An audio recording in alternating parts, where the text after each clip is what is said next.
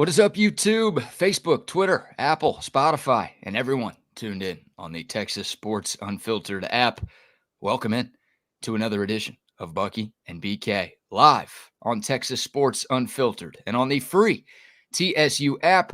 Today is Thursday, October 24th, 2024.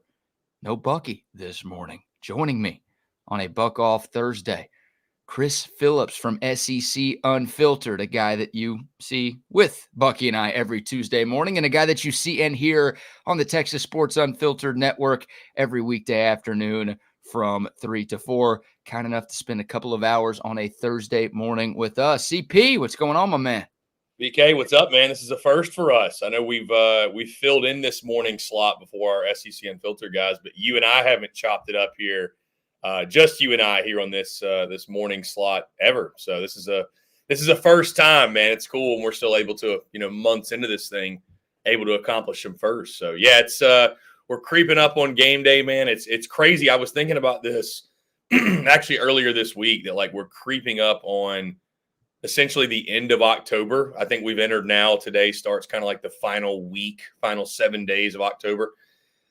We say it every year, man. It's college football season flies by, really enjoy it week by week. And every year it seems like it just flies by quicker. You know what I mean? It's like you sneeze and it's Halloween, and you blink, it's Thanksgiving, and then it's over, So just it's wild, man. It's but having a lot of fun, obviously, and excited to chop it up with you, man. Have a lot of fun this morning. So. Well, Chris, that is why I'm a huge proponent of the 12-team playoff. It makes the college football season longer. You and I are the type of guys that could watch, I don't know, a game between Washington and Indiana in the middle of April. Just give us college football. The season goes by way too quick every single year. So when people are like, oh, it's too many games. And people, I've always gotten mad at the people who try to eliminate bowl games too. And I get bowl games are different, but still for me, it's too many games. Since when has too much college football ever been an issue? So I'm glad. Yeah, it's crazy. We're already creeping up at the end of October, and we're past the midway point of the regular season. But the good news is, Chris, we are in the middle of the longest season in college football history. Yeah, the bowl season is funny, BK, from the standpoint of, when you're in the past and even now, but when you're going through it and, you've got that December, I don't know, 21st bowl game, or it's the Boca Raton Bowl, or it's the Gasparilla Bowl, or it's the Bad Boy Mowers Bowl, or whatever other bowl you can think of. And you're sitting there with your family kind of chilling by the fire. It's the Christmas season, and that bowl game is on. And, maybe in the moment we have a tendency to take it for granted. But, man, that's such a core memory for me as a college football fan of just these random bowl games being on the TV during the Christmas season. It's never take those away. From the football fan perspective, sure, but almost the nostalgia of college football for me, it's just it would feel wrong to not have those games. Yeah, you can bet on those games too. You can make just as much money on those games as you can the college football playoff. By the way, BK, we love college football because of things that happened last night. Shout out and congratulations to Kennesaw State for getting their first ever FBS win as 27.5 or a 27-point underdogs against the Liberty Flames. How about that? Kennesaw State gets their first ever FBS win. Yeah, Kennesaw is not a state. I'd like to set the record straight on that one. In Georgia. It's in Georgia. How crazy is that, though? Liberty hasn't lost a regular season game in 3 years. And like you said, Kennesaw State had never won a game as an FBS school. That's not going to be the game, Chris, that people point to and say, craziest season since 2007. But, that's more ammunition there to say that this may be the craziest college football season we've had since 2007. Yeah, I mean, the only reason people know Kennesaw State, BK, is because that's the team. That's literally the lowest rated team on EA College Football 25 that you, start your dynasty from scratch and, build your program. That's the only, because it was the joke over the summer. I'm going to take it Kennesaw State to the top. I don't know if you saw any highlights in the game last night or any pictures. Did you see their stadium? No. I mean, there are high school stadiums in Texas that would laugh at it, truly laugh at it. I mean, there are high school stadiums in South Carolina that would laugh at it. I mean, it is so small.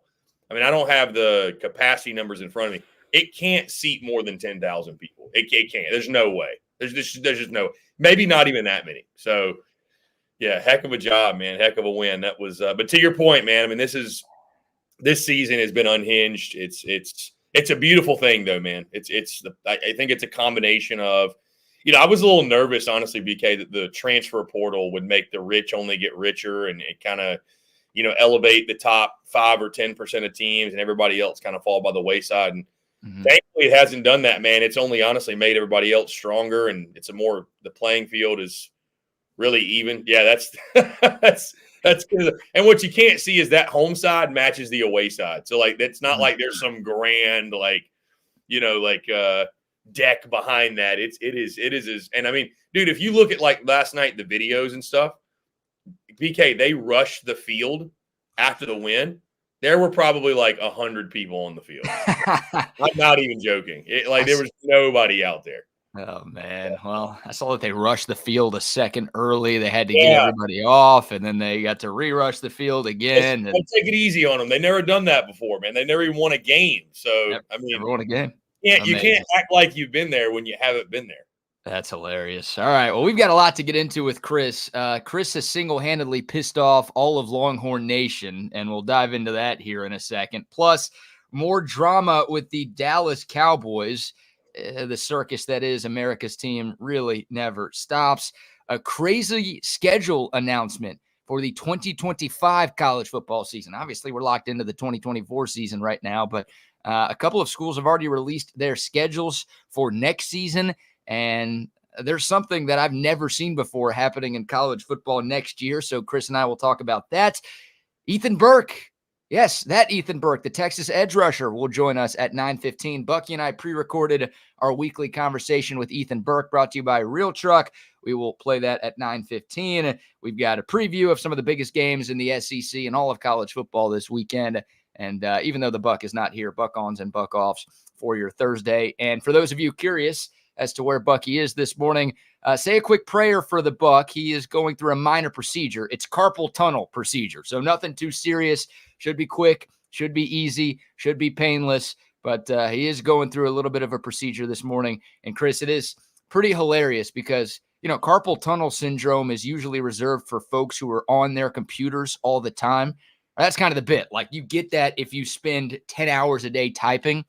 Bucky is the least tech-savvy person that you will ever meet in your entire life. Like, he is it's a miracle that he can log on this show every day. Like, it took him, I kid you not, hours to learn him how to do this the first time. Think about how easy it is to just click on a link and boom, you're right here in StreamYard and you're ready to do a show.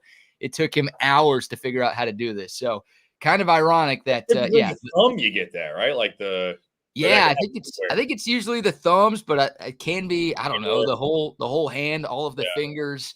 I don't know, but it should be easy. I'm probably screwed, BK, honestly. Yeah, I was gonna say, like, you're on your computer all the time. If you end up having to do this, when it hits me, it's gonna hit me. I hope you don't, right? I hope you can avoid it. And the Buck's in his late 60s, so maybe that's way down the road for you if you have to deal with it. But he should be back tomorrow. They're expecting a quick procedure, and the only part that the Buck's mad about is that he might not be able to golf for a couple of weeks. That's a real problem. Trust me. I'm a golfer myself. That'd be a real problem. There you go. Now the weather's it's still kind of hot here, like high 80s temps today in Austin, but at some point we'll hopefully get some consistent fall weather down here. Are you a golfer, BK? Is there a TSU golf tournament I'm unaware of? So Bucky has thrown a charity golf tournament every year for the last, I think, 24 years. Wow. So it's called the Mullet Open. It's a huge deal down here. People love it. And at the radio station we used to work at, we used to do shows at it. Now Texas Sports Unfiltered does live shows at it every year. So the Buck puts in a ton of work to set it up. So, I'm not – that tournament's awesome. We're happy to be a big part of it, and that's what we've got going on. For me personally, I got into golf for a couple of years, and I don't want to say I'm completely out of golf, but ever since starting TSU, running a business, as you know, man, it provides enough stress in my life. I don't need to suck at golf to add more stress to my life. So I haven't played. I think I hit the range maybe 4 months ago, but I've maybe played one round of golf in this calendar year. So it's been bad. Are you still getting out there and hitting the links? Not nearly as much. We're really not at all, man. Once the football season kicks off, I kind of put the golf clubs up, and it's just, like when I play golf, I like to play pretty consistently, because to your point, it's too frustrating of a game to go out there once every now and then. And like for me, I'm like not be good. I mean, if I'm shooting above like 85, I'm getting pissed. So because I played competitive golf till I was 16. My dad played college golf, so I mean, I like to think I'm a golfer. But yeah, to your point, man, like once the season kicks in, because it's a different level of busy, and I mean we're always focused and busy and at the task at hand. But man, once the season kicks off, it's kind of a different level, especially with the traveling too. With what we're doing, I really don't have time for golf right now. I will tell you though, speaking of investing in hobbies, BK, and I know we got topics to get to and we're all over the place, but by the way, this is how we typically SEC Unfiltered Hour. We typically just do our hour is just all over the place. So, but speaking of investing in hobbies, BK, I don't know if you saw this on social media. Last week, I went and invested and bought myself my own set of skis. So, bought myself my own set of skis, poles, boots, all of it.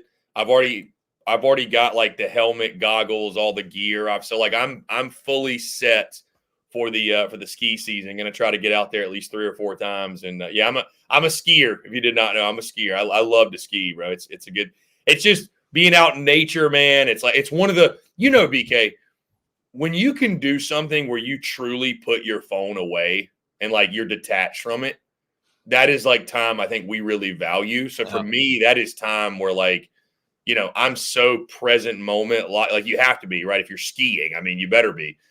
And golf is the same way. Like I'll put my phone in my bag and not even like think about it. So anyways, yeah, I'm a skier, man. I'll be out there. I've already got a trip planned the week after the SEC championship.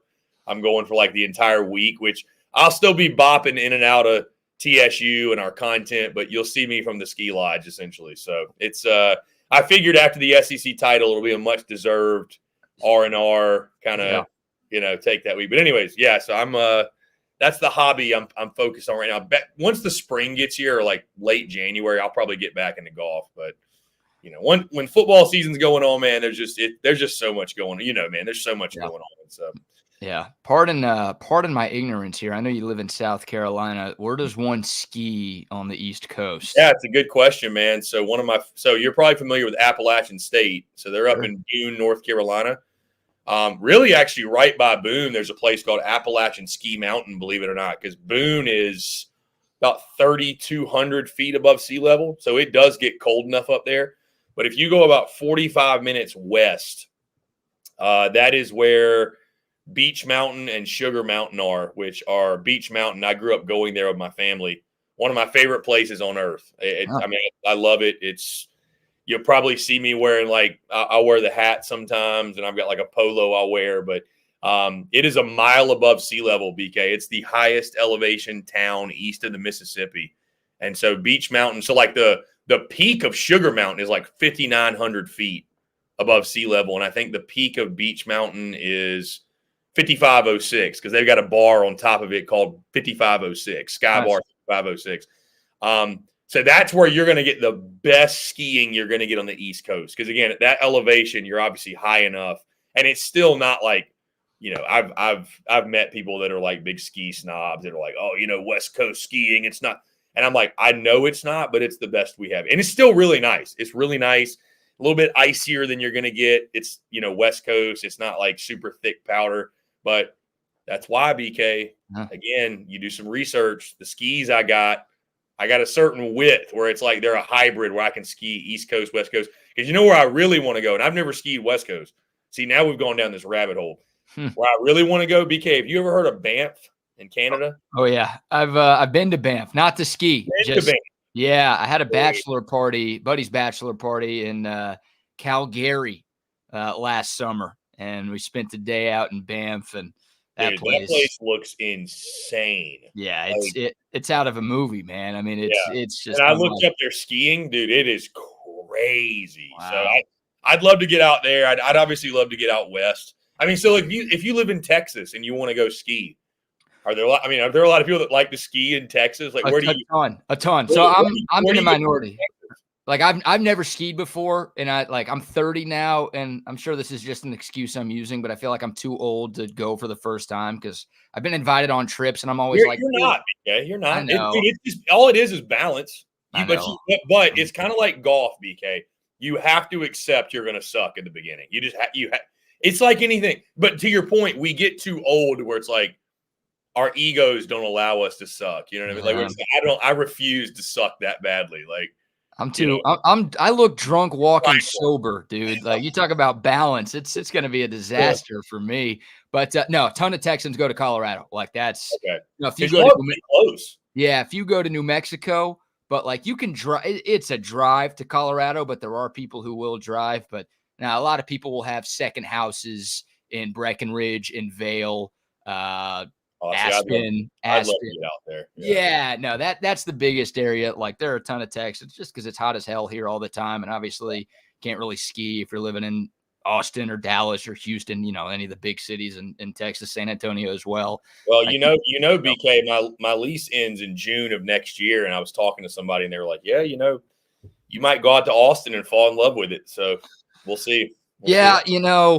I love you, Chris, but don't do that. We don't need more people here. And I look, you're trying to be nice here. Like I see what you're doing through the first 7.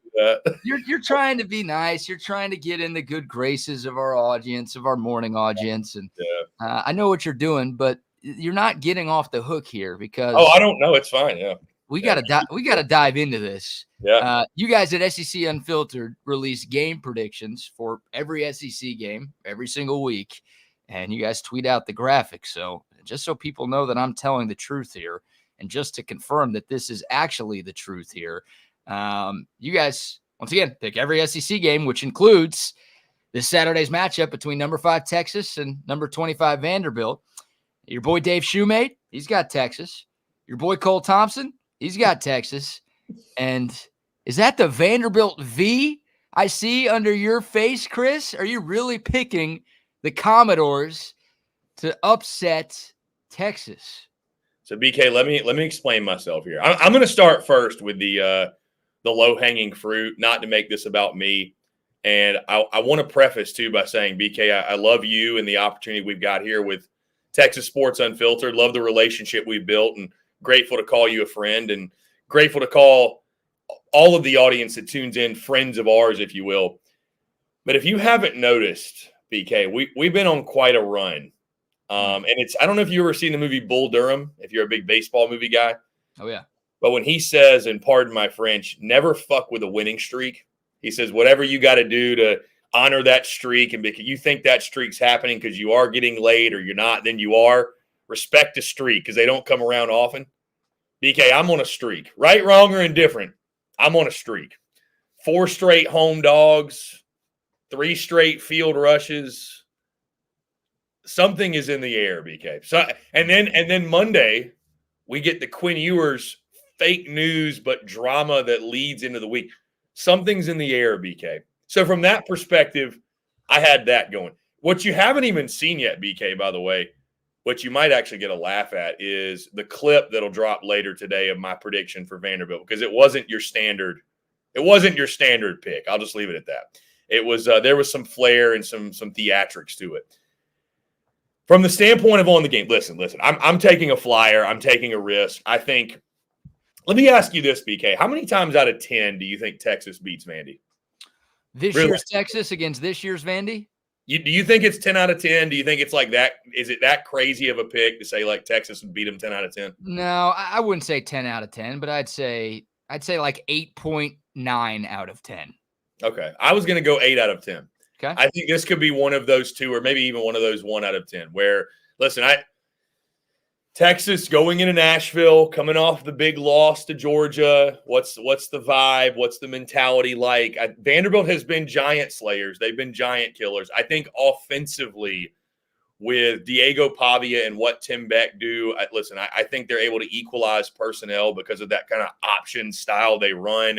It's something Texas has not seen all year, won't see again unless there's an option team on their schedule that I'm just kind of forgetting or I'm unaware of.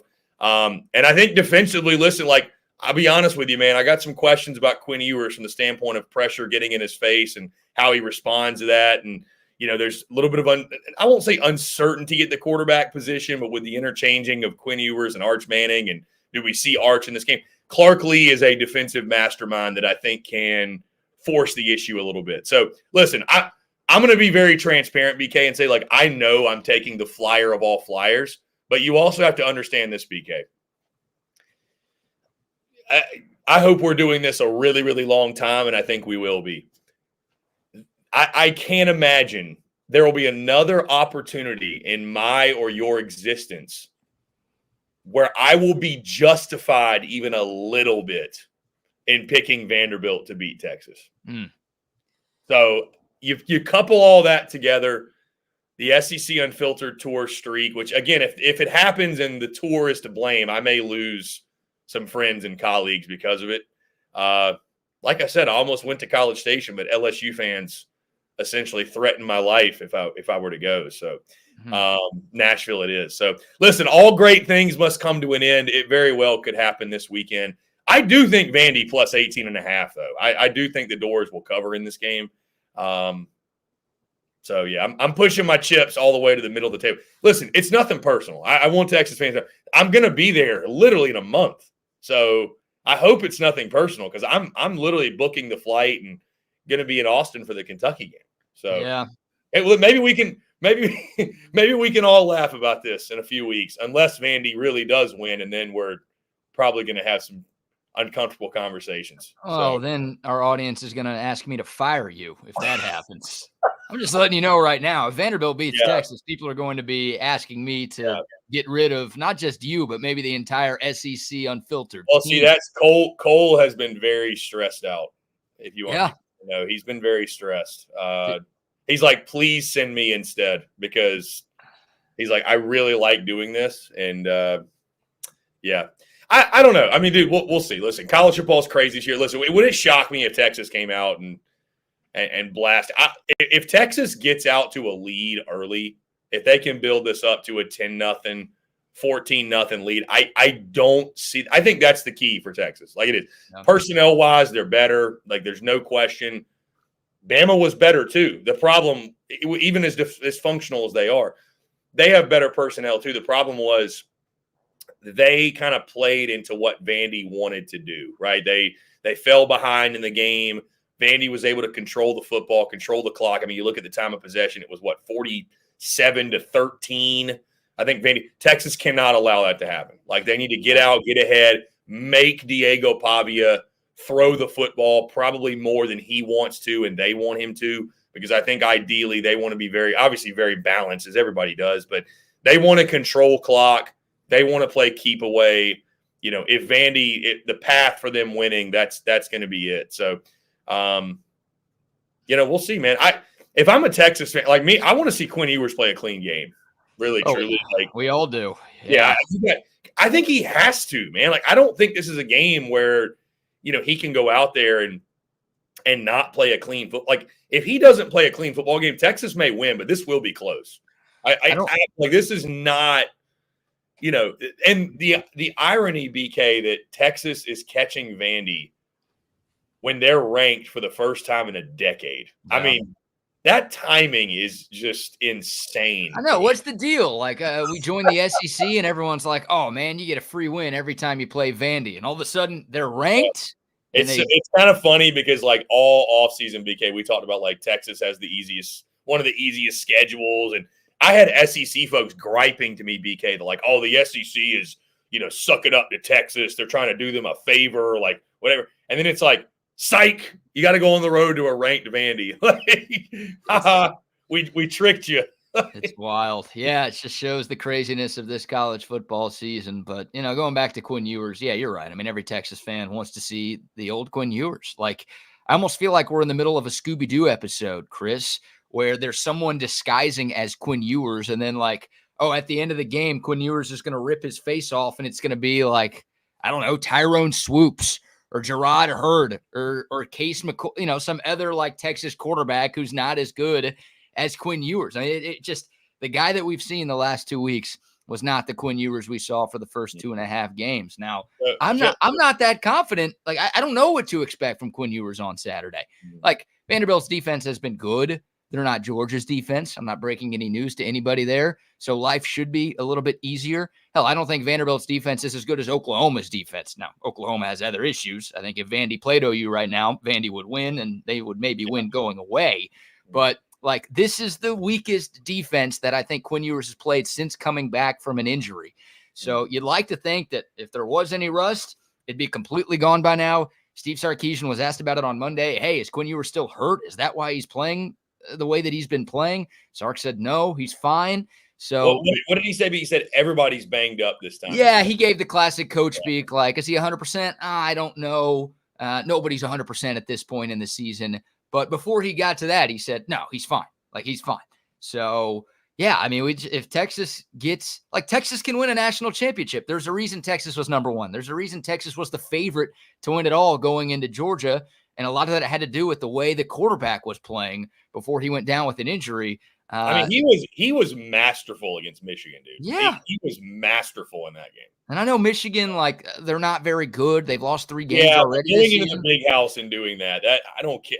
And they've got talent on defense. Yeah, that defense, there's NFL players all over that defense. And like you said, I mean, that was a stellar performance by Quinn Ewers. Like, he looked great early in the season. And he's making, since he's come back from injury, he's making the mistakes that he made as a redshirt freshman in 2022 in his first year as a starting quarterback. And it's like, where did this stuff come from? So, yeah, look, if Quinn Ewers just gives the ball to Vanderbilt a little bit, if the Texas offense gets off to a horrible start for the 3rd straight game and they allow Vandy to jump out to an early lead, like they were up 13-0 on Bama. Hell, it was 23-7 at one point against Bama. I went back and watched the Kentucky game last night. Vanderbilt played with the lead in that one. Like you said, I know it's Captain Obvious. You always want to play with the lead.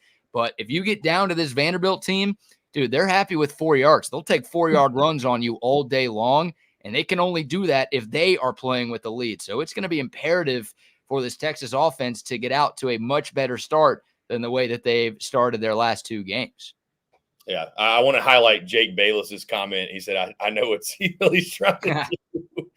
What am I trying to do, Jake? What am I trying to do? That's nobody. I gotta start calling you Denzel, dude. You're the ultimate equalizer. Like that's what you are right now, or maybe Please tell me you're hoping for a home underdog rush. I will say this. Listen, I'm not hoping. I haven't hoped for, like, I don't go. People have asked me, BK, they're like, what's your strategy with the tour? Do you like intentionally cheer for the home team? And like, I really don't. I mean, so funny enough, this whole crazy run, BK, started 4 weeks ago when I went to Alabama, Georgia, and Tuscaloosa. And BK, I was the only one that picked Georgia. So like, it's not like I picked the home team. Oh. Then the following week, we went to the Arkansas-Tennessee game. I picked Tennessee to win that game. They lost. Arkansas rushes the field. The following week, I did pick LSU in the LSU Ole Miss. LSU wins, obviously rushed the field.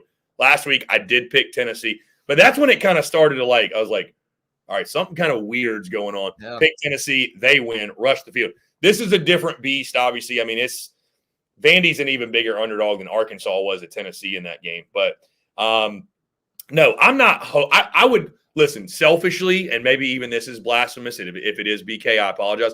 I'd love to see a good game just because earlier in the season I got a couple blowouts and snoozers, and it was what it was. I mean, no matter how the game goes, there's a lot of great Texas people that have reached out to me that are going to be there in person. If Texas wins big, we'll party with the Texas folks. If Vandy does the unthinkable, it kind of speaks for itself. I'm not hoping for anything one way or another. I will say this, though, BK. If it were to happen, you have to think we're going to start getting some, like, national attention of, like, all right, there are going to be schools that reach out and be like, please don't come here. Yeah, or the opposite. Or like, hey, we'll pay you to come to our game. Please come to the game. So yeah. I will say this, no matter what happens Saturday, BK, naturally, believe it or not, there's going to be a natural end to this streak because to spoil the surprise for everyone, if you look at the weekend, next weekend, we will have been to every game, or we'll have been to every one of the stadiums the game's taking place, and we're not doing repeats. And the only two we won't have been to will be Mississippi State and UMass, or Oklahoma and Maine. And I'm not going to either of those. So the only game that makes sense, BK, is Georgia, Florida, and Jacksonville. So that will be kind of like a natural, because, I don't even know who the home team is in that game. I mean, I guess if like Florida were to beat Georgia, the streak would technically continue, but I don't know. That'll be probably kind of like the natural. We'll put a pin in it. Maybe we'll start a new streak. But I hope this week is. This week probably is. Listen, everybody's told me they're like I don't think. I'm like, I doubt it too. But you got to ride the hot hand, man. Like I said, how many times in my lifetime am I going to have the opportunity to pick Vandy and it make like even 1% of sense? So I'll tell you this: like if Vanderbilt wins, you're going to be okay. But if I see a video of you carrying the goalpost down Broadway, just don't touch the goalpost. We're going to have an issue. That's where the line would have been crossed right there. It's funny. I don't go into it pulling like I'm going to pull for the home team, but like. I mean, I will be honest, BK, like the last few weeks have been pretty intoxicating to where, I mean, obviously, again, like it's kind of like when I go to, when I was at Arkansas, people were like, hey, you got to get on video calling the Hogs. And I was like, dude, I got to go to Austin in a month, man. They're going to be, but then I was like, I mean, I'm going to throw the horns in Austin. So, I mean, you listen, you go to these places, people treat you well. They show you love, you show love back. You know what I mean? Who would I be if I'm not willing to throw the horns in Austin, man? I mean, if you're rooting for the home team, you might be rooting for Texas this weekend. Isn't that how it works in Nashville? And they're more road fans at these games? It'll probably – I would expect it to be 70-30 is being nice. Yeah, it's probably going to be like 80-20. I mean, how do you think Texas fans are going to travel? Well, I mean, I know a lot of folks who are making the trip to Nashville. Hell, I've got some buddies who – Crazy. This is y'all's first – SEC road game. I know. And that's why I'm like a little scared about this, because I've seen SEC teams go on the road this year and it has not gone well for most of those teams. So, I mean, Texas has not been in a spot like this. Now, I'm never going to say that losing a game is good news, but I feel like because Texas is coming off of a loss, Vanderbilt's going to have their full attention. And because Texas has a bye week next week, they don't have anybody to look ahead to. So those two things give me faith that this won't be a case of like, maybe Alabama's like, Vanderbilt sucks. We don't need to play our A game and we could still beat them by 3 touchdowns. I feel like Texas is going to have 100% of Vandy, and Vandy's going to get 100% of Texas too. So I don't know though. Like, we've never seen this situation before. Last year Texas lost to Oklahoma, and they went on the road to a bad Houston team. The Longhorns were a 3-touchdown favorite in that game, and everyone's like, oh, poor Houston, right? Texas is going to be pissed coming off of a loss. The Longhorns are going to boat race them. There were obviously a ton of Longhorn fans that made the trip to Houston. Hell, a ton of Longhorn fans lived in Houston. So it was like a very pro-Texas crowd, and Texas won that game by a touchdown, and they had to hold on for dear life at the end. So I don't know if you should just assume that, because Texas is coming off of a loss, they're going to be like on a mission.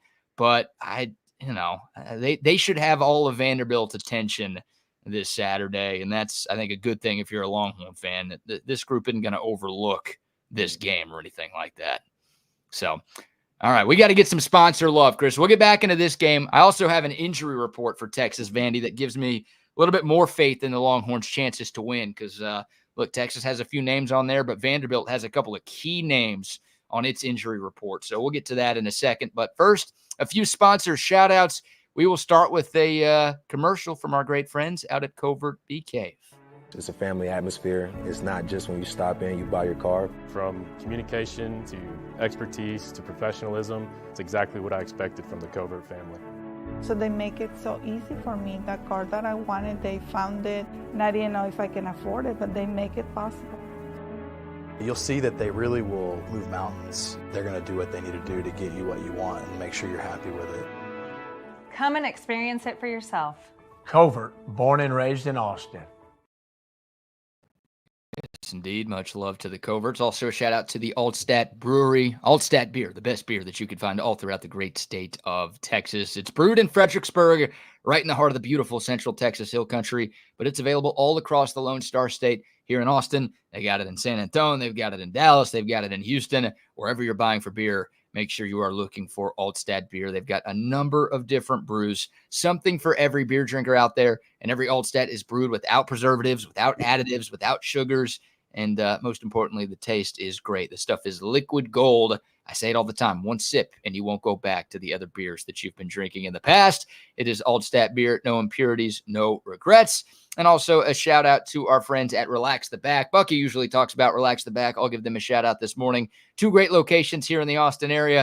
If you've got back problems or if you want to prevent yourself from having back problems, head over to Relax the Back. They've got all the great chairs, the office chairs, the massage chairs, mattresses, massage tools, just everything you need to make your back pain a thing of the past. rtbaustin.com is the website. And once again, go check out their 2 Austin area locations. And a quick shout out to our friends at centextickets.com. Hey, if you're like Chris and you're making your way to Nashville, you want tickets to watch the Longhorns take on the Commodores, or if you're looking for any Texas football tickets all season long, only one place to go. That is centextickets.com. Make sure you use the promo code CENTEX10. Chris, you can use this. CENTEX10, the promo code. Get 10% off your purchase. Tickets for any college football game, any big sporting event, concert, festival, you name it. It's all there at centextickets.com. All right, so I will screen share this injury report for Texas Vandy. Still getting used to this, man. The injury reports in college football is very new to all of us.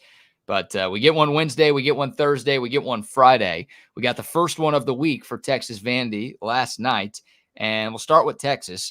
Andrew Makuba, who got hurt in the game against Georgia, is doubtful for Saturday's game. No surprise. Steve Sarkisian was asked about Makuba on Monday, and Sark said he was questionable, but then was like, oh, but we've got the bye next week, so we might just try to get him right for after the bye.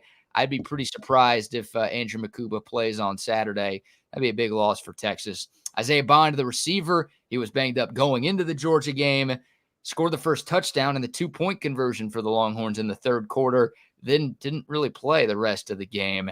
He's listed as questionable. Would love to make sure he's on the field on Saturday, so we'll be following his status. And then Trey Wisner, Texas's leading running back, probable for this one. I don't know what happened to Trey Wisner. We'll hear from Steve Sarkisian later today. Maybe we'll get an update on Wisner. Wisner played the whole game last week against Georgia. Maybe that's just taking the hits he took against that Bulldogs defense that has him hurting a little bit. But that's the Texas side, Chris. Now we go to the Vandy side, and here's why I feel a little bit better about Texas's chances. And I've been trying to figure out like why the Longhorns are as big of favorites as they are and why the line keeps going up. And maybe this is why, because there are 2 very key more than 2, but 2 really key players on Vanderbilt that are listed as questionable right now. Cedric Alexander, their number 1 running back, who's actually from Austin, played at LBJ a couple minutes away. He's a beast. He's questionable. And then Eli Stowers, who started his college career as a quarterback at A&M. He's the tight end. He's the leading receiver for Vanderbilt. He's listed as questionable. So I got to do a little digging on Vanderbilt sites and see what's going on here. But, Chris, good news if you're a Texas fan. Bad news if you're a Vandy fan that the Doors' top running back and top receiver are both listed as questionable. Now, Texas's top running back is probable, and their top receiver is questionable. But 2 of the guys who have been key to Vandy's surprising start this year seemingly banged up. So that's good if you're a Texas fan. Yeah, for sure, BK. I mean, if you're Vandy, you're going to need all hands on deck if you're going to go out there and do the unthinkable and obviously shock the college football world again. Stowers, like you mentioned, has been incredible. I actually just learned that recently, that he started his career as a quarterback at A&M. We had Billy Derrick of VandySports.com on our airwaves yesterday, actually, and he made it sound like Stowers is going to play because I did ask him about, he mentioned there's a couple guys they actually feel like they're getting back. But to see him questionable in the injury report, you wonder, was there maybe a setback or something that came up? So if you're without him, I mean, again, that is Diego Pavia's top target, been kind of his safety valve this year. You take him out of the equation, the task only got that more difficult. To your point, Cedric Alexander has been the guy. I remember talking about Cedric Alexander last year where he was kind of their only option and, was the bell cow guy in a really bad football team. So, he's been through the battles, if you will, been through the trenches. And, Alexander and Stowers, if those guys don't go for Vandy, it makes a tough task that much more difficult without those 2 of their best players. Yeah, Stowers. I mean, you talk about him being Pavia's favorite target. There's no debate there, right? Yeah. Eli Stowers has 33 catches. The next highest Commodore has 16. So he's got more than twice as many catches as the second leading receiver on the team. And you look at receiving yards, Stowers has 463.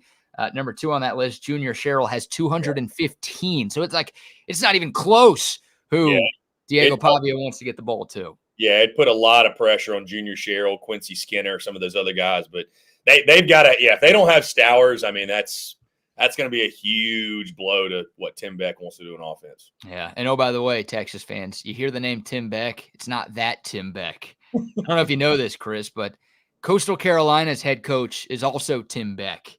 Oh, okay.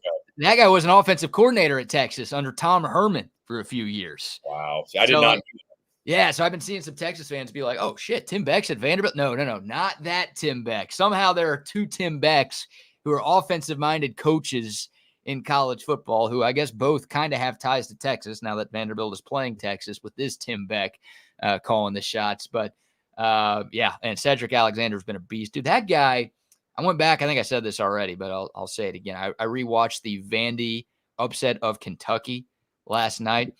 And Cedric Alexander, not only does he run hard, dude, he blocks hard. Like that guy, dude, him and Pavia are like boys because Cedric Alexander will like lower his shoulder into players to create lanes for his quarterback. Like that dude will get in the face of any defender, D-line, linebacker, corner, safety, whatever. That guy is not scared of anybody. That's the type of player you want. Like that culture that Clark Lee's got going on, and obviously their quarterback has a lot to do with it. But those dudes are tough, man. They are not backing down from anybody this year. And you could see that with the way their running backs block. Sounds like a minor thing, but that's something that I feel like a lot of coaches look for to see the buy-in on their teams. You're getting that type of stuff from Vanderbilt right now, and it's fun to watch how much those guys are caring about this thing. Yeah, and I've always been a big Clark Lee fan, BK. Just felt like he was in a really obviously tough situation with, Vandy having lack of resources. I mean, you look at their stadium alone, and it's so funny, man. I mean, again, to give you an idea how much has changed, because obviously I know Texas last year was still in the Big 12, first year in the SEC, we all get it. But this time last year, I remember talking to a buddy of mine that covers Vandy, and he was essentially venting to me of like, I covered the worst Power 5 program. Like, this program is doomed forever and ever. Like, I mean, because they were terrible last year. Wow. So the way Clark Lee has flipped things in such a short amount of time, after it felt like they got gutted, and they did. They got gutted in the transfer portal. They lost like their top 3 quarterbacks on their roster. They lost their top 2 or 3. London Humphreys went to Georgia. Will McGowan, I think, went to like Boston College, or maybe that was Jaden McGowan, whatever. Will Shepard went somewhere. They lost so many guys, wide receivers, quarterback, whoever it was. They got gutted. So for Vandy to even be in this position, to be ranked in the top 25 is insane. But the culture you're talking about, I mean, dude, when you got a guy like Diego Pavia and you hear him talk about Vandy the way he does, and it is wild. Like after they beat Bama, I'm sure you saw this, BK, like he was talking about, we got to keep winning out so we can go to the playoff. Mm-hmm.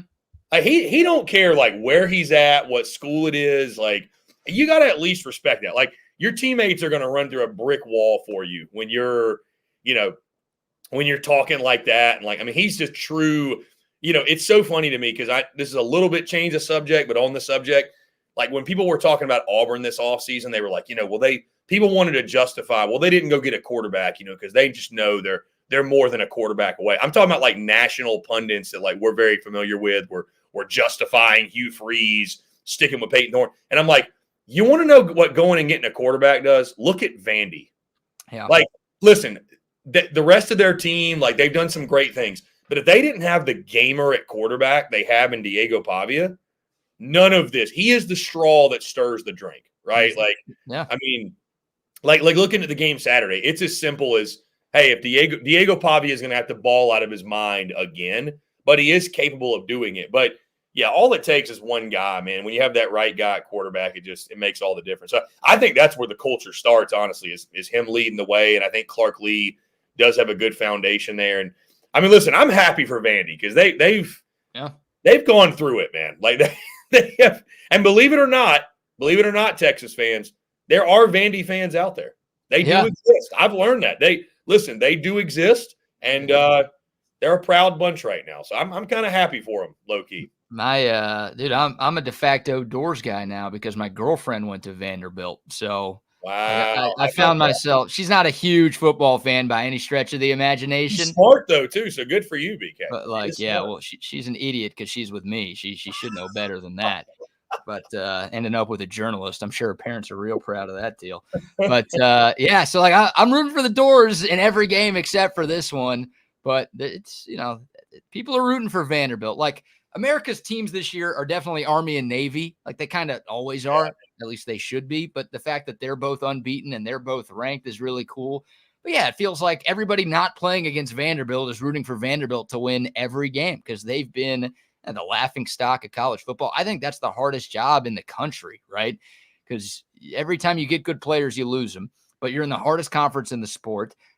You've got academic restrictions that make it very difficult to recruit. Now in baseball, they can cheat, so they don't have that. But in football, like they've got very high academic standards. So you're not always going to even have access to the players that Georgia and Alabama and LSU and all these other schools that have been in the SEC for a long time have access to. You're going to have an impossible schedule every year. You're not going to have a home field advantage that kids want to play in. There's so much going against Vanderbilt. So, yeah, they're an easy underdog story to root for. And, this Diego, the new Mexican Manziel, as they're calling him. He wears number 2 because Johnny was his favorite player growing up. And it's like, Johnny never played Texas, but I'm sure Johnny hates Texas, even though he's got a Longhorn tattoo on him somewhere. Does he really? Yeah. I think he grew up a Texas fan, and then Texas tried to recruit him as a defensive back, so he didn't come here.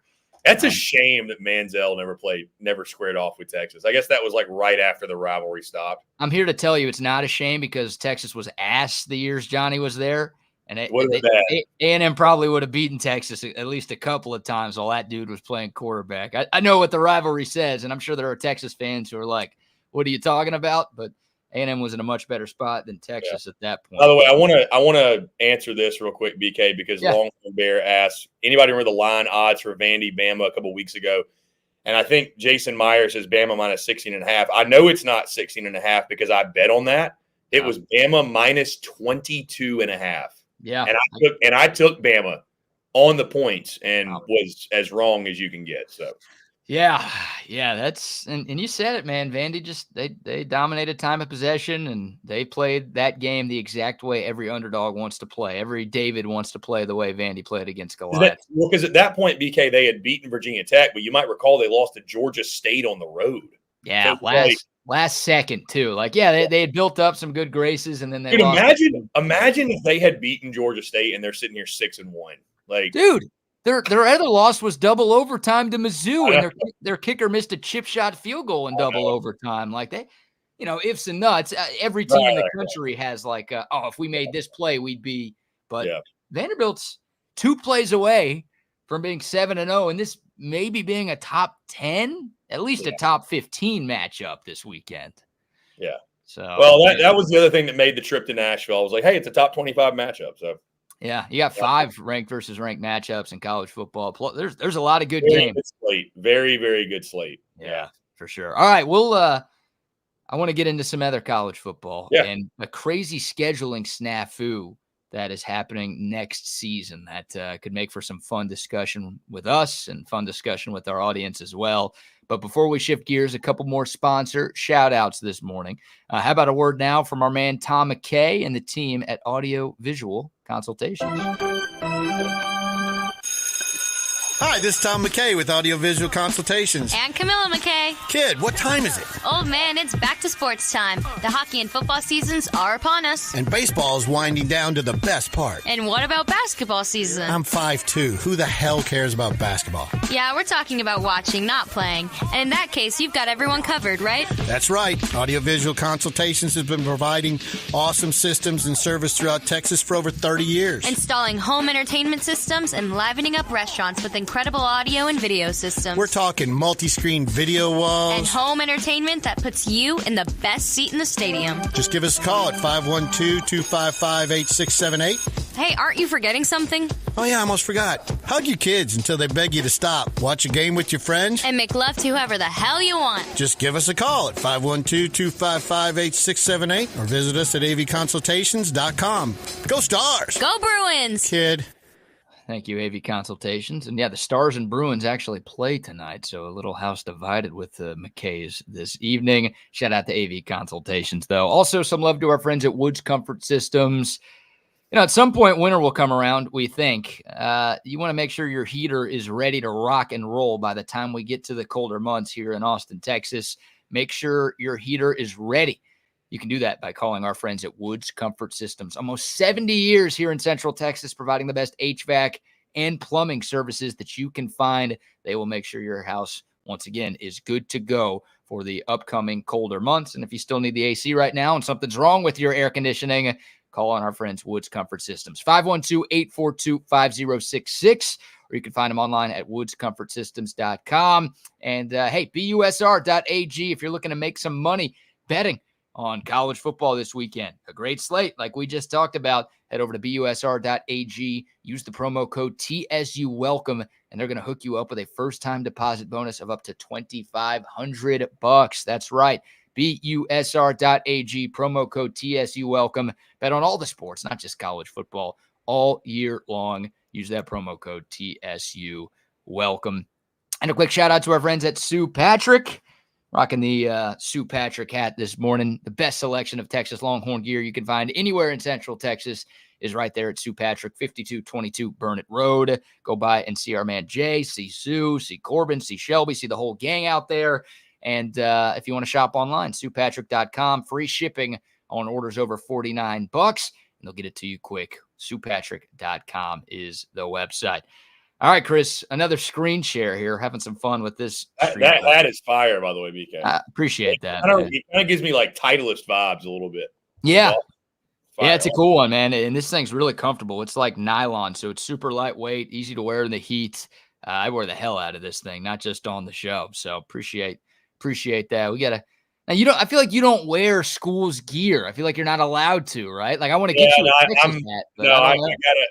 I gotta keep it neutral. So if you notice, BK, every weekend I wear the same thing essentially. So on Friday I'm rocking and it also just keeps it simple for me. But Friday I wear a plain black T-shirt with a SEC Unfiltered hat, and then Saturdays I wear the SEC Unfiltered shirt with the Prize Picks hat. Every weekend I've worn that.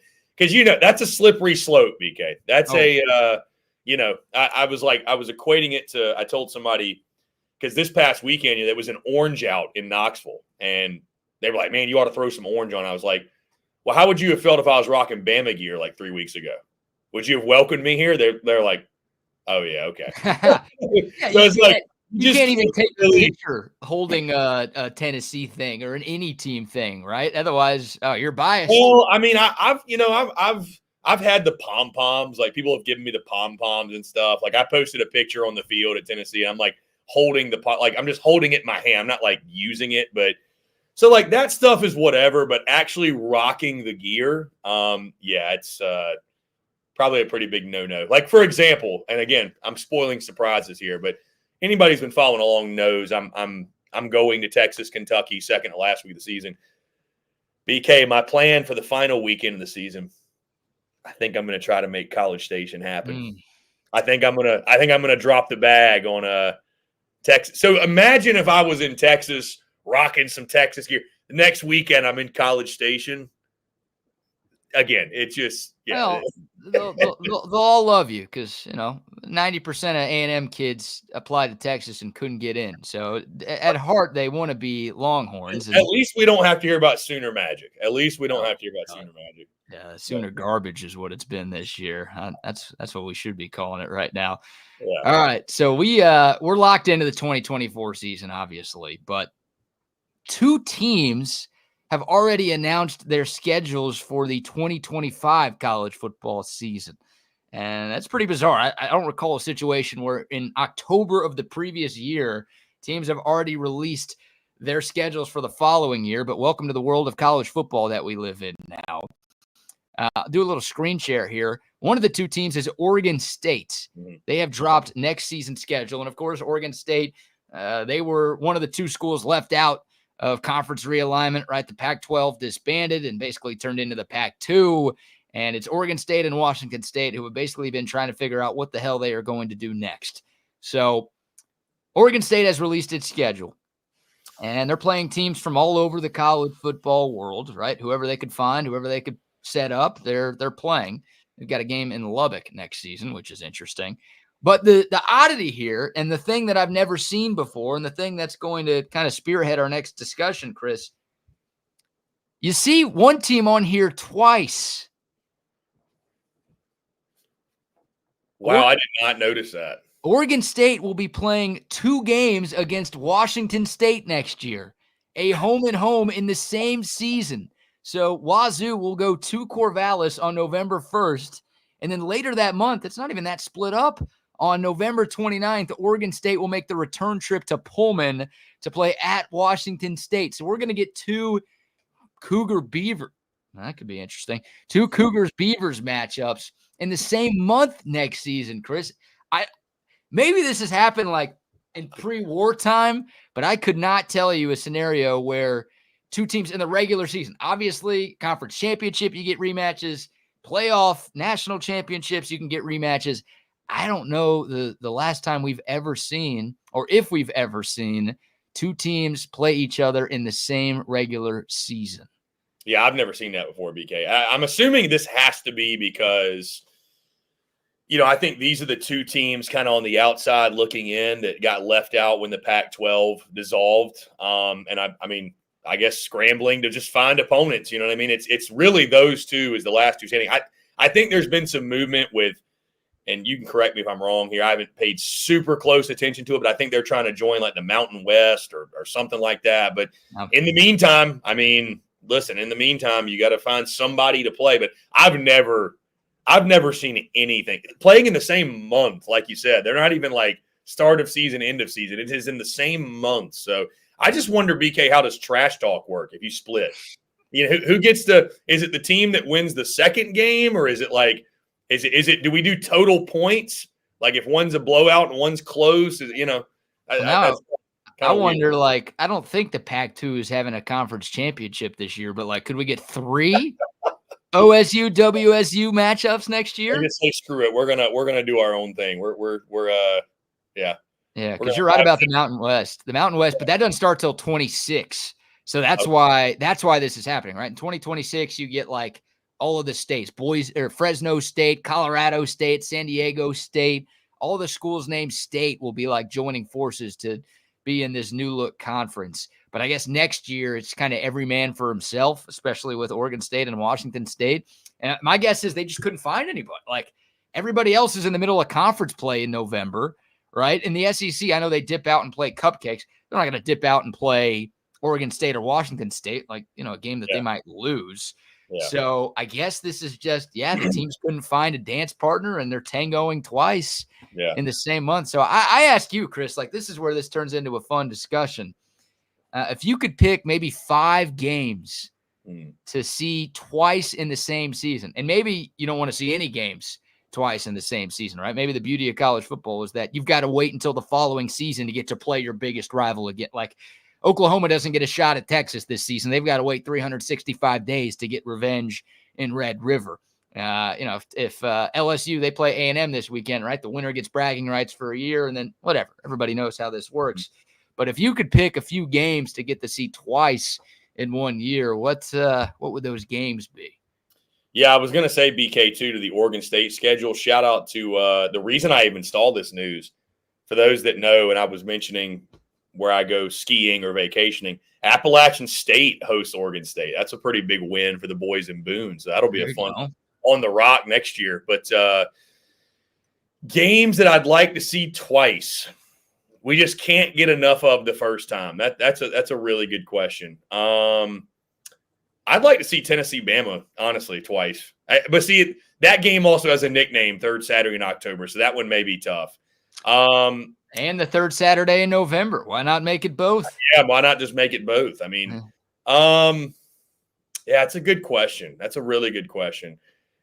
Why don't we just play Texas A&M twice? You know, more bad blood. The more, the merrier. You know, that's two free wins for Texas. I'll take that. you can start your season with a win and end your season with a win. You know, we'll bookend the season.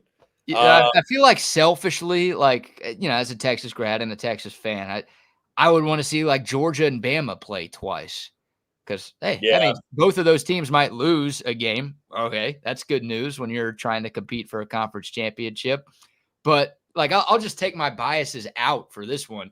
I mean, that Georgia-Bama game was epic. Like, those have been the two premier programs in the sport for the last, I don't know, 6 or 7 years. Obviously, Bama for a long time, and then Georgia's kind of joined the party since 2021.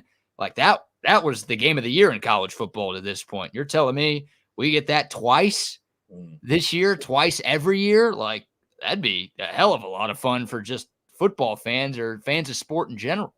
Yeah, I think too, BK, you kind of look at some series like what's a series that it would be really cool to see both the home venues, like home and home in the same year. Like my mind goes to Tennessee, Florida. That is a series that has been so heavily impacted on who is the home team. I mean, BK, Tennessee hasn't beaten Florida in Gainesville since 2003.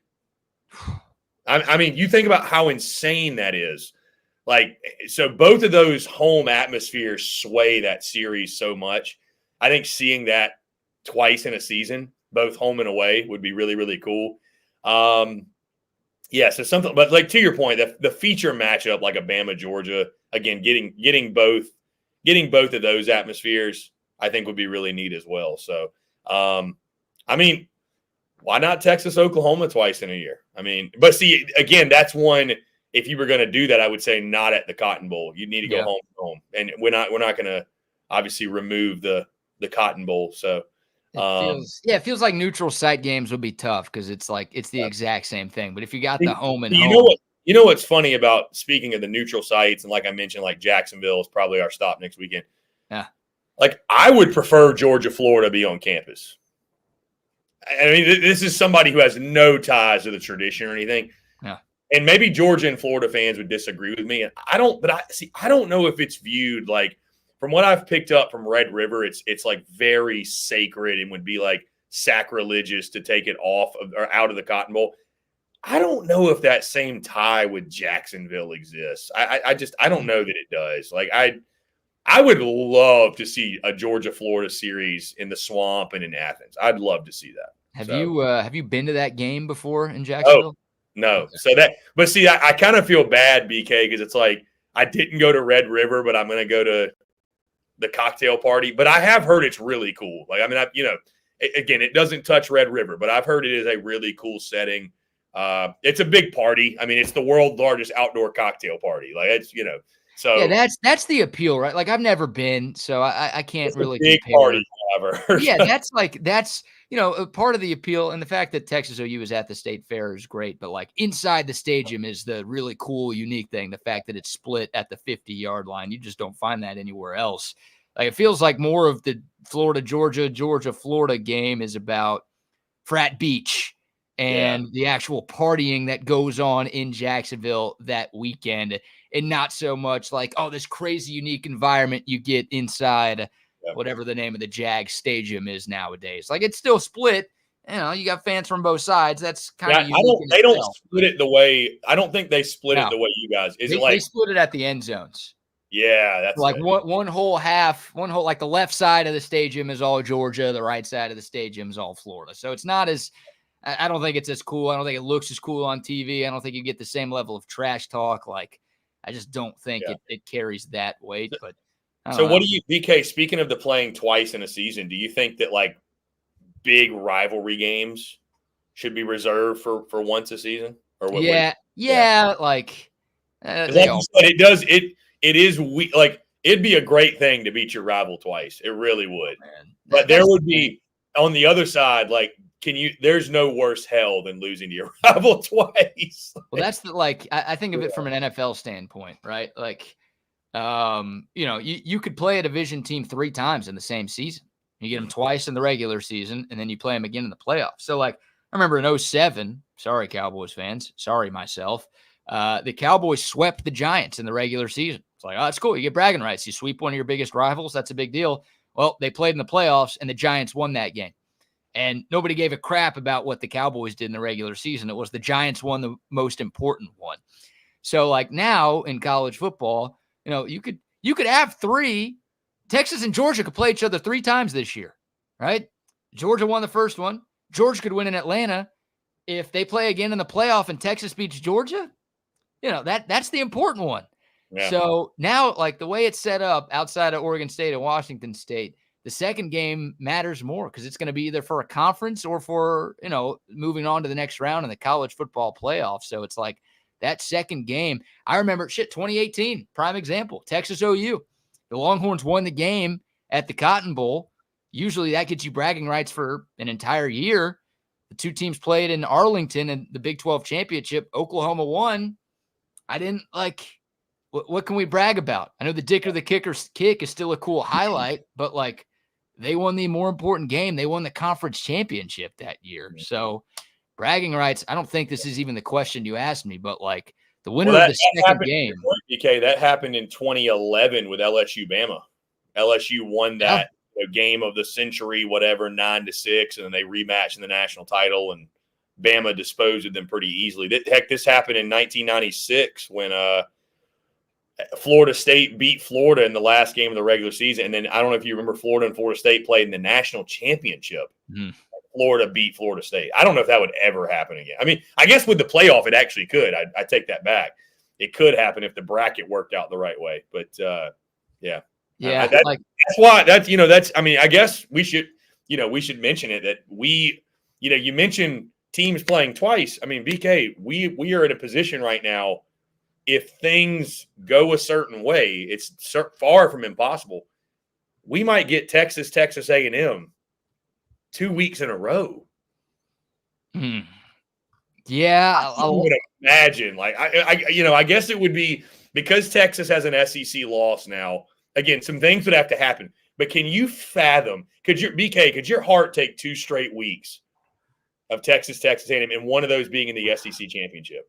I don't know. I don't remember. You know, Texas lost to A&M in volleyball last night. You know, I actually saw that.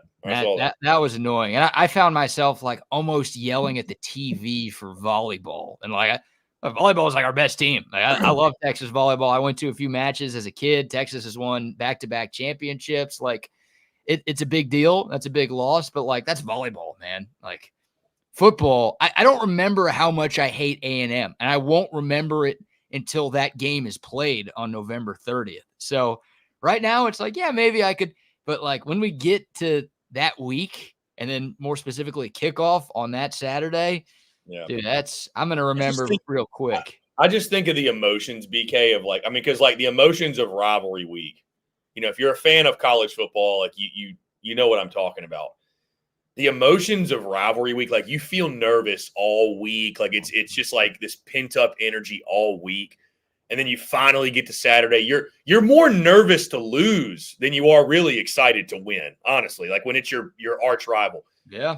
So like BK, let's just say like you're a Texas fan, you have that feeling all week, you beat A&M, and then the week starts over. You have to do that week all over again. Yeah.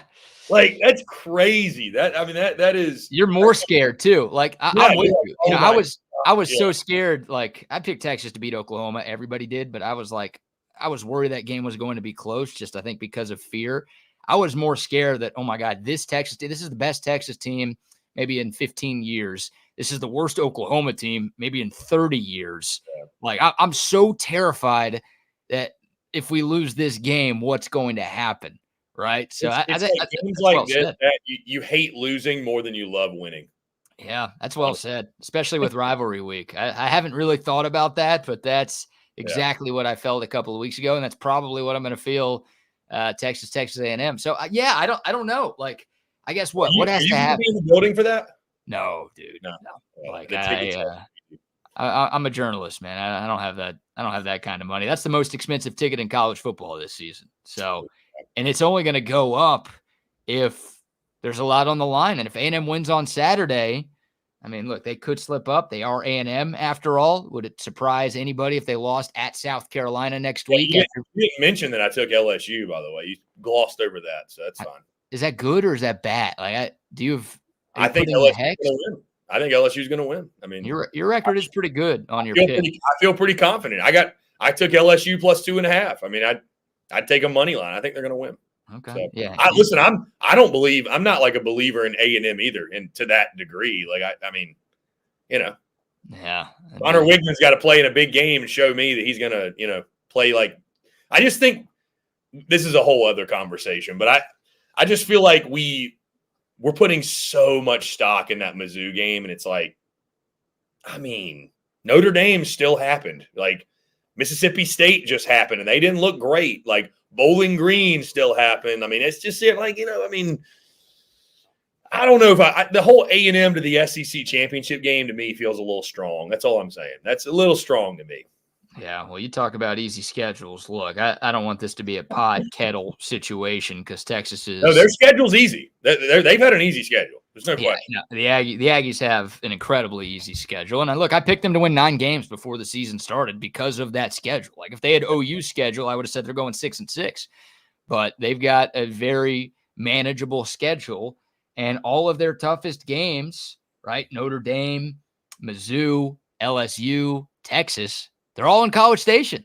Yeah. They don't have, you know, that hard of a true road game this year. So, the Aggies have a chance to make some things happen. You tell them they don't have to go play a ranked Vandy on the road, you know? No, they don't. They don't have to play a ranked Vandy on the road, you know? They do get New Mexico State, Diego Pavia's old school. Yeah, well, Pavia's not there anymore, so I don't – he's not – yeah, it doesn't really count this year. So, yeah, I don't know. Like – I'm not the Texas fan. Bucky and I have gotten into this a couple of times this year, and I think Bucky's an idiot for a million reasons, but especially this one. He's like, he wants A&M to be 11-0 every year going into the Texas game. Like, he wants Texas to be the team that, like, ruins A&M's season. And I guess with a 12-team playoff, if you're 11-0, season's not going to be ruined. You're still going to get in. But, like, I'm the guy who's like, dude, I want A&M to be 0-11. And I want Texas to hand the Aggies their 12th straight loss and cap off a winless season. So I'm hoping that game is not for a lot. I'm hoping it's for Texas to make it to Atlanta. Hey, you take care of your business against little brother, then boom, you're going to Mercedes the following week. I'm hoping it's like, oh, now all of a sudden A&M has a 5-game losing. Remember when we thought A&M was going to be here? They lost 4 in a row or 5 in a row. That's the type of fan that I am. I don't ever root for the rival, dude. Well, like you said, man, now if you're pulling for A&M to go 11-0 and Texas to quote unquote ruin their season. Well, I mean, if Texas is having the season that you hope they're having, again, it's the top 2 teams in the league that play in Atlanta. So good chance you're playing again. So I don't know if pulling for A&M to go 11-0 is the best, you know, unless you want to see them twice. I mean, I'm telling you. Yeah. I mean, listen, I will say this as just somebody like a non-biased, just, you know, outside observer. I'll tell you this, BK, a Texas A&M SEC championship content through the roof. Oh. I mean, I'm all for it. Dude, Atlanta, the whole state of Georgia might explode if that happens. Like Texas might explode and Georgia might explode. The city of Atlanta will not be ready for that. No. That's for sure. No, they won't. All right. Hey, Ethan Burke is going to join us here in a minute. Bucky and I recorded a conversation with the Texas edge rusher last night. We will air that for y'all in a second. Before we play that for you, though, a couple more sponsor shout-outs. How about Olipop? Great tasting. I'm missing out, man. My fridge is filled with Olipop. I forgot to grab one this morning. Great tasting soda that's actually good for you. They've got 18 different flavors of Olipop, and all of them are fantastic. You can get your Olipop wherever you buy your groceries. H-E-B, Costco, Walmart, Target, Whole Foods. Wherever you go, you can find Olipop. 9 grams of fiber in every can. Very few calories, hardly any sugar, and ingredients that help support good digestive health. This is soda unlike any other soda you've had in the past. This completely changed my view on soda. Hell, this got me back into soda. I had sworn it off for years because of how bad it was. Now I'm back in on soda thanks to Olipop. Shout out to our friends at passes.com as well. Passes is a content creator company that the Texas One Fund has partnered with. 40 of the top UT athletes are on Passes, and they are posting content all the time, giving you behind-the-scenes access that you've never been able to get before as a college sports fan. They're selling exclusive memorabilia. You can DM your favorite athletes. You can ask them to wish you happy birthday or wish your friend happy birthday. Stuff that you've never been able to do in college sports. You can do it now. Head over to passes.com to make an account and to learn more. Shout out to them. And also some love. Who else needs some love this morning? Parallel lending. Parallel lending. Yes. Look, investing in stocks and bonds is a very savvy strategy, but the most savvy investors are diversifying their portfolios with alternative investments.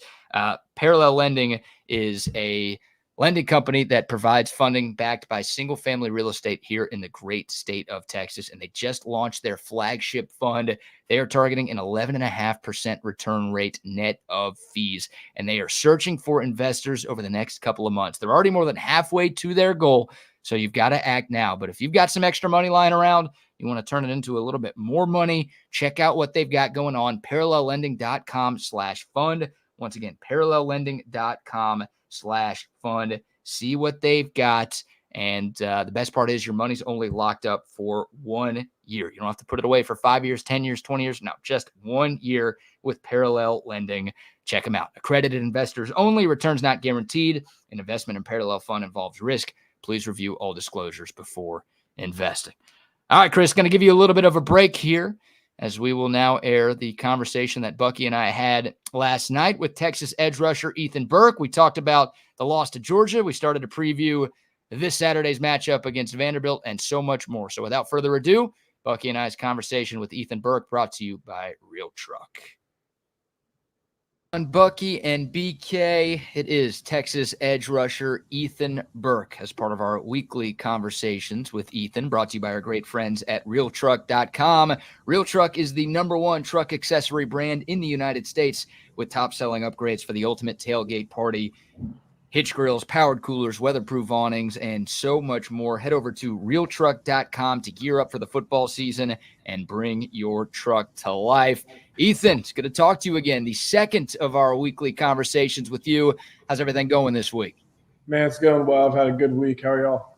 Doing fantastic, man. The game on Saturday, we talked to you a lot last week about, the Oklahoma game and the strength and conditioning and everything to do in your life when it comes to football.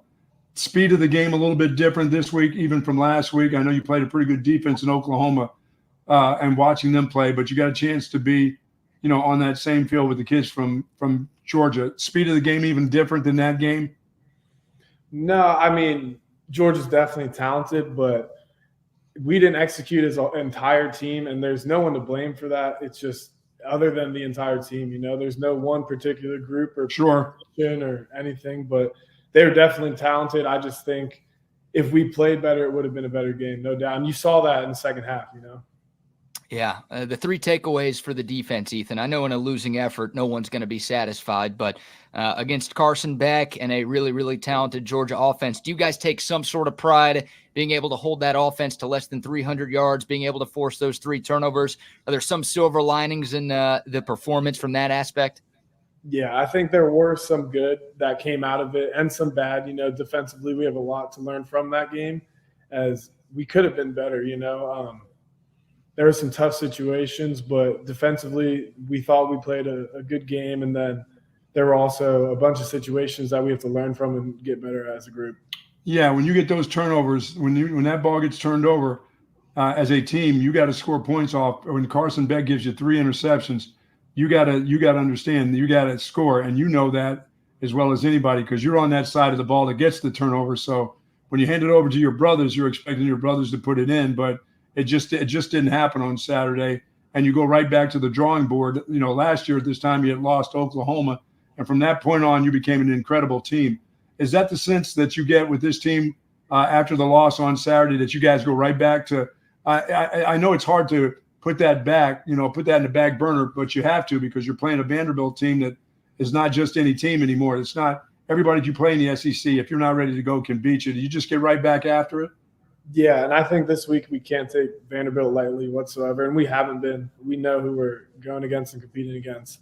Last week's game isn't going to define us as a team, and it's not the end of the season at all. It's one game, and with the bigger playoff, we have so much time to get better, and we're definitely still in the running for this thing, you know. Ethan Burke joining us here, and our conversation with Ethan is brought to you by our friends at realtruck.com. Yeah, Ethan, has the messaging in practice been any different this week? Have you noticed maybe a rise in intensity coming off of a loss? I know you guys try to treat every game the same, but does it feel a little bit different this week after stubbing your toe for the first time in 2024? Yeah, I think people were definitely disappointed, but we're right back to it, doing what we've been doing all year. Practice has been great this week. Super high energy, and everyone's flying around, man. Just trying to get to this weekend and get another win. You know, no doubt about it. I mean, the messaging has to be the same. Coaches want consistency in players want consistency in coaches, and win, lose, or draw, they have to coach it the same way, just like every game is a championship game. Whether you lose the game or not, you have to be ready to go back. You have to take on some hard coaching after a defeat also, because there's some things that you got to do better. You just have to. We talked about playing to a standard, playing to the Texas standard. But after playing a team like Georgia, they've got a standard too. They're used to winning national championships and winning huge games, with the exception of Alabama beating them. They beat everybody else. So now I guess that does give you an indication that your standard has to be picked up just a little bit more. Yeah, it does. I think this week we just wanted to be ourselves, and we didn't want to change, and the coach didn't want us to change. Obviously, Saturday didn't go to our standard and how we expect ourselves to play. So for us, it's just being the same team, being the same person every day, really. Yeah. Yeah, Ethan, on a slightly lighter note, I don't know how much you're on Twitter or social media in general, but have you seen this kid? We're doing a little screen share here. Have you seen the pictures of this guy from the game on Saturday? Man, that hair is fantastic, isn't it? I mean, what this guy? I know that's not one of your roommates, is it? Dude, it looks like it. You guys thought about like getting this dude to the facility to maybe give a motivational speech or something? I mean, this guy might be the most popular kid on campus right now. I know, he's been blowing up. I've seen him all over Twitter, and I get it. Look at that hair. Look at that face. He's disappointed. Dude, that dude should coach. That's a scary coach. He would be a scary coach, man. Oh man, figured I'd ask about that one. That was one of the funnier moments from. We've been talking about that kid. That was a great moment. Oh really? In the locker room, like everybody knows who that guy is now. Yeah, it's hilarious. That's awesome. Wow, that's awesome. So, on to this weekend. Right, a little bit on Vanderbilt. Diego Pavia. I know Steve Sarkisian on Monday said he's the straw that stirs the drink for Vanderbilt. I'm sure you've watched a lot of film on this young man over the last couple of days. He's been really, really good and really smart with the football. Obviously, you guys know what he was able to do against Alabama a couple of weeks ago. What do you make of Pavia's game, and what type of challenges can he bring to y'all's defense this weekend? Yeah, he's a real playmaker for them, and I've seen that on tape. It's almost like he's like playing freestyle out there, kind of backyard ball. I think he looks at his read. If he doesn't like it, he begins to run around, scramble, and try to make a play. So for us, it's just keeping him in the pocket, and then when we are spying the quarterback, just go and get him on the ground and have good leverage on him. So make sure he doesn't get out of there and make defenders miss and make something out of nothing, as we've seen all year. I mean, as a guy who is on the outside, Ethan, do you have to be careful of pinching down just a little bit too much? That's always the thing. You want to make that play inside. You want to be a part of that tackle that happens, inside. But don't you that responsibility that you have for letting things bounce outside of you? Sometimes that's a tough responsibility. That's one of the tough positions on the football field. People don't understand that. I mean, your mind is racing. You think the inside guy has the ball. You pinch down, quarterback pulls, and next thing you know, he's on the outside. That's got to be tough responsibility, man. It is, and like you see those guys going in, and you get eager to. Oh yeah. Outside, you get super eager to jump in, and you want to make the tackle and make the play, and then out of nowhere, those guys bounce it. But we've put a huge emphasis on it all year, because last week with the running backs at Georgia, they kind of cut outside real quick. So we make sure we stay outside, stay on the edge. Those are plays for other people to make, and it's our job to keep it in there, Yeah, you may have just answered this question, Ethan, but like everyone knows the Bill Belichick mantra, do your job. Is this one of those games where it's like you can't be a hero? Like all 11 guys on defense, just they have to do what they're supposed to do and maybe let somebody else make the play so you don't get caught, in a bad spot? Yeah, he's running around like crazy and you don't know where he could go. And that's kind of what the coaches push on us all year, like if you do your job, the plays will come to you. And I think that's a really good perspective to have for all of our players. Like, obviously everyone wants to make plays, but sometimes it's just doing your job, because if one person's out of whack, it can screw the whole defense, really. Let me ask you, we didn't get a chance to ask you this last week. Your ability in lacrosse and what you've done, in your other sport that you're absolutely fantastic at, and, you had offers all over the country to go play that sport and decided to still come and play some football. Well, where does that part of that sport come in that really helps you? Is it the hand-eye coordination, even when you've got to put when you got to put your hands on guys and move your hands around and move them around? Is that all a part of it that you've learned from both sports? Yeah, I would say that is. And then another thing, definitely the hand-eye. Another thing, just feeling where the quarterback and runners are. So just having that sixth sense almost. I feel like I played offense, so I kind of had to feel where the defenders were. I couldn't see them all the time, but they're trying to get up on me, so I had to feel them. And it's good when I'm on a block to be able to get off and try and find the ball carrier, I like that. Yeah, Ethan Burke joining us here on Texas Sports Unfiltered. Our weekly conversations with Ethan Burke brought to you by Real Truck. Gear up for football season and bring your truck to life by heading over to realtruck.com. Next week during the bye week, Ethan, we might have a few more lacrosse questions for you. My dad played at Texas back in the day, so I know he's begging me to ask you a couple of questions. Yeah, I'm all for it. I love it. So Vanderbilt's running back, I'm sure you know this, Cedric Alexander is from Austin, played at LBJ. Did you guys, I know y'all weren't in the same district, so I don't think y'all ever played against each other, but do you have any sort of relationship with him? I know Andrew Makuba was a teammate of his back in high school. You got any familiarity with Cedric Alexander at all? No, and this is my first time hearing about him, but we definitely respect him as a player. He's on tape lighting dudes up every game, not just in the run game. Obviously, he's talented running the ball, but blocking and when they run these sweeps, he can be the lead blocker and he's laying dudes out. So for us, we're trying to send that message back to them and try not to be the guy that gets lit up. You don't want to be the guy on film that they're talking about on Sunday. No, man. No, you don't want that to happen. Yeah, everyone will know too. Everyone will know. It'll be known. So what's the biggest key to turning things around this weekend? I mean, like anybody who's acting like the sky is falling right now is crazy. You guys are still a top 5 team in the country. All of your goals are still in front of you. And like Bucky said earlier, you guys lost to Oklahoma in the middle of October last year, went on to win the conference, went on to make it to the college football playoff. What's the biggest key to just turn it around and leave Nashville with a W on Saturday?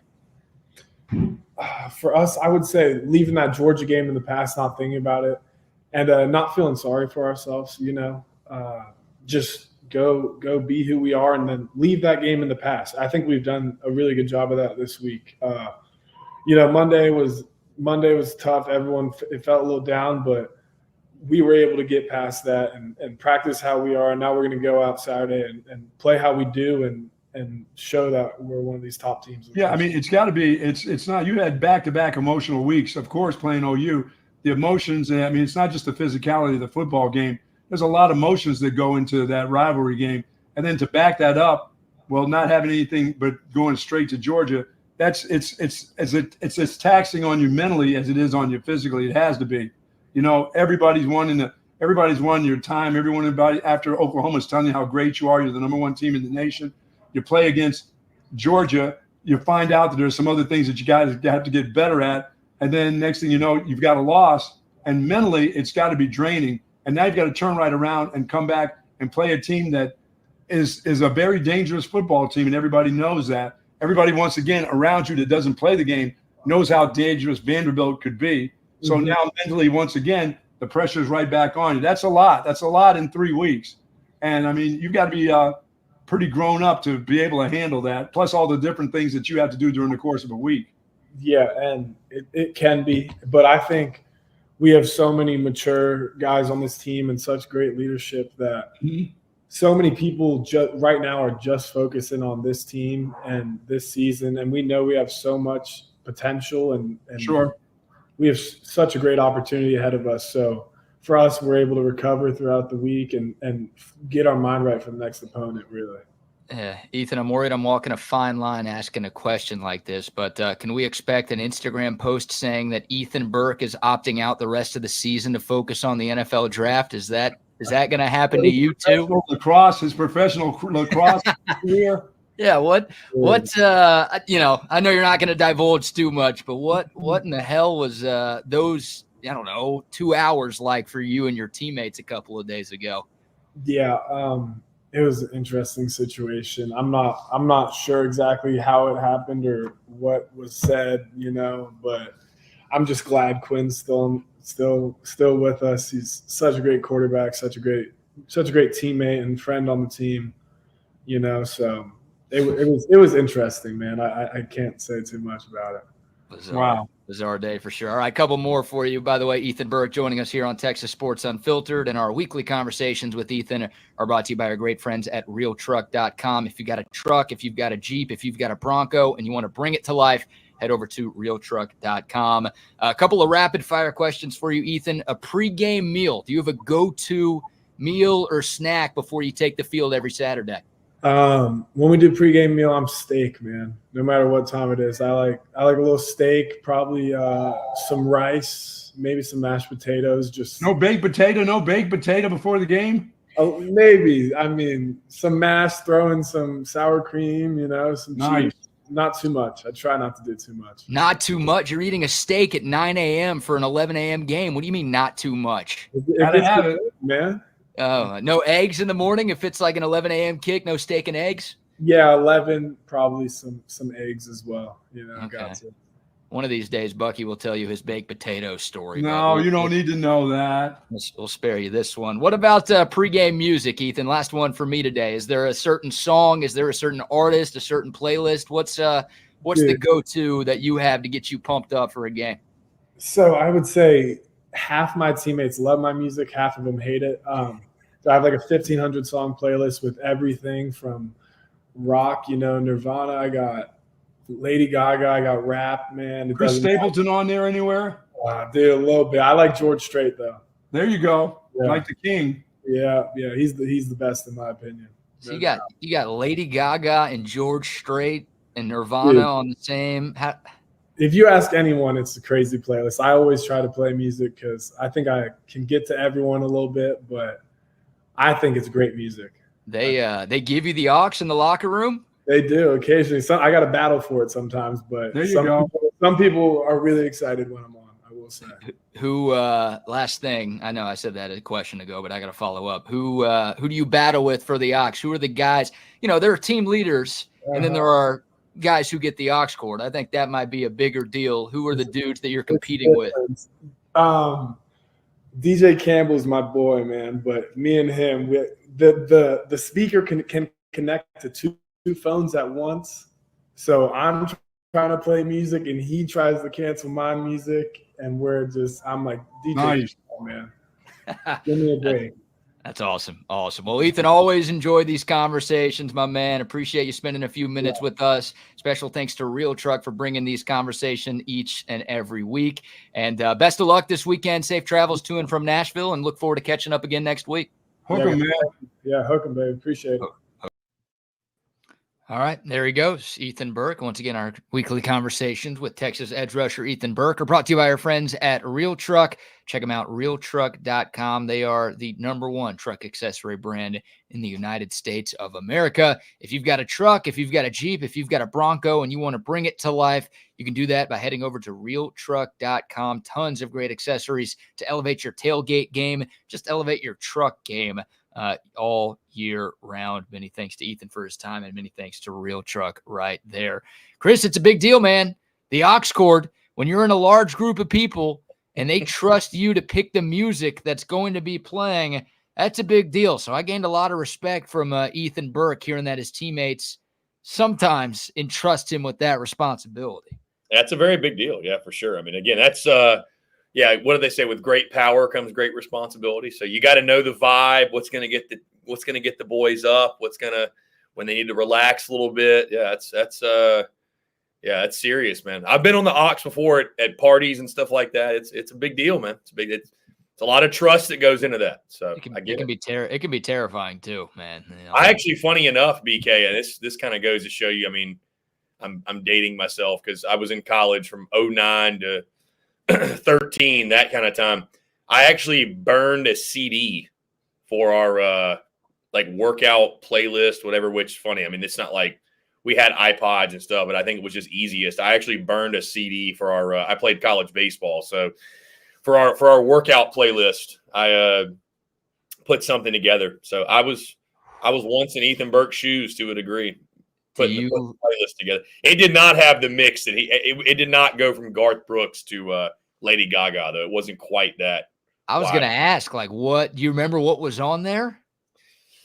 I can't remember specific songs. I mean, it was a lot of rap. It was some rock as well. So I'm trying to think specific songs. I know there was like some T.I. on there. There was some like Young Jeezy. Like, there you go. This was 2010, bro. Like, I mean, this was 2010. So probably some Rick Ross, probably maybe some T-Pain. I love T-Pain, so probably some T-Pain. Yeah, so I love that. Burning CDs. Yeah, I haven't thought about burning CDs in a long time. Bro, you can't even – we'd have to go on a wild goose chase to find a computer that has a CD drive. I mean – where do you even get a CD? Dude, remember – hey, do you remember floppy disks? Remember floppy disks? Oh, yeah.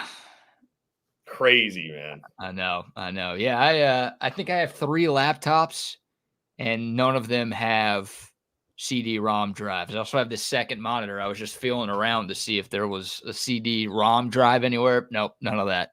I don't know. Yeah, I got this monitor. I don't think this one does either. Actually, this one does. It does have a CD drive, believe it or not. I've got this. Right.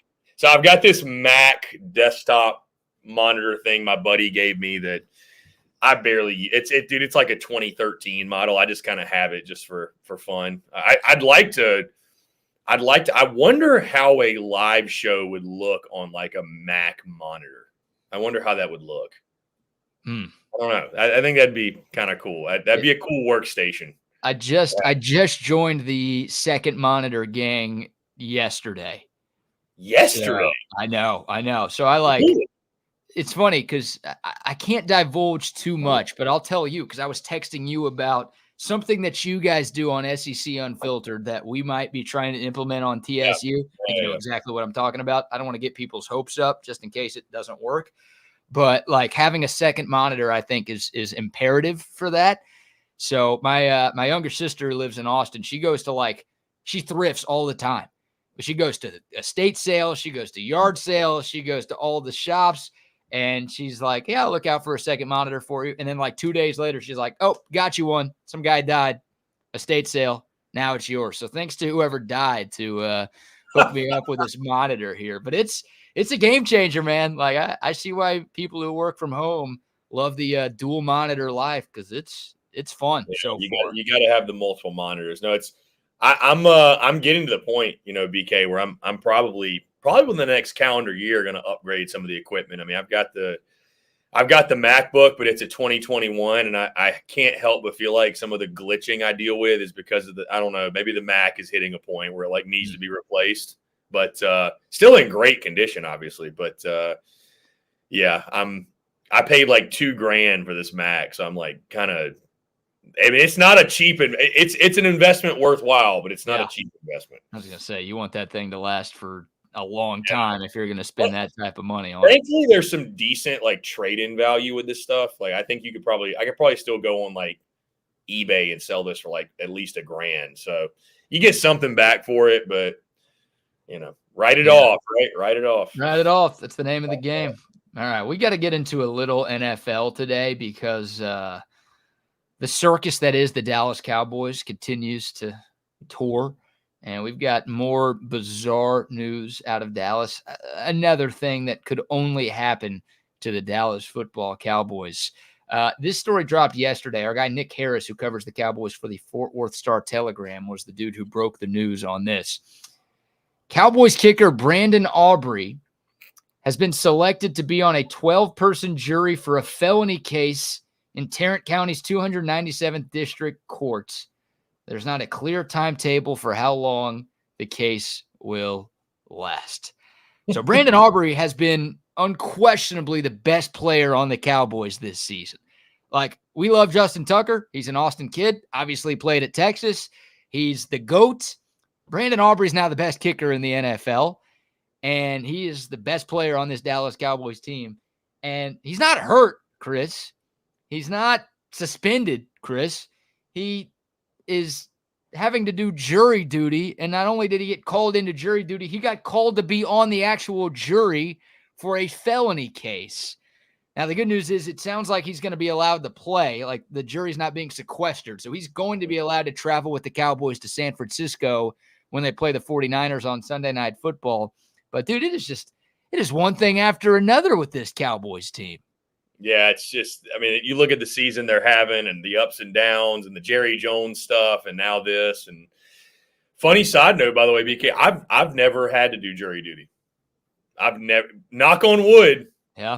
Knock on wood. I've never had jury duty in my life, though. So I feel for him. Nobody looks forward to it. But yeah, I mean, for the Cowboys, man, like you said, it's just one thing after another, after another, after another. If the on-field struggles weren't bad enough, and then you get called in for this, I mean, and to your point, he's been a weapon for them.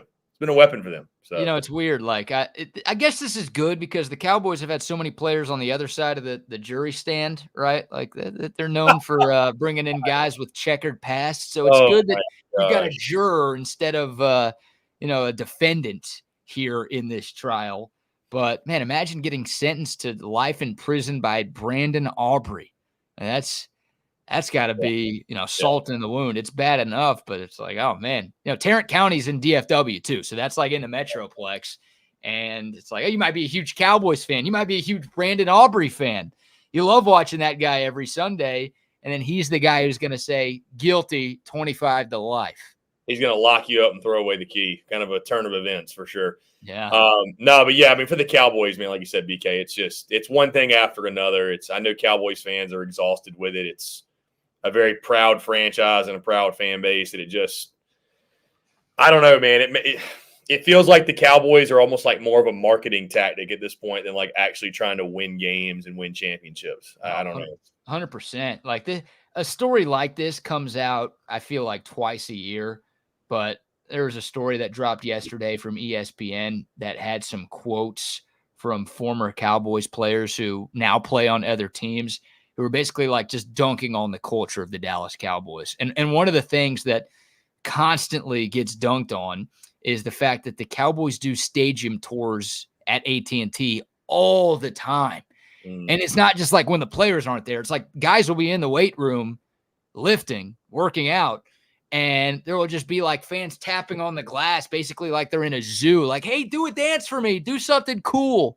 Like, it's all about the money. It's all about the Benjamins, baby, with Jerry Jones. And and it's like you don't have enough, you don't have enough. It's insane, truly. And it's crazy because, like, you've got guys on the Commanders. Think about Dan Snyder. The whole Dan Snyder run as the owner of the Redskins /football team /Commanders. Like, that guy is constantly listed as the worst owner in football when he was owning the team. And Dante Fowler Jr., who's now on the Commanders, who played for the Cowboys for a couple of years, is like, you got real facilities here. You're not going to see tourists running around. The main thing is the main thing. And it's like, that's the Commanders, dude. That's been like, they've been with the Cowboys as like a franchise that just hasn't been able to get its ish together since the 90s. And like the Cowboys have at least been like a little closer than the commies have to actually being relevant. And you've got guys on that team saying like, no, the culture here is a lot better than what's going on there. That's, I don't know how many more indictments you need on the Jerry Jones ownership of the Cowboys, but that's as damning of an indictment as you could possibly get, right there. I mean, our guy Cole, BK, has said that, I don't know, maybe this is harsh and definitely dark, but this is coming via Cole Thompson. Cole is obviously deeply ingrained in the NFL stuff, working for the Texans. or working with the Texans. He essentially said that Cowboys fans should be looking forward to the day that Jerry Jones moves on, if you know what I mean. Oh, we all are. We all are. Like I've said it years ago. Like the Cowboys looking forward to his death. Yeah, the Cowboys aren't going to win a Super Bowl as long as Jerry Jones is alive. Now the problem is, when Jerry croaks, Steven's going to take over. So you're just worried that it's just a whole family curse on the team right now. And Steven's obviously very involved, so it's not like it's a total changing of the guard when Jerry finally moves on. But I don't know if Jerry made a deal with the devil. I think that's what Cole says, right? Like he sold his soul to the devil for that third Super Bowl, and he's not going to win anything else because of it. It's a mess, man. Cowboys will always be valuable. Jerry threatening the radio host. Bad bit. You think it's a bit? It was a fake. Well, no, I don't think it was. Look, Jerry's a marketing genius. He's one of the best businessmen in the history of businessmen. But when you're a fan of the team and the team's objective is supposed to be to win games, fans don't really care about the business side. They don't care how valuable Forbes has your franchise. They care about winning games and winning championships. I think Jerry's in denial. He's mad, and there's 5 stages of grief, and one of them's denial, and one of them's anger. And I think Jerry's kind of in the middle of that denial and anger. He's just pissed that this is happening. And I think he took it out on some radio hosts trying to do their jobs. I think the funniest part of that whole deal was Jerry's like, oh, I'll take it from the fans. I want to hear from the fans. I don't want to hear from you two, jabronis who are just on the radio. This is not your job. Jerry basically insinuated that the fans would be easier on him than the media. And it's like, dude, if the fans got the chance to talk to you, to get you in a room and tell you how they really feel about the team, it'd be a problem for you. I don't know if he'd make it out alive if they didn't do security checks at the door. So it's a mess, man. It is a mess. The Cowboys are 3-3. You'd think they're 0-6 with the way people are talking about them. But when you lose the 3 games the way that they've lost their 3 games, there are not a lot of reasons for optimism that this team is trending in the right direction. So it's tough because for Jerry Jones, I'm again, like you said, he's a master businessman. So, the Cowboys are making money. So for him, he wakes up and feels pretty good every day because the Cowboys are making money. But again, it's what makes your franchise valuable. Yeah, the money's great, but it's inexcusable the Cowboys haven't won anything or don't win anything. Think about how good the money would be if the Cowboys did win stuff, right? It'd be insane. Yeah, it'd be insane. So frustrating, but hilarious. Yeah, good news for the Cowboys. Good news if you're a fantasy football player with Brandon Aubrey on your team. This jury duty that Brandon Aubrey is going through will not prevent him from being able to play this weekend at San Francisco and hopefully at all this season. But just an unexpected headline, and a headline that you feel like could only happen with the Dallas Cowboys. All right, couple more sponsor shout outs here. We've got to get to Ryan Williams fingernail painting that has Alabama fans pissed off. We've got a little LSU A&M. I want to get Chris's thoughts on the biggest game in the SEC coming up this weekend. Battle for first place in the conference, as weird as that sounds. But a couple more sponsor shout outs right quick. How about Leaf Landscape Supply? You hear the Buck talk about Leaf Landscape Supply all the time. 2 great locations. One of them's right by me, down south 290 and Monterey Oaks. If you're trying to start a garden, if you already have a garden and you're trying to make sure that it stays looking the way that it does, head over to Leaf Landscape and Supply. They've got all the plants. They've got all the fertilizer. They've got trees. They've got everything you need to grow stuff at your house. These guys are the experts. They've been around for years, and they know what's going on. They know what grows in this crazy Central Texas climate. I don't know a damn thing about this stuff, but I do know that the experts at Leaf Landscape and Supply will take care of you. Check out their website, leaflandscapesupply.com. Once again, the 2 locations down south off Monterey Oaks, up north off of Pond Springs Road. Mentioned you heard about them on Texas Sports Unfiltered, and you're going to get a nice discount when you go shop at Leaf Landscape and Supply. And some love to Waterloo Printing and Graphics. I know our guy Chris has one of these TSU hats that was made by Waterloo Printing and Graphics. They're based right here in South Austin. So if you've got a business that needs hats or shirts or signs or vinyl or stickers, whatever, all the above, call the experts at Waterloo Printing and Graphics. Adam's a great guy, big Texas fan, big Texas Sports Unfiltered fan. He listens every day, and he will take care of you and your business. Just give him a call or a text, 512-300-9641. That's 512-300-9641. You can find him on Instagram at Waterloo Printing. Shoot him a DM there if you so choose. And shout out to 34 Wine and Spirits as well, the best liquor store in all of Central Texas, right here off the Southwest Parkway. If you're having a big party, a big event coming up, a wedding, whatever, they've got all the liquor you need. They're not just a liquor store. They are a wholesale distributor as well, so they can get everything you need exactly where you need it all throughout the county. They've got you covered. Go check them out at 34 Wine and Spirits. All right, CP, we're all trying to figure out like just what is going on with Alabama right now. And the Crimson Tide are in a spot that they have not been in a long time. They're still ranked, but they're down at number 15 in this week's AP poll. That's the lowest Alabama's been ranked since, 2008? I see that right? So they're coming off of the loss to Tennessee. We all know what happened in Nashville a couple of weeks ago. Just feels like a little bit of a changing of the guard in Tuscaloosa. Not only do you have what's going on the field, but you also have this. Ryan Williams, the star wide receiver, who's 17, I'm not sure if you knew that, CP, posting stuff to his Instagram story with Tennessee orange painted fingernails. You're the SEC guy, so I'll ask you, is this a big deal, or are Alabama fans making a lot to do about nothing? Oh, man. Yeah, BK, we posted this, and it's got 500,000 views on Twitter. So there's some people that obviously think it's a pretty big deal, or at least are having some fun at Ryan Williams' expense. It's not as big a deal as probably some are making it out to be. I mean, if Alabama would have won, this would be a non-story and nobody would care. Listen, you want my opinion, it's a weird look days after losing. And people were trying to justify saying like he lost a bet. I don't think so. I don't know, but I don't think so. Yeah, I think it's strange if you want my honest opinion. I mean, listen, I know it's 2024 and we have to be, it's strange, man. It's strange. Yeah. It's just like, I don't know why you're doing this. I don't know what point you're making. I don't know. BK, I don't think it's a huge deal in the grand scheme of things, but can we just call it for what it is and say like, it's today's athlete, bro.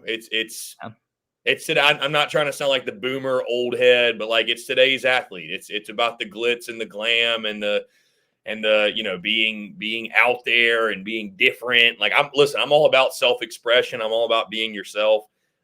If Ryan Williams Caleb Williams painted his fingernails. Like he did that, and he was the number 1 overall pick. So like Ryan Williams is a fantastic football player. It doesn't change anything about that.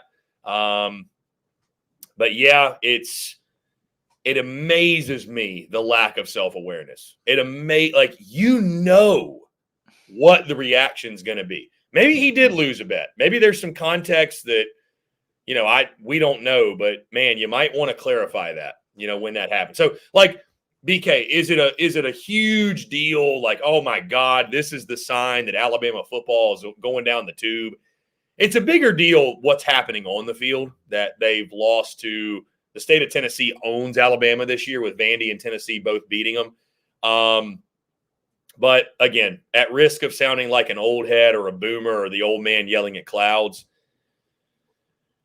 it's not my cup of tea, BK. It's not. I think it's, it's just not. I'm really trying to like watch what I say here because, I'll put it to you this way, man. Like I saw a TikTok last night of some audio of Bo Davis, LSU defensive line coach, former Texas defensive line coach, and the way that he was chewing ass. Somebody got the audio, and I sent it to my buddy, and I texted him. I was like, bro, people that have never been on a team or been in a locker room, there's so many of them that just could not handle it. Like it is like, I mean, bro, I've been called everything under the sun, BK. Like when you get behind closed doors and get in locker rooms, like there's a lot of shit said that people would gasp at and get their feelings hurt.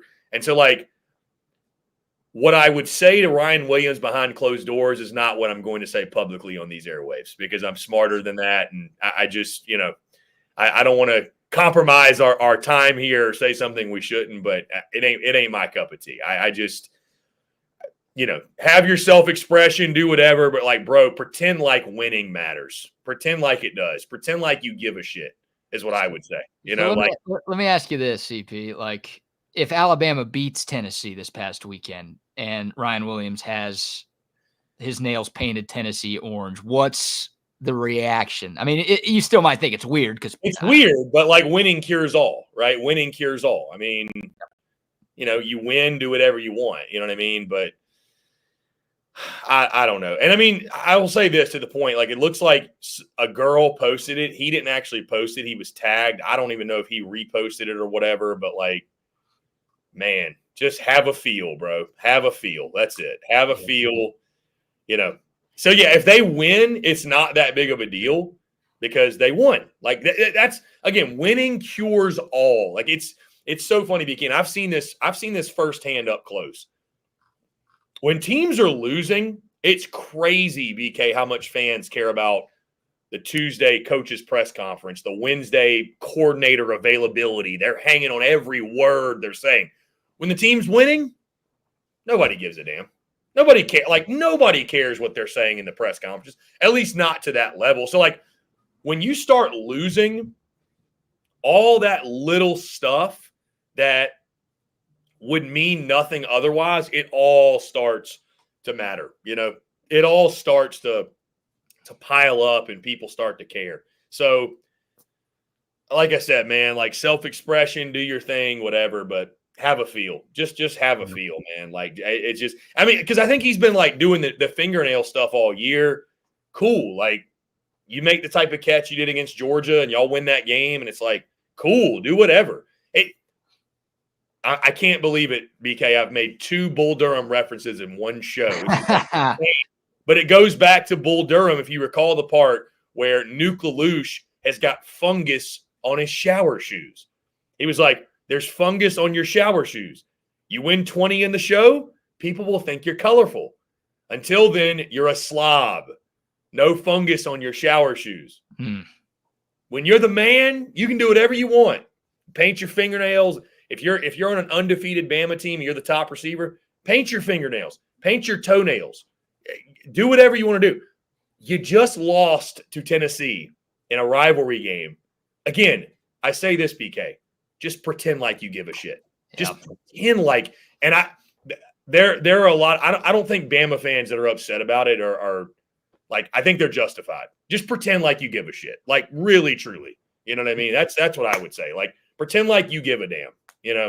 You hit the nail on the head, man. Like, I've had that exact take since I started doing radio back in college at the University of Texas. Like, winning cures all. If you're a coach and you're winning games, you can say whatever the hell you want and people aren't going to care. You can treat the media like Nick Saban did. You can treat the media like Greg Popovich did. And if you're a losing coach, it's like, well, that guy's a dick. Like, why is he talking to them like that? If you're winning a lot of games, oh, it's cool. It's just his personality. That's who he is. Like, dude, if Texas wins a national championship this year, now this is just speaking for me. There might be some folks who disagree with me on this one. I could find out that Steve Sarkisian is donating money to ISIS, and I'd still be okay with him.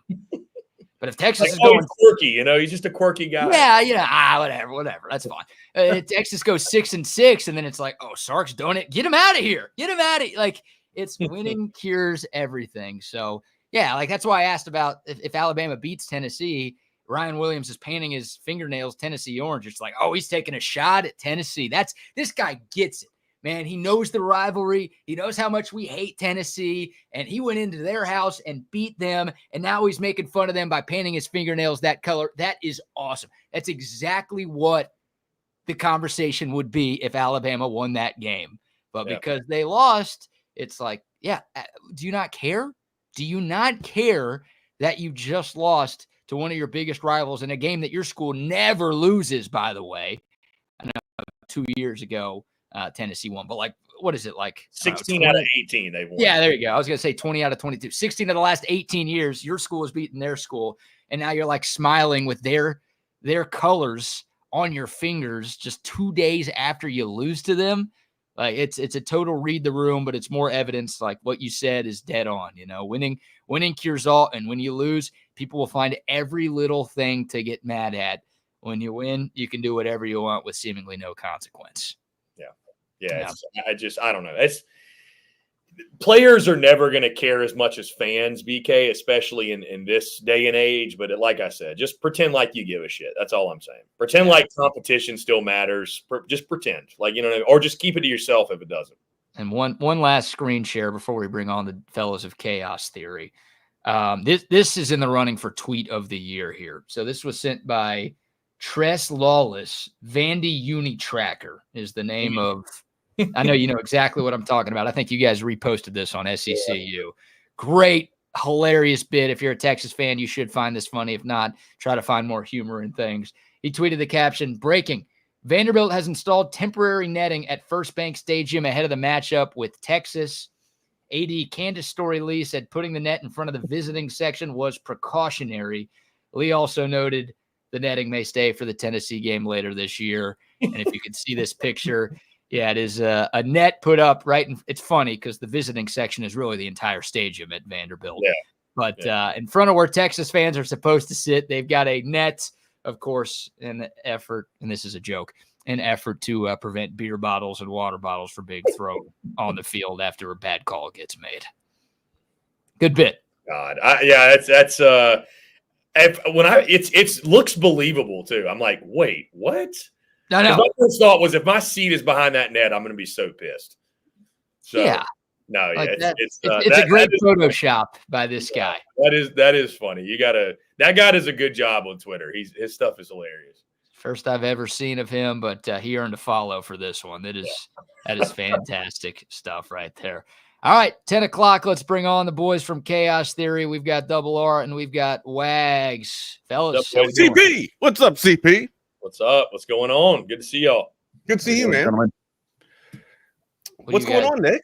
What do you guys make of this Photoshop picture at First Bank Stadium? Pretty well done.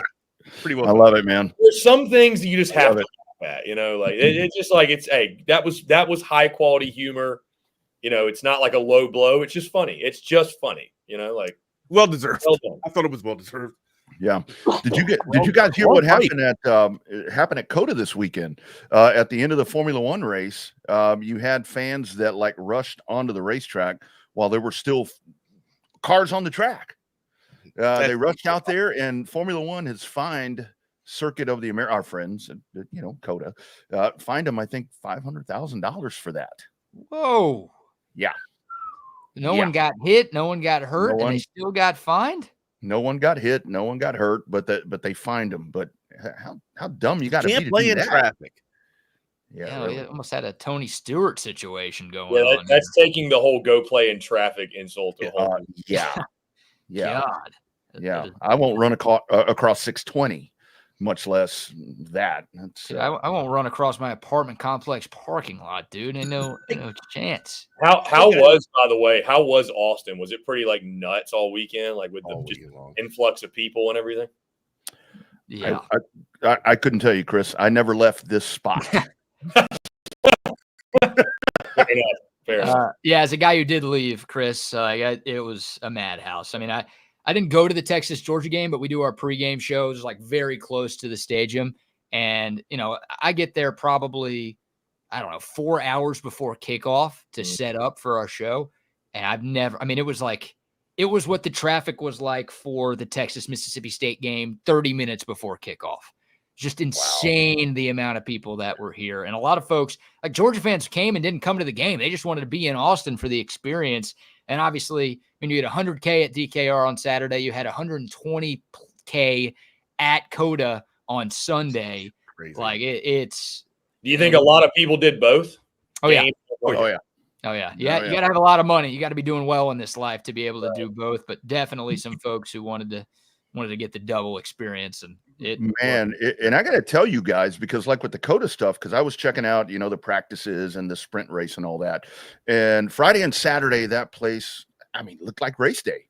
It looked like a Sunday race day on Friday and Saturday. So that's a lot of people in here, man, and not a lot of thoroughfares. That's the big problem in these parts. It's a crazy couple of weeks too to go from the fair and then all the way back down here to the event of no one planned on Georgia, Texas being this huge, right? And then all of a sudden that's coupled with F1. Like that's 2 weekends in a row where it's back to back. Nothing but you, like BK just said. ACL, 2 weeks of ACL. Yeah, 2 weekends. Oh of yeah, ACL. I didn't even take that in consideration. Jesus Christ.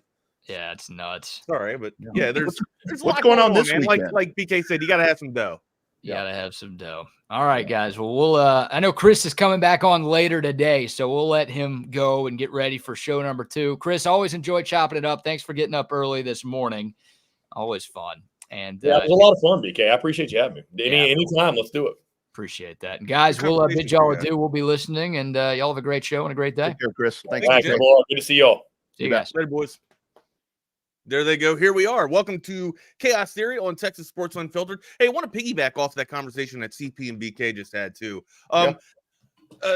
First and foremost, follow us on Twitter. I'm at Not the Fake Wags, or it's not Twitter anymore. It's X. But Rodney's at the Rodney R, and then on Instagram Instaface at the _ Rodney R. I'm on Instaface at the Wagner Wire.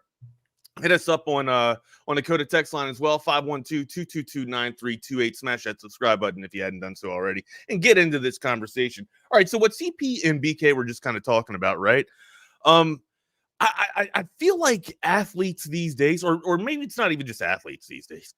It's the generation coming up, and I'm referring to my son's generation, and maybe the generation like right before him.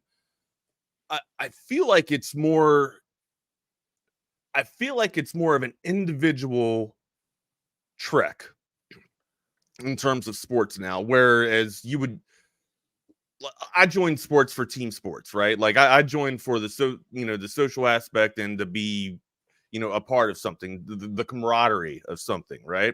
And then, started to grow on me. I didn't know I was going to be good at football. And then, the success kind of goes in hand with how well the team does, right? I feel like new age athletes or this new generation coming up doesn't really have the championship caliber team or the dynastic team to just constantly watch, right? They're more focused on individual play instead of a team play. So maybe that has some element to do with this, or an underlining element to do with this. I'm spitballing. I'm throwing stuff up at the wall and see if I can find stuff right now. I don't have a solid answer for this. I'm just kind of guessing here, but I've noticed the trends off of my son and his friends. They don't have any, sports teams besides the Longhorns. They don't have any other teams besides the Longhorns that they follow. They follow athletes, not teams. So I'm wondering maybe if the whole concept of team unity, or just caring for your team, or like CP said, giving a shit, right? Like having an actual being able to read the room and giving a shit. I wonder if they're just they have an inability to do that because they don't really pay attention to the team concept these days. It's more individual athletes. And again, that's just a guess. It's just might be a poor hypothesis, but that's where I'm at on this Thursday. Where's everybody else at? No, man, I think that's very much the case. And the whole thing is, because what we're looking at right here, I mean, with that dude there. Oh, the player had a bet. Okay, a player had a bet. Gotcha. Okay, but still, I'm like, regardless. If that's the case, that's fine. But the whole thing is, what we're looking at right now with this NIL thing is, I mean, what have we talked about? I mean, these guys are always looking for the next opportunity. These guys are a better opportunity. Correct. Obviously, an immediate response, an immediate gratification. Yeah, the gratification part. And obviously, I mean, I don't think when he went to Alabama that he was sold, hey, we're going to have lost 2 games. And, we lose again, we're going to be out of national title, contention, because that's going to be the case there with him. So you have to think a little bit of this is it's very individualized with these folks. And Wags, I see it with the high school stuff, to where it's like you've got high school kids that they're playing for, X team or whatever. And then it's like, they have a really good year, and that team may lose 3 to 4 games, whatever the case is. And then, they're an underclassman. and you come back around and it's like, well, where'd that kid go? Yeah, he And went it's to, like, he oh, went he to the moved next to Westlake. district over. Yeah. Yeah. I'm like, oh, wait a minute. He moved from, and I'm just, I can tell you a few players that came from outside of this district into this district to play for Round Rock. So yeah. And I'm like, again, just throwing out random shit here. I'm like, so wait a minute. He moved from Taylor to Westlake? right. How'd that happen? Yeah. And so I mean that's the thing, man. It starts way back with this, and it really is. I mean, just the whole team thing really doesn't seem to exist anymore, Wags, and it's a damn shame, because I say it so many different times. I talk to so many coaches to where what they do is they want to groom their ladies and men to become good citizens, and that's really their goal in life. And now it's like it seems like the kiddos nowadays, they know more than we do, and it sucks. But I mean, that it's a new world, dude. It's a new world right now. I guess it is. You know, it's to quote Jake here, boomer. That damn term boomer. That's, I don't even think Rodney's a boomer, right? Like I think a boomer, the boomers are my parents or Rodney's parents. Yeah. Right. Boomers are the boomers, the generation that was born right after the people got back from World War II, right? Like those are the boomers. I think so. Yeah. Yeah. I think that's yeah.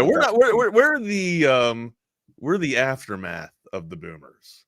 I know. So, I mean, I don't want to sound too old either, Jake, but I feel like team comes first, right? Especially in a team sport, right? Like team comes first. You fall on the fence for your team, and that's kind of anybody that knows me, that really knows me deep down, knows that I'm a very selfless person, and that people come before me. Like I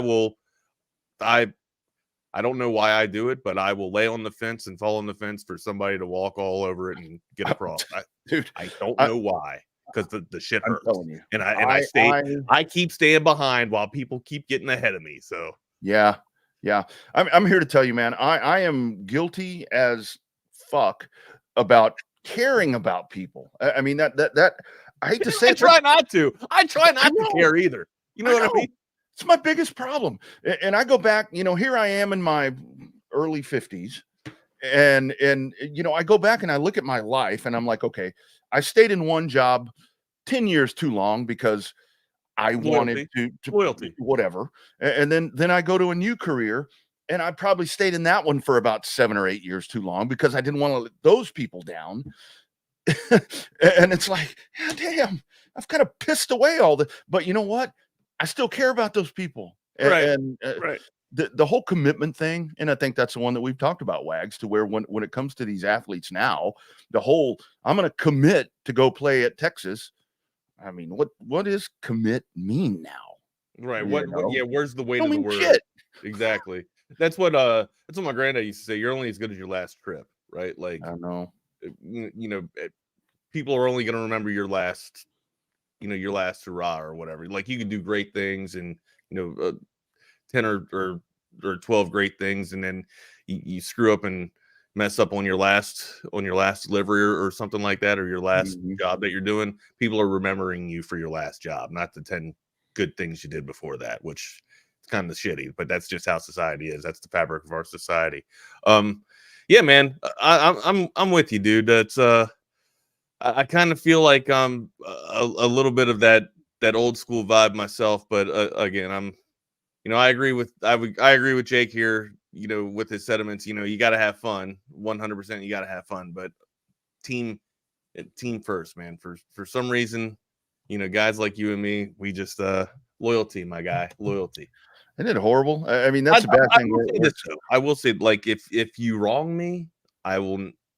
That's yeah. I don't forget that. You know what I mean? Like that's and if like say you treat, I don't treat everybody the same each time. Like the way you treat me is kind of how I reciprocate. If you come off and you're an asshole to me, buddy, I'll be polite and give you one last try. And then if you continue to be an asshole, I'm going to be an asshole back to you, man. That's just kind of how it is, man. Yeah, that's by default. I'm usually a nice dude, or a respectable person. I'm a respectable person. Yeah, that is the thing with me as well, where I'm overly loyal. But man, You jack me up one time, I will never forget you. And you may think that I forgot, but I ain't forgot. I have not forgotten, and I forget a lot of things. I'm petty as a motherfucker. I know. I am. I just am. I remember. I remember each and every word. For somebody that has a memory of a goldfish, I remember when somebody does something bad to me. Yeah, no doubt. Where are we going? What do you want to get into first? We got Rodeo Day, huh? Rodeo. Talk a little PBR. We got a world championship in Austin. JJ Gosh will join us here, bottom of the hour, presented by our great friends over there at realtruck.com. So we'll talk with him. Wags, I don't know, which way do you want to go right here? How about the Texas injury report? Andrew, all right, yeah, let's fire off. We got any sounders from there too? No, because I think he speaks tomorrow. He being Sarkeesian. But it looks like Makuba's going to be doubtful, which I think we kind of thought. But then you've got Isaiah Bond that's questionable. And then you've got Trey Wisner that's probable. Your thoughts on that? I mean, I wish, man, I hate losing Makuba, man. That 5-1-2 or the 5-1-2, whatever you want to call it. I would feel a lot better about not allowing these guys to play this week and just kind of letting them have a reprieve. Especially Bond, like with Bond being questionable here. I would think that they would get rushed. I mean, hell, they might get rushed back because of the way that the Commodores have been playing of late. But usually, like if you were to tell me that if I'm looking preseason at the schedule and I got a few guys banged up and I'm saying, all right, they're playing Vandy, I'm like, okay, well, these guys are probably resting and allowing anybody that's banged up. Because you're at midseason right now, right? You're going to have some bumps and bruises. You'd like to think that the battle of attrition is starting to win a little bit here. You kind of want to get ahead of that, right? And you do that by, allowing your people to rest up. But how much rest are you going to have to allow, or are you going to be able to allow because of how good Vanderbilt's played in just the recent couple of weeks? Now, here's the other thing too. Like you really don't have that much to kind of play with here, much wiggle room here, because you already now you got the loss. Now I know that everybody's got a loss in the SEC, and Alabama just got theirs. But if we're already talking about Bama not kind of being on the outs for the playoff here because they got the two losses here. So Texas, you got to do whatever you can do to avoid that. And man, if there's a chance where they just absolutely can't go, then yeah, you rest them. But if there's even an inkling of hope that Bond can be out there, man, I think you play him just because of how great the speed is there. But for Wisner, I think I think you can afford to rest. You can probably afford the rest Bond as well, just because of all the speed that we do have. But again, he's a weapon that I would absolutely love to have out there. Makuba is probably the toughest one to account for, right? To kind of spell to supplement there. Just because of the exceptional I mean, you could argue that he's been playing at an all-American level there for the defense, patching up the holes in that secondary. Yeah, the a trinity to be missing or to be hurt, that's for sure. That's a trifecta that you kind of want to have in the games. But again, without Wisner in there, I feel good with Blue. I'd like to see Gibson be able to step back up and into the role that he was having a couple of weeks ago. And you already know how talented our wide receiver room is and how much speed we have on the field. And I'd like to think that the secondary room could step up and supplement for Makuba as well. I think. Yeah. And something that the guys were talking about this morning, I don't know how I didn't realize this, but I mean, this is like your first true road game. I mean, you had the neutral side, Michigan, but your SEC road game. I mean, I don't know why people are throwing, crap in Michigan. Like Ann Arbor's still a tough place to play in, right? Well, but and I know they didn't have anything figured out yet. Like Loveland was their only piece of offense, but like even like Edwards didn't have a game. Edwards didn't get anything going that game either. It was just a wild week. Yeah.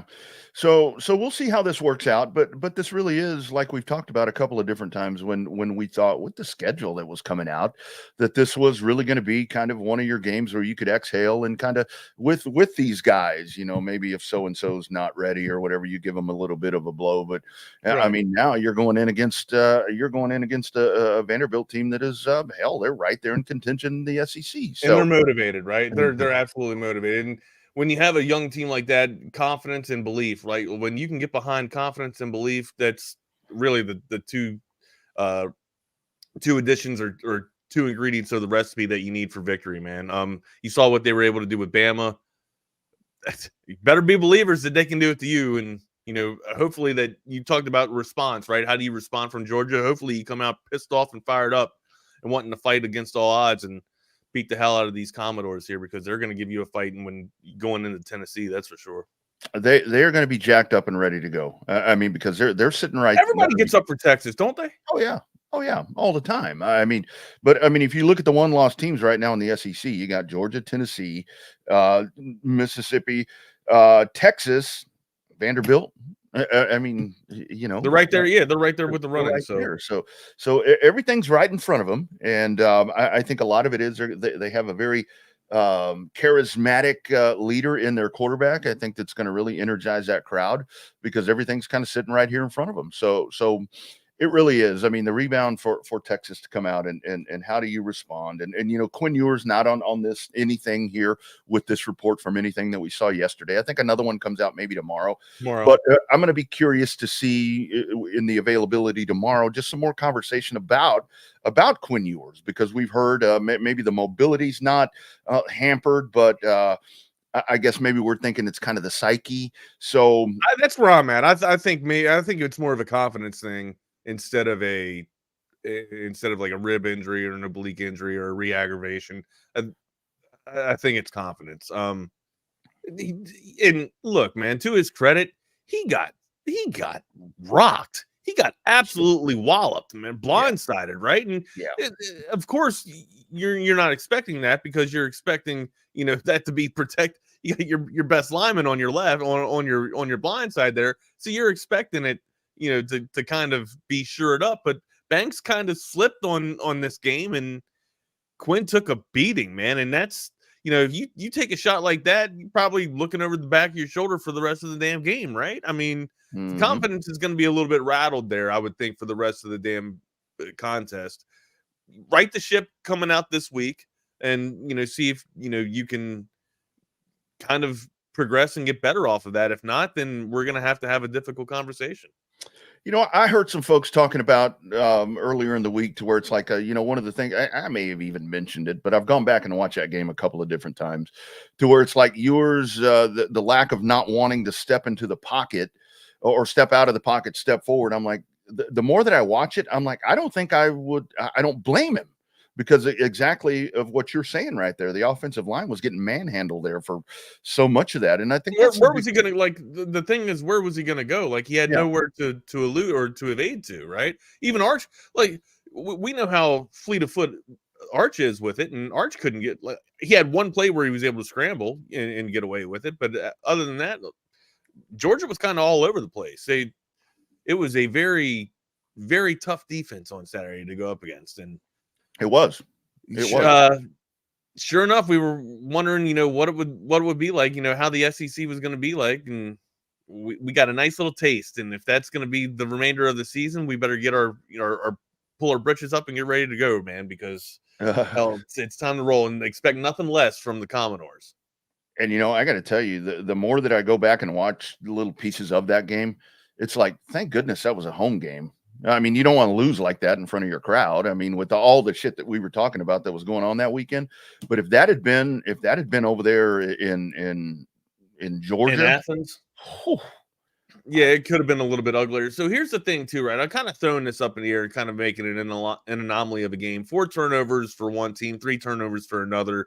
Could have gone. It was just a very ugly and awful played game on from both sides, right? Just Georgia is the team that came out victorious here. I would love to see.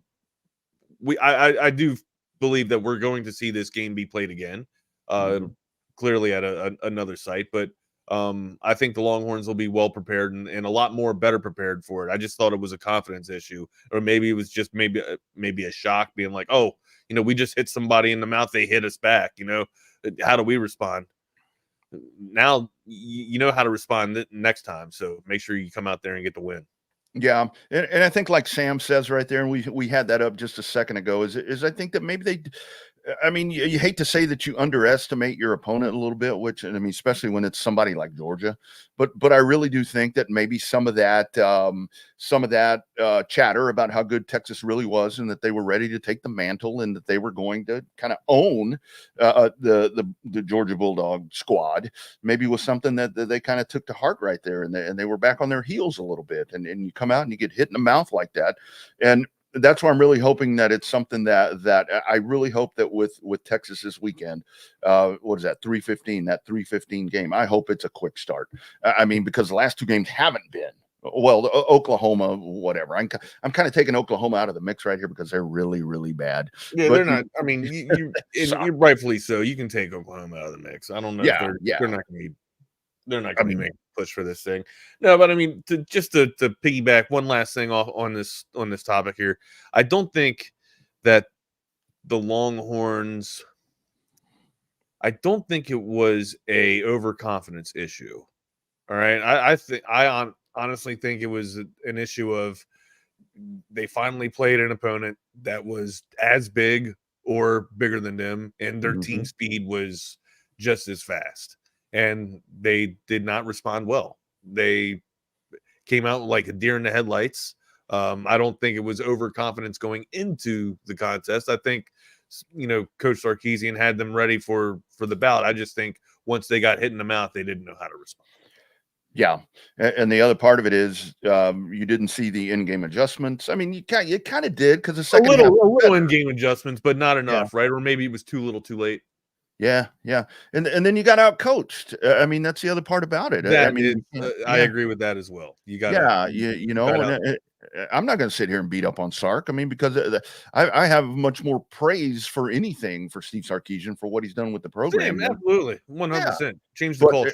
This was. I mean, pardon the pun, this was big game Kirby that came in here and had his team better prepared. And they just, like we said in post game, he just got beat. But you know what? Don't sit there and cry about it. Move on. And well, let's move on. What do you think? What do you think the Commodores are going to give us on Saturday here? I know we got a few. I know we got a few more days to break down and talk about it. I know we're probably going to get into it a little bit more tomorrow here. But as far as plan of attack, which way do you think the Commodores are going to roll? Wags, I think they're going to throw the kitchen sink at Texas. I think that they come out. We talk about the whole thing about shit you haven't seen on film. I think they're going to come out. We're going to see trick plays. We're going to see all these stunts and shifts and all these different things on defense. I expect everything from these guys, especially in front of their own crowd, with the run that these guys have been on, with the position that they've put themselves in. Imagine, just hypothetically, imagine if they can win this game. Holy smoke. And I think that they do whatever they can. They're going to hit hard. I hope Texas is ready. I mean, here's a good SEC atmosphere in Nashville. No, yeah, it's gonna be absolutely wild, man. We'll get more into. I see our guests just kind of pop backstage. We'll get more into the Texas and Vanderbilt here as the week progresses here. Let's kind of bring on our guests here. I'll kind of let you go at this, Rodney. You found our guest. Let's kind of talk a little rodeo here. Let's do that. Before we do that, our guest, take a little urban cowboy. Our man JJ Gotch, presented by our friends at Real Truck. It's realtruck.com. Be sure and check them out. The #1 truck accessory brand in the United States. Selling upgrades for the ultimate tailgate party. You can find your hitch grills, powered coolers, weatherproof awnings, and more. Find a dealer near you. Football season is here, and it's just a great time of year. It's going to cool off a little bit. Ultimate tailgating experience, and you'll find it at realtruck.com. And we do dive in right here. Pleasure to bring on a great friend of ours, a great friend of a lot of ours. Good morning, JJ. What's up, fellas? How we doing? Doing well, sir. Have a good. What I asked about my guests every time they come on. You have a good breakfast this morning, because that's the most important thing of the day. I had a fantastic breakfast. Had some eggs and bacon. Just all American today. Right. I didn't have the bacon. We had eggs and sausage though. But yeah, it's good stuff. Eggs, cornerstone. You got to get that. You got to get that good meat fat in there. That's what I'm saying. JJ, the CEO of the Austin Gamblers, and man, this is really cool to say. Austin, Texas has a professional sports franchise that is a world champion. And that is outrageous. As a lifelong, citizen of these parts, didn't think I'd ever say that. JJ, walk us through it, because you guys sure as hell didn't do it the easy way this weekend. Relive that for us. No, it was crazy. And, when you win something, if you have to struggle to get there, it means a lot more. And we definitely struggled this year. The first 2 years, we were the darlings of the league. We won the regular season both the first 2 years. And then, we got tripped up in Las Vegas. Last year, we got to the championship game and lost. And we made a commitment, and we made some off-season moves. We traded some young talent, and we wanted to win right now. And so we got a 30-year-old named Ka'iki Pacheco, a former world champion, to join Jose Vitor Leme and Dalton Castle. And we thought we had all the right pieces in place, but we struggled this year. We were 13-15. We had a losing record in the regular season. We kind of limped into the tournament. In round one, we lost our first game. Fortunately, there's what's called a last chance game where we had to ride against 2 other teams and beat both of them.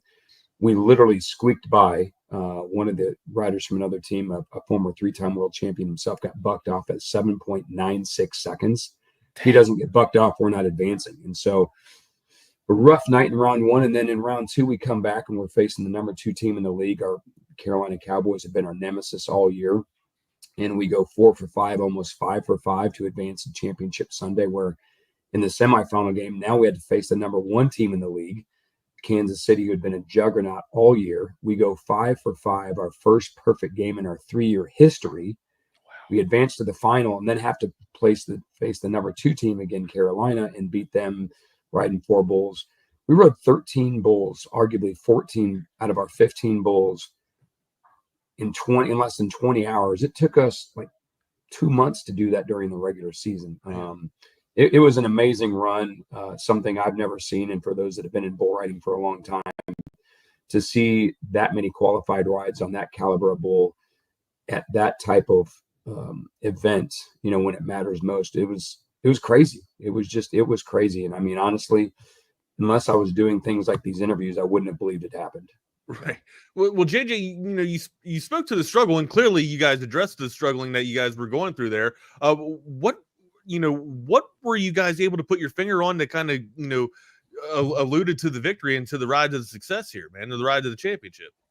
We just kept on saying it, and I don't even know how much I believed it, but we just kept on saying, get to Las Vegas, get to Sunday. If we can get to Las Vegas, we can get to Sunday, and we're healthy. We had 3 of it. We had what we called our trip aces. Jose Vitor Leme, arguably the greatest bull rider in the history of the sport.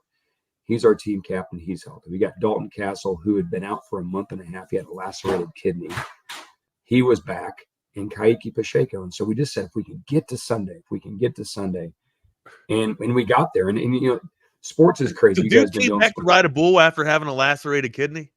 Yeah, these guys. It's so funny because when I look at, and the Sixers are my favorite NBA team, but they're already talking about load management with Paul George and Joel Embiid. They're not going to play back-to-back games. These guys rode 3 bulls in 20 hours.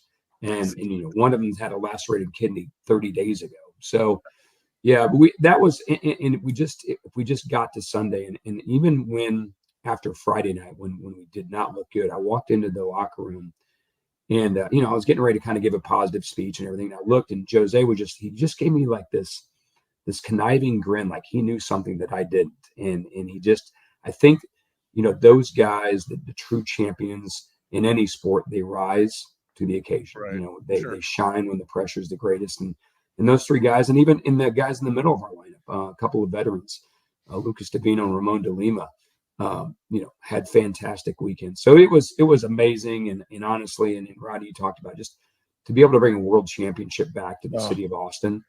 It's such a great feeling. Yeah. JJ, talk about, so I looked going into the weekend, and I was looking win probability and all that, and you guys were like at the bottom. And I'm like, man, I had to think that somewhere, I've had the pleasure of meeting Michael Gaffney, and I had to think, okay, that's going to fire this dude up right here. Talk about Coach Gaffney. Weird to call him Coach. Coach Gaffney here, because he had those dudes fired up and ready. Well, it's interesting because, this year betting became legal on bull riding. Yep. And so we were on DraftKings, and it was funny because at the beginning of the year, at least for the first half of the season, we were always favored. And then as the season went along, it kind of went back to even odds and then to where we weren't favored. And I don't know how much the guys really paid attention to it as much as I did, but I was like, okay, it's pretty accurate. But the crazy thing is, so we've got an analytics guy on our team. We brought him over from UT, super smart. And so he runs this computer modeling every night on the success probability of not only our rides, but the other team rides. Well, at some point, our guys figured it out and they were trying to figure out what he was doing. So they started getting a hold of his sheet each night to see what their own ride probability was. And they were getting pissed at the end of the year because the ride probabilities were down. And at the end of the year, and after the semifinal game, I remember Lucas came in and with an expletive said, F you, Charlie, put that in your computer. So to your point, these guys, they did look at it and they did get fired up, no doubt. It's awesome. That is super awesome. JJ, I do want to ask you with this because one of the things where I know with you guys, it again with Austin has kind of put itself in just a position to where it's held in high regard. You guys, even though as a newer franchise, are called the Yankees of professional of PBR. I mean, your thoughts on that? I mean, the Yankees are in the World Series. They've got 27 World Championships, but man, to be kind of thrown into that realm already. How do you feel about that? I don't particularly like the Yankees. I'm a Phillies fan. However, to be compared to, and again, if you like them or don't like them, the Yankees or the Cowboys or the Lakers or Manchester City or Manchester United, it's the on the field product, but it's really the whole it's the organization and it's the brand. And so for us, when you think about the Yankees, you think about excellence, you think about 27 world titles and, the biggest brand and most valuable brand in baseball, and the Cowboys, how many billion they're worth. So honestly, if somebody were to compare us to a franchise like that, I honestly, I find it flattering. We truly do. We feel like we built the best roster in bull riding. Arguably we have one of the greatest coaches, one of the founders of the sport, Michael Gaffney, who's the 1997 world champion. Adriano Moraes, who's our assistant coach, is the very first PBR world champion, the first 3-time world champion. Our front office staff has done an amazing job in all the different areas from sales and marketing and social media and content and ticket sales. And so, we strive every day to be the best. And one of the greatest motivators for us is that, we've got 5 guys each night that put their hand in a rope that are literally risking their lives for our team and for our brand. And so it motivates you to go out there and work hard every day because you know how much those guys are risking for the brand, that you want to do the same thing. And so again, we strive for that. And if people want to compare us to that, I love it.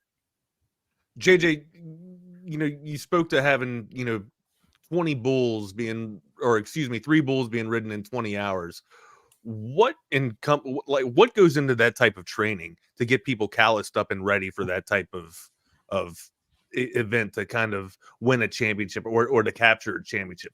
Can you speak to the training that you guys go to with Coach Gaffney there? Yeah, I mean, a typical week, Wags, for these guys once the season starts is that we all will typically fly out to the event on Thursday. We'll get into town on Thursday night. We'll have a team dinner. We get up on Friday morning. The guys do a lot of mobility work, because our guys, you want them to be strong, but you don't want them to be big because when it comes down to you want to be limber, right?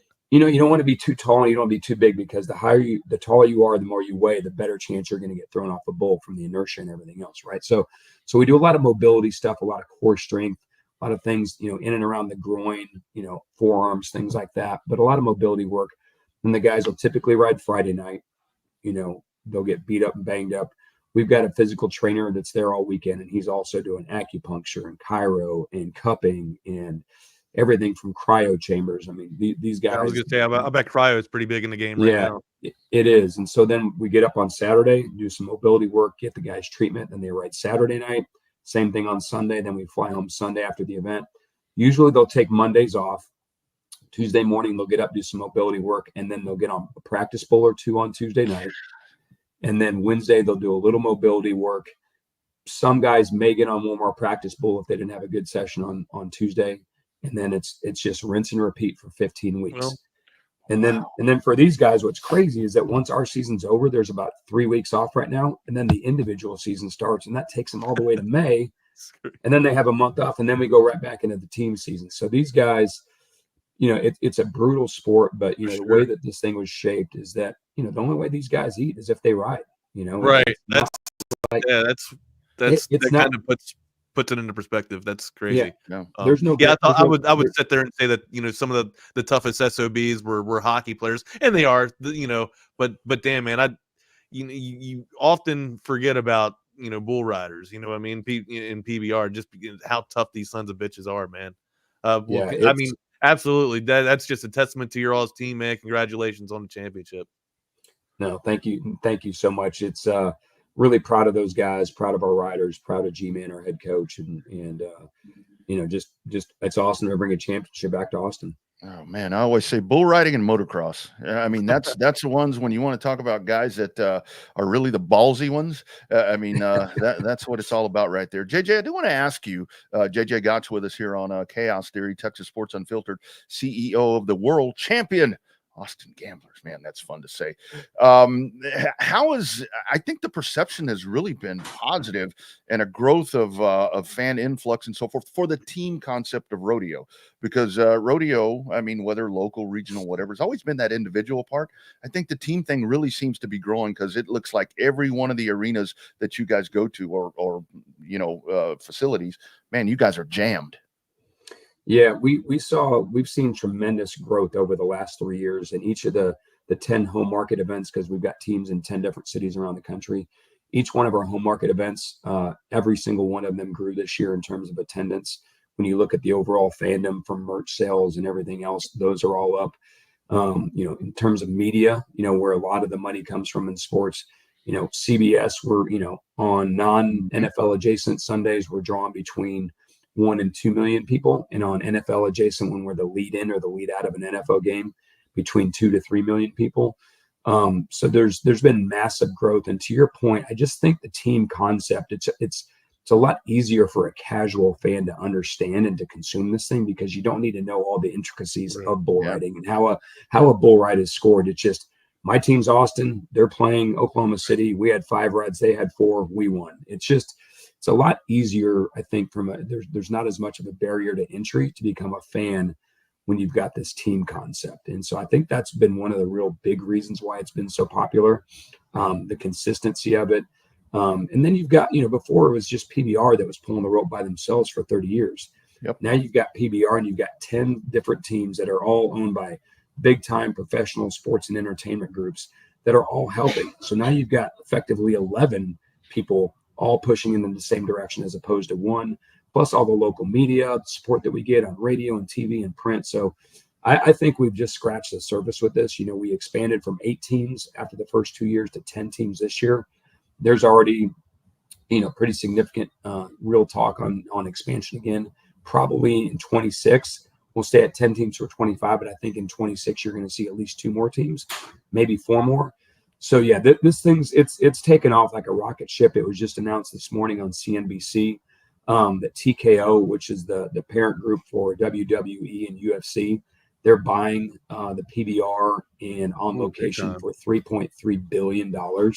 So there's a lot of people that see the value in this thing. So I think we're right on the front edge of this thing. And it's great that Austin got to be a part of this from the beginning. We'll speak a little bit to that, to the growth of not just to where PBR is going to go, but where the gamblers are going to go with all this success now, JJ.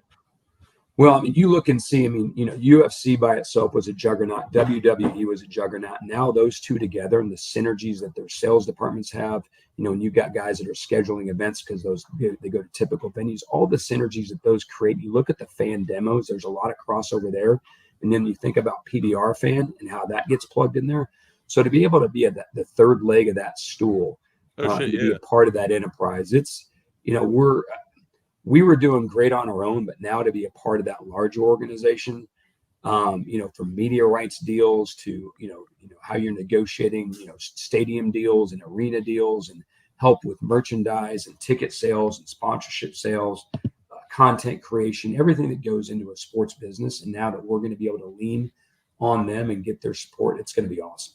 Yeah, and that crossover is amazing. I know when you guys had the livery on one of the race cars at COTA back in March or April, whenever that was one of the most popular cars with folks that I talked to right there. And good job of putting it to Richard and Austin Dillon right there. I like that. I'm going to give them a lot of hell about this. I have to ask you, JJ, how in the heck did you get that through TSA? Well, I think it was because we were in Las Vegas. I don't know if I would have got that through anything else, but when I think the TSA in Las Vegas on Sunday and Monday mornings are used to seeing some pretty crazy stuff. Sure. And I will tell you, I got some pretty interesting looks from the TSA, but it's just so massive and it's such a talking piece that I think they were more enamored by it as opposed to not going to let us on. And so I was just worried that the folks at Southwest Airlines were going to think that it was some type of weapon, but they were great. They let us bring it on and keep it up in the cabin. And I just, being a sports person, you look at, from the Stanley Cup to the World Series trophy, those things don't fly under the plane. They fly in the plane. They're in the cabin, not under. So I just felt like that was going to be a fun opportunity to bring that thing back. And we're still like right now in the planning stages. We had to go up to Fort Worth yesterday to do some TV. And so Coach Gaffney and myself, we took the trophy up. We stopped at Bucky's. We stopped at the Check Stop. And so we started hitting some places and getting some photos with it. It's going on tour with it, man. Yeah, we are. We're going on the Big Buckle tour. So it's love it, man. So I'm sure you had a lot of emotions, a lot of happiness, a lot of joy, but can you hone in and focus in on one memory that kind of resonates above all out of the championship run that you guys had? I would just say the moment that Jose rode the final bull in the championship game on Sunday that sealed it. As much joy as it was, and honestly, it is as much relief as it was because the pressure that I don't know that was put on us or if it was just we put it on ourselves, but to get so close and to have those 2 first years where we had the great team and we didn't fulfill our destiny, for lack of a better word, and just the struggle that we had this year. We were in our dirt suite and I had my wife, who on Sunday, the day that it happened, was our 23rd wedding anniversary. So she's been riding shotgun. Yes. So she's been riding shotgun on this thing. And, we worked for Nolan Ryan for 24 years and had a great experience and we're comfortable there. And we took this leap of faith and she was right there with me. And so she's been there through the good and the bad. And then we had Coach Gaffney's wife in the dirt suite too, said that I think when Jose rode that final bull that clinched it and the three of us just kind of hugged and embraced, it was a moment of joy, elation. I was crying like a baby. Sure, yeah. But I'm somebody was trying to give me a hard time. I'm like, you know what? I'll do it again. It was massive elation. And probably, I've been extremely fortunate to be part of some really fun experiences and championships over the year, but nothing like this. And again, I think the struggle, not winning the first 2 years and the struggle of a tough regular season made it even more meaningful this year. Yeah. Well, JJ, congratulations. Yeah, absolutely. Super great. JJ, on the way out, got to ask you, Fall Classic, that'll fire off tomorrow. You have a little bit of experience in baseball, like you talked about right there. Your thoughts, Dodgers, Yankees. Fernando Valenzuela passed away. I said that 81 series there that Fernando, my old emotions are telling me the Dodgers are going to take this. Your thoughts on this one? Man, I don't know. It's been a topsy-turvy. I'm one of these guys. I hope it's 7 games. Yeah. I hope it's 7 games, and I hope the final game comes down to the 9th inning. And again, either you like the Dodgers and Yankees or you hate them, but just 2 historic franchises, both ends of the coast. It couldn't have been a better ending of the season for MLB, and to have your 2 stars, to have Ohtani and Judge going against each other. Yeah, I think it's amazing. And so I don't know. Just for the fact that maybe somebody compared us to the Yankees, maybe we want the Yankees to win. But obviously, I'm a suffering Orioles fan, so don't compare yourself to the Yankees, please. Well, that's the whole thing. Is I'm a Phillies fan, and this was supposed to be our year, and obviously, injuries, man, injuries. Yeah, but we'll know. Appreciate you guys, and look forward to checking with you guys here over the next couple months as we get this tour going, and maybe we'll stop by y'all's place at some point. Absolutely. Take a look at that big old belt buckle. Looking forward to it. Congratulations. Hey, JJ, thanks for the time today and congratulations. You got it. Thanks, fellas. Take care. You bet. There he goes, JJ Gotch. Rodney, good CEO, get, man. Good world get. champion. That's pretty cool right there, man. That is cool. That belt buckle's cool as shit too, man. We did back at the Horn. We did it was like a Saturday that we did out there. The first Gambler Days, I think it was, and I got to talk to a couple of. There's a rider there from. He's got riders from Elgin. There's some hometown dudes on that team right there, and it was really cool to get to talk to them and see. I mean, Rodeo gets people really. Now, correct me if I'm wrong, right? Zeke Mitchell out of Rockdale. Good call there. Good call there for Zeke. Correct me if I'm wrong, though, Rodney. Like, I feel like bull riding and rodeo, just the culture is kind of similar in a way to like to racing, Very right? Like you're kind of you're put into it. You know, when you're I'd say. Is 6 too early to ride a bull or to ride a calf? Yeah, a little bitty. I mean, I think they start them like if you go to like the Cedar Park Rodeo out there, you see they do the mutton busting where they're out there trying to chase around the whatevers, and it's like I mean they start them way early, man. And I do got to give a shout out there to Bobby Chaffee, my revved up partner. He sent me over there about that purchase today, and I'm like, I don't know if we'll have time for it, but just what JJ brought up right there, man. I think that thing's about to blow up, man. It pretty big deal there. CB, we're gonna do you a solid, buddy. We're gonna give you the athlete on Friday. We're gonna give you the athlete tomorrow, my guy. That's right. Because we had some things going on Wednesday, and we had some things going on today. So we're gonna give you the athlete tomorrow. We promise. That's right. Okay. That's right. We know that's the only reason why you tune into this show. It's for the athlete. Texas Sports Unfiltered, Uncharted Waters. We talk rodeo on this program, thanks to JJ. How about a word from our friends at Covert BK? It's really a family experience. You know, I walked in the showroom today and everybody greeted me by name. How are you doing? What's going on? How's everything going? From a price standpoint, from a customer service perspective, just conversation when you come in, it feels no pressure. I want to buy cars here. The family buying car experience. One of the best that you will ever have. Come and experience it for yourself. Covert, born and raised in Austin. I bet Dan Covert's been to the rodeo before. I bet he's been to a few. I was going to say, I wonder how, if he ever grew up, bull riding or lassoing up some calf or anything. Or hell, that's something I wanted to ask JJ, how long he'd been doing the damn thing for. Or when the people actually get started in it. I think when you race, you start racing go-karts around 8, 9, 10 years old, something like that? Five? You get some 5-year-olds out there, Wags, and it's like, holy shit, is this really safe? But no, it's not. And I've had, and it's so funny talking. Well, they got the helmets all over the helmets covering their eyes, right? Helmet's bigger. The helmet's bigger than the kid. Yeah, the helmet, it looks like that dude at the game the other day. I mean, the head's that big and a little bitty body about the size of the mouth. Did you see? Are you talking about the kid that looked like Conway Twitty? Yeah, with the hair. Yeah. I thought that was AI or that was an embellishment, some type of computer generated animated illustration. And then you saw a video of him reacting to his picture, and his hair looked the same. Brother, they don't make them like that anymore, man. They broke the mold when they made you, my guy. Holy hell, that dude needs to be an icon, man. I think he was at volleyball last night as well.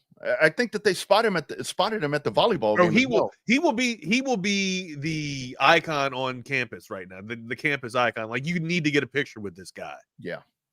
Lay you down and softly whisper, pretty love song in your ear. Something like, I can't remember Conway, but I think that's how it goes. Tell you all the things I know you want to hear. Yeah. I'll let you know how much it feels. Love to lay you down. That's the song, Lay You Down. Yeah, you can't make songs like that anymore. It's like, well, I guess you can. Conway could. Yeah, Conway could. Conway Twitty. That's one of the greats right there. Speaking of on campus, what the hell happened to Liberty last night, man? That kid is bad luck. CB said that kid is bad luck. Oh, well, yeah. Hey, whatever. Maybe. He probably got more girlfriends now than you or I have ever had. I'll bet he can line them up, CB. Yeah. I'll bet he's good to go. Yeah. Kennesaw State beats Liberty. Woo. How about that? Yeah, that team. How about that? I'll be honest with you, Rodney. I didn't see that game. I didn't either, but I saw some highlights. Kennesaw State was 0-6. Liberty was 5-0. Liberty hadn't lost a regular season game since I think November of 2022, and that's changed because they lost. There goes that extra participant in the playoff thing. Liberty's kind of been thrown into that. Well, not now. Nah. Yeah, they gone. They out of the bag and mixed. What do we got? What is left on the rest of the slate today? Because I want to bring up a little bit of a hypothetical. Do it, brother. Do it. Okay, so everybody's sitting here talking about Derrick Henry that should have been winding up on the Cowboys here, right? Is there any type of mid-season trades that you would see Dallas maybe going after and getting? Are there any type of running backs out there that's still available that you think are gettable, considering Jerry would want to make a move? Now, I would think that the backfield's kind of full when Dalvin Cook can't even get into the damn backfield. But are there any running backs out there that you think worth giving a shot and making a stab at? I had really hoped that maybe the Alvin Kamara deal could happen. But again, I mean, that was just very far-fetched. And like we said yesterday, Kamara just extended with the Saints a couple days ago, the night before last. So that's all done right there. I think about the only glimmering hope, if you're looking for the Cowboy running back room to change, I'm not going to say improve, I mean to change, I think, is it maybe Dalvin Cook gets on the field. I mean, maybe it happens this week. I don't know, but I mean, I don't know who you can go get. Would you consider reaching out to Jim Harbaugh and seeing what their backfield status is like out there in LA for the Chargers? I mean, possibly. Gus Edwards isn't exactly utilized the way that people thought he would because of how well J.K. Dobbins has played this year, right? Yeah. But still, that being said, I think that's the plan of attack for the Chargers. They don't have an exist. Their aerial attack is so inept that they can't even rely on it, right? So people just stack the damn box and play up against the Chargers with 8 in the damn box here. So I guess that's the plan of attack, to have 2 running backs that can be able to tote the rock at a high level. So maybe they don't acquiesce and get rid of Gus Edwards or J.K. Dobbins, but I would at least try to reach out and make the call there. Those are 2 decent backs that I think could help out in some type of scenario there for the Cowboys. Maybe it's too little too late for the Cowboys, to be honest with you. Yeah, and I think the other part of that is because, like I said yesterday, his name is Jerry Cap Jones. I think that's the other problem that you're going to run into with them, because they do have cap space if you look at it.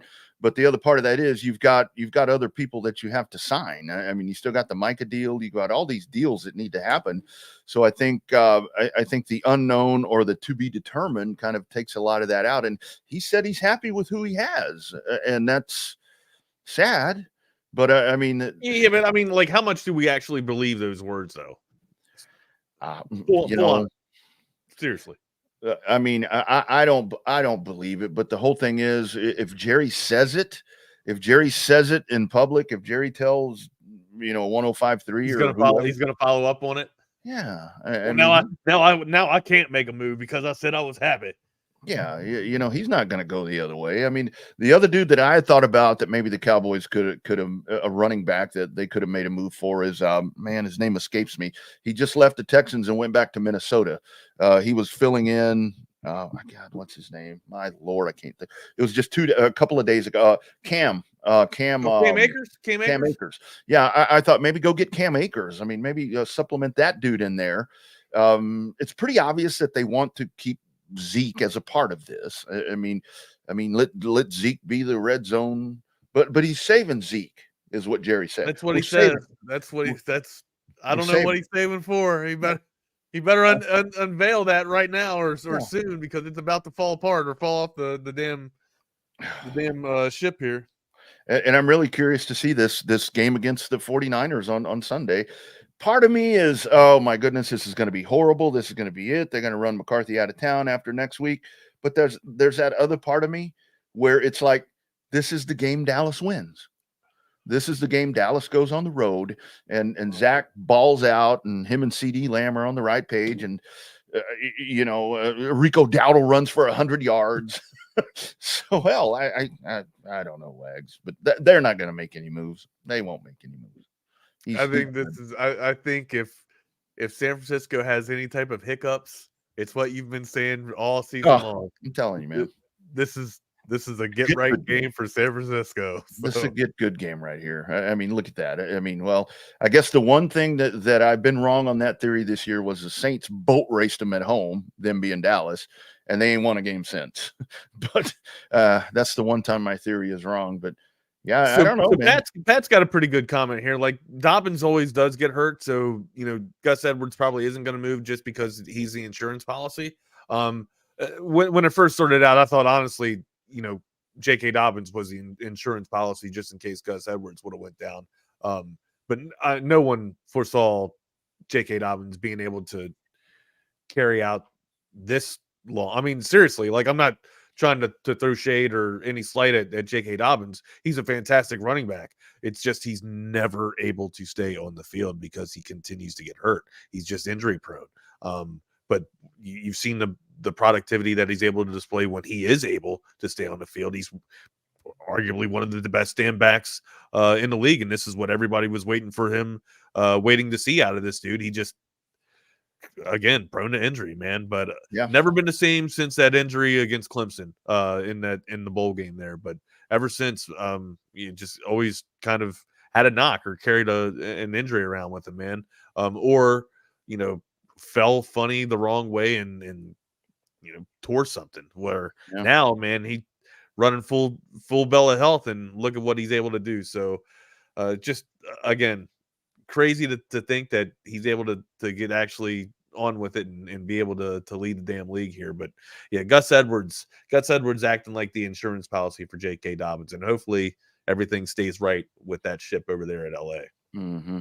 I saw something. That's all they have right now, man. That they ain't got nothing else. That's all they got, man. I saw something, maybe it was the end of last week, early in or over the weekend or something, where Ashton Genty had said, man, it'd be really cool to go home and get drafted by Dallas and play for the Cowboys. I'm like, man, don't say that. Don't get your hopes up. That makes too much sense. Don't do that to yourself. Yeah. I'm like, dude, you fill a hole that they need. That makes too much sense. Don't do that. So they don't really do logical stuff there at Dallas. What's up, Ike? He does logical stuff. Ike, man, I got a lot going on today. I might have to call in a bread bowl. Yeah, might have to call in. I gotta run some errands here. Got to do some things for my kid. Yeah. So. Yeah. Hey, Wizards have a chance tonight? No, Wizards. I don't know if the Wizards have a chance, but I'll tell you what, man. How about them Capitals? 5 in a row for the Caps. I don't know if you guys are paying attention, man, but hell, looking good so far. Looking good so far in the first week of hockey. I'll be checking out, 1, baby. 5-1.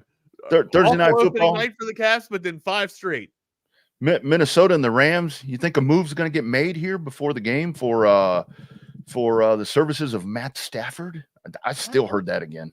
I heard that again, that Minnesota. I haven't seen this anywhere. Where have you seen? I'm going to have to get this link from you here, man. The move just doesn't make sense to me, right? So you would, because clearly Darnold will have to be into that piece too. And Darnold, I feel like Darnold's playing at a damn high point in his career to where, you insert him in with the Rams now. It's weird to say this. I think the Vikings have more with the injuries that are going down in the wide receiver room for the Rams. I think the Vikings have more pieces and more toys to work with than the Rams do at this point. You could argue with Kupp, Nakua, and Whittington that Rams wide receiver room is pretty, and Tutu Atwell. Like, Atwell can get crazy and fly with it too. Like that wide receiver room can be one of the most dangerous wide receiver rooms, along with Kansas City. Sure. But the Vikings have themselves a very dangerous wide receiver room as well, with JJ and Addison and Hawk when Hawk gets back too, man. That trade just doesn't. If Darnold wasn't playing so well, sure, I can entertain the thought, but I don't see how much of an edge it gives the Vikings, because that the Rams are going to ask for at least at least a 2 in terms of draft capital for Stafford. Yeah. Right? You'd think at least. Yep. Yeah, we'll see. Now that and still Cooper Kupp continues to be kind of tossed around as maybe a trade. And also tonight we'll bring in our man Jeff Howe for this. Hey, Jeffrey, what's up, buddy? San Antonio Spurs tonight. Jeff Howe, you ready? No, Spurs no. No, yeah, that's all I have to say about that. Yay! Yeah, you guys know I'm not a Spurs fan, so no, not looking forward to that at all. Spurs Mavericks tonight. Where's Kawhi Leonard, by the way, Wags? Forgot to ask you that. Dude, he's hurt again. He's hurt. He's not going to be playing for a while. Oh my God! I tell you, that guy out indefinitely. Out indefinitely. Didn't even see him in the box score. I think it's a knee. What's that? Kawhi, it's a knee. Yeah. It's a knee. What you got going on today, Jeff? Hey, I was trying to think of something with is Trump's Austin visit, is that today or tomorrow? Is what? Trump's Austin visit. Is that Joe Rogan, right? He's doing Joe Rogan. He's doing Joe Rogan, and I think there's a rally and some other. My big thing is everybody listening knows traffic is already pretty freaking brutal in our fair burg. So, Secret Service and everybody around, plan accordingly. Give yourself a little bit extra time to get around tomorrow. I think it's tomorrow. I don't know. I'm just going to stay off the damn roads. Thank you for bringing that to light, though. I didn't even know he was coming to town. Yeah. Is it today or tomorrow? Yeah, Friday. It's tomorrow. Yeah. Friday. So, oh, great. Plan your day accordingly. Yeah, you know how I'm going to plan my day? I'm going to get all my shit done that I need to get done for Reed as soon as we get off here, and then I'm going to sit here and Wags. That's not leave the damn house. That's what's going to happen. That's the best policy. Hey, and I don't get political on this show, but I'll say we're closing in on, we got that week to 10 days to election day right now. Yep. Everybody's talking about the presidential race, but I'll remind everybody, check out who you're voting for your county commissioners and your judges and your city council. Yep. Local races. Those are the races that impact how you live day to day. That's right. Just educate yourself and know who you're voting for when you go to the not even the ballot box anymore. When you go to the screen. Educate yourself and know who you're voting for here. Now I'm going to ask you something too to piggyback off of what Jeff's saying. Maybe you're not motivated, or maybe you think that your vote doesn't matter, or you don't want to get out and get your vote. Please, as someone that fought for you to be able to vote and to express your right to vote, exercise your freedom, exercise your right, get on out there and rock the damn vote. Please do that. Right. If not for yourself and not for I'm asking you as a favor for me, please get out there. I don't care who you vote for, just make sure it's an educated vote. Even if you write somebody in, just make sure it makes sense. Yeah, man. Just maybe don't write Harambe in. Don't write Harambe. That shit pissed me off. That's what actually got me out of politics. Made me quit all in general. Is all right. I'm not doing anybody's campaign anymore. Damn it. You write Harambe in, he beats my candidate out.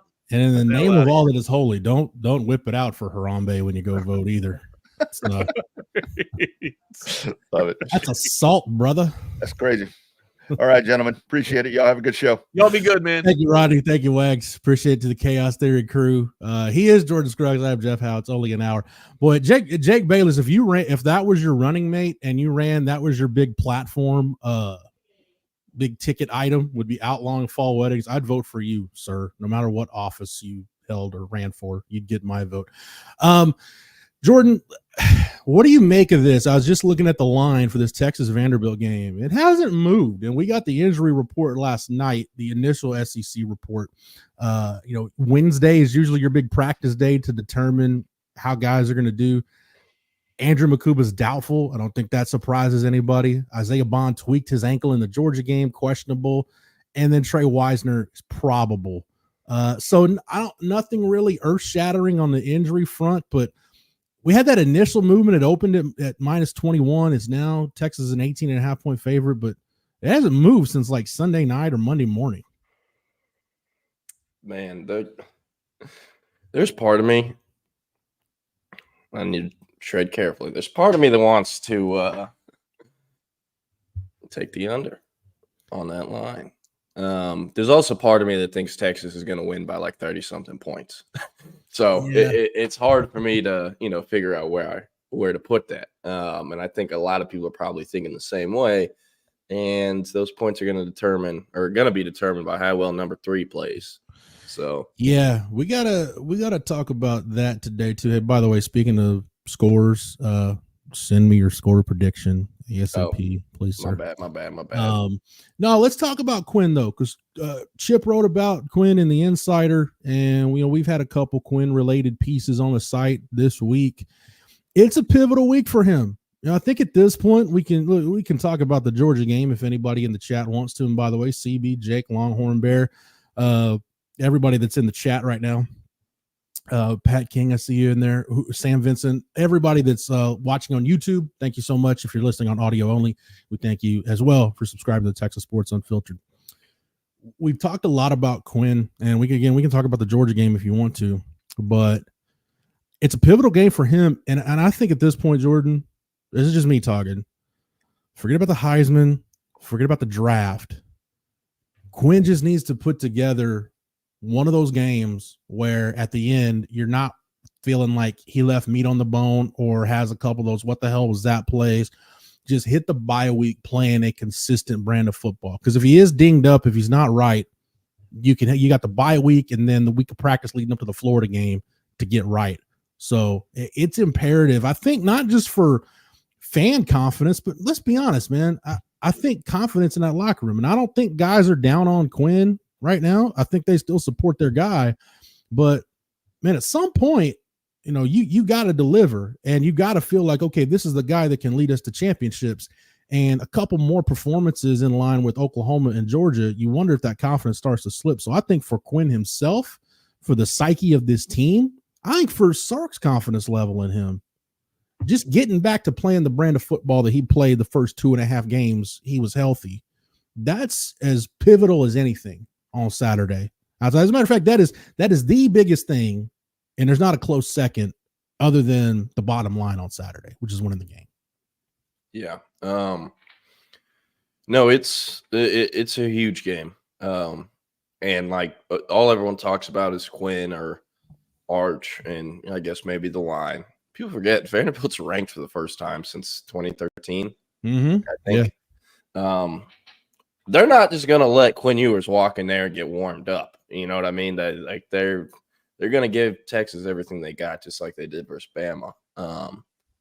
So I feel like we'll know pretty quickly about Quinn. Yes, he's had some bad starts where he'll figure it out. But if he comes out the gate stinking it up, I'm not going on a border on Twitter. I'll say that much. So as far as like first drive goes, what I would scheme, I know everyone keeps calling him check down Charlie and, the average depth of target. I don't care. Throw a halfback screen, throw a receiver screen, throw it behind the line of scrimmage, get them like 4 completions in a row and get them going. Yeah. And then when you get in the end zone or in the red zone, hand the ball off. Do not throw it. Hand the ball off. It couldn't run versus Georgia. As much as I love Vanderbilt, my guys at Vanderbilt, good staff, a lot of good kids up there. They're not Georgia, and I think Texas will be able to run the ball versus Vanderbilt. So here's my thing about running against Georgia, Jordan. Is it that they couldn't or they wouldn't? Well, I mean, I think it's a mix of both. They figured out they couldn't. They're like, all right, we need to pass it. I feel like they pretty much hit what Colorado State did, where they're a run-heavy team and then showed up and it's like, damn, we can't run the ball. We're only throwing passes the rest of the game. That's kind of what happened to Texas versus Georgia, I feel like. Like they did keep attempting to run the ball, but they figured out they couldn't go up the middle, and eventually Georgia was figuring out the wide zone pre-snap. So,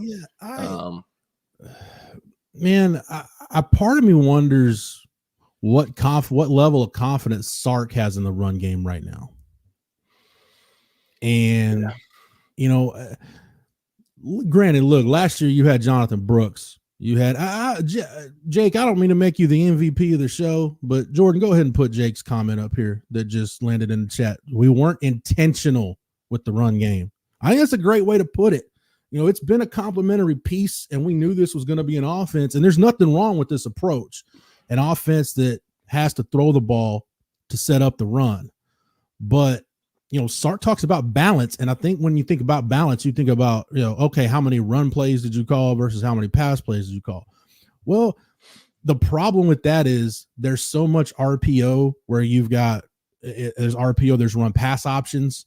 Sometimes it's a pass option. Sometimes it's a run option. So, all your zone stuff is all your play action stuff. Most of it is tagged with something. And we don't know what the tag is unless we're told. So it's not necessarily about play calls or play selection or however you want to describe it. It's about keeping yourself in manageable down and distances, staying on schedule enough to where the whole playbook is open.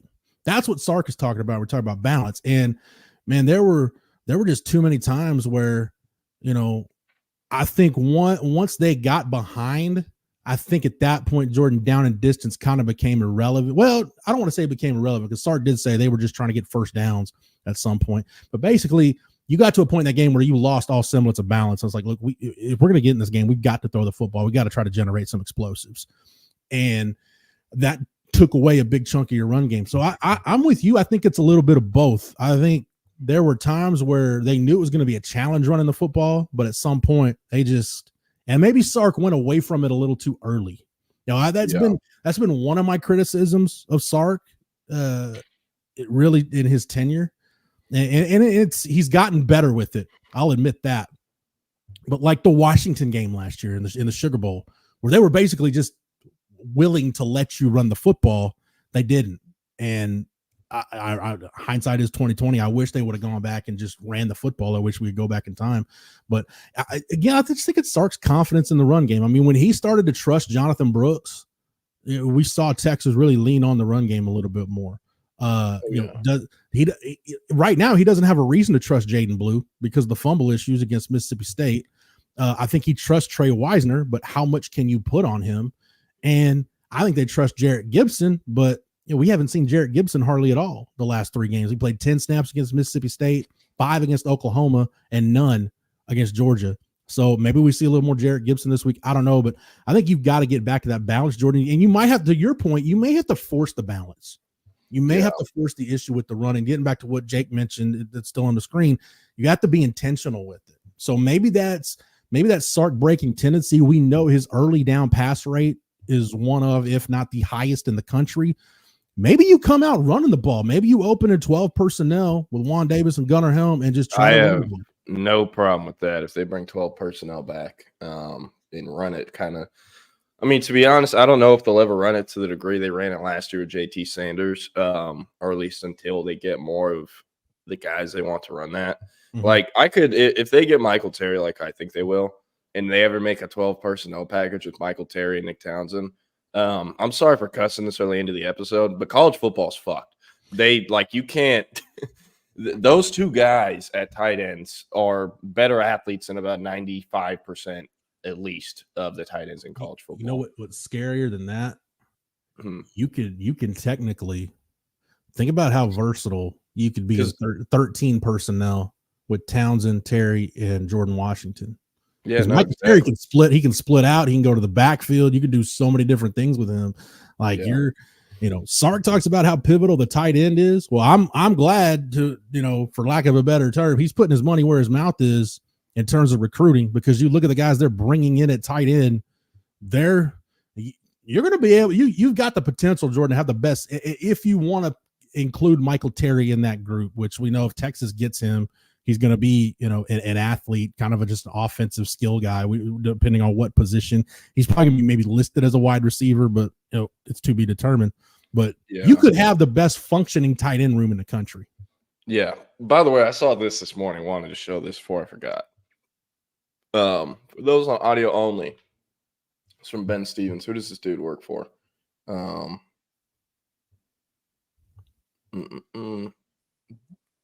Sports Grid. Interesting. Okay. Well, Ben Stevens of Sports Grid has some data he posted on Twitter yesterday. There are 27 FBS offenses averaging at least 6.5 yards per play this season. 29 FBS defenses allow 5 yards per play or less this season. Only 7 FBS teams are doing both. Army, Auburn, Indiana, Ohio State, Ole Miss, Penn State, and Texas. And Jake, I'm with you. How in the One of mighty these F things is not Auburn? like the other. How is Auburn on here? And also, Penn State is only on here because of Andy Kotelnicki. I don't know if there's any awards for best hires made of the offseason, but if there is, James Franklin deserves that. Honestly, Who deserves it? Who deserves that for making the good hire? Say it again. Say it louder for the people in the back. I wasn't done yet. I was about to burn his ass. So, what bowl trophies does James Franklin have, right? Because the point I'm about to make, whatever trophy you get for making that offseason hire of Andy Kotelnicki, and for those who don't know, he is now the Penn State offensive coordinator. He was kind of the mastermind. I mean, I don't want to take anything away from Lance Leopold, but he was who got that Kansas offense grooving and moving the last few years. Kotelnicki was very good. Yeah, Penn State hires him because they have this really talented quarterback, but they have a dunce calling plays or doing stuff with Franklin. And, you know, they're used to guys who can't throw the ball 10 yards down the field like Sean Clifford. So it was a bit of an adjustment. And they also had a really good running back, Nicholas Singleton. He'll be a draft pick. I think he's eligible this year. So, you know, they've been ripping and running, and it's because of that offense. They're getting it clicking. But, man, I'm totally with you, Jake Bayless. I don't know how Auburn is on there. Like, that actually doesn't make any sense for it. And Jake Bayless is right, and Kansas has suffered for it. They're 2-5, brother. They're on the struggle bus, living the Jeff Grimes experience. Yeah, and how about Indiana too? We barely talk about Indiana just because. I mean, I almost said because they're never going to play Texas, but I mean they could run into each other in the playoffs potentially. Dude, that's insane. You know, Kurt Signetti, he's inching up to Matt Rule on my list of favorite active head coaches in the country. Because like Kurt Signetti, to borrow a phrase from my high school offensive line coach, Clint Hudson, I think Kurt Signetti, when he wakes up to shave in the morning, Jordan, he doesn't use like razors or shave gel or nothing. He just gets like a bowl of warm water and a brick and just goes to work. That's how rugged Kurt Signetti is. He has no compunction about cussing during a press conference or just being just very blunt. Like, you know, I thought about, man, could his name's probably going to be a hot name for the Florida job, you know, when it comes open. But like, if I'm Kurt Signetti, like I think Kurt Signetti might be too rough around the edges for Florida, or he may just be what Florida needs. Like, you know, what would be the perfect place for Kurt Signetti, honestly, like who he fits. If Kurt Signetti was the head coach at Texas A&M, like everything that fan base wants to be, like, dude, he would be the perfect head coach for A&M and to represent that fan base for like what A&M thinks it is and what they want to be. He'd be perfect. I didn't know he coached at Bama. Oh yeah, he was on Saban's initial staff. Wow. Yeah. He was with Saban for a long time. Thing is, you know, this is year one at Indiana. I know they're really good, but you're going to get hired after 1 year in Indiana when, you know, prior to that you hadn't been at the Power 4 level since 2010. Yeah, he's at JMU for a minute, and 1 year at Indiana. I mean, Elon, 2 years, IUP, 5-6 years. He's 126 and 35 overall, by the way, as a head coach. They were really good at JMU. I don't want to get too far down the road of coaching hires. But like, dude, Florida, whenever they part ways with Billy Napier. I mean, bro, they beat the snot out of Kentucky with DJ Lagway. Crazy how that works when you play the 5-star freshman. Like, Billy Napier needs to write a letter to Joey McGuire. It's like, hey, man, I was committing coaching malpractice earlier this year. I was playing Graham Mertz, and then he got hurt, so now I can't really be stupid anymore, so I'm playing DJ Lagway. You should play number one, that true freshman that's your highest-ranked prospect in program history. That guy needs to play. He helps you out when he's on the field. I apologize for my wrongdoing. You should apologize and fix your wrongdoing. That's what he should do. Well, it's kind of like Tom Herman playing Bijan, right? The only reason DJ Lagway is getting a run is because Graham Mertz got hurt. Yeah. Like if Keontae Ingram doesn't get hurt in 2020, we don't see Bijan get, you know, they don't saddle Bijan up and ride him like they had to down the stretch. But I digress. But man, Florida's got to get this hire right, though. I mean, they've had, you know, you're at the point where, like, kind of where Texas was when you hired Sark. Like, you just had two hires that didn't work in the end of Mac, and it's like, dude, you've got to get this one right. And GJ to Gainesville. Not to Gainesville. Yeah, I mean, they're not hiring. No, not to Gainesville. We'd love it, or I would love it, but that's not happening. If I'm him, honestly, I might rather stay at Texas State right now than go to Florida with the current just state of that athletic department. we talked about it though, Jordan, like the potential for jobs to be open, the kind of jobs that are going to be open in this state and in this region. We talked about it. There's potential for Baylor, maybe TCU, maybe Oklahoma State, depending on what happens with Gundy. Those are three Power 4 conference jobs that could potentially be open. So, I've got to think G.J. Kinney's going to be coaching somewhere else next year other than San Marcos, which is a shame. But you know who? I don't even know. I don't think he's ever coached college. I don't know. You'll know better than me. Mike McCarthy probably won't have a job lined up for next year, if we're being honest. Can a college team hire him? I mean, shoot, BC hired Bill O'Brien back to college. So, and if I'm not mistaken, they started out pretty well. I don't know how they're doing now, but still. Dude, if Mike McCarthy coached in college, I don't have his resume from me. It was a while ago. It was a long time ago. But I remember. Let's see. I remember. I think I've told this story before, but I just love telling it. I'm on the plane. I'm on a flight from Kansas City to Dallas the day after Texas lost to Kansas. Charlie Strong's last year at Texas. They lost that overtime game against Kansas, and everybody knows Charlie's getting fired. And I'm sitting with some people they're not big time donors. They're kind of, I guess, maybe mid-level, upper, lower level kind of donors.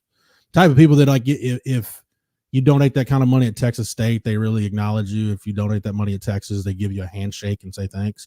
But I remember I'm talking to a couple different people, and somebody gets on the plane, looks at the guy sitting next to me as he's going down the aisle. He said, 2 names, John Harbaugh, Mike McCarthy.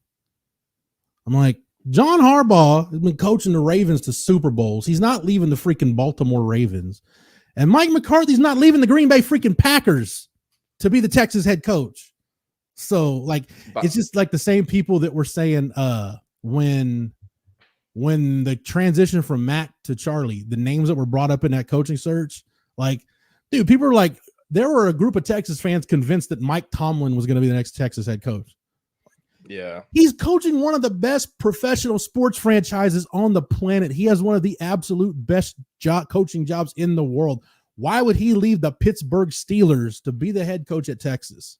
Yeah, like in the NFL, you can kind of pick and choose which, dickhead athletes you're cool taking, like George Pickens. In college, you kind of just have to take them.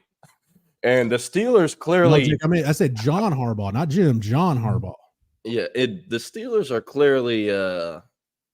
they've been trying to get rid of Pickens or get some value back for him since like January, or at least that's what I started hearing about. I don't know if they still are, but no. By the way, McCarthy, who started coaching in 1987, has 6 years of college football coaching experience. You want to guess where? Oh, I'm looking at it right now. I mean, Fort Hays State. He GA'd 87-88. He's a GA at Pitt 89, 90, 91, and the Pitt receivers coach 92. And the Chiefs hired him in 93 to be a offensive QC. So, yeah. And also, of the same people who were bringing up all those NFL coaches, the same group that whenever it came open after Herman, they were like, hey, we have the hire. He's a Longhorn, Kyle Shanahan. Which, we've talked about it. I haven't made any bones about it. My friend Rod Babers, one of his best friends is Kyle Shanahan, and I never asked Rod to talk to Kyle Shanahan, but about the job, and I don't know if they have. If they have, I'm not privy to that information. But no, Rod, something about Kyle Shanahan. Kyle Shanahan would be a terrible college coach because he messing with NIL and the booster functions and all that stuff, dude. Kyle Shanahan's idea of a great work day is being at the facility for 18 hours, half of those locking himself in the film room, crunching tape. That's fine. Texas will just hire John Lynch to be GM. We'll figure it out. I'm sure he could find some dudes. Dude, so yeah, man. I'd love to see John Lynch build a high school like recruiting board. Like I would actually probably pay money to just being a fly on a wall in that room. Jake Bayless brings up a name, and Brandon Marcello did a profile piece for 24/7 at CBS a couple of weeks ago on him. Dude, does a Power 4 conference school hire John Gruden in the offseason? Have you seen the stuff he's been posting lately? on social media? No, I haven't. No. Okay. Well, I don't watch it because I'm not a Chucky fan. I don't know, Gruden. I've never just been a big fan. The way he talks and the way he just delivers his words, I don't know. It's kind of annoying to me. But he's now doing this thing, and I might be a little wrong here because, again, I'm not actually watching these videos. I'm just scrolling past it because I don't want to watch it. I don't want it to show up on my feed. Yeah. But it's him in like a dark room, and like the camera is pretty damn close to him, and it's a really nice camera. Like whenever they do like Sunday Night Football on 4K, and you can see all of Chris Collinsworth wrinkles. That's the type of setup Gruden's got. And it's him like watching tape and breaking it down. Like, Brian Baldinger, how he does his breakdowns, where it's like T'Vondre Sweat bringing the pain. And like, he talks like that. That's basically Gruden, except like he gets so like revved up and like, or worked up, passionate about it. He's like sweating and there's like sweat coming down his face. And there's like music and he's like pumping his fists and stuff. Like, I don't think any college in America is going to hire a guy doing these videos in like his dark closet or something. And like he's doing numbers. Don't get me wrong. I've been told that he's doing like 7-figure views on TikTok. So he's making some money off it, but I don't know how much money Gruden really needs. Dude, he had it just goes to show you, man, that coaching for some of these guys, it's a sickness. It's a disease. And I don't say that facetiously. Like, why the hell John Gruden left his Monday Night Football gig is beyond me, because he was making what, like $9 million a year to do Monday Night Football and was good at it and was entertaining. And it let me forget for a few hours that no, John Gruden's a angry, just surly asshole of a coach. And like he's tolerable. So why he left that deal to go coach again, I don't know. But man, it just shows you, dude. Those guys in the coaching profession, it's a sick. He is currently an advisor for a football team. You want to guess which football team? Dude, do I want to know?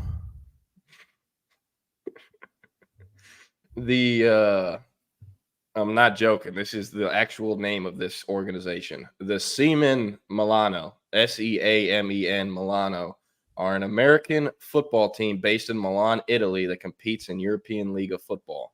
Prior to that, they compete in the Italian Football League.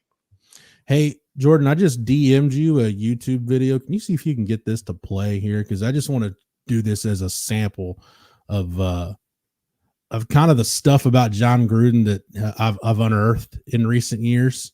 And just like, here's one of my football pet peeves, right? Jordan's going to cue up this video. Now, this is a John Gruden berating Chris Sims because he can't get a play call right. One of my big pet peeves in football is, and it's usually like West Coast guys from that like Andy Reid, Mike Shanahan, Mike Holmgren tree, that they feel the need to have like, I don't know, a version of War and Peace be their play calls, right? And we've simplified things. And Andy Reid is adapted, and we've seen other guys adapt, but this is still this is like vintage John Gruden. And I'm like, it's almost like you're an a-hole for the sake of being an a-hole. So Jordan, go ahead and play this. Got it. I need to be like you're reading through the phone book. I'm the problem.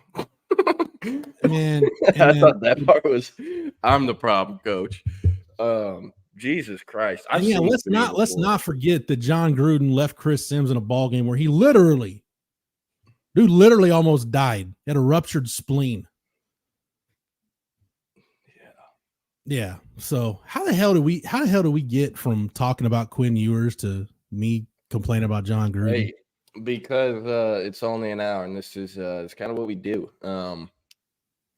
By the way, wanted to Jose, I'll answer that question here in a sec. I haven't really seen. To be honest with you, I haven't really looked around for breakdowns of the Texas Vanderbilt game. I haven't even read all the coverage on our site yet. But at least what I haven't seen on Twitter, Vanderbilt runs like the exact same defense as Texas. Yeah. Like they have a star, they run 4-2-5. It's the exact same thing pretty much. Mm-hmm. Yeah. No one's bringing that up. So I think that'll make for a really interesting ball game offensively with both sides. And I'm interested how Quinn will handle that and how that'll be in practice and trying to work that in. So, Yeah, another thing, I was looking around at Vanderbilt's roster and at their coaching staff.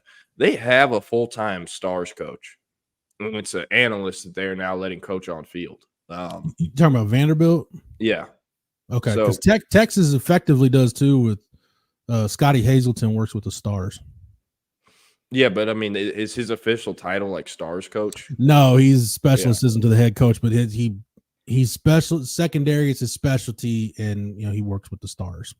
Now, Vandy, they got this cat named Jimmy Thompson, who actually played linebacker at Notre Dame, and he's a Vanderbilt Stars coach. First on-field job after working his way up from a GA. Good dude. But no one's talking about how they run the same defense. They have a really, really intriguing nickel guy who actually saw on 7-on-7 a decent amount. His name is Randon Fontenette, and he was who caught the pick six, took it back 7 minutes into the ball game versus Bama. Kid out of Brazosport, and went to TCU. I can't remember how much he played last year. He was a class of 2024 or 2023 kid, so he did his true freshman year at TCU last year. He's actually already played Texas, but I don't know how many snaps he actually got last year. Transferred into Vandy, and he's been their starting star, nickel corner, hybrid safety backer type deal, going back to game one. So I liked him a lot out of high school. I was kind of confused why more schools weren't really recruiting him and why he went to TCU. I do think part of it boiled down to part of where, the state he came from, and the, Brazosport doesn't really, at least in my time, I might historically be wrong, but in my time, they haven't really produced a super high clip of Power 4 kids. So yeah. And as we know, watching the Texas defense, the X factor a lot of times can be the nickel, especially on passing downs. An underlying part of this year's defense that I don't think he's really gotten enough credit or enough flowers, Jalen Gilbo. Yeah. All offseason we talked about it. He's the X factor for Jade Barron and sticking at corner. And he's held his own. He's more than held his own, I think. I think he's played really well. And I honestly, I haven't gone through and sat down and watched every single play of the season like 3 or 4 times like some other people have. So I might be wrong here, but I can't really think of any games or any down and distances, 3rd and longs where, it's like, okay, Jade's clearly at star and they brought another corner onto the field. Like, can you, or am I just blanking here? There have been, because I know they moved. There's been times where they've done it. There's been times where they've done it. And they bring Gavin Holmes in and slide your day inside. Yeah, and I've noticed Drew McCoob has been getting a decent amount of. But he got more PT at star than I presumed he would heading into the season. And also, many will think this is the first time Texas and Jamal Fenner have faced an LBJ Jaguar this season. Actually, the second. You want to try to guess who the first was on the team? I can't even think about right now, Jordan. You're good. UTSA and Caleb Brown. He was a 3-star linebacker who actually graduated from Del Valle because Del Valle recruited him. But he was at LBJ either the first 2 or 3 years of high school, and he was an LBJ kid. And then they played Rice last year, right? Or am I messing this up?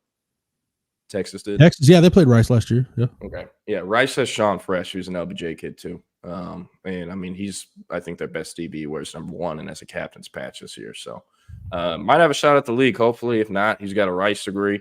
So props to him because that's not an easy thing to do. But can I mention something with Quinn's numbers real quick? Yeah, go ahead. So I think everybody's, they're looking at the aerial yards, and if you look at Pro Football Focus, the biggest part of the field Quinn attacks is the short game, line of scrimmage to up to 9 yards, 35.3% of his attempts. Second are passes behind the line of scrimmage, that's 30.7% of his attempts. The intermediate game, those medium pass range, 20% of his attempts have gone there. It's between 10 and 19 air yards from the line of scrimmage. 30 for 14. That's not terrible for that portion of the field, but it's not great either. Very much middle of the road. 1 touchdown, 1 pick. That's the area of the field last year, Jordan, where he just ate people alive. You look at in that area last year, he was completing 68.6% of his passes. And there was pretty much even distribution with his attempts between the medium. Medium was accounted for 26.6%. Short accounted for 27.7%. And behind the line of scrimmage accounted for 26.9%. But he was 72 of 105, completing basically 69% of his passes, over 1,300 yards, 10 touchdowns, and 2 picks. That's the area of the field to me. Everybody keeps talking about the deep ball. That to me is the area of the field where he's got to get better. That's like that in-breaking route where he overthrew Matthew Golden in the OU game that got picked off. Teams are going to give him that area because technically, if you break down passing grids on a field, that's going to be your lowest percentage throws is the middle of the field between 10 to 19 yards. It's really kind of low reward, high risk type throws, whereas a deep ball is pretty much low risk, high reward. That's the area where I've got to see Quinn improve. He was surgical last year in the intermediate game. I want him to get back to that starting on Saturday. Yeah. Yeah. I just want him to get back to consistently hitting passes like it was. But I feel it is. I think that's part of it, though. I think it's up to Quinn and Sark. I think teams have changed the way they played Texas a little bit. We haven't seen some of the stuff.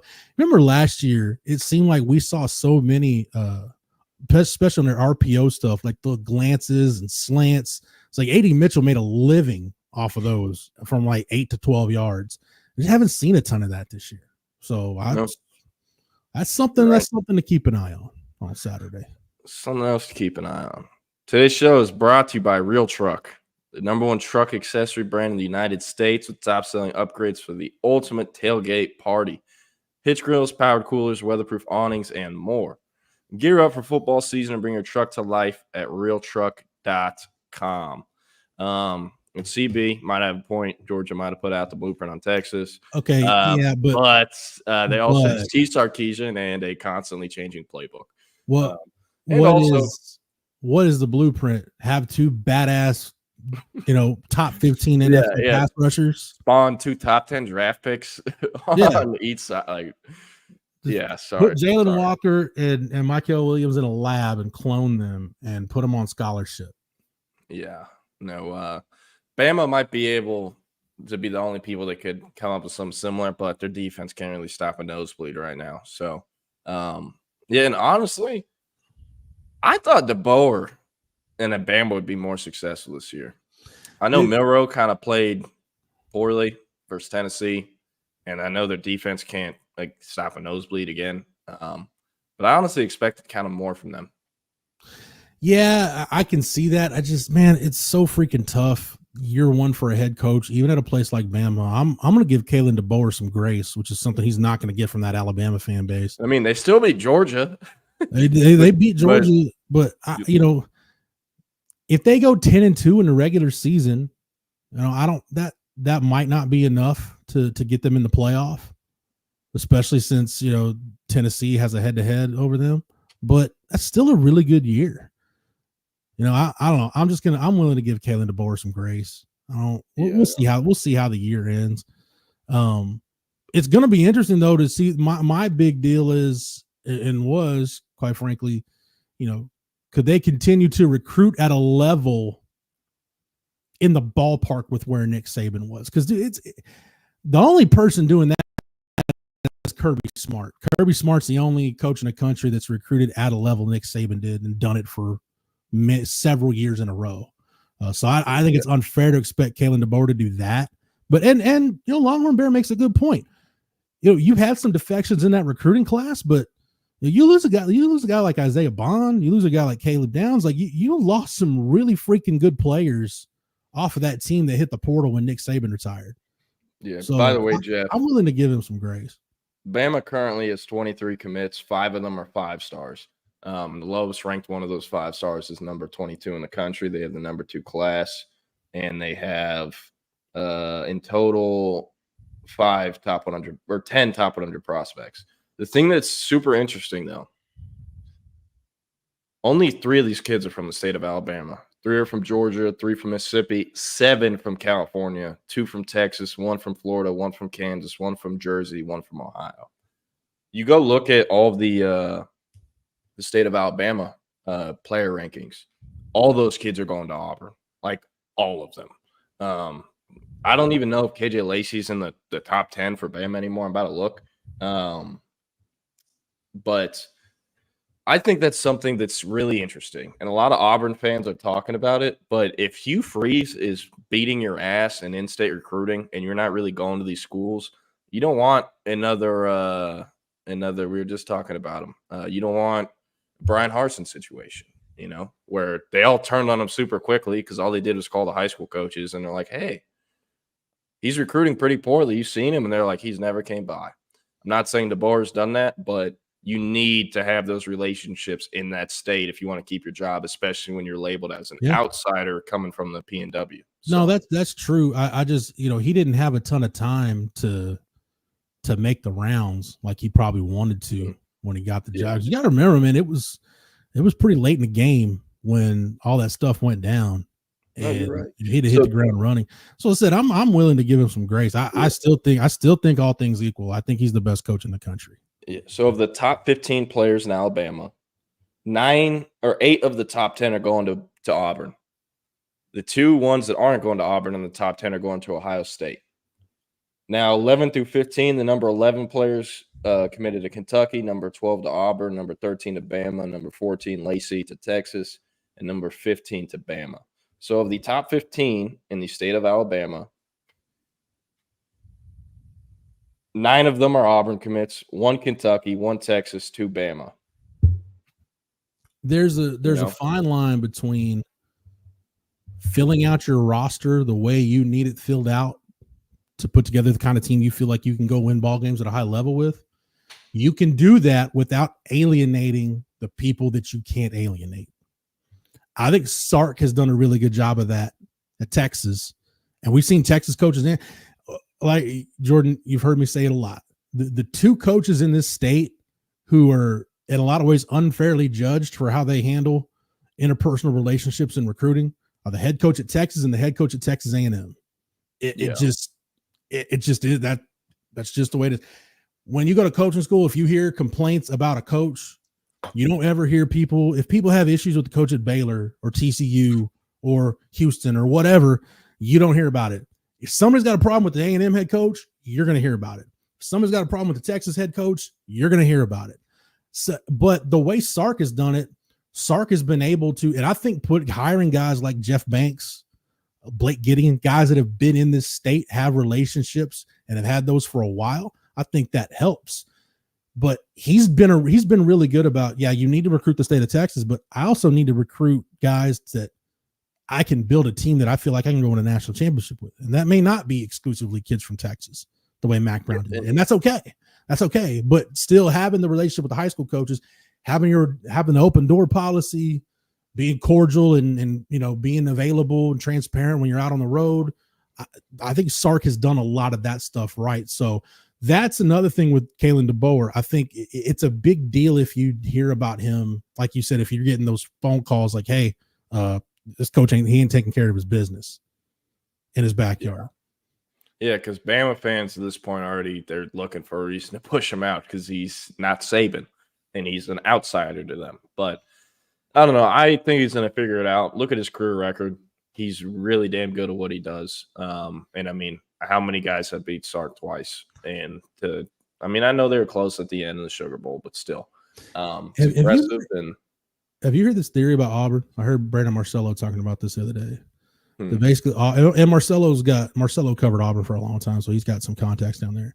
But basically, the Auburn under Hugh Freeze, to your point about them kind of dominating the state of Alabama, is they wanted to use their NIL money, Freeze's first couple of years, to try to dominate high school recruiting and load up with really good young players. And then when they get that roster fully turned over the way they want it, then they're going to turn around and take their NIL pool and just try to go big game hunting in the portal. Now, that sounds like a good strategy, but if you're putting together a bunch of 6-6 and 5-7 seasons, you might not be around to see that plan come to fruition. Yeah, that's the thing. It's like, what overall was there? I'm about to look at what overall their class was last year. because I think they're number 4 right now in 2025. But it's like you make a great point. You're 6-7 last year. They're currently 2-5. Brian Harsin, by the way, was fired at 3-5 in year 2. So Hugh Freeze actually has a worse record right now than Harsin when Harsin was fired. Luckily for Freeze, he has recruiting classes that Harsin could never put together. Yeah. But it's kind of like the deal with so Auburn's number 5 in 2024 currently, and they have 27 commits, so they're probably pretty full. They probably won't finish top 5 because Texas is going to push past them. So they'll finish 6 or 7. And in 2024, they were number 10 for high school recruiting, but number 8 overall with transfers factored in. By the way, did you see supposed to be an Auburn GOAT, Grayson McCall is medically retiring and getting into coaching. Did you see that? No, but that doesn't surprise me. Yeah, he's only been in college like 9 years. Hopefully, you got a coaching degree or something, my friend. But he got with Auburn. My thought process is like, man, you're getting these really good recruits. Cam Coleman, Stevie Wonder could look at that guy. I know he's going to the NFL. Like they have some dudes, right? Yeah. And they have a really good QB committed in 2025, but he's a good QB prospect not because what he is right now, but because he's an absolute freakazoid. Mm-hmm. He's like how I viewed Lagway prior to Lagway's senior year, where he has every intangible you can't coach, every tool you can't coach, but he hasn't put it together. He cannot read a defense. He cannot figure out his reads and how to, tool with the defense. Lagway, I don't know what happened, but it clicked for him as a senior, and he went nuclear, and he shot up the rankings, finishes the number 1 QB. Deuce Knight has not done that as a senior. He has not put it together. He has not advanced in that level. And so Auburn fans are out of their mind if they think that kid's going to show up there in January and he's going to be their starter come August. He will not be ready. He needs time. So it'll be interesting. And I look at it the same way I look at A&M. How long did they give A&M and Jimbo time after all those recruiting classes? And they kept having the same result, 8-4 or 5-7 or 6-6 or whatnot. Yeah. At what point is Auburn going to be like, all right, Hugh Freeze, you've had enough time, kick rocks? Yeah. It just that fan base, y'all heard me say it before, everything Texas has gotten accused of being is what Auburn actually is. It's rogue boosters. It's just complete dysfunction. And I've heard this from people who have worked at Auburn that have told me this. So it's about, yeah, I don't think I'm exaggerating when I say this. Auburn's about the most wheels off place in college football when you talk about just fan reaction and fan influence on decision and how quickly that thing can get splintered. That's why, like in a lot of ways, Gus Malzahn was the perfect coach for Auburn because he was either like competing for a national championship or they were like 4-8, but they beat Bama somehow.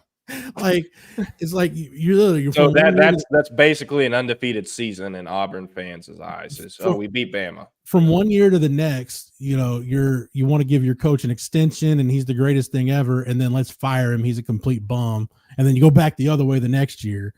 So yeah man, the Gus Malzahn era pretty much sums up Auburn football to me. And like if you really dumb it down and think about it, like.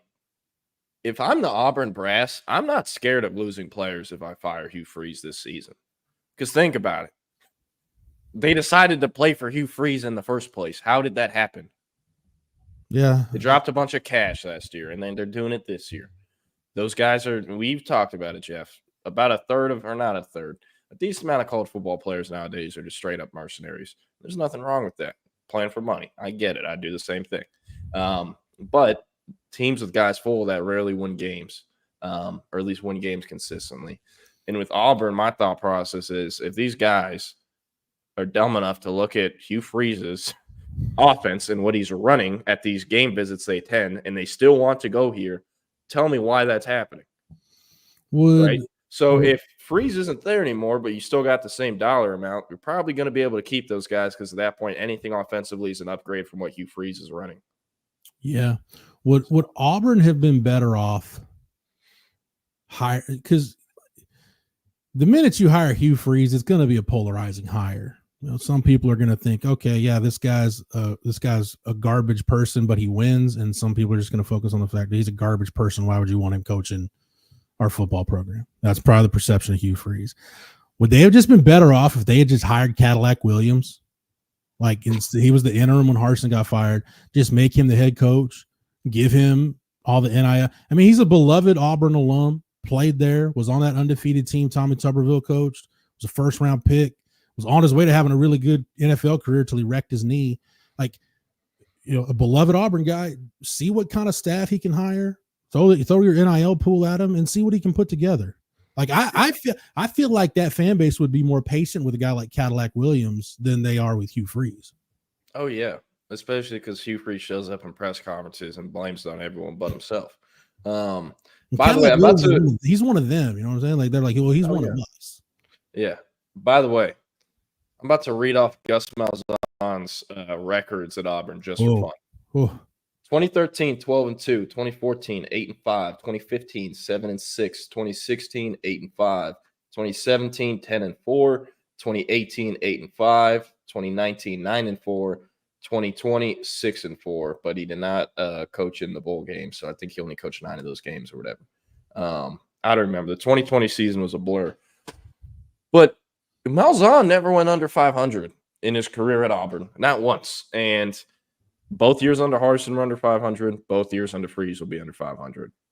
And they can the guy who had never lost more than 5 games. Well, yeah, more than 5 games or 6 games in a season. But still, it's nuts. Yeah, I don't know, man. We've talked way too much about Auburn football. Yeah, no, you're right. You're right. But, I'm going to go back to. I will tell everybody, though, to get over to Horns 24/7 and check out the Insider. Some really good stuff. Chip got some stuff from some SEC coaches, Kalen DeBoer, Jordan's favorite coach in the SEC, Drink, and former Texas A&M head coach Mark Stoops, all talking about defending Diego Pavia and what they saw on film, what they experienced playing against him. So that's gonna be the deal. I mean, it's going to be about discipline. Staying in your rush lanes, being disciplined. Don't let them break contain. Got to make sure you've always got eyes on them. It's a big Anthony Hill game. Jordan, It's gonna be a big Anthony Hill game on Saturday. Yeah. Damn, I just forgot what I was gonna say. Yeah, Jake, that's another thing. Like Gus Malzahn actually beat Nick Saban head to head. Yeah, that's true. And I mean, didn't Saban say Malzahn was a harder coach to go against at Auburn than any of the other Auburn coaches he faced? I mean, well, he beat him more than any of us, so I would think so. Yeah. By the way, the week Texas plays Kentucky, I'm referring to Mark Stoops the entire week as former Texas A&M head coach Mark Stoops, just for fun. You got to remind me though, because I might forget. But Can we put that game's close to the A&M game, so I know I'm going to piss him off when I do it. Can we put together an oral history of the Mark Stoops era at Texas A&M? Maybe I'll do a story on that on our site. I'm sure it'll do well. People are going to want to see it. Instead of generalized dates like May 2023, it's just like 11:57 p.m. Yeah. Oh, here it is. Perfect. Jeff, this I saw this yesterday and bookmarked it because I needed to get your thoughts on it. All right. Okay, this is from some burner Texas account. It says, my sources are telling me this is a real shirt being worn at the Texas vs. A&M volleyball game in Austin tonight. Spectacular stuff. Unreal group of people. No notes. And for those who cannot see this and are on audio only, there's an A&M fan wearing a maroon shirt with the words on it, "Welcome to the SEC 30-15" with the Longhorn logo with the horn snapped. That's who they are. That's who they're. There will always be. I'll say this, man, and believe it or not, I've met some. There's some good Aggies out there. Oh yeah, they exist. But then there's the handful of mouth breathers that just ruin it for the rest of them, and kind of remind everybody, like, yeah, well, that's pretty much what you are. I mean, you didn't see Texas fans. Did you see Texas fans? I don't know. Maybe some people did when they went to beat Alabama last year. Was that not welcome to the SEC? To go into Tuscaloosa and beat Nick Saban by double digits? No, maybe Texas fans should have made some App State shirts and showed up to college.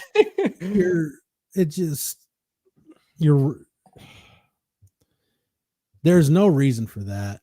And whoever made that shirt has no friends, because a real friend would have told you what a stupid idea that was and forced you to quit. The funniest part is in the comments of this, it's all the spam bots that are like, come buy the shirt. That's like, man, I should have gotten a check back in the day, in the summer of 2023. I'm like, I couldn't remember what cycle Daniel Cruz was for some reason. Daniel Cruz showed up to the end of July Texas pool party with this shirt that said I'm horny on it. And I took a photo of it, and all of us were trying to get the tweet off. Luckily, I got it off first because I knew it was doing numbers. And within 10 minutes, the tweet's going viral. And all the comments were those bot accounts where it's like, oh, buy the shirt right now. Yeah. And within 10 minutes, they had changed the stock image of the I'm horny shirt to the photo I had taken of Daniel Cruz doing the hook 'em.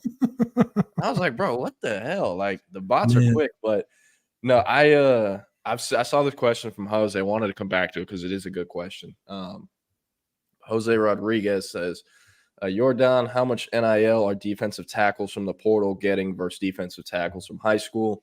Is it similar or much different? Makes me think that you only get to hit once unless you're a Bear Alexander. So if you're an established player in the portal who either has been all conference or all American, or you're very clearly a draft pick after maybe another year before you're eligible, those guys get paid more than anyone else does in college football. Established portal players that have experience at the highest level, especially ones that come from the SEC or Big 10, Big 12, those guys get paid more than anyone else does, and especially at the premium positions, quarterback, interior D-line, left tackle, even right tackle. And safeties are actually starting to get paid. Like the lowest paid position on defense is linebacker. I believe that, feel like that's probably pretty accurate. At least in my experience, I feel like the lowest paid position is linebacker. But as far as the difference from high school D tackles to portal, like Justice Terry, for example, I don't think Justice Terry's he's gonna make at least 7 figures next year as a freshman. $1 million. So will DJ Sanders make $1 million at A&M? Probably not. But I'd assume DJ Sanders is somewhere between 400, 600, maybe 500, 700. I never heard that number, but guys like him, they're in the top 100. They're probably about there. Josiah Sharma, I couldn't tell you what Texas is giving him. I didn't even know what Oregon's giving him. But I know the number Texas came back around with was higher than the number Oregon came with. And that number, I don't know, probably at least 400 as well. So each guys have different ones. But, again, established players in the portal that have come from power conferences, especially ones that have multiple years of eligibility remaining, not just a one-year rental, those guys make more than anyone else, especially at the premium positions. Offensive tackle, defensive tackle, quarterback, edge rusher. And it's similar to the NFL. There's not quite the structure of it like the NFL where running backs are making like significantly less than receivers or QBs, but they are making less than probably every other player on offense that isn't an interior offensive lineman. Interior offensive linemen probably get paid the least out of anyone of the 22 non-special teams positions, or 22 men on the field aren't special teams. But Rodney Smith, I see your comment where you might have, I saw this morning someone added me on Twitter and asked about my picks on Underdog. Fortunately, I don't consistently bet enough. I bet like maybe once or twice every week or two. And also you don't want my betting advice. I feel like I'm decent, but I'm not quite confident yet enough in myself to give out NFL pick'ems or betting advice quite yet, but maybe one day. But yeah, I don't know how we doing, Jeff. You ready to bring the guys on? Yeah. Dope. Well, we will. Keenan, Cole, how we doing today? How we doing? Sorry, guys. I always do the freaking sign. So chaos over clarity. That's what I want for the last month of college football. No clarity, all chaos. Only way to work. Got it. Yeah. Hey, As long as it's not chaos for the teams we cover, we're cool with it. Oh, hell no. I want chaos for everything. Chaos for Texas, chaos for A&M, chaos for LSU. Boise State, I want to go down to the wire, lose to UNLV, but UNLV loses to some random nonsensical team. That's what makes this sport wonderful. That's what makes this sport completely different. How about Liberty laying a stinker to Kennesaw State last night?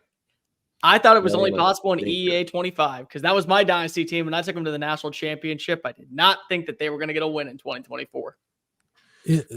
My chaos goal is the moral conundrum for Texas fans of on Saturday. You've either got to root for the Aggies or you got to root for Brian Kelly. That's a tough one. I think morally, it's easier to root for Brian Kelly than the maroon and white. Morally, it just makes too much sense to never pull for A&M. You're about to get a scissor lift joke in the comments. I fear. It's coming. I know it is. But no, hey, Jordan and I will be back to do it tomorrow on a Friday. Thanks everybody for hanging out again. Thanks to Real Truck for sponsoring the show. We're going to turn it over to Cole, filling in for Eric today, and Keenan for false start. Yep. Enjoy the show. And Jordan, you got something to add before we roll out? No, I was just going to say, I'm looking at LSU schedule now, man. They have A&M on the road this weekend, then Bama at home in Death Valley the 9th, Florida on the road November 16th, Vandy at home November 23rd, and OU at home November 30th. Like, they beat A&M, and with how Bama's playing, especially on defense right now, they could win out and be an undefeated in conference and have a lock for the SEC championship game. So I'm not suggesting it, but the maroon and whites for Texas SEC championship game efforts might be easier if they get a loss. The best way they get a win. My bad. The best way I can put this, guys, is that I have seen LSU lay dormant in College Station, and I have watched Texas A&M put together a performance to remember, only to go on the road and lose to Mississippi State by 10 points. And South Carolina is waiting and licking their chops to be able to take down A&M a peg, bring them back to reality that they're still nowhere near the same level as they think that they are underneath Mike Elko. Times may be changing, coaching may be changing, but unfortunately in the SEC, A&M is still Texas A&M. Yeah, hey, fun fact, A&M is 0-7 versus LSU when both teams are ranked in this game. That's always going to be fun. Jordan, I got one more for you before we get out of here. Now, contrary to probably what you thought, I've given you props for you calling that Arch Manning was going to start at least one game. You were very upfront with that. I don't think you had Billy Napier clearing, not just making, but clearing Halloween. He's going to survive. No. I had him clearing Halloween. I never thought he was making it out of November. He's sure as F not making it to Christmas. Here's the tricky spot for Billy Napier. The week before Florida comes to Austin, they got the cocktail party against Georgia. Does Kirby Smart dig the grave and bury Sunbelt Billy in Jacksonville, and the Gators have an interim coach in Austin? You know what's that is a good point, but I don't think it happens. I think they're gonna get their teeth kicked in and they're gonna keep Billy. But Florida and Florida State still have to play at the end of the year. Yep. And by the way, Florida State is the only team in the FBS that has not scored more than 18 points this year. Say that again? Yeah. Okay. Also, by the way, let me correct the stat from earlier. This weekend will be the 9th time LSU and A&M meet as AP ranked teams. LSU's 8-0, not 7-0 in those meetings. Just keep burying them while they're down. Now the count. It's all good. Yeah. Y'all remember that South Park episode where Jimmy and Timmy had the fight in the alley? Of course. That's kind of a classic episode. You mean Cripple Fight? Yes. That's kind of what the Florida State game is this year. Okay, Jeff. But Jeff, who's Jimmy and who's Timmy is the main question. I'm going to say Florida is Jimmy. Fair enough. Okay, fair enough. Timmy, Florida State's playing the role of Timmy in this one. All right, I'll agree with that. All right, this is how we'll leave this show with screwing Florida State again. That's what we do. This is per Tim Reynolds. He's an AP NBA writer. There's 661 NCAA football programs in this country. There are 25 that have not scored more than 21 points in a game this season. There's one FCS school, 5 Division II schools, 18 Division III schools, and one FBS school, Florida State. And I messed it up. It wasn't 18 points. It was 21 points. And Tim Reynolds said, by the way, shout out to a couple of D3 schools on that list. I was unfamiliar with your nicknames, McDaniel, Green Terror, and Oberlin Yeoman. Not a fan. D3 football is some good stuff. Have y'all ever been to a D3 football game? Because I have. D2 I've been to multiple times, but not D3. My stepbrother played D3 football in Maine. So I've been in the trenches. Well, you've set foot in Maine, so you've been in the trenches. Let's just start there. I mean, you've gone to Maine. The trenches of being a sicko, in D3 football. Like, how many guys have seen D3 football? Name anybody who is normal that goes to Maine for fun is, I guess, my main question. That is not on my top 5 places to go visit in the United States. It's beautiful. I believe it. I believe it. So is South Dakota, and I'd much rather spend my time in the Black Hills. I think it was the D. Pretty sure it was the Division II championship that I watched last year, where it was played in McKinney, and both teams were running. The wing tee. Yeah, that was like football porn for 3 hours. I was all about at McKinney ISD Stadium. They're playing in a high school stadium. Probably 3 times the size of their normal home stadiums, though, Jordan. Yeah, would Allen High School Allen High School beat a D3 team? Would they beat a D3 team? No. Yeah. Allen stinks nowadays compared to what. Okay, well, like a good high school team then. Like they still make the I don't know, Duncanville. Maybe. I think they could compete. No. I think they would score. I don't think they would win. No. Y'all haven't seen Duncanville in person. Like, trust me, I'm not see trying to North overdo Shore it. all the time. That's the problem. So I get them. I've got an idea of what it would look like with 16, 17-year-olds playing against 21, 22-year-olds. That's my thought process. Okay, who in D3 can run even sub 10-8? You talking about the line of scrimmage, though, Jordan? I mean, you got grown men. You got grown men. I'm jet sweeping to the quarry and more. Like, I'm telling you, All right, I've had enough of this. Everybody enjoy false start. Jordan and I will be back to do it tomorrow. Enjoy the rest of your Thursday. Sir, see y'all. And now you're What stuck is up? with me. Oh yeah, baby. What's up, guys? We are false start. Eric Henry is on the road in Nashville today. I got my man Cole Thompson filling in. We are going to have a hell of a college football show today. That's what we are focusing on. He is saying it's Leif Erikson Day. I am Luka Doncic's dietitian. We are here to have a good time. Not a long time, but a good time. We're going to talk some college football today. We'll do a couple ad reads mid-show, but other than that, it's going to be pure college football, wall to wall, baby. How's that sound, Cole? You hinga-dinga-dargan. Let's go ahead and have a grand old time. That's what I'm here for. When people call me from the bullpen, they realize, okay, you better match the intensity of Cole Thompson because he's not slowing down anytime soon. He's like a Mack truck, just going full speed with the brakes completely cut off. And now, unfortunately, you get an hour of this, and I got to keep the energy at an all-time high. I got the caffeine coursing through my veins. I got my detox water, which is the most disgusting thing I've ever drank. But I got called a couple of days ago, Bam Margera's twin on camera, and I thought, okay, I'm gaining a little bit way too much weight. So, we're making a day out of it. He's the Paul Skeens of the show. He's going to be throwing heat right down the middle all day long. That is Cole Thompson. We are going to get into a lot of SEC stuff today as he is the SEC Unfiltered host. He does the show. What time do you do your show again? You do it different times, different days, right? So you do it after us. So we're 3 to 4. Right?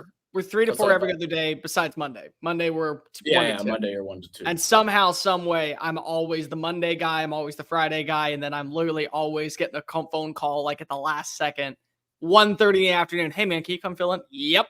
Sign me on up. You mean I get to talk about college football and not have to worry about doing articles or other nonsensical crap in my life that does not matter? Yeah, okay. Yeah.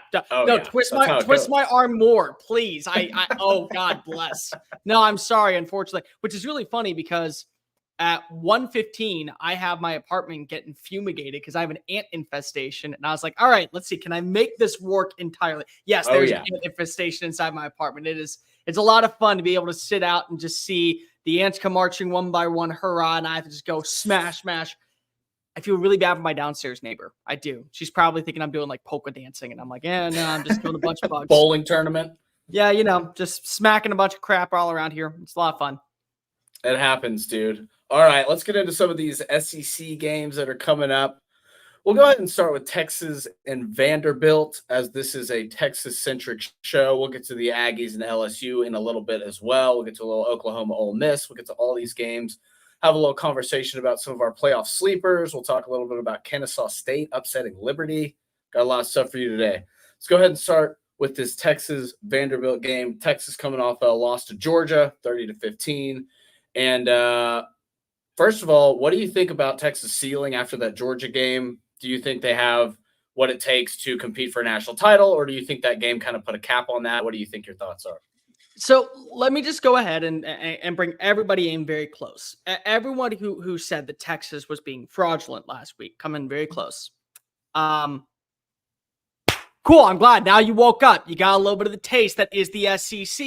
It doesn't change the narrative at all. Like, people are sitting out here saying Texas is a fraud. Texas is a joke. Texas was not ready for SEC country. There's a friend of ours that likes to say that Texas doesn't even run the Lone Star State. That belongs to the fine folks out in College Station. To which I say, did we not watch Georgia find a way to nearly pull off the greatest comeback in SEC football history on the road against the University of Alabama? Did we not watch Georgia last year find ways to be able to outgain opponents, or even find avenues to where they were down by 14 and kind of pull their way back in? It's Georgia. It's Kirby Smart. It's the greatest mastermind defensively in the sport, and it's one of the greatest comeback closers we have seen in a hot minute. That should not change your narrative on Texas because they got a slice of humble pie in their backyard. No, if anything, this is a moment where Texas gets to wake up and realize we now know what it's going to take to be consistently a threat in the SEC. We now know how we have to game plan, how we have to scheme, how we can't afford to allow ourselves to get complacent, let ourselves play down to the level of competition. That's all it is.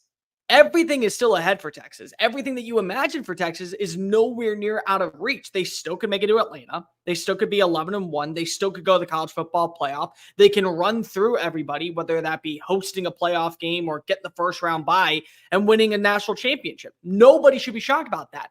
Just like nobody should have been shocked when Texas was losing by 14 points or, God forbid, 23 points at halftime, because it's Georgia. It is Georgia. This is a team that pumps out Sunday talent as 18-year-olds that probably would be day 3 selections, and by the end, they're top 32 picks. They're so well refined and so well detail oriented that there is no shot in hell that you think for 1 second that people are playing it down to Georgia's competition. No, Georgia is still the standard of the SEC. So my opinion doesn't change. My opinion now just is, if Texas has performances like that against, say, Texas A&M, a win is not guaranteed. Performances like that against Florida, a win is not guaranteed. Performances like that in the SEC title game, wins are not guaranteed. But everyone had to learn the lesson the hard way. Instead, you learned it against probably what is the best version of SEC football lore currently in the industry, while a guy like Kalen DeBoer had to learn it against a Vanderbilt team who we got to give a lot of credit to. The way that they have played this year, the way that they have acted this year, the way that they have carried themselves this year deserves more positive outlook than anything else. But it still is Vanderbilt, and you're still Alabama. There is a giant difference about losing to the Commodores versus losing to the Bulldogs down in your own backyard.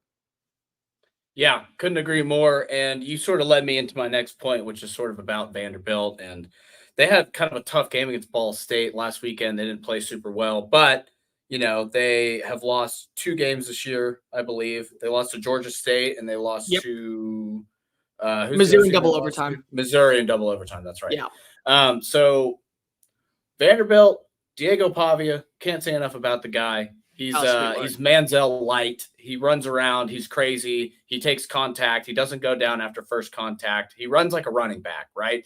The dude isn't trying to slide his way into a first down. This dude's going to take your head off. He's a real freak of nature running around back there. He's a lot of fun to watch. And if you haven't watched Vanderbilt this year, you'll get to watch them this week. Hopefully you got to watch that Alabama game. To the listeners, Vanderbilt-Alabama game, one of the best games of the year. That throw on 4th down for the touchdown is one of the best throws of the season. I mean, unbelievable. Off his back foot.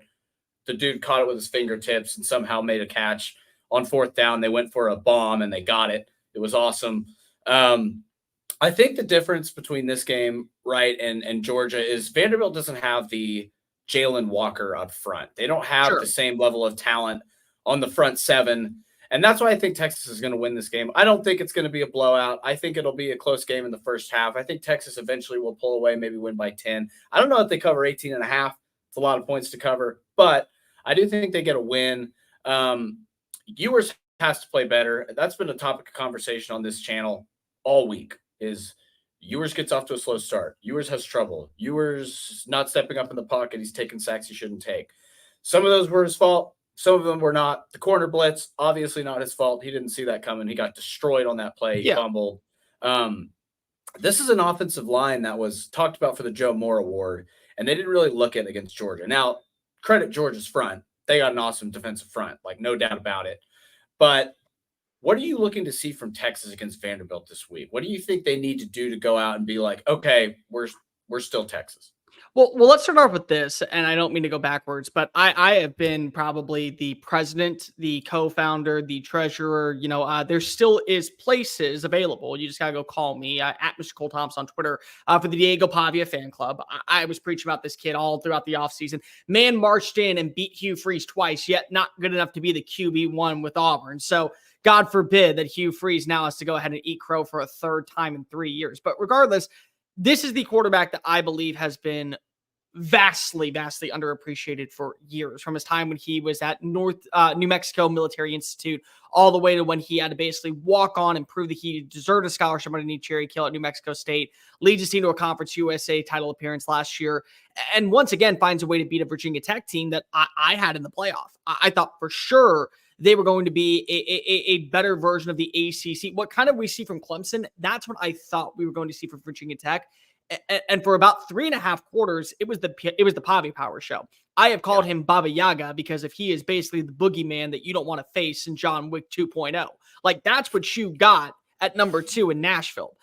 But with that being said, here's the thing that really is beneficial for a team like Texas. There is no second punch for Vanderbilt. Vanderbilt has been a team all year that has ran a same emphasis of offense that says, we're going to do it our way, and you're going to have to stop us. And until you do stop us, we're just going to continue to do what we do best. And no one has been able to slow them down or contain them. That has been kind of the MO of the Commodores underneath Jerry Kill and underneath Tim Beck, the offense coordinator, is we're going to do a lot of run option. We're going to do a lot of the triple option. We're going to run a ton of RPO. When we do throw the football, it's going to be a lot of clean, concise, consistent passes from 10 to 18 yards. We're not going to try and take those deep shots unless we have one-on-one opportunities. We have a certain brand. You better beat us at this brand if you want us to slow down.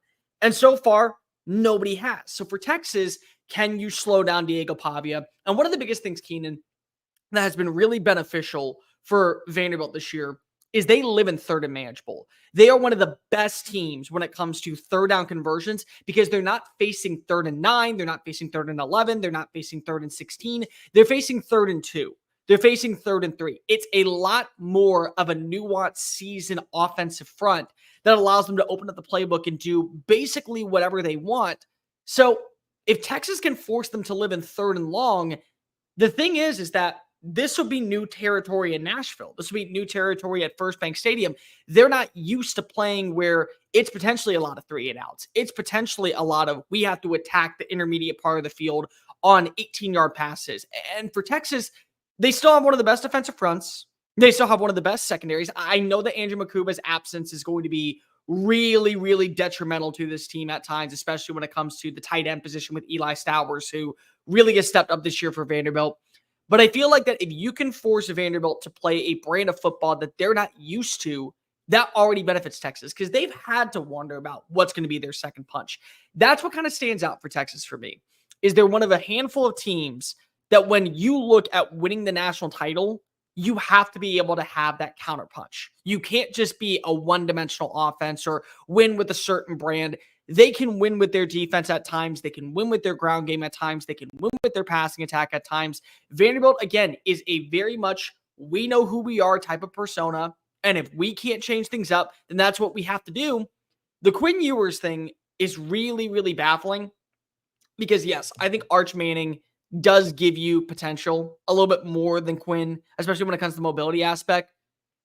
But the fact of the matter is that when you create this type of narrative, and more importantly, this outside noise that isn't necessarily needed, it creates a rift inside the locker room at times. And so this is where I look at it.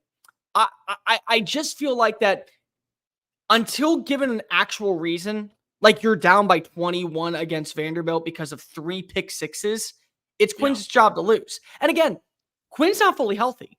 Quinn is far from fully. Watch when he's throwing the football and he's trying to get that deep shot. You can see that there is some limitations in the oblique area. So you're asking him to already play kind of before he's ready, because now you feel like that you have to get back to the basics of what is your version of football.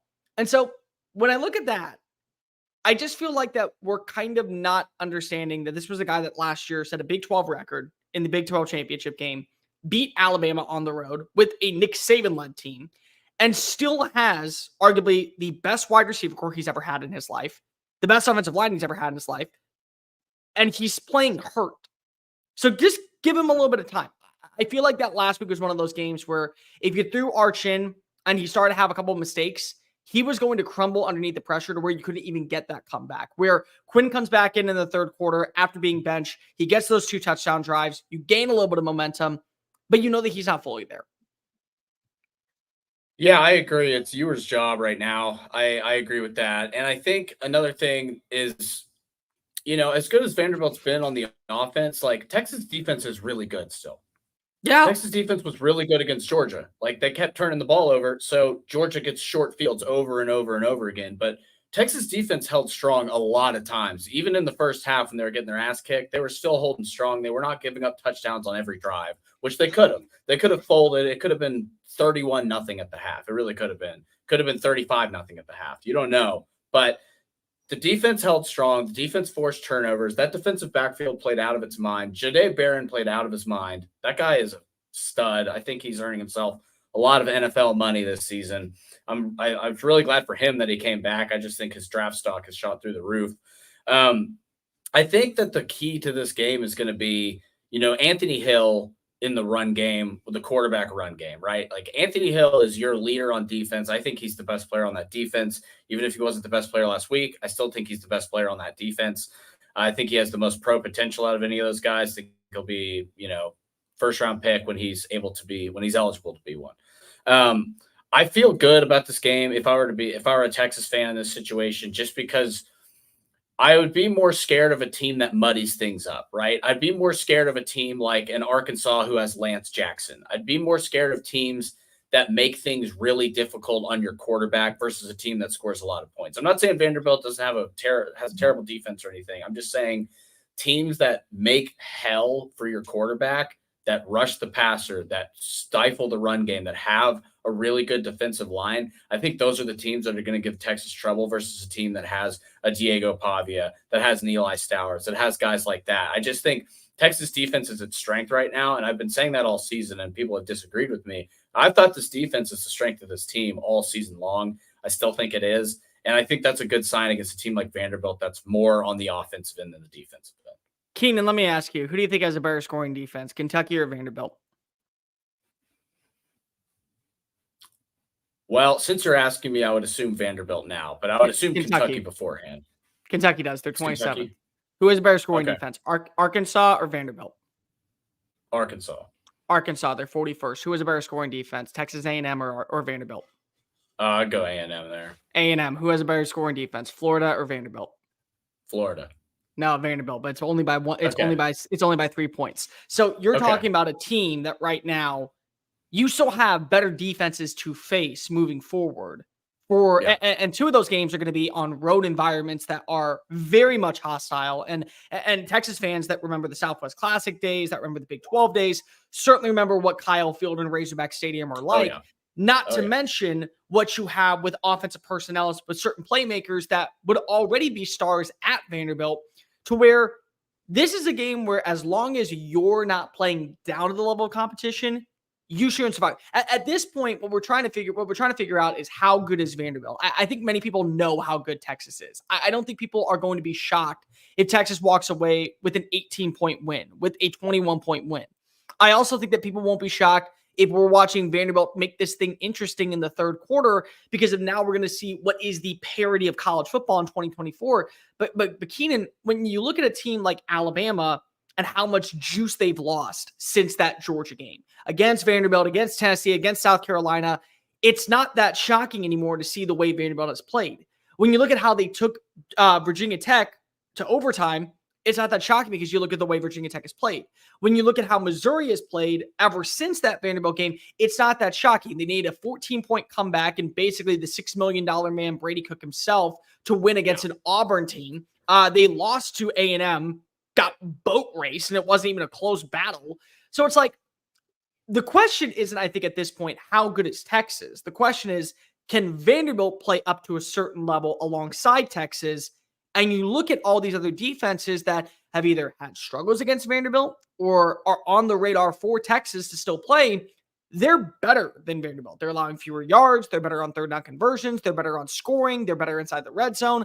So for Texas, it really is. You play your brand of football, you should walk away with an easy victory. Now, easy in terms of you may not see the actual score be that way, but it never feels like you're out of control. There are two different train of thoughts that I always have, Keenan. Is the first one, you don't see an absolute beatdown of a blowout, but you know that the 13-point lead is always sustainable, where an offense, maybe you give up a field goal, well, you score a touchdown on the very next drive, and you keep that 13-point differential.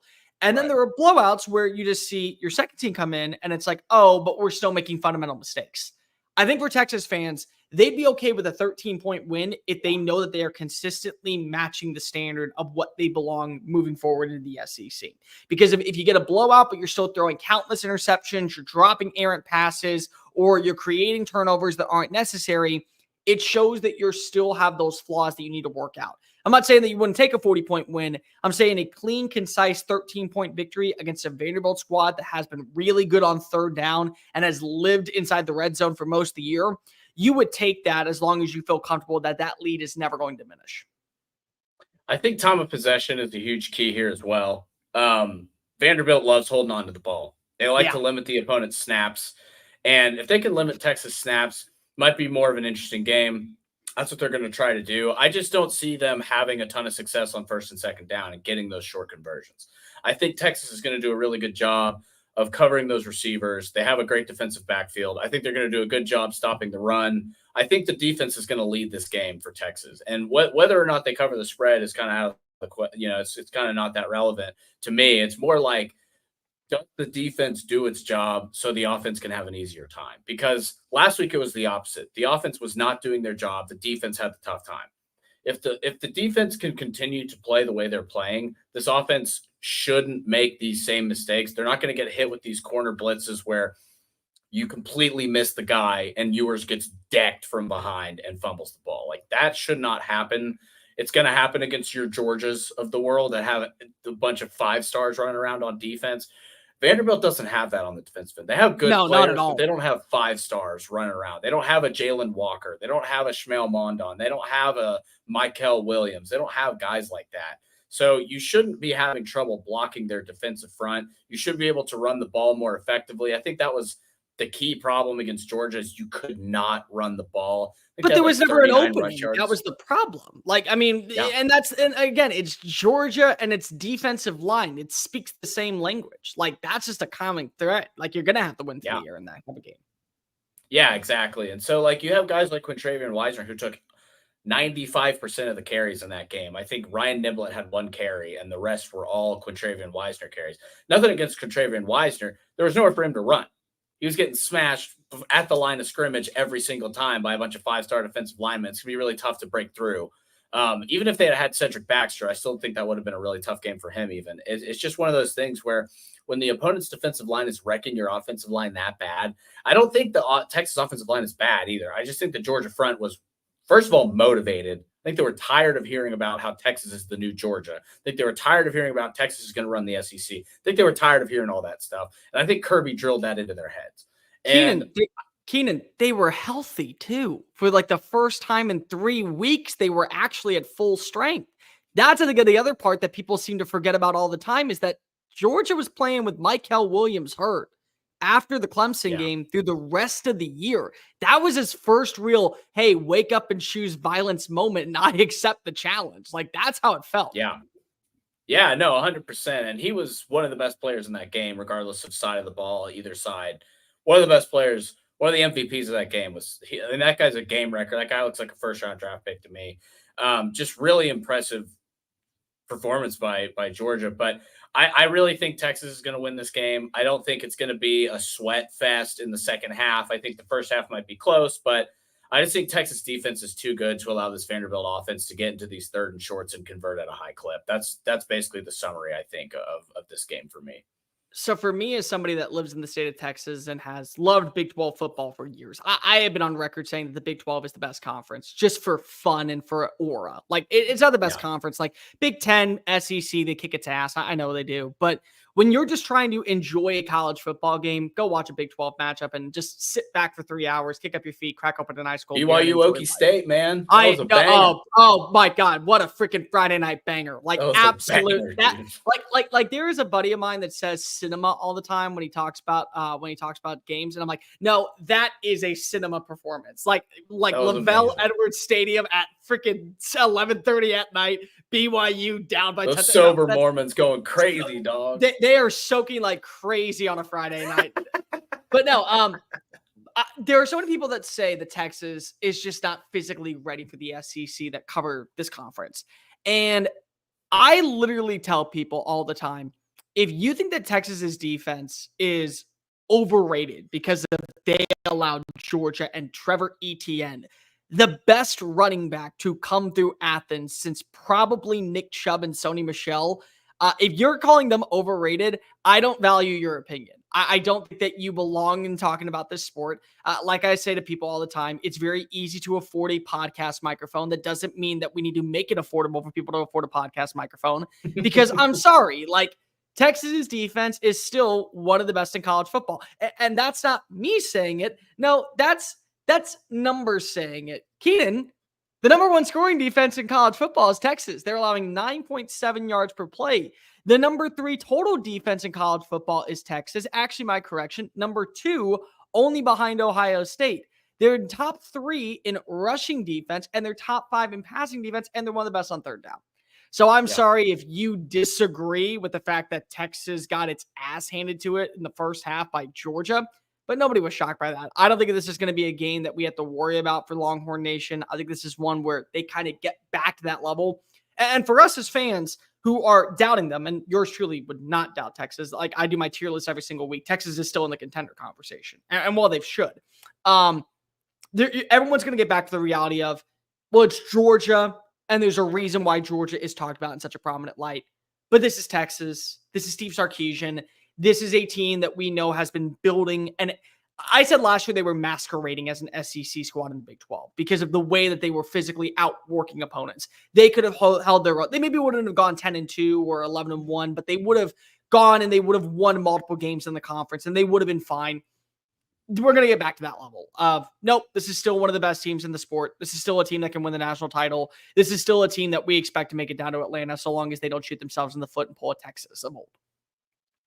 All right, real quick, we're going to do a quick ad, run an ad, and then we'll get back to, we'll probably go LSU A&M on the other side. Oh, so sweet. All right. It's really a family experience. You know, I walked in the showroom today and everybody greeted me by name. How are you doing? What's going on? How's everything going? From a price standpoint, from a customer service perspective, just conversation when you come in, it feels no pressure. I want to buy cars here. The family buying car experience, one of the best that you will ever have. Come and experience it for yourself. Covert, born and raised in Austin. All right, we are back talking college football. Let's get into what I think is probably the game of the week, even though College Game Day decided to go to Indiana. Because I guess how dare you? No. I say no. We do not disrespect Bloomington at this channel. I almost went to IU, man. I almost went to IU, so I have the utmost respect for IU. This is how it happened, dude. I watched the Christian Watford 3 against Kentucky, and I was like, that looks like fun. And then I applied to Indiana. I got into Texas, so I went there, but I thought about going to IU. I really did. Got into the journalism program. My dad is an IU alum. My entire family on my dad's side is alums. I didn't get in, which was really embarrassing when I had to tell my dad that I didn't. No, it's a good school. It's a great school. But no, anyone that does the Bricky 500, they're awesome. Anybody that goes to Nick's, whenever I go visit with my dad, we always go have a pint at Nick's. Memorial Stadium is awesome. Assembly Hall is great. And you know what? Good for Kirk Cignetti for raising the tobacco prices up in Bloomington these days, because everyone seems to be smoking as they're undefeated. Smoking cigars. Oh, yeah, buddy. Well, apologize for my disrespect. That is on me. Exactly. But this is the game of the weekend. This is the game. We got a big time matchup, brother. LSU going to College Station to take on A&M. We got LSU ranked number 8 in the country. They have one loss, Cole, and it's a non-conference loss to LSU. A&M has one loss. It's a week 1 loss as well, non-conference to Notre Dame. We got 2 undefeated SEC teams. Well, undefeated in the conference SEC teams going at it. What do you think are the keys to this game? I think Garrett Nussmeier is going to have to ball out, but this A&M defense is real, man. This is a college football playoff game. Like, the way that I view this is when we got told we had a 12-team playoff, we also get the previews of what I would consider for whenever we talk about UFC or whenever we talk about boxing, whenever you want to fight for the belt, you have to have those preliminary rounds. This is one of those preliminary rounds, and it is a battle-tested moment for both of these squads to prove not only can we hold our own in the playoff, but we can win the damn thing. Because the winner of this gets an inside track also to Atlanta. When you look at their schedules, it really is beneficial if they continue the success to be undefeated and make it to the SEC championship game. And you're not leaving out the SEC runner-up. You may not put them as the 5 seed, you may not put them as the 6 seed, but you're not leaving them out of the college football playoff. They've done their job. Sure. For A&M, it's can you have the same formula that worked against Missouri against another Tiger team?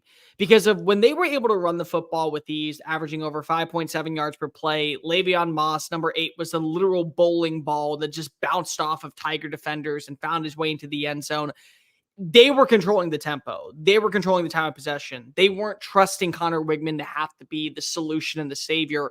They were basically just allowing the offense to play to its strengths. And that's what works with Colin Klein, is having a good RPO system and a great rushing attack that sets up the passing attack to tight ends and on the outside. But again, this is also an LSU defense that is better than advertised. And I've talked about this a lot on my show. I consider teachers being more important than the students. I would much rather be a B student with an A+ teacher to get my grade up than be an A+ student working with a B teacher that can't teach me anything. That's what you have in Baton Rouge right now with Blake Baker, with Corey Raymond, with Bo Davis. They've delivered on that front, and they deserve a pay raise, and they're going to get one in the offseason, and well, they've earned it. But if A&M has to be a one-dimensional offense, kind of how you're saying that Garrett Nussmeier has to deliver, they're going to need Connor Wigman to be the guy. And Wigman last week did not have a good performance. A&M had a good performance against Mississippi State, but Wigman did not. He had 2 interceptions. He had a couple of passes that were dropped not by receivers, but by Bulldogs. And they nearly went down to Starkville and took another L despite Jimbo Fisher being paid $76 million to stay away from the program. So can they establish the run and have the same formula that worked against Missouri against this LSU squad? Because if you trust Le'Veon Moss and Amari Daniels and you put yourself in manageable second and short situations or 3rd and 1, it opens up the playbook. It allows you to be more effective, and it's going to keep LSU's defense guessing. On the opposing side, I think this is going to be one of those games where it feels like you don't need the rushing attack to be good. What you need is the rushing attack to set up the pass. And I really am going to be looking at Mason Taylor in this matchup.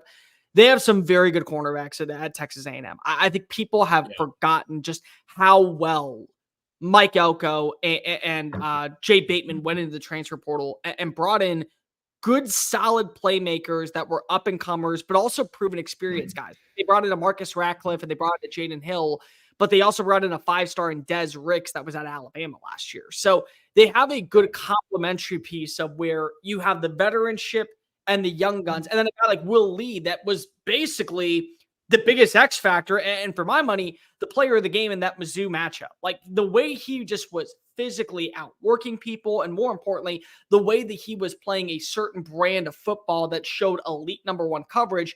That's going to play in favor of A&M when you take out a CJ Daniels, when you take out a Kyron Lacey, when you take out a Xavier Thomas, or if he is able to play a Chris Hinton. But I feel like that second level, especially with the nickel position being so up in the air, and you're going to have to trust Bryce Anderson and you're going to have to trust Torian York to play in coverage, this is a game where Mason Taylor should feast.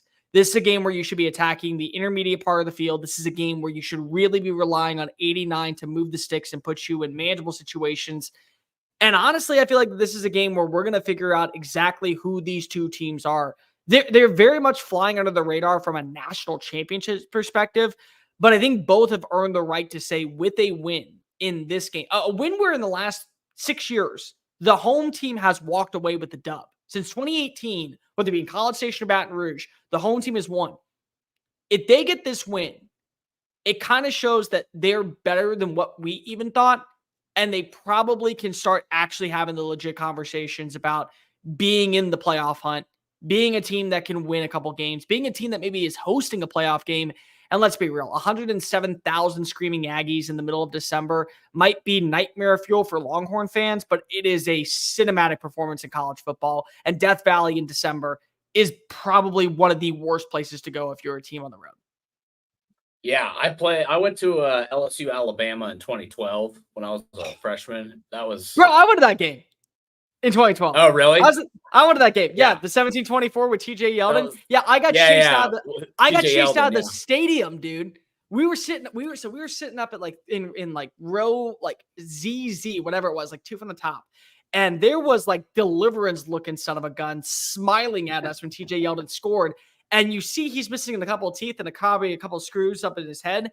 And he just smiles and goes, and we have to sprint out of Tiger Stadium because we know we're going to get our asses kicked. And you see the Tiger Nation about ready to pounce. We're like, yeah, we may be a bunch of freshman phenoms that act like we're hot shit. But no, we are in the belly of the beast. And I'll tell you what, that is the most hostile, toxic, most magical atmosphere in college football. That place deserves, if we had to do this, and it's never going to happen this way, but if we eventually decided on having locations throughout college football that get to host playoff games in college stadiums, Death Valley is number one for me. Death Valley is number one for host a playoff game every single year. Yeah. Just for people to experience what that place is like.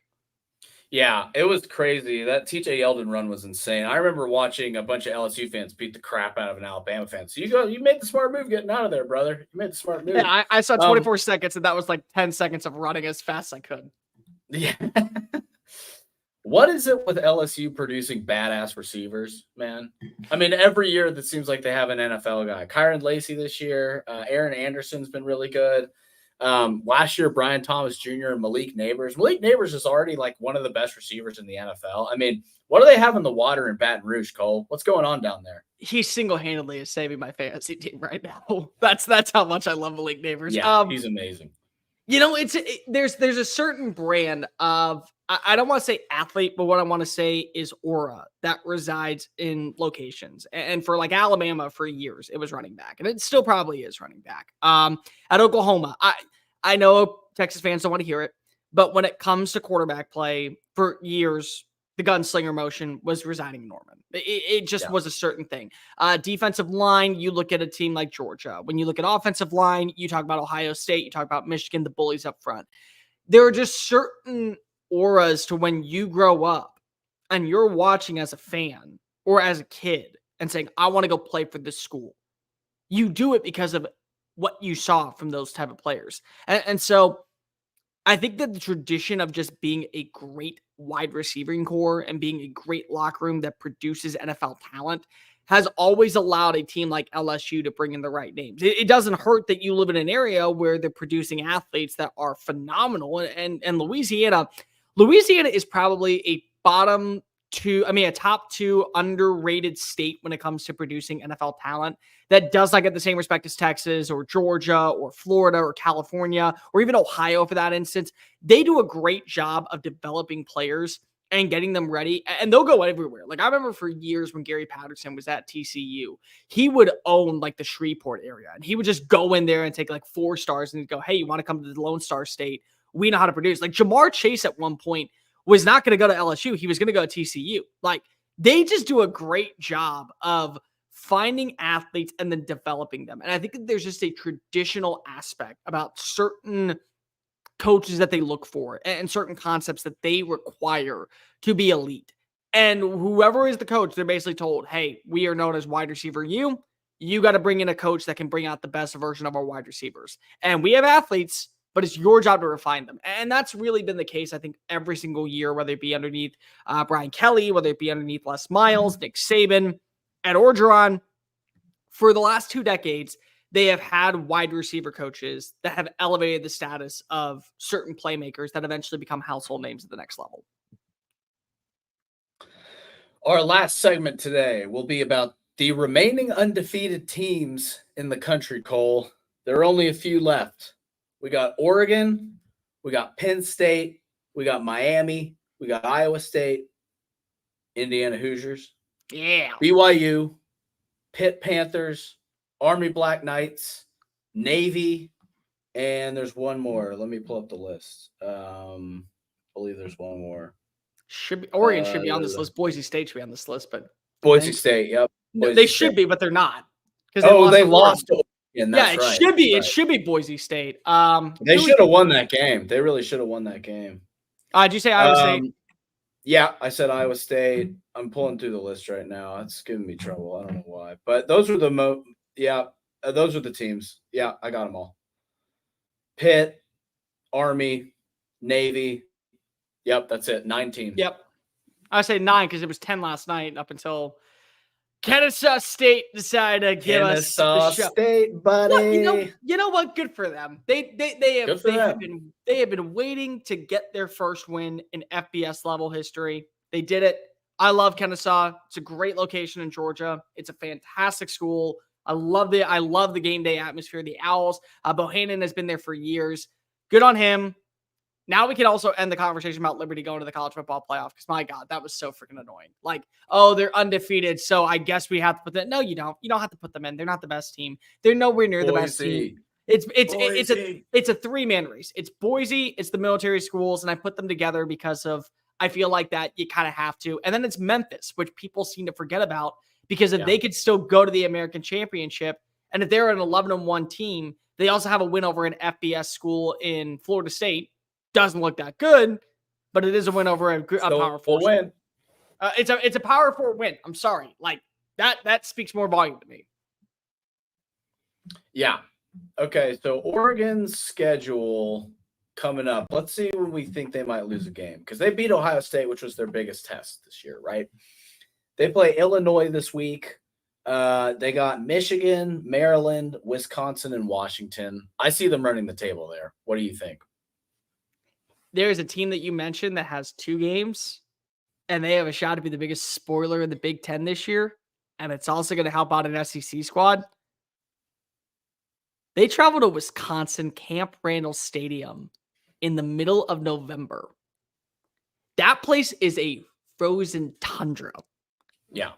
I think they could drop that game. If I were to pick one game that I think that you're going to see, the reason why you brought in Luke Fickell was to get Wisconsin back to a level of where we were talking about them as a program that maybe wasn't ready to win national titles, but they were going to be a tough out. And there was a brand about Wisconsin for years underneath Paul Chryst, before that underneath Brett Bielema, that I think that's why you go get a Luke Fickell. And that's a team that I think at this point, they're starting to play with a little bit of momentum. They're starting to show who they truly are with their offense. They have a solid overall defense. In November, Camp Randall Stadium, the weather is changing. Oregon, I don't think they'll be prepared for it. That is the one where if I had a circle and say Oregon loses a game, it is at Camp Randall on November 16th. Well, speaking of that, our next undefeated team plays at Camp Randall this weekend. And they're losing. You think they're going to lose? You think Penn State drops this one to Wisconsin? Have you seen what's going on with Penn State right now with all of the outside noise and the conversations about the court cases and how James Franklin is refusing to answer questions? There's a bunch of negativity, which again, for me, it's malpractice. And this is where my journalistic hat comes on. Don't just allow the university to make a statement. You come out with a statement, answer the tough questions. That's what you're there for. And it also probably nips it in the butt about, hey, this is what's happening. Let's focus our attention on Wisconsin. I think the outside noise, I think of the way they looked against USC, playing on the road out in Pasadena, that's a little bit of a different feel versus then going to a place that you are kind of known for dropping a random game at some point in the year. This feels like the one. And I still feel like that you look at this Penn State roster, they're a 10-2 squad. They're going to be 10-2. Yeah, you're going to drop it another game, but you don't play Michigan this year. You don't play Ohio State, one of the two. You don't play. No, they play Ohio State this year. They play Ohio State next week. So you don't play Michigan. So this is where you're going to drop back-to-back games. Then you're going to go run the table and be 10-2. And congratulations, the college football playoff for 12 teams was invented for you. It like when I tell people, what was the 12-team college football playoff invented for? For Penn State to finally get it, because if they couldn't get it at 10-2. Am I wrong? So that's it. No, you're right. You're literally right. That's 100% what it's for. It's for the teams that are just on the edge, that can't quite claw their way into the 4-team. All right, we'll make it 12. Everybody gets in. Well, we'll give a participation trophy to Penn State because they are a big brand, and we're tired of them bitching about it.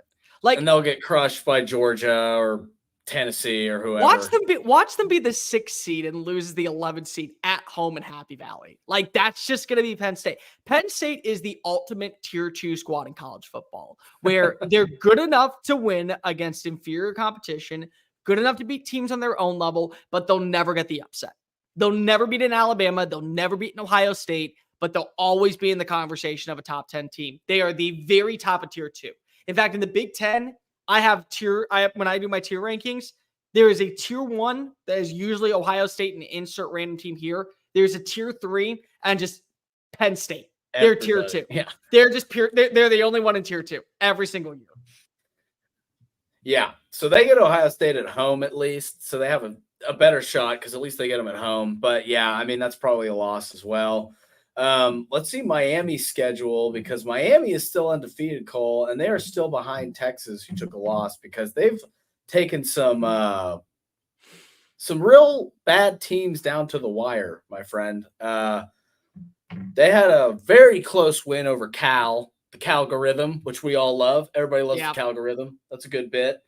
But they've struggled a little bit this year, despite Cam Ward being awesome, because that dude is a hell of a football player, Cam Ward. That guy, he's not going to win the Heisman, but he's definitely a guy that is going to get invited to New York. You don't think he's going to win it? I think Ashton Jeanty might win it. Ashton Jeanty should win it. The problem is that if there is one game where he gets 83 rushing yards, he's done. Because he's a group of 5 running back, and it sucks, but I feel like that's going to be the reality, where Cam Ward, he leads his team to an ACC title, P4 program, guy plays for a prominent university, takes to the college football playoff. I'm not ready to roll it out. I don't know if Miami loses now, because I thought their loss was going to come to Virginia Tech. I actually said at the start of the year, when I made my college football playoff predictions, the reason why I had Virginia Tech making the playoff as a 7 seed and hosting a game in Blacksburg was because they would have the signature win against Miami on the road. And I almost had it. They catch it and count, which, by the way, I'm sorry. Close. Here's the ruling. If you call that a touchdown, then it is a touchdown. There was not enough information to overturn that. If it was an incompletion, you call it an incompletion. There was not enough information to overturn that. But the fact is that you didn't overturn it. You thought that you did. That is straight collusion to get Miami into the playoff. You wanted to give them the win. I don't think that they lose. Syracuse on the road, if it was in Syracuse outdoors in the middle of November, maybe I would consider that. But they're in a dome. They're in a dome because they know it's going to be a blizzard. Be 72 degrees in there. I say so. It's they're playing at Coral Gables. They played at Hard Rock in November. Great. So essentially, if there was one team on this list that I feel like can run the table, and there is no trap, as long as they don't play down to the level of Cal or down to the level of Virginia Tech, it is Miami. Yeah, they got a bye week against Florida State this week. They should they'll probably destroy Florida State. Let's be real. We only got a couple minutes left. Let's get into these Big 12 teams, man, because we got some fun in the Big 12, brother. It's been a fun season in the Big 12. BYU is legit, dude. BYU's got a squad. Jake Retzlaff is a great quarterback. They got a great I want defense. BYU to be so good. I want him so to go to the great. playoff. It's such a great narrative. It's such a great story, man. I love it. But yeah, it's a lot of fun. Their schedule coming up, they got who they got this week? They got UCF. UCF this week. Yep. And then they get Utah, the Holy War, November 9th. That's going to be a tougher game. I don't know that they're going to, I think they'll win, but I think if they're going to lose a game, it'll be to Utah, I think, in the Holy War. You think it's Utah? I think of these next few games, absolutely. I don't see them losing to Kansas at home. I don't see them losing to Arizona State. I certainly don't see them losing to Houston at home. Who do you got? That was the one. Arizona State? They rank 66th in run defense right now. And Cam Scatterboo, I think he is awesome. He is so much fun to watch. He's great. To me, he is the definition of Doug Martin muscle hamster. Like he is at that level of just straight. I have quads that would crush your head. And I think that he is a dude that could probably make things interesting. The Holy War is, I think, going to be one to where it does come down to the wire. But for me, it more so leans, I would say, in favor of BYU because they're fully healthy. Kenny Dillingham has proven already this year he can pull off some upsets. That one is the one to where if I had to say BYU loses a game and it's like a surprise, the least surprising to me would be against Arizona State. And weird stuff happens at that stadium. Yeah. Weird stuff happens in Arizona State. Teams don't play as well as they should at Arizona State, I feel like. So maybe you're right about that. Last team we'll get to before we turn it over, Iowa State, who is still undefeated. And then the military academies are also undefeated. But who they got on the schedule this week? They got Texas Tech. Real fast. Yeah, I'm going to say that military academies lose a game eventually. I don't know where it happens, but they play each other at the end of the year. So one of them is losing no matter what. I think Navy's going to lose this weekend to Notre Dame. I think Army's going to beat Notre Dame, but still, you're going to see that loss. They play Texas Tech, at Kansas, Cincinnati, at Utah, Kansas State. Kansas State, maybe? Yeah. To me, when people still talk about Chris Kleiman and the Wildcats being the standard of the Big 12 for now, them being the CFP representative, despite having an undefeated BYU, despite having an undefeated Iowa State, like Iowa State got very lucky last week that a Gus Malzahn special did not happen against them with UCF, and BYU now has to worry about hopefully not get that Gus Malzahn special happen to them. So it's like it's gonna happen. The Gus Malzahn special. Maybe it happens this weekend. I feel like that Iowa State, Joey McGuire, I want to believe that this Texas Tech team can do it. I don't. After Baylor, I don't believe anymore. I can't. Cincinnati at 5-2 is really interesting. I'll be intrigued to see how they look this week against Colorado. I don't think Utah's got it. If I had to pick one, it may be BYU in the Big 12 championship. But I would say it more than likely during the regular season would be Kansas State. And then, of course, for Indiana, we all know if they do lose a game, which they may not, they may go undefeated and be this year's Washington, Kirk Cignetti, maybe doing some random shit, but it would be to Ohio State. I think that we can all agree that would be the one that they would lose. Absolutely. Let's bring in the guys. Chip and Zay, you guys ready? Are they smiling over there? Cool. There we are. It looks like they're ready. We got a thumbs up. We got a heads up. What's up, bros? How we doing? All right, fellas. Who you picking in Texas A&M, LSU? Cole, who'd you pick? Okay, so here's the deal. I think I'm picking Texas A&M. Let me explain real fast. Because of when I pick Texas A&M, they lose. And I think LSU is going to win. But when I pick against A&M, I'm 0-4 on the year. I've lost every single time I picked against Texas A&M. So if I pick Texas A&M, they're going to lose, which means I'm really picking LSU. But for the show and for the instance, I'm picking Texas A&M. It's LSU. LSU's 100% win this game. I think LSU has turned the corner to where I believe in them legit as a college football playoff threat. Not even as a college football playoff team, a playoff threat.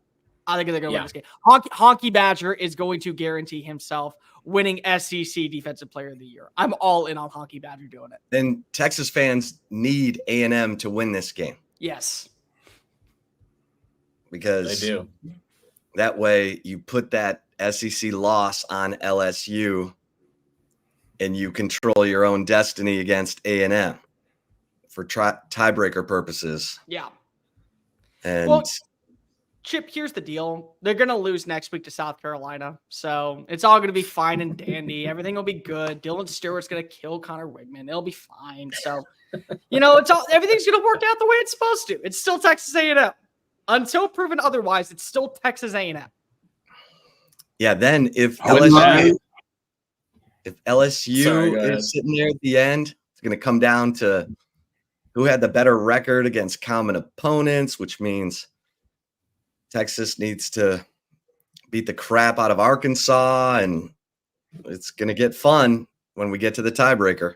This is what we're all about, dude. I'm telling you, this is why we love college football, and this is why we appreciate the SEC. Because even though people are saying it's a down year, it's the furthest thing from it. Just the level of competition is so legit. Yeah. You would choke if you were anyone at Clemson or anyone at Virginia Tech. Look at the SEC, how down it is. Dumbasses, you would choke in this conference. You would be pathetically out of reach. It would be a 5-7 season. Vanderbilt would be undefeated in the ACC or the Big 12 right now. Come holler when you can handle them, okay? With that, we will sign off. Cole, thank you so much for filling in, brother. That was a great show, man. Really appreciate you, brother. Anytime. I appreciate you guys for always letting me come Cole, on. Keenan, y'all are the best. Have a good one. Take care, Much boys. love, guys. Yeah, guys. Hey, in the immortal words of Judy Brown, happiness is a choice. We're happy you're spending some time with us. Chip and Zay holding it down on the midday right here on Texas Sports Unfiltered, 1 to 3. Set an alarm in your phone if you haven't already for each weekday at 1 o'clock. To remember, sometimes you get busy. To remember to come hang out with your fellas for a couple hours. We'll try to make it the best 2 hours of your day.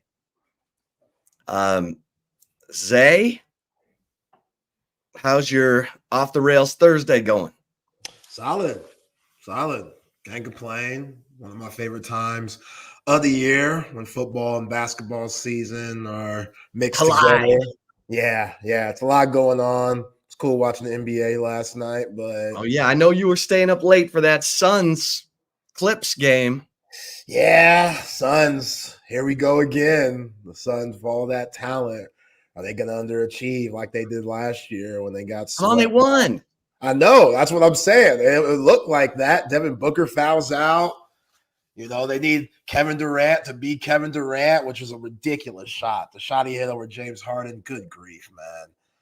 To hit him into overtime, I don't know how anyone hits that. It seemed like James Harden almost hit his head, but Durant just the muscle memory, the repetition, the greatness, skill, it always comes out, and it did when the Suns needed them most. So, yeah, good first win for the team that I picked to win the World Championship.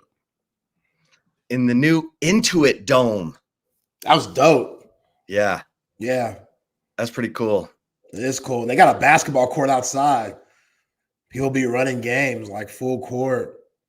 I mean, you're in Inglewood, up to no good. You know what I mean? Inglewood, up to no good. Yeah. Love it. Yeah, Love man. it. Come on, man. That's where SoFi is. That's where the old Forum was. Yeah. So now they're rejuvenating over there. Yeah. I know Jerry Buss probably rolling around in his grave knowing that the Clippers built that $2 billion arena right in his hood. In the same places that he used to have the Forum clubs and had all those playmates and models down there under under the court doing who knows what. Chicka. Might have been where Magic,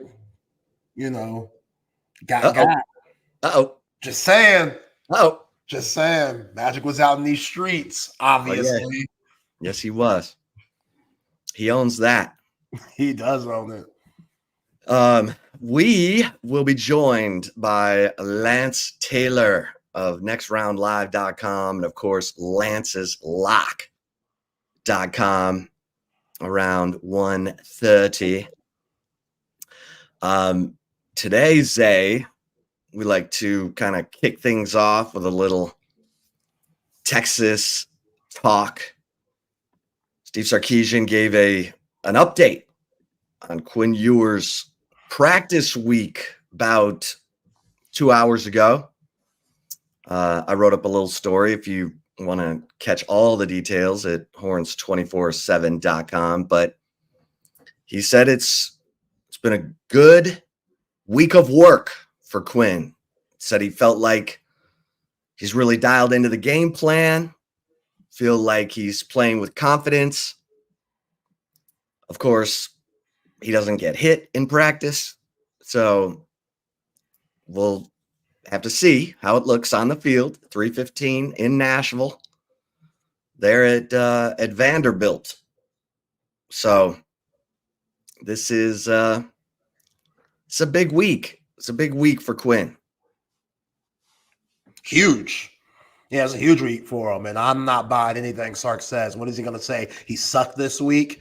What is he going to say? He was horrible? He couldn't complete the pass? No, you got to build him up. You got to put that confidence in him. You got to make him feel like he is the man. You got to make him feel like that dude that went down to Tuscaloosa and tore up Nick Saban's Alabama team. You got to make him feel like that dude that went to Ann Arbor and just absolutely dismantled a solid Michigan defense. Guy that won the Big 12 championship and was MVP of that Big 12 championship game against Mike Gundy's Oklahoma State team. You got to give confidence to Quinn Ewers. So that's coach speak to me. I'm not buying that.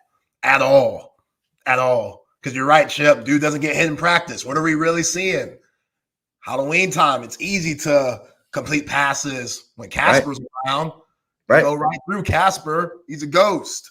You know what I'm saying? They're not doing any one-on-ones right now. One offense versus one defense. It's all scout team stuff. And again, you can't hit the guy, so you're kind of walking through a lot of things at this time of the year. So Quinn Ewers, it's all going to be shown come Saturday. And there's not much room for error because this Vanderbilt team, slow, methodical. We've been talking about it all week. One of the slowest paces in college football, but they're 5th in the nation when it comes to third down conversion.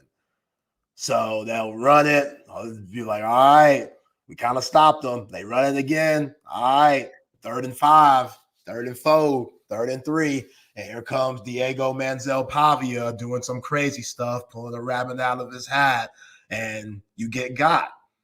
And they'll just do that for the whole entire game and stay consistent. So you got to start off fast if you're Texas.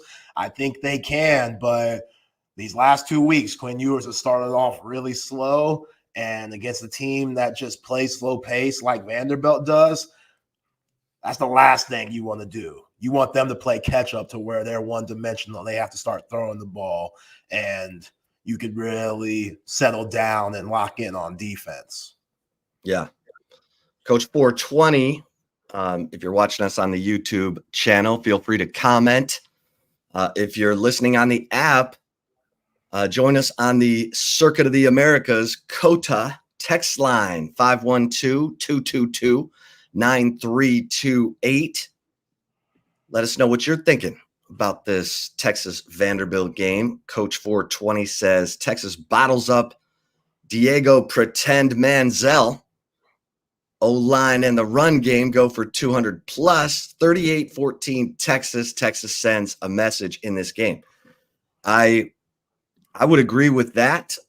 If Quinn is, locked in and he's able to complete passes like he did, we keep calling him Michigan Ewers. I'm waiting for Michigan Ewers to show back up. And this is the last time Texas went on the road for a true road game, was at Michigan. Texas's 8th straight win in a true road game. Quinn Ewers has been the quarterback for all of those wins. And now he gets to, as you said, Zay, go to Nashville. You got to bring your own juice. It's a little stadium. It's a private school. It's, Diego Pavia is probably the least representative Vanderbilt student you'll find at Vanderbilt, especially if you put him in the frosted hair tips and the earrings and the jewelry. Yeah, how you get in, by the way? What's looking like Vinny and Pauly D from Jersey Shore. Fist pump that thing. That was funny. Quinn Ewers, baby. It's time. Remember, that's what he said after he beat Alabama. It's time. okay, it's time. Start playing like that again. And that's, Steve Sarkisian was asked about, well, could he be feeling some lingering effects from the oblique strain? And Steve Sarkisian said it's week 8. Like, everybody's got something. And he said, do I think Quinn's using that as a crutch? He said, I just think it's the reality of week 8. So they got to fight. He's got to fight through it. Zay, he's got to fight through it. I don't think Sarkisian wants to, like we said before, if Sarkisian makes a move at quarterback again, Arch Manning might just grab hold and never let go. So ideally, this whole pecking order timeline, we know Sarkisian's on the record saying he thinks Quinn can be a top 5 pick in the 2025 draft. Like, he's approaching it. Quinn is approaching it like this is his last year. I've seen all this talk about, well, if Quinn doesn't play better, he's going to want to come back. That doesn't really fit the timeline. It's Arch time in 2025. So Quinn's got to. This is it. This is it. Yeah. He's got however many games left, 5+ to get this thing back to warp speed, back to light speed. He can do it. He can. It's in him. I'm just shocked. I did not expect for him to be at this place during this time of the year. Again, we were talking about this dude being in New York for the Heisman. We're talking about this guy putting himself in those top 10 first round NFL draft conversations. All he's done is hurt his stock these last few weeks because, A, you're just straight up not playing good football. You look a little timid in the pocket. You're not stepping up to throws. You're throwing off balance. Your footwork's not the best. You're sailing balls. Your deep ball's not there. Then B, this guy might be injury prone too. That's terrifying if you're an NFL scout. And a lot of those guys, Tom Brady mucked it up for everybody. Again, that's the standard. When we look at quarterback, Tom Brady, his picture is right there under quarterback in the dictionary. At least it should be. Along with guys like Manning, Elway, Aikman, Marino, list goes on, Montana, et cetera, et cetera. But really Brady for what he did with the MVPs and the Super Bowls. You know how fiery Brady was? Brady was cussing out cussing out his own coaches on the sideline, cussing out his own teammates. Like Quinn, again, you talked about the other day. Dodge used to tell him, yo, man, let's go at South Lake Carroll. Come on. Let's go. We get it. Let's get it. And Quinn, even kill. That's one of his best attributes. He doesn't get rattled much, but also when he gets that deer in the headlights look and stuff, when you saw him on the sideline with an Arch winning the game, and again, who looks happy when they get replaced? But man, that fire that you saw after the Alabama game, man, during the Michigan game, like, you got to get that swagger back. It gets too hot and cold. You know what I'm saying? Like, you got to keep that same swagger consistent. And if he's not able to because he's thinking so damn much about getting hit and just staying on the field, talking about it all week, Chip, that scares the hell out of you. Because I want it to go well for Quinn Ewers, but this team's too good for Sark to just let it roll. Like, Arch is ready if you need him to be. I still think Arch needs to take his trials and tribulations, deal with adversity himself. I don't think he's going to be the perfect quarterback. It's hardly see anybody that's played the game at the highest level, always been great. But yeah, the pressure, national media is getting even more crazy about the quarterback controversy. Got to do air quotes because we know Quinn Ewers is the guy, but that leash has become a lot shorter since that Michigan game. And like you've said, you got to sit them down sometimes, be like, yo, man, you keep playing bad like this, I got to think you're hurt or something. Because we've just seen you at your high way too many times. When you look bad, you look bad. It has to be something else. So, yeah, here in year 3, he's had a lot of chances, man. And this team still win a national championship, still playing Atlanta, win the SEC championship.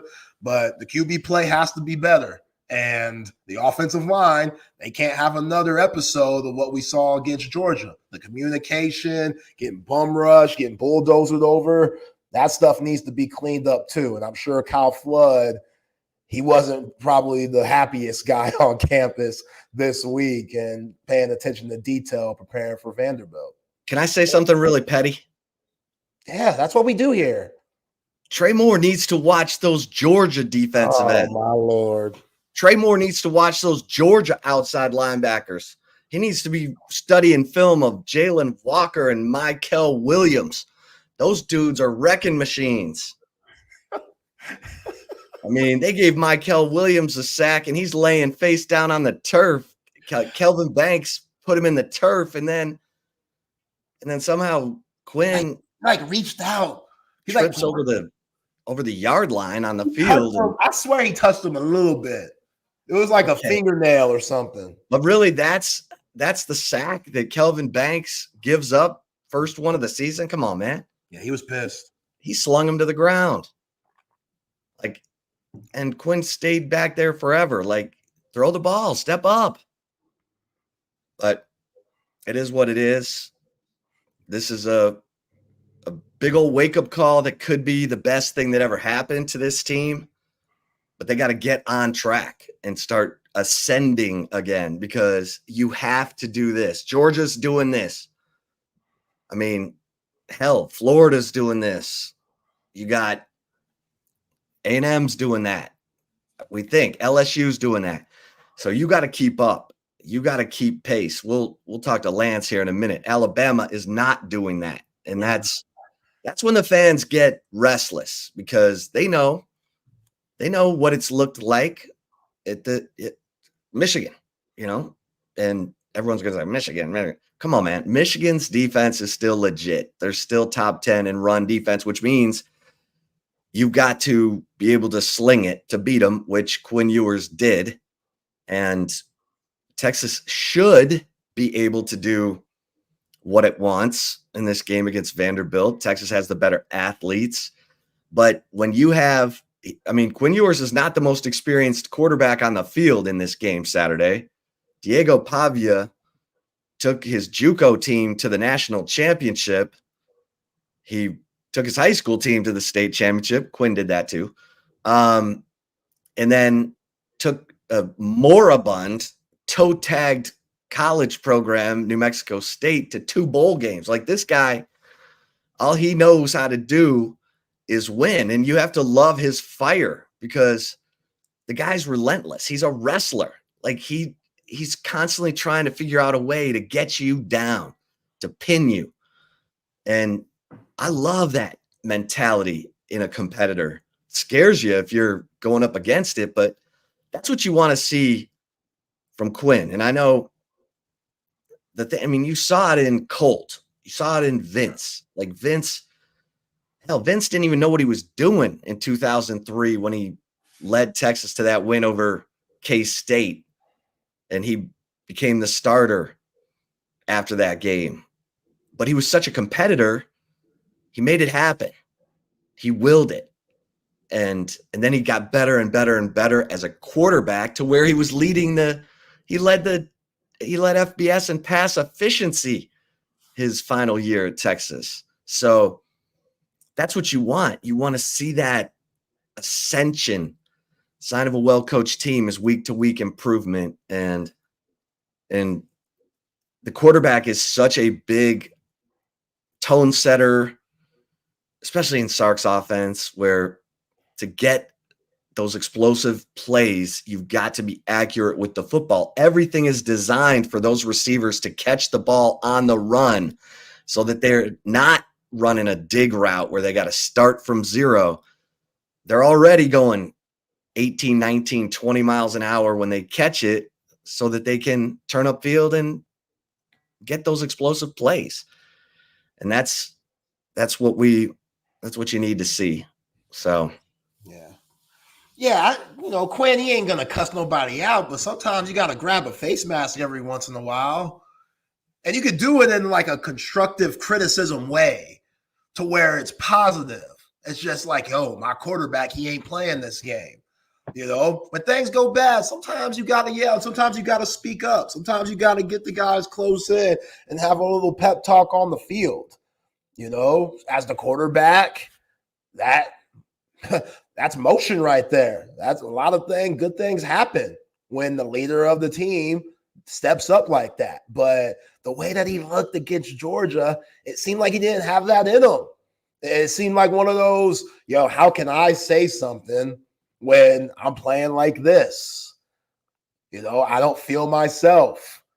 I'm in a little pain. I'm not going to say it because I want to play and I know what's at stake and I want to be a part of it. I've been working my whole life to do this and be in this position. I don't want to give that up for nobody. I get that. It's prideful. But also, if you're not capable, then where do you go from there? But yeah, Diego Pavia, that's all he has in a way. That arm, I don't know if dude could throw it over 40 yards. Being 100, I really don't know if he can throw it over 40 yards. If he does, it's probably on some duck stuff. That thing probably wobbling,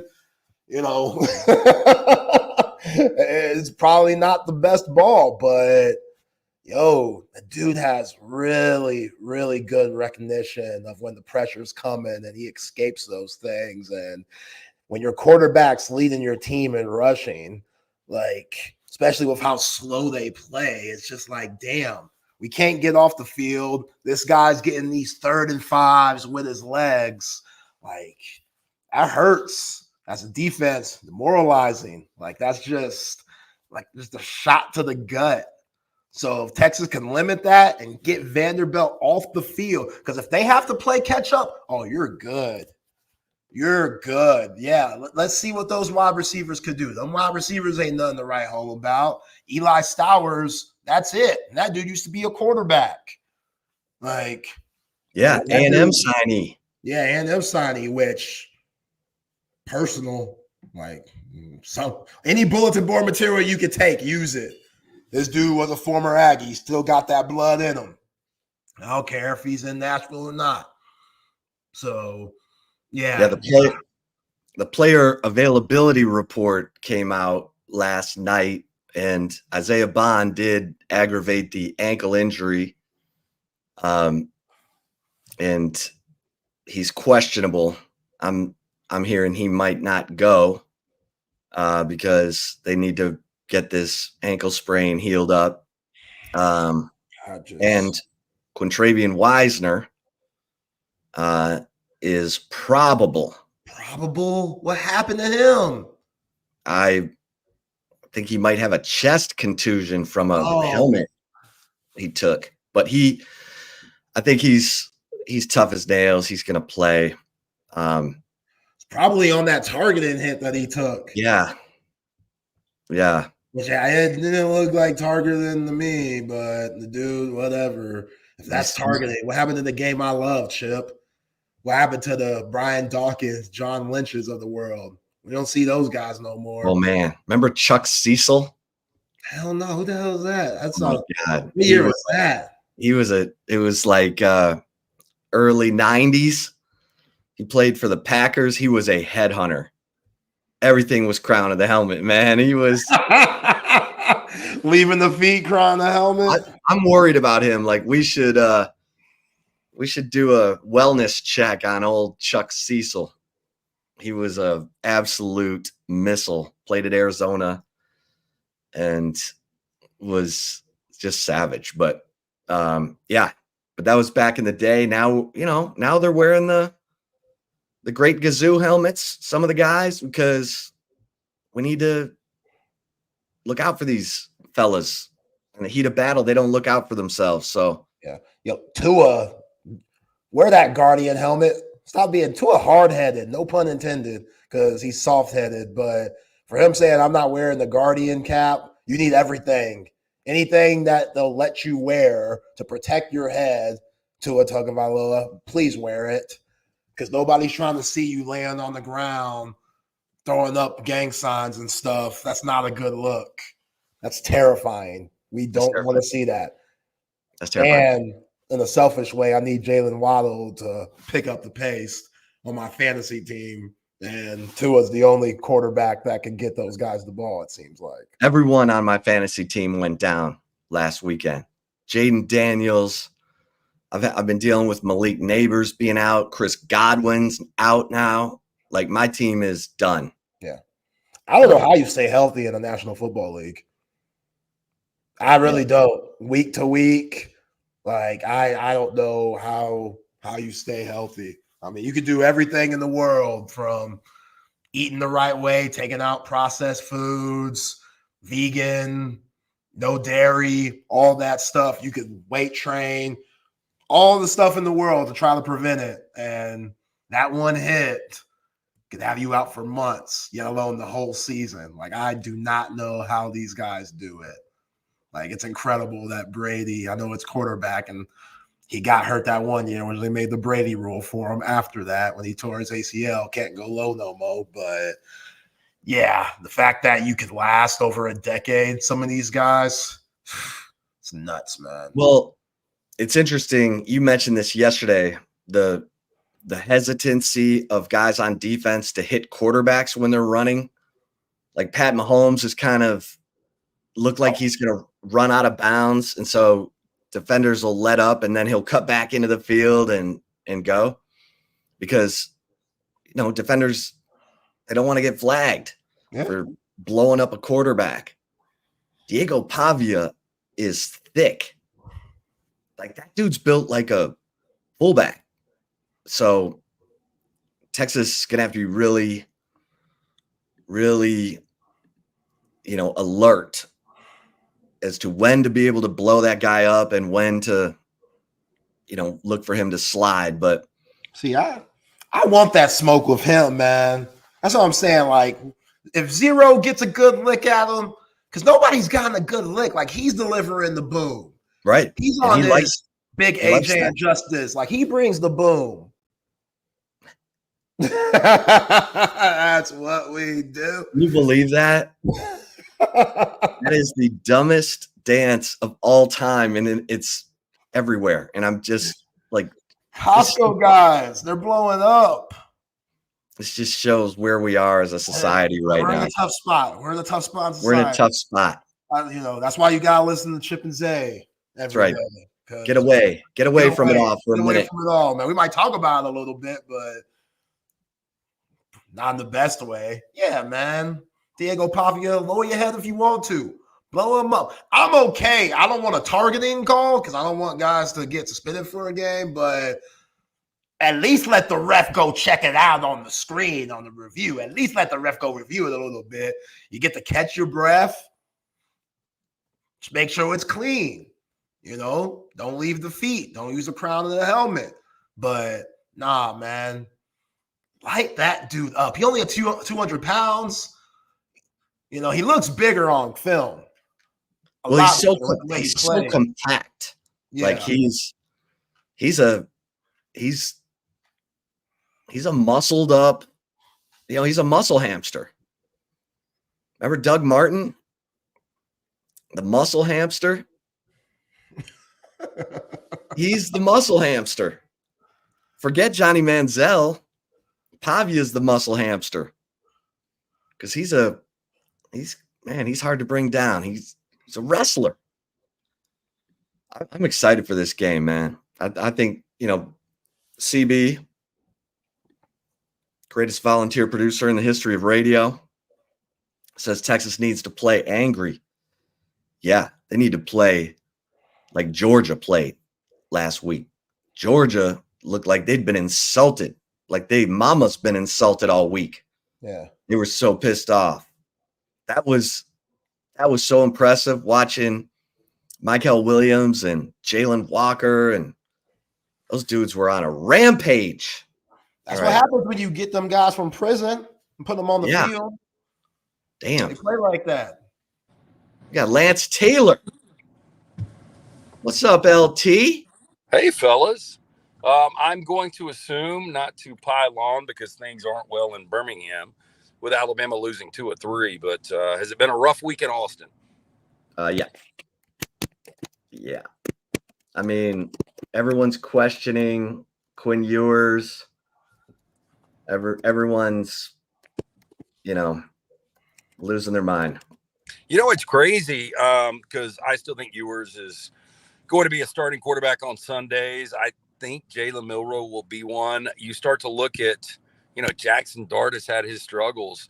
I was asked today who the first team All-SEC quarterback is. It's Diego Pavia, is it not? I mean, right now. It's got to be. I mean, that sounds nuts. And a lot of it does factor in the fact that, he's playing for a Vanderbilt team that is now ranked. But, I mean, that kid, he hasn't had a bad game. And he has been the most valuable player to his team. And even going back, if I would have told you guys Carson Beck throws 3 picks in Austin, Texas wins that game going away.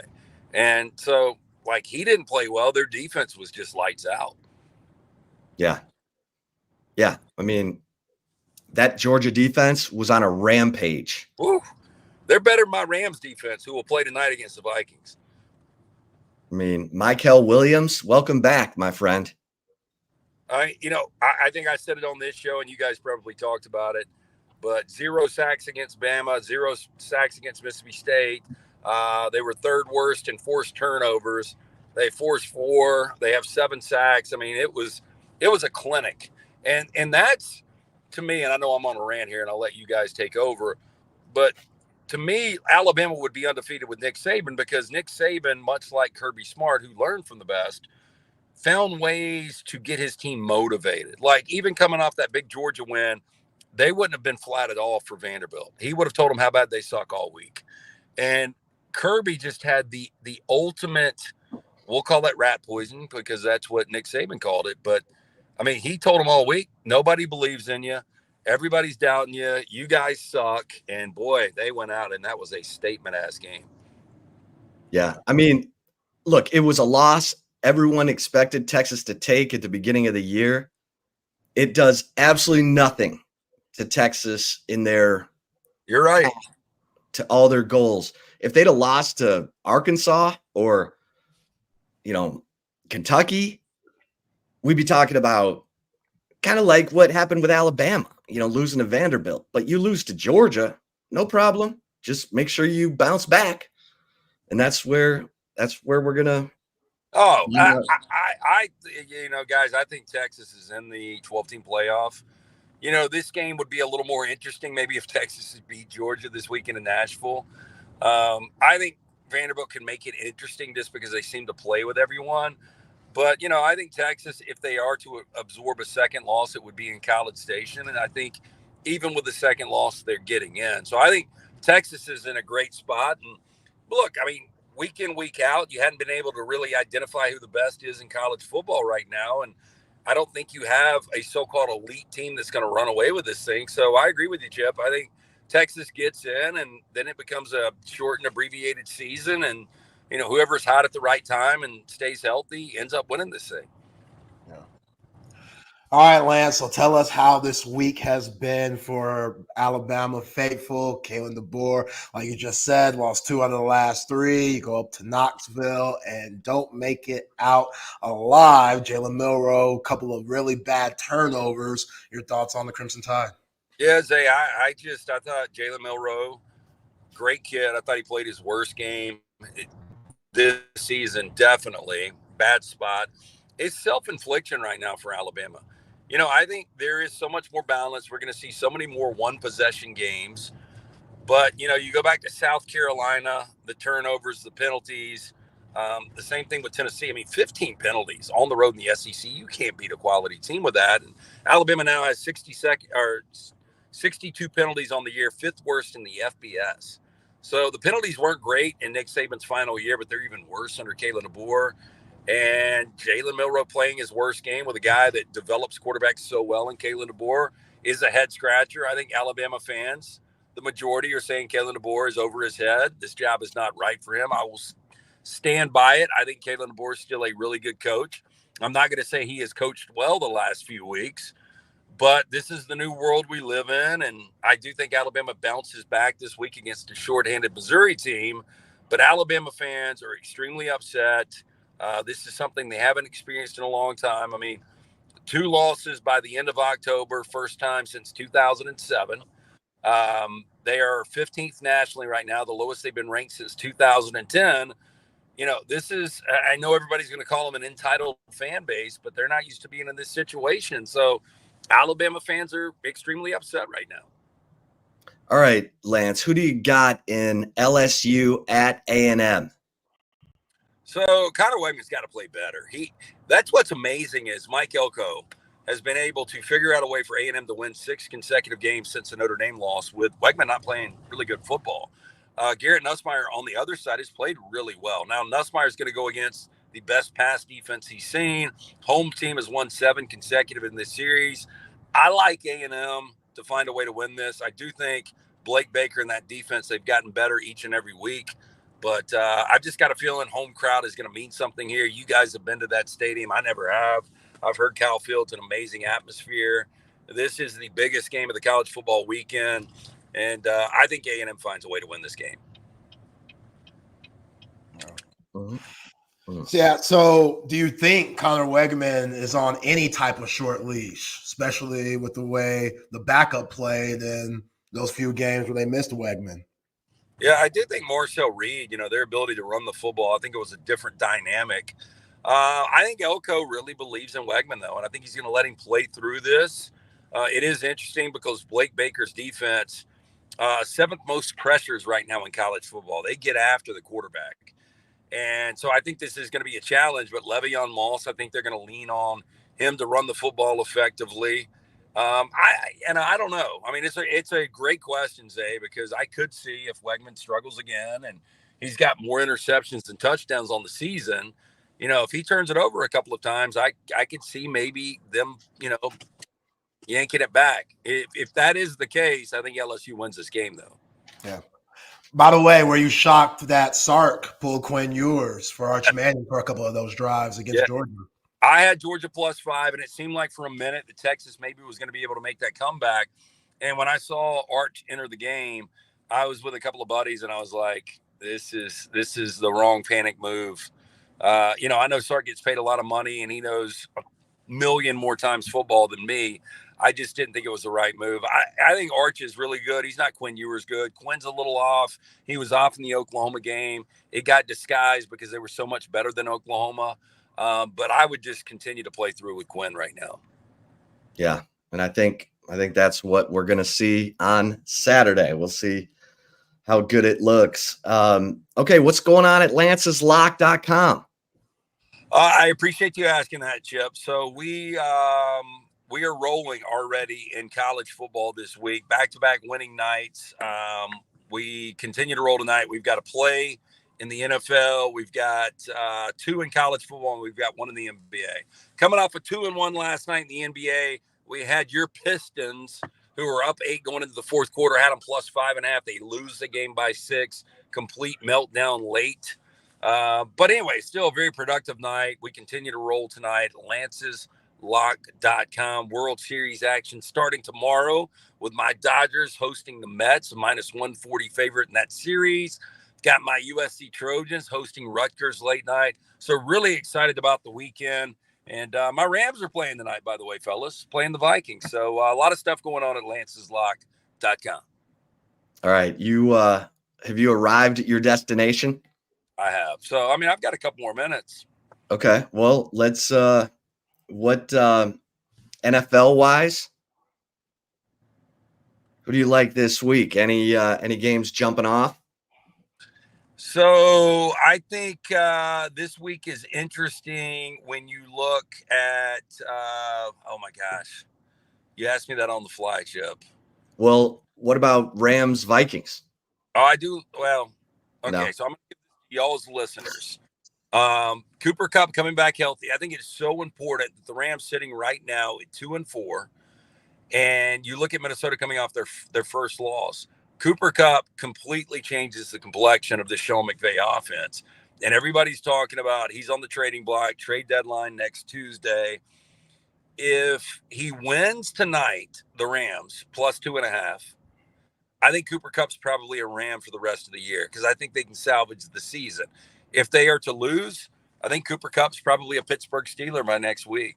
So I think it's one of those important games. If you're a diehard Rams fan like me, watching a guy selected out of the third round from Eastern Washington, should have been the MVP in 2021, had a historic year en route to winning a Super Bowl with Matt Stafford, a guy that just can't really stay healthy. I go back to 2018. I think they would have beaten New England in Super Bowl 53 if Cooper Kupp would have been, active in that game, and he wasn't. So he's the guy that unfortunately gets a little banged up, but I do like the Rams tonight, plus 2.5. I think they win the game outright, and I think the NFC gets really, really interesting. Are the Jets ever going to win with Aaron Rodgers? So Aaron Rodgers now 39 consecutive games under 300 yards passing. That is crazy. You bring in Devontae Adams, Garrett Wilson, who had a terrible drop that led to a pick against Pittsburgh last week. That's kind of what opened up that game. I don't know. It's a weird situation. You've obviously got an interim coach. You have so many weapons. I mean, one of the better defenses in all of football last year. Now you add all these weapons, a healthy Breece Hall. They just and it's almost like an organizational thing. Like, I don't know if you guys watch Clipped on FX about Donald Sterling and the Clippers. And looking back, Chris Paul in his prime, Blake Griffin, who was so underrated, such an athletic guy, DeAndre Jordan, another underrated athletic guy around the rim. Like, those Clippers teams couldn't get over the hump because they were the Clippers. And I think there's something to that. I think there's something with the Browns. You sign a massive deal with Deshaun Watson. Doesn't work out. The New York Jets go out and get one of the best quarterbacks of all time, and Aaron Rodgers gets hurt on his first, series last year. I think there are some organizations that are just jinxed, unfortunately. Yeah.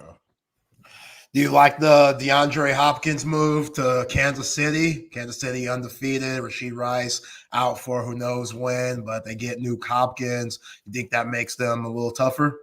I do. You go back, Will Levis, his best game ever as a professional was 3 touchdowns to DeAndre last year. DeAndre had over 1,000 yards with Will Levis as his quarterback last year in Tennessee. So I still think he's got something left. He's 31 years old. They really wanted Cooper Kupp, and they were really coming after. And I think Les Snead and the Rams, they've kind of like, we're going to wait and see. That's what's so weird about this game tonight. I really do think it depends on whether or not the Rams win or lose, whether or not Cooper Kupp's a Ram. But I think the Chiefs wanted Cooper Kupp. They get DeAndre Hopkins, who I still think is obviously outside of Travis Kelce, their best option right now. So I think it was a huge move when you start to look at the AFC. I know the Texans are coming off a loss, but with the Texans, with the way Josh Allen's playing right now, not turning the football over, I believe the Ravens are the best team in football. Joe Burrow, big game coming up this weekend, but Cincinnati is going in the right direction, especially offensively. And Russell Wilson, what can you say? Really good first start for the Pittsburgh Steelers. So there's a lot of really good AFC teams. Tua coming back this week, probably too late for him. But I do think it was important for some of these moves to be made, especially Kansas City has become, what I look at as a defensive team now. Yeah. All right, real quick, I meant to ask you this while we were talking SEC. Is Florida getting better? I think they are. And I said this the other day, and I've usually been one of these coach killers, and I don't mean to be, but if you're making $10 million, you need to show me some results. I think where we are right now in NIL and transfer portal, you got to give these guys a little more time. And I think Florida's sitting at 4-3. They've done better than I thought. And I think they've rallied around their coach. They're playing with a backup quarterback now in DJ Lagway. I think he is the future of this program, though. I think you got to give Billy Napier time. So I think Florida is playing much better football right now. Yeah, that's who Texas has after Vanderbilt. It's never easy. SEC boys, you guys have heard this before, and it's true. Yeah, we're seeing it in live time, Lance. Going back to college football a little bit, did you expect BYU and Iowa State to be at the top of the Big 12 right now? Both teams 4-0 in the conference. Apparently Chip did. Iowa State down 14 in the second half, down 8 in the fourth quarter. Rocco Beck made some incredible plays down the stretch. I was shocked they were able to win that game because UCF completely gashed them. Yes and yes. I like Matt Campbell. I like Kalani Sitake. I think really, really good coaches. But you start to look at, Kansas really struggling, Oklahoma State. I mean, if you would have told me that those are the two undefeateds and Oklahoma State is yet to win a Big 12 game, it really, really would surprise me. But I do think BYU's got an issue this weekend. They're playing a UCF team that can run the football. BYU has not been great against the run. So I do think that's their first loss of the year. And Iowa State obviously off this week. Lance, you're the man. We always look forward to it. Everybody get over to lanceslock.com. $100 a month, right? Good. 4 plays tonight. We're going to go 4-0 tonight. How about that? 4-0 for you. It's going to pay for your entire month. Best value out there. If any of your women, I know Zay's got a bunch of women that watch this, throwing that kind of stuff. If you want to do an incredible stocking stuffer for your boyfriend or husband, lanceslock.com. Get them a membership. There you go. LT, appreciate you, man. Let's do it again next week. Hey, boys, enjoy the games. Talk soon. All right. There he is, Lance Taylor. NextRoundLive.com and LancesLock.com. So this Texas A&M LSU game, I'm fascinated because you got Garrett Nussmeier who's playing well. You got LSU's got some explosive playmakers on the outside. A&M's defense is lights out. Nick Skirton. If anyone has watched A&M's defense, Nick Skirton, I think he's number 11, probably because of Micah Parsons, but that dude looks like Michael Williams and Jalen Walker. So just buckle up, buttercups, because let me make sure I get you the number of that bus that's hitting everything.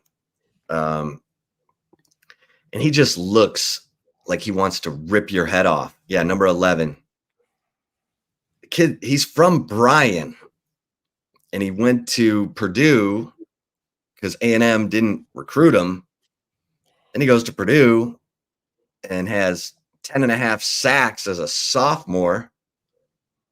And now he's got 4.5 sacks through, however many games, but forced fumble. I mean, this guy he's fun to watch. And that dude, I expect to see him. And then I love this game too, because LSU has this kid, Will Weeks, who's coming at linebacker, and he's kind of taken off, like in a way that they thought Harold Perkins would. This guy, Will Weeks, is savage. I just love watching him play too. So I'm fired up to watch this game because, like, I look at it, I'm like, Nussmeier's better than Connor Weigman, right? But A&M's defense is better than LSU's defense. So I think it's going to be a fourth quarter game. Could be overtime. Yeah, I mean, for Texas' sake, either team could take a loss, in my opinion. I don't know what LSU's schedule looks like, but I feel like they probably have some tougher games or just as tough games coming up. And, yeah, Brian Kelly, Mike Elko. Can Mike Elko go stay undefeated here in the SEC?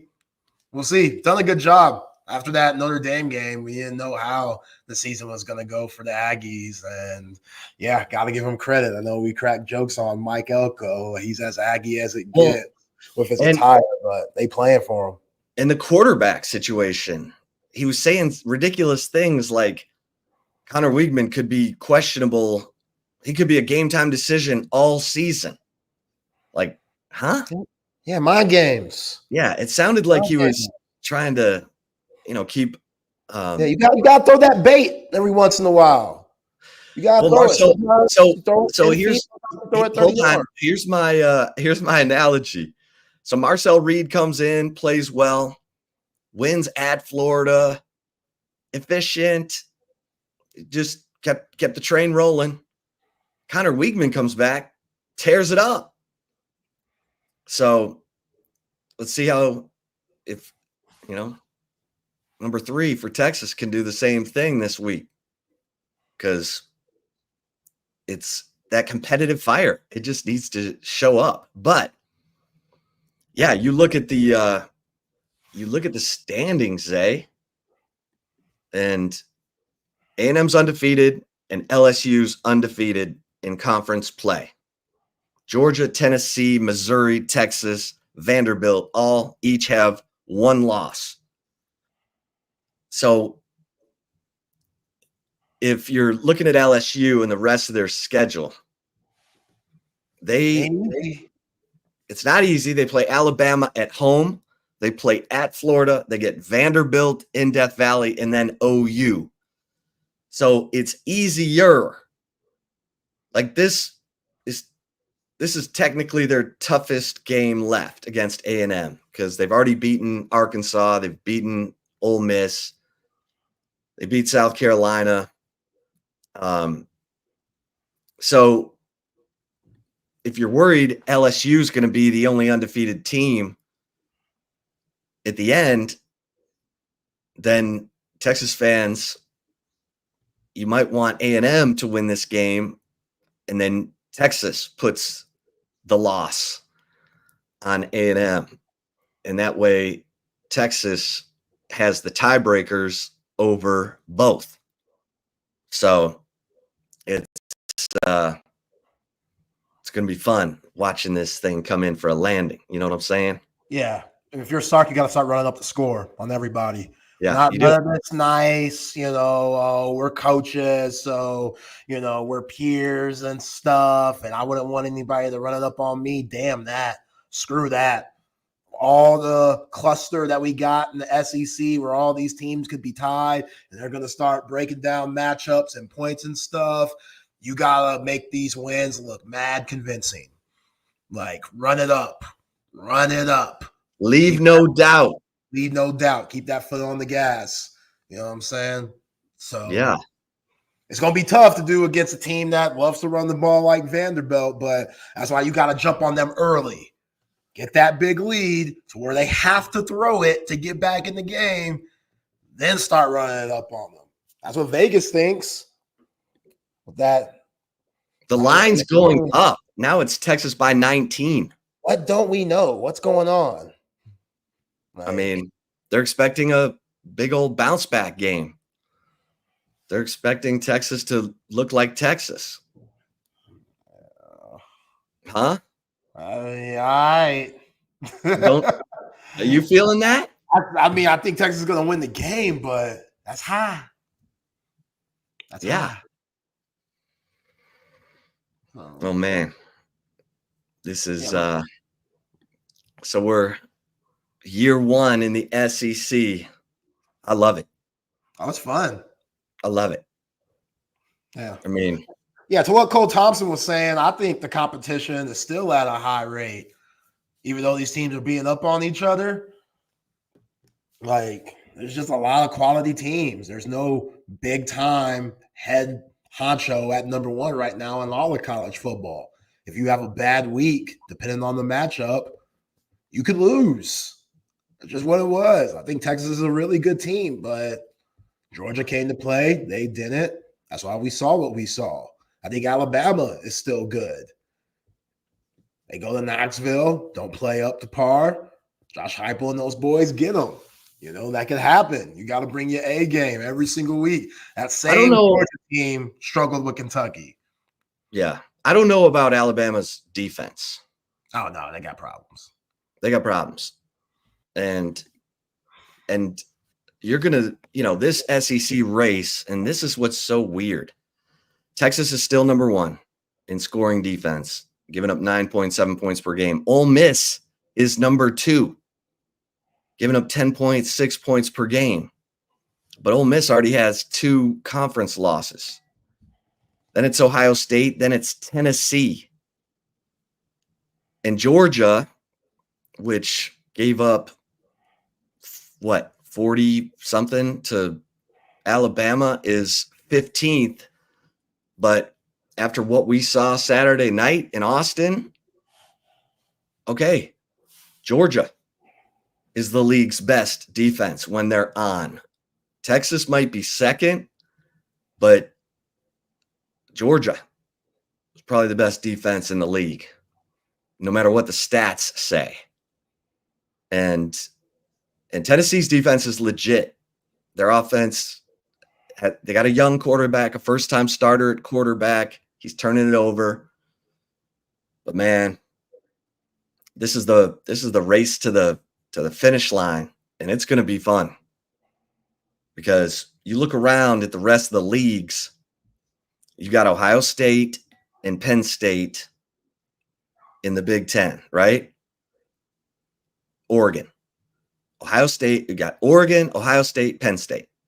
Those three right now, you'd say, yeah, they're in.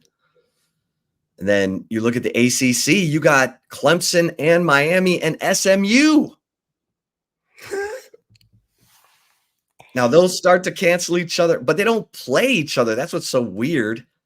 The ACC is going to have a mad tiebreaker if all three of those teams finish undefeated and you're going, oh, okay, record against common opponents, blah, blah, blah, margin of victory against. Yeah. Oh, yeah. So you got three teams there that are, in contention for the playoff. And then you got half the league in the SEC. I mean, which of these teams is not a legit contender? Texas A&M, LSU, Georgia, Texas, Vanderbilt. Huh? Missouri? I don't think Missouri's real. I don't think Vanderbilt's real. I mean, they are, but they're not talented enough to overcome. I mean, I shouldn't even say that because we gotta be careful. You gotta watch them play. Yeah. So far, like, how did Georgia State? Actually, I know how Georgia State got them. That was the one game where Pavia had some turnovers, and the defense. What did he do? Fumble? Because he only threw him one pick, and I think that came against Kentucky. Yeah, I think he did. He lost a fumble in that game, and it's not much. I shouldn't have said turnovers, but it's 2 turnovers all year. What are we doing? Could somebody get the ball from them, please? I gotta see that, man. I gotta see that. He's a wrestler. Yeah, wrestles that ball, and he isn't throwing enough. Like, even though he's really accurate when he does, he don't throw much at all. Like, in the pass attempts, they're in the 120s.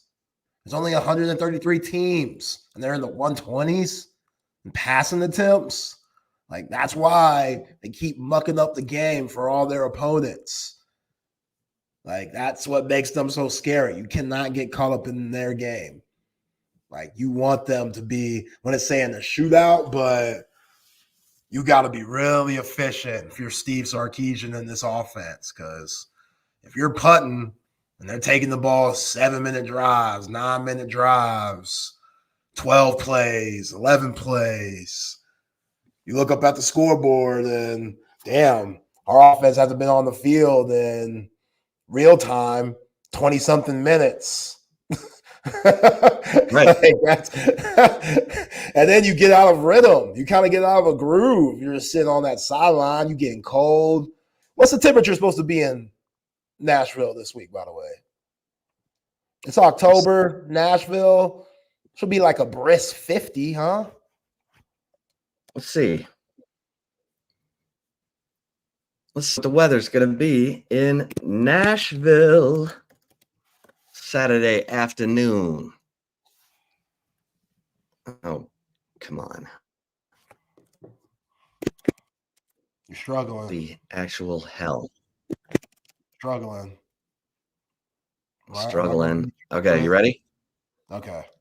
This sports talk program interrupted by a weather update. 71 degrees. Damn. A high of 71 degrees, a low of 45, 24% chance of something. Yeah, 24% chance of rain and 10-mile-an-hour winds. There you go. Thank you for that Jim Spencer weather update. Your game time weather update. All right. So I played Al Roker. What do you make of those conditions? Football weather. Yeah, it's football weather. Football weather.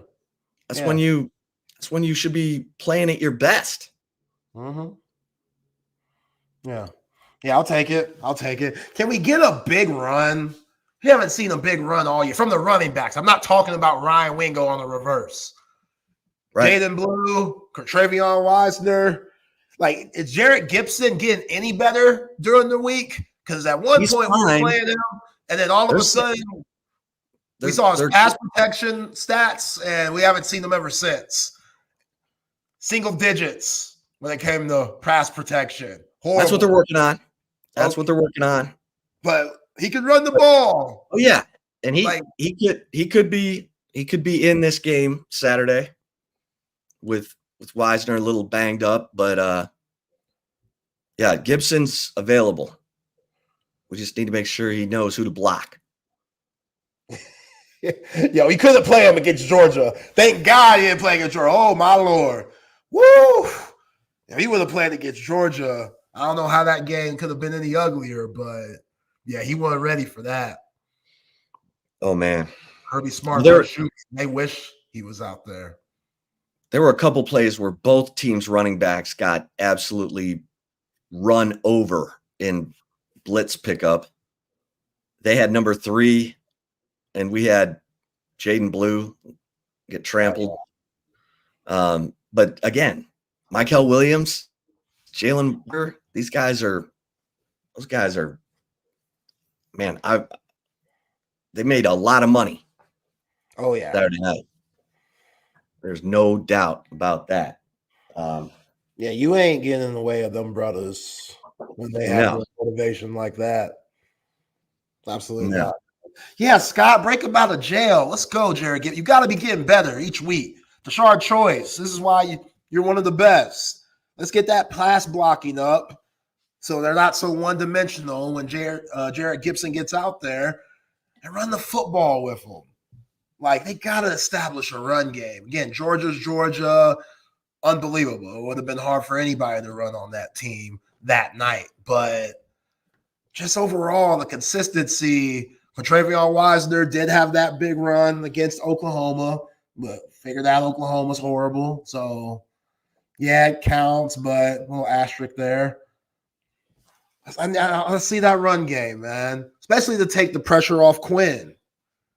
Like Kyle Flood, let them big boys know. Like, let's go.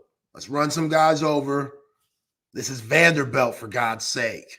I know they're top 25 now. It's been a long time since 2013, but it's still Vanderbilt. You got the better players. Take care of business. Take care of business. 18. Take care of business. Run some guys over. Y'all got y'all's ass whooped last week. Yeah. Yeah. Got your ass whooped last week, man. Yeah. Come on. But, man, again, I got to single out my man, Alfred Collins. I watched the game again last night. Alfred Collins made himself some money on that field against Georgia Saturday night. And look, Jermaine Lole is going to go to camp with somebody. I don't know if he makes it through rookie camp or he makes it all the way to training camp, but that dude, he's not getting moved out. And that's what you want. In fact, he's getting off blocks, making tackles. I mean, you know, he and Alfred Collins and Vernon Broughton and Bill Norton. Bill Norton's getting some more snaps. They've been solid.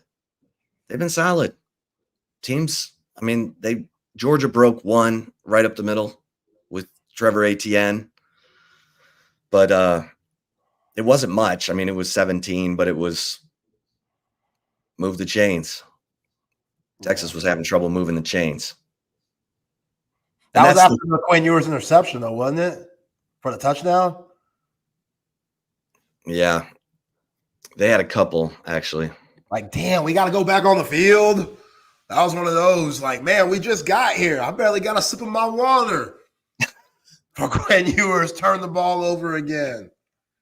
Like, yeah. ATN had an 18-yard run in the first quarter. He had the 15-yard touchdown run in the second quarter, and then he had a 14-yard run in the second quarter. Nothing in the second half. Nothing. So that Texas defense, man. Yeah. It makes it that 30-15 makes it look like they got run, but the offense turns it over 4 times. Could have been worse. Could have been worse. Yeah. Could have been worse. Yeah, APB. CB says APB out for Jared Gibson, Jonte Cook, and DeAndre Moore. I mean, let's be honest. Most of the plays are going to Bond and Golden. And you see that by the snaps, you see that by the targets, and you see it by the production. Golden has the most third down catches. Bond is second. And until those guys start playing, unless their level of play drops off, those are going to be the guys who lead this charge. And Ryan Wingo is getting more snaps. So Jonte Cook moves down the pecking order because Ryan Wingo is explosive as hell. I mean, 22.8 yards per catch. And he's got 2 of the longest runs of the season. The 55-yarder at Michigan, 25-yarder. Hell, he picked up the 4th down. They ran him on that end around that they ran against Michigan to pick up the 4th and 1. So, yeah, Wingo. I don't think anyone's complaining about Wingo getting more action. No, he needs to get more. To be honest, I'm not too happy with Isaiah Bond playing last week and him re-aggravating that ankle injury. I know he had a touchdown in that 2-point conversion, but you could have put somebody else in those spots during the time. It's not like he did anything out of the ordinary, like if this thing lingers, that's not good. I think he's going to be okay. Okay. He should definitely be okay after the off week. So yeah, sit his ass down this game. Like, trust those other guys. Quinn should be good enough to get these other guys the ball. Like Ryan Wingo, he's proven in the limited reps that he's got that he's ready for the moment. Throw him out there. DeAndre Moore too. Jonte Cook, that's a very interesting situation because, again, coming out of DeSoto, 5-star wide receiver, big-time player. You saw him last year as that 4th wide receiver, after A.D. Mitchell, Xavier Worthy, and Jordan Whittington. Like, he got a little bit of run. So for him not to get much run on this 2024 team, you thought the trajectory for him was still going up. That's clearly not the case. He doesn't block like DeAndre Moore. You got to block. And that's as simple as it can get. Chris Jackson can say, when you start blocking like DeAndre Moore, you're going to get some of his reps. Because we got 2 veterans in Bond and Golden who've made big plays and big games, and we're rolling with them. You're getting your reps, but you can't be dropping 62-yard touchdown. Can't be dropping those. He can't still be in the doghouse from that, man. Come on. He's not. He's got to block. He's got to raise his level. But when it's this competitive, you're looking for reasons to move one guy up and one guy down. Wingo, if you're looking to move him up, that was a big drop. Wingo's moving up. He's getting a few more snaps per game, and no one's complaining about that. If they are, I want to meet him because Wingo is a savage. Yeah. Wingo, let's see what his explosivity is up to. Okay, it came down because of the Georgia game, but 19.25 yards per catch. Still the best on the team. Yeah. And Makuba, I think Makuba's going to be okay after the bye. Nice. So that's big. You need to continue that play. Jahdae Barron was everywhere. Jahdae Barron's having a good year. Really good year. Good year. What's CB call him? John Thorpe Barron? Yeah. I mean, he had a really good year in 22, kind of a down year. Last year, he was hurt. He had the ankle injury he's playing through all season long. Now he's all around the ball, all around it.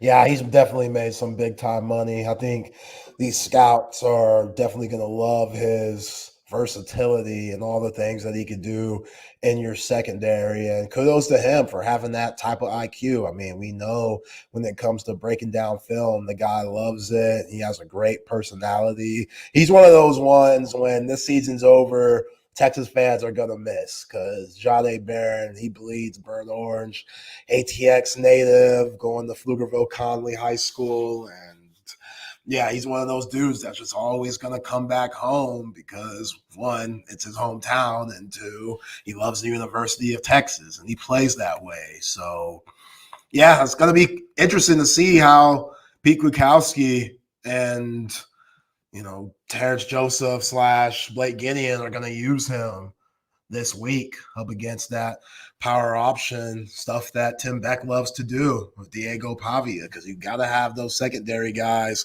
come up and make those big time plays when they get to the run game. But also you got to have someone smart enough that's not going to get duped and assume a run's coming, and here goes Diego Pavia throwing that thing over your dome like he did against Alabama. So high IQ football guys got to play this Saturday and be ready. I hope Jalen Gilbo has a big game. He's been solid, but he hasn't done anything to stand out. He had a big hit against Oklahoma.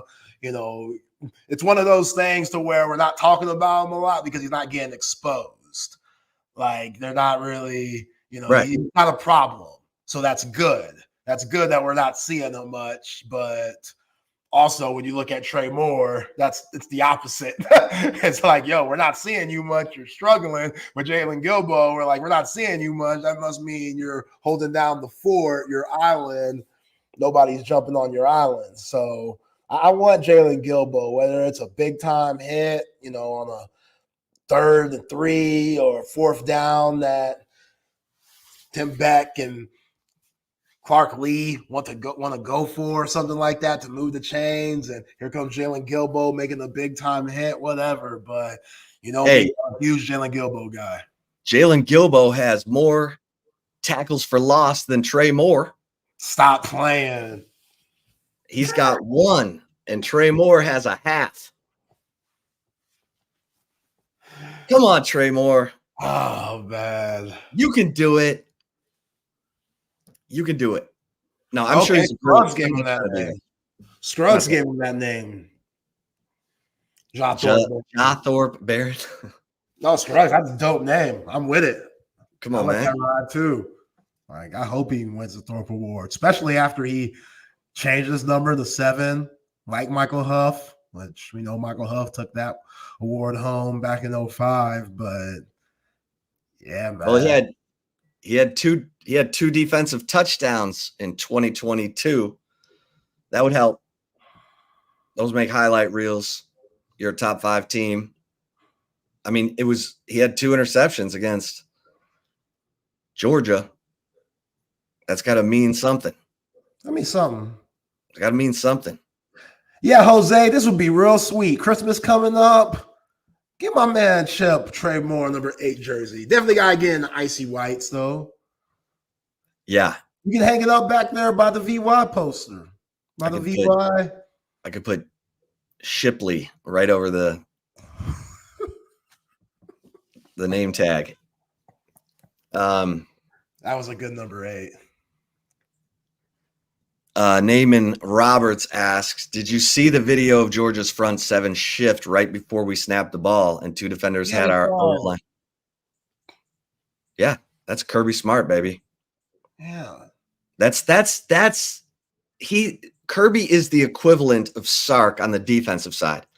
Sark uses all that eye candy motion, yo-yo motion, orbit motion to determine if the defense is in man or zone. And Kirby has his guys jump around to get the gap advantage that they want. And yeah, it totally stresses out the offensive line because you have to redetermine your protection and you could be about ready to snap the ball. So then you just have to, use your veteran experience. And they did a better job in the third quarter of picking that stuff up. So they got their heads right at halftime and they were right back in that game. It shouldn't have taken 30 game clock minutes and more than an hour and a half of real time to, get your loins all fired up and get pissed off. And so it wasn't a complete train wreck. It was just mostly a train wreck. But yeah, Georgia, that's their version of Sark's motion right before the snap. It's a problem. I mean, that's why they dominated. That's why they won back-to-back national championships. I keep saying it. They won back-to-back national championships because of Jordan Davis, Devontae Woodard, and Jalen Carter. That's why they won back-to-back national championships.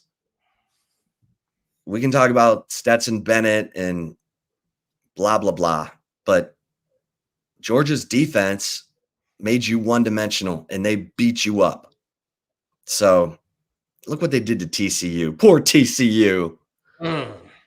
TCU's never been the same. They haven't been the same. The whole program went off the cliff after Georgia beat them up so bad. It was humiliating. Sorry, TCU. Not trying to take shots. Just taking shots. I ain't sorry, TCU. Y'all deserve that ass whooping. I'm glad that they there. Where Gary at now? Gary living good. Yeah, Gary. I ran Gary out. Y'all thought they got stale with Gary. Those were his players. His guys. Those were his disciplined guys. Ain't that a B? Gary By went the out. way, we know that the dude with the snow fro, we know he went viral. I think he was at the volleyball game last night, which the women's volleyball team lost. So a lot of Texas fans are kind of calling for his head, no pun intended, because he's 0-2. These last few games. Maybe he should stop showing up to stuff. Which I don't show up to as much events as you want, bruh. Get that bag. Grant. That bag. Yeah. Waltha. Yeah. Get that bag, man. I ain't knocking it. Get that publicity. Get that love. Show your face as much as possible. But also, if you're a jinx, then,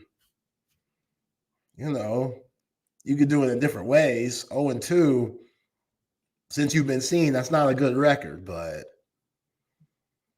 That's not a good record. Not a good record. Again, some Texas fans tired of seeing homeboy.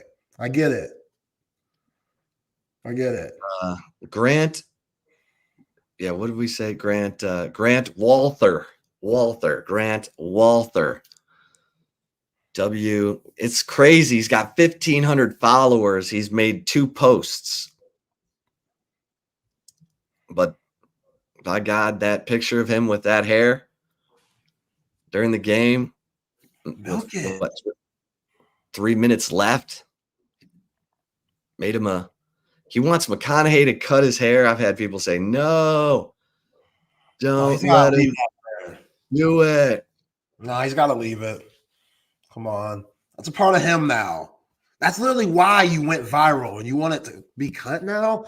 I mean, I get it. He's probably trying to do it for a good cause or something, but overall, oh man, you gotta keep that. Look at this, man. Look how they had my guy up there in Atlanta. If you're not watching us on the YouTube channel, I am showing a picture of Bijan Robinson. He clearly lost a bet with one of his Georgia teammates on the Atlanta Falcons. And usually the normal bet in the NFL when your current teammates, when you have a college game versus one of your current teammates' former teams, you got to wear, the loser has to wear the winner's shirt. Here's Bijan Robinson wearing the Georgia Bulldogs shirt. It's a tough sight to see. Tough. Can't even lie to. I think Xavier Worthy got too. I think Xavier Worthy was pictured sporting the Georgia Bulldog shirt also. So I'm trying to figure out who on Falcons roster he got by. Let's see here. Quick scan of the Falcons depth chart. Oh well. It's not worth all that. But yeah, it might be just somebody in the front office, or I'm sure they have a ton of Georgia alums working for the Falcons. Yeah. Well, Well, he don't look right, but he took it like a champ, Bijan Robinson. It's hard for anything to get under Bijan Robinson's skin. He always has a smile on his face. That's why we love him so much. Naaman says we're changing number 8 to Trey Less, not Trey Moore. Come on, Trey, you can do it. Come on, man. I need a big game. Just give me one. If Give he me makes one. Diego Pavia fumble, everything that we've said before, and you get the ball back, everything that we said before, we got to put it to rest. We got to put it in the coffin. I was told last night, I asked a source who would know. I said, Trey Moore must have got a lot of NIL. And the response was, he got a lot. Yep, I know. And I said, 7 figures. And I was told no one has gotten 7 figures. So that's good. Yeah. But come on, Trey, you can do it. I mean, it You could can be do it. like 600,099. Artistically Incredible says, did Justice Finkley even play against Georgia? No. Neither did Colton Vasek, who has 2 sacks.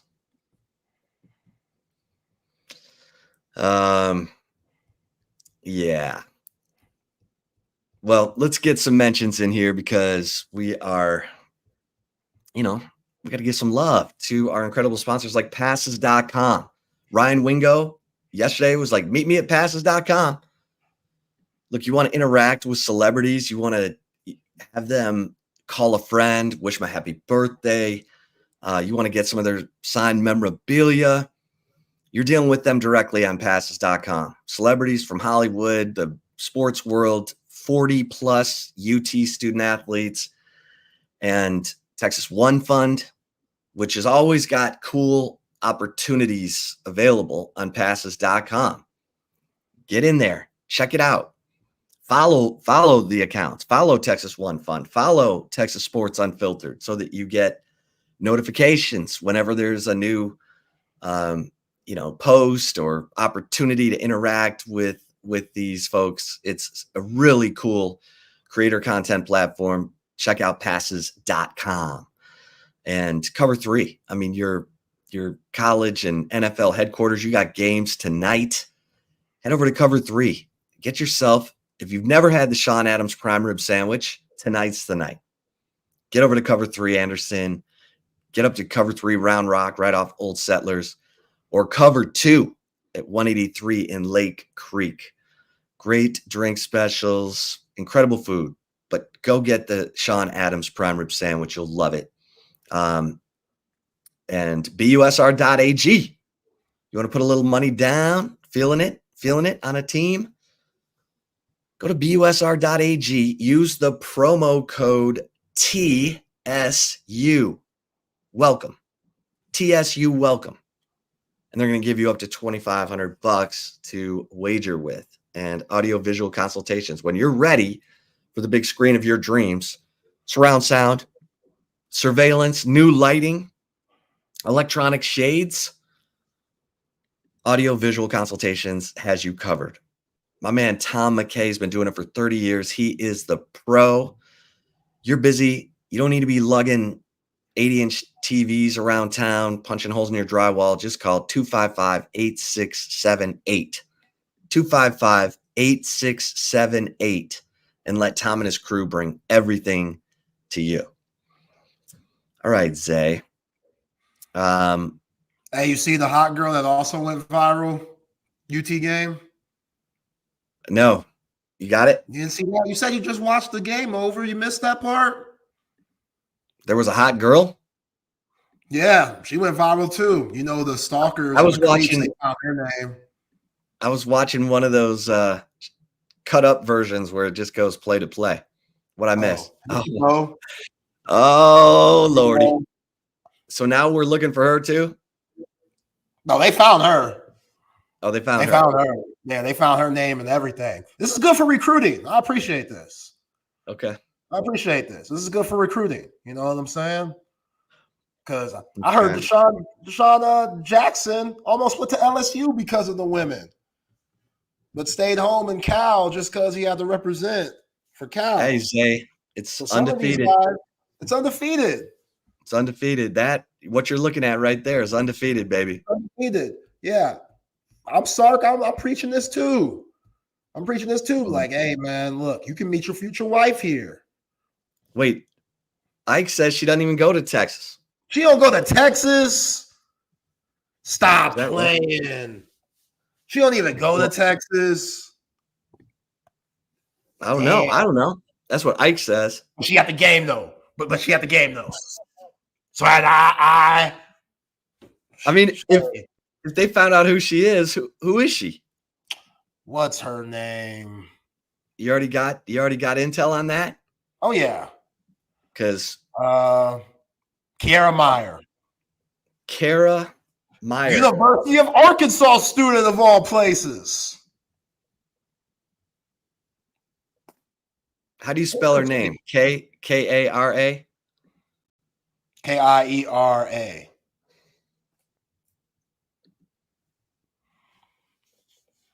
How do you spell Meyer? Mayer. Okay. She goes to Arkansas. But she's here though. Oh. She's taking remote classes? No, I don't know. I meant like she's in the ATX. Oh, That's yeah. what happened. We bring the pretty girls here. No matter what. No matter if they go here or not, they're gonna be around. And they go here. So yeah. Oh, yeah. Her following blew up.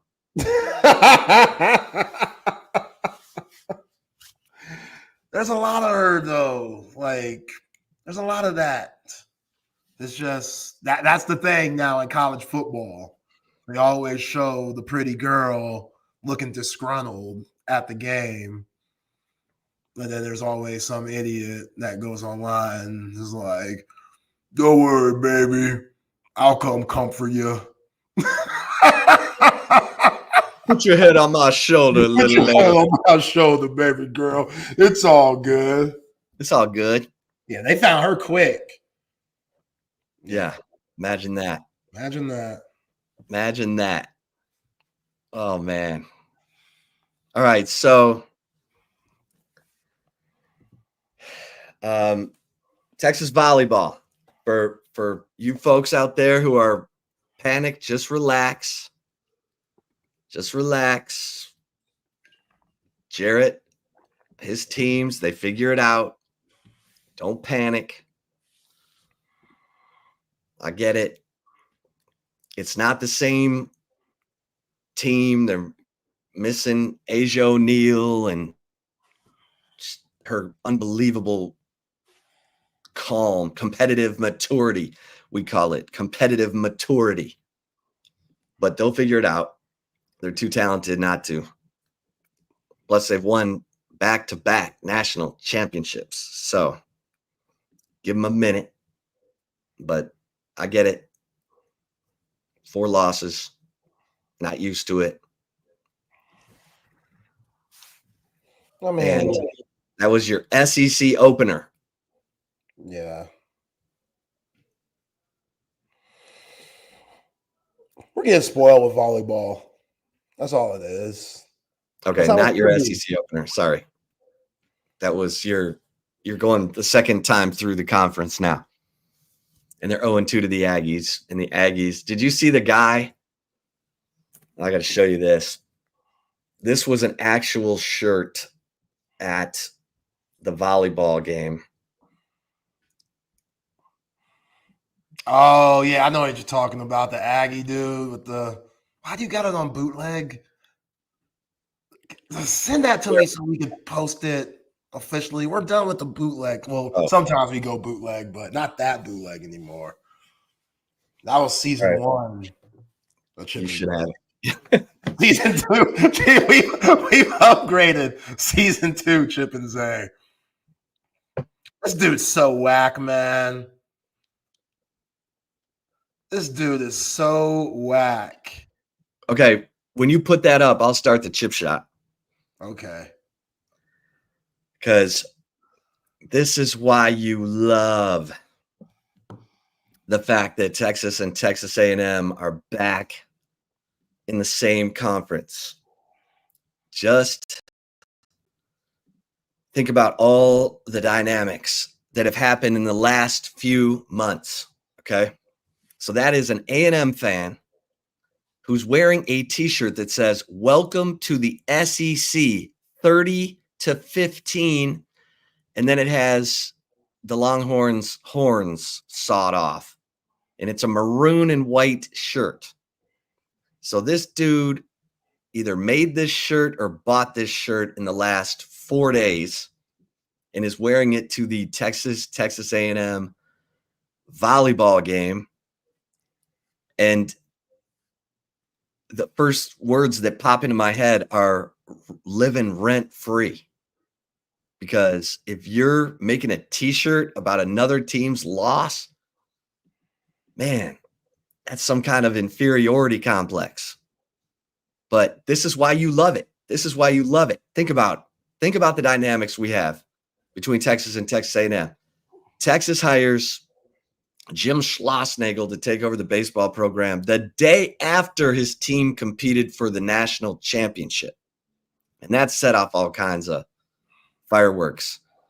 I'm absolutely convinced that Texas A&M fired Jimbo Fisher after a 55-17 win over Mississippi State because Texas was trending toward the college football playoff last year. And John Sharp was like, we gotta move on and we got to get a head start on everyone else. And the previous athletic director, Ross Bjork, apparently wanted to hire Mark Stoops, and John Sharp wasn't having it. And so the Regents Board got involved and vetoed Mark Stoops, and they hire Mike Elko.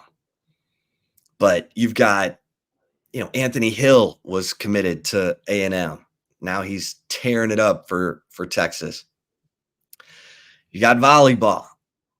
A&M's practically throwing a parade because they're 2-0 against Texas volleyball this season. And let's see who finishes further in the NCAA tournament. But now A&M looks like they could be in the driver's seat in the football chase for the SEC championship. And it could come down to November 30th. The Longhorns going back to Aggie land, going back to Kyle Field, the house that Johnny built, new and improved Kyle Field. I mean, hey, that's when all that money got raised. So this is why you love the fact that Texas and Texas A&M are back in the same conference, because it used to come down to Texas and Texas A&M for who would win the Southwest Conference. And now it could determine who wins or who's going to the SEC championship game in year one as roomies in the SEC. Come on, Zay. Yeah, I don't like it. Again, Mike Elko, he's done a good job. After that. What don't you like? I can't stand him. Look at this guy. You know how whack this guy is? He's whack. Like supporting Georgia because you hate Texas that much? Like, yeah, rent free. That's an understatement. Like rent free. But it's cool. It's cool. You're right. This is what makes college sports fun. Rivalries like this, guys like this is why college sports are fun. College football, college basketball, baseball, the whole nine. So I can appreciate it, but he is whack as hell. And he looks like he made this thing. Right. Aggies are really buying this. I mean, again, they have their weird cult following, but yeah. And yeah, you're right, Mr. Joker, which from what I've seen from the YouTube comments, I think is a South Carolina Gamecock fan, but whatever. Welcome to the program. But yeah, it's all fun, it's all good, healthy fun when it comes to these rivalries. But yeah, let's go. Let's go. I hope A&M rolls into that game. Now that you say that, I want A&M to win on Saturday. Okay. Now seeing this makes me want. I want A&M to be undefeated in the SEC until the Horns go into old beautiful Cow Field. So many seats. We had to have all the seats. We had to have more seats than Texas, Chip. We had to do it. Had to do it. We had to do it. We had no choice. All the studies show live attendance is going down. But by God, we had to build 100,000 plus more than Texas. And Texas is like, whatever. Yeah. Enjoy. Meanwhile, Vanderbilt, their stadium, as raggedy as any stadium that Texas is going to be in this year. Yo, we're going to make that stadium live. Okay, Diego Pavia, you talked about Vanderbilt fans being there, getting turned and stuff in your tweet. Careful what you wish for, dog. Because Diego, he on top of the world. Somebody got to bring him down to life. I'm tired of this. He on top of the world. Mexican Manziel, meeting his idol and stuff. New Mexican. Whatever. New Mexican, Puerto Rican, whatever the hell he is. That dude, he's on top of the world right now, feeling good about himself. He ain't going to church. You heard Ralph yesterday told that story. I thought that was funny. Eli Stowers, which Eli, you got to chill out. If Eli Stowers calls me on Sunday talking about church, again, I know we all have our faiths and stuff. Everybody has different ones, whatever. But, yo, we just beat Alabama. Like, by the time church starts is by the time I'm hitting the sack. I've been out making moves. By the time church starts is the time I'm hitting the sack. Yo, church, God understands. He gets it. Hey, that's a beautiful thing about forgiveness. Every Sunday you can go ask for forgiveness. Exactly. Repent. Yeah, but oh dear Lord, forgive me, for I had to stay out all night. Had to stay out all night. Celebrate this win. We just beat Alabama. We controlled the game for 42 minutes. Every time I see that, I think it's, I think it's not real. Like, ain't no way Alabama only had the ball for 18 minutes. Still a game, but that's too much control, man. Way too much control. So, Coach 420. Yes, my bad. Texas won in College Station and then lost to A&M here last night. So they are one apiece. All right, Zay. Let's get to the right call. Let's get it. Let's get it. Before that, though, shout out to Covert Bee Cave. If you're looking for a new or pre-owned vehicle, go down to the guys and see the guys down there at Covert Bee Cave, Covert Automotive Dealership, that have been doing it in the greater Austin area for over 100 years. You cannot beat that. If you're doing anything for over 100 years, that means you do a great job, and they do that at Covert Bee Cave. 7 terrific brands to choose from: GMC, Ram, Cadillac, Jeep, Dodge, Chrysler, and just like my wife and I, Buick. We love our Buick Encore. It rolls like a dream, smooth, great gas mileage. And hey, you don't have to get that. You'll find whatever you want at Covert Bee Cave. They will work with you. They'll be patient with you. They won't make you feel pressure, because you know some of these dealerships out here, they gotta make that sell. They make you feel antsy. You don't want to feel antsy when you're making such a big decision. You don't got to worry about that at Covert Bee Cave. So hit them up, whether it's my guy Jerome, Daniel, Marcus, or any other part of the staff. They'll take care of you. Nobody beats a Covert deal. Not now, not ever. And yeah, some of y'all need a little bit of a touch-up when it comes to decoration around the crib. Well, Leaf Landscape Supply has got you. Retail, plant, nursery, full-service landscape supplier here in the ATX. 2 amazing locations down south off Monterey Oaks and 290, and up north off of Pond Springs. Fulfill your landscaping jobs. Get trendy house plants. Collect specialty plants and rare plants. One-stop shop for everything you need. Check out their website at leaflandscapesupply.com. And remember, when you go in there, purchase them, let them know, yo, Zay told me about this. Heard them on Texas Sports Unfiltered talking about you guys every single day. Oh, okay. You get 10% off because you say my name and you mention Texas Sports Unfiltered. You can't beat that at Leaf Landscape Supply. All right, Chip, super petty right call today, per usual. We got two videos now I'm going to show you. First one, Patrick Mahomes Sr. Video came out of him getting pulled over and thrown into the police car. They got him on camera. Listen to what this fool says when he's handcuffed and in the back of the cop car. Mr. Mooney. Yes, sir. Can I say one thing? You may. My son is getting ready to play in the Super Bowl, okay? Yes, no, just listen to me. Uh-huh. I am not drunk. I promise you. Okay. I've had some drinks. Uh-huh. But he can't have this right now. Okay, sir. This can't happen. Who's your son? Patrick Mahomes. Okay.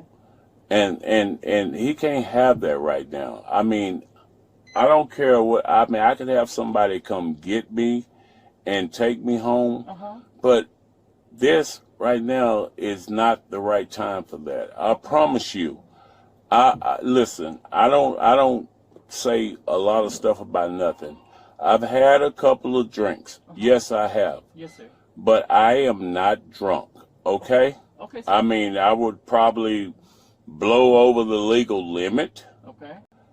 But, dude, seriously, I mean, we don't have stars from around here. Okay. He's from White House. I'm very, very knowledgeable and capable. Dude, I can get somebody to come get me. Okay. I mean, we just can't have this. Okay, sir? Give me just a few minutes. I'll come back and talk to you. Please, thank you. When was this? Super Bowl week. And he's in White House? I don't know where the hell he was. They just released this video? Yeah, this week. Came out this week. That's a tough look right there. I mean, look, you got to use that entitlement. I get it. You in the back of the cop car, anything to get out. But I mean, I love it. He's like, I've had a couple drinks. he said that a few times. I'm not drunk. Now I'd probably blow over the legal limit. Okay, but you're not drunk. I mean, some guys, their tolerance, right? Point eight don't mean nothing. Some guys, they used to My that. tolerance is 0.18, according to Patrick Mahomes Sr. Oh, that's a tough look. That's a tough look right there. He's family, man. Like, you can't have it all. You're blessed with an amazing gift. One of the greatest arms we've ever seen. Great IQ. Right now he's peaking himself. Yeah, dad bod, successful, but running over dudes. Yeah, running over dudes. That was vicious. Mustafa. Yeah, that was vicious. But the family's a little off. I don't know if it's because of just that country part of Texas that they from. So if we drove into White House right now, if we went to the Applebee's, would they say, "Oh yeah, Pat Mahomes Sr. is here every night"?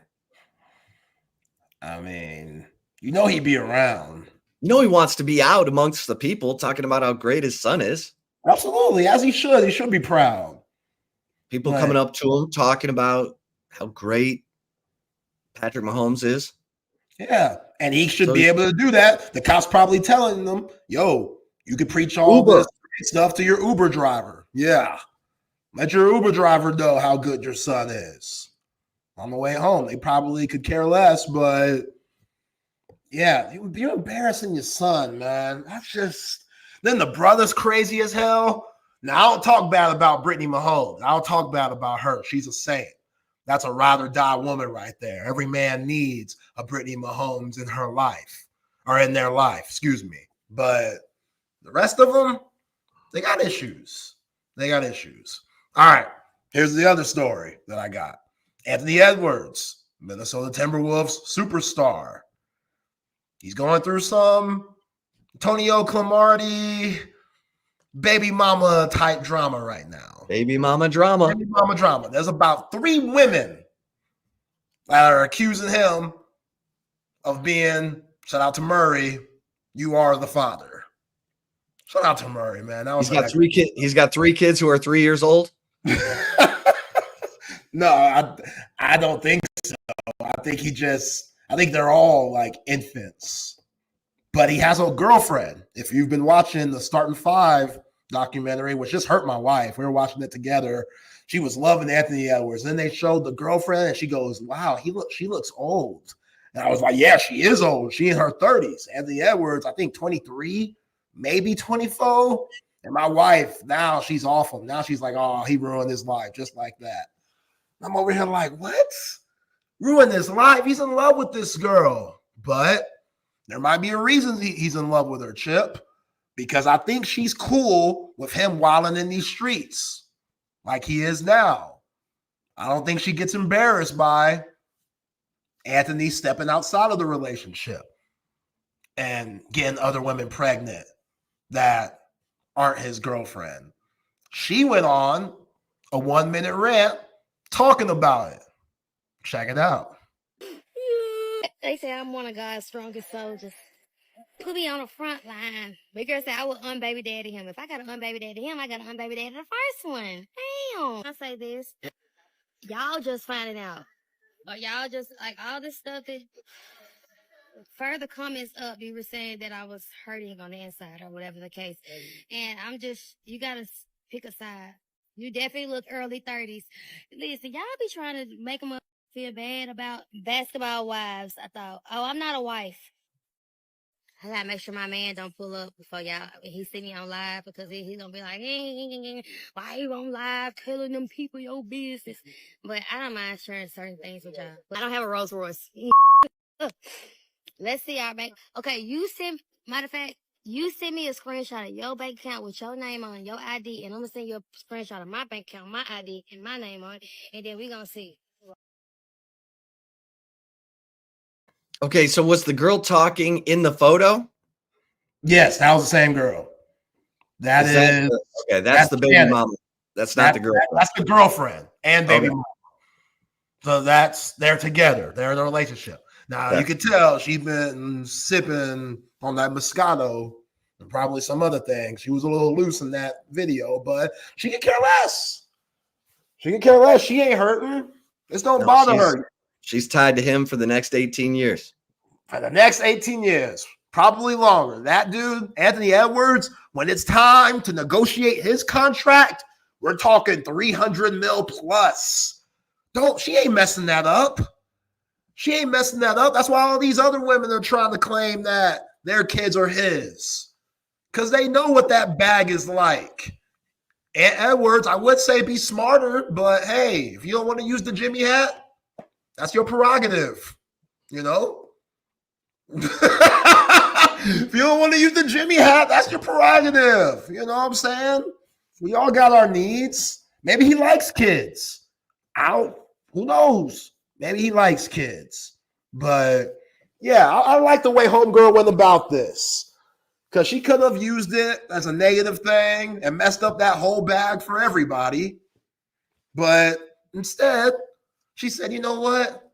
He's an NBA player. I know what I got myself into. He's an NBA player. Not everybody could be LeBron James or just be with Savannah. I've been hearing rumors about Steph and Aisha Curry. There's some rumors saying that Steph might be on that cuck stuff. The what? Cuck stuff. Steph might like to watch and sit in the corner. That's just a rumor, allegedly. Allegedly. Everybody. Perse Hilton. I'm not. Hey, yo, Steph, I love you, Steph. Don't cancel me, Steph. I love you. If I have kids, I'm teaching them that same jump shot you got. You the GOAT. But I'm just saying, every celebrity, NBA, athletic couple, they have what works for them. Clearly for Shannon, dealing with Anthony Edwards, having him step out on her works for her. I can't knock it. Can't knock it. Good for her. Good for her. Yeah, good for her. You know, and Edwards, he in love. But he also might like other women. He ain't the first. You know what I'm saying? He ain't the first. You just gotta be careful. You just gotta be careful because, you know, Steve McNair was an example for me. That's all I had to see. That scared the hell out of me. I ain't nothing like Steve McNair. So I know that's a little dark, but yo, man, there's some women out there. Be careful. You better be careful because some of these women can't take that. They can't take that. So that's why I like what Shannon's doing, because it could be really dark when a woman feels like she's taken advantage of or, you know, disgusted because she's embarrassed due to her man not being faithful. And yeah. R.I.P. Steve McNair, man. That's such a sad story. My man Steve was just trying to have fun. Hey. Man. Basketball wives. Basketball wives. Or basketball baby mamas. Do we have a reality show called Basketball Baby Mamas? I don't think so. They're trying to keep it above board with only the guys who have wives. Yeah. Yeah. Because you and I could do a show called Baby Mama Drama, and it would be a hit. Like, we need to get Netflix and go interview some of these guys who have 20 kids. and follow the kid. I mean, I don't know. It could be fantastic. Like, we get Netflix to produce it. Who else? What other athletes have a ton of kids? Sean Kemp. Kemp. Yeah. I mean, he's a legend. You would be stunned at how many pro athletes have 10 kids by 8, 9 different women. Yeah. I mean, oh yeah. The Lord knew not to bless me with any athletic ability like that, because yeah, and Antonio Cromartie, that's the best because he was on Hard Knocks, and they're like, "How many kids do you have?" And he's like, "Well, I got," and he starts going through, and he's like naming their names and how old they are, and he names 3 kids who are 3 years old, and it's like, oh boy. See, Phillip don't count because Phillip's with the same wife and stuff.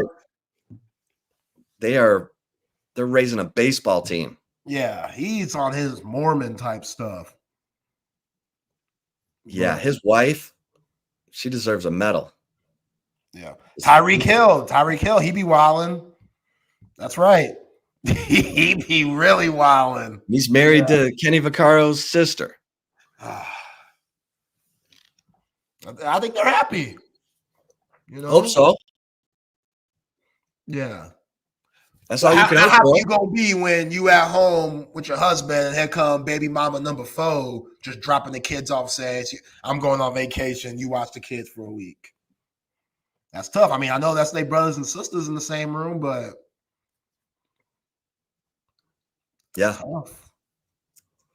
All right, so it doesn't sound like you're real excited about the baby mama drama show that we get. You good with it? I'd love that show. That'd be fun. Yeah. That'd be fun.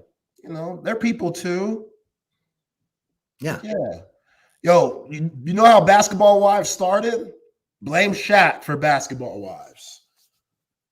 Because Shaq was wilding in these streets. I don't think he was getting women pregnant, but Shaq was wilding. You remember Kobe, he snitched on him when Kobe got called up. Shaq do it too. That was snitched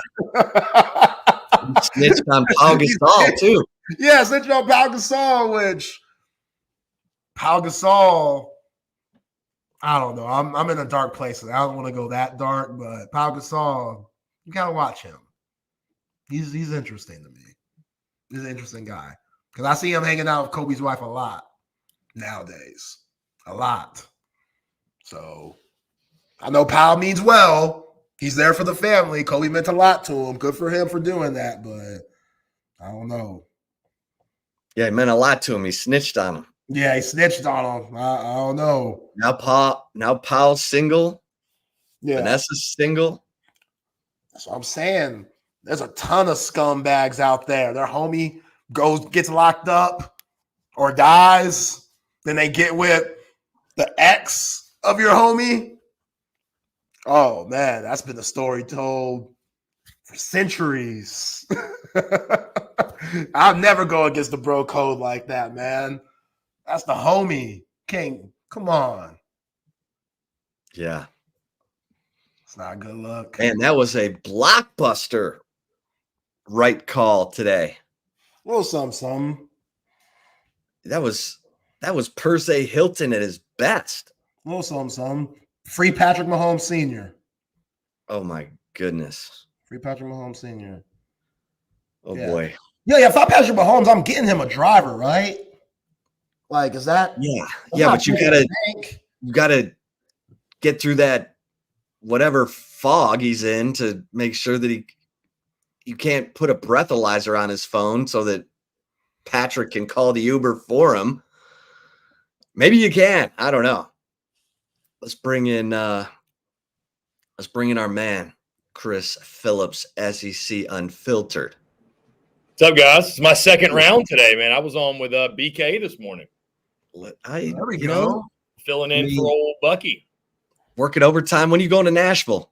I leave tomorrow morning, so I'll probably try to get out of here about 10 o'clock local time, Eastern time, and get in about 4 or 5, something like that. I mean, no rush. I don't have anything set or anything. I've got Cole and Lucas on the show tomorrow on here, so just kind of get in when I get in. But, yeah, would like to get there by dinner. But, yeah, looking forward to it, man. It's it's so funny. I've had people ask me over the last couple of weeks because obviously we're getting into the back half of the season, which is crazy. But people ask me, they're like, man, are you tired yet, man? You tired from the travel?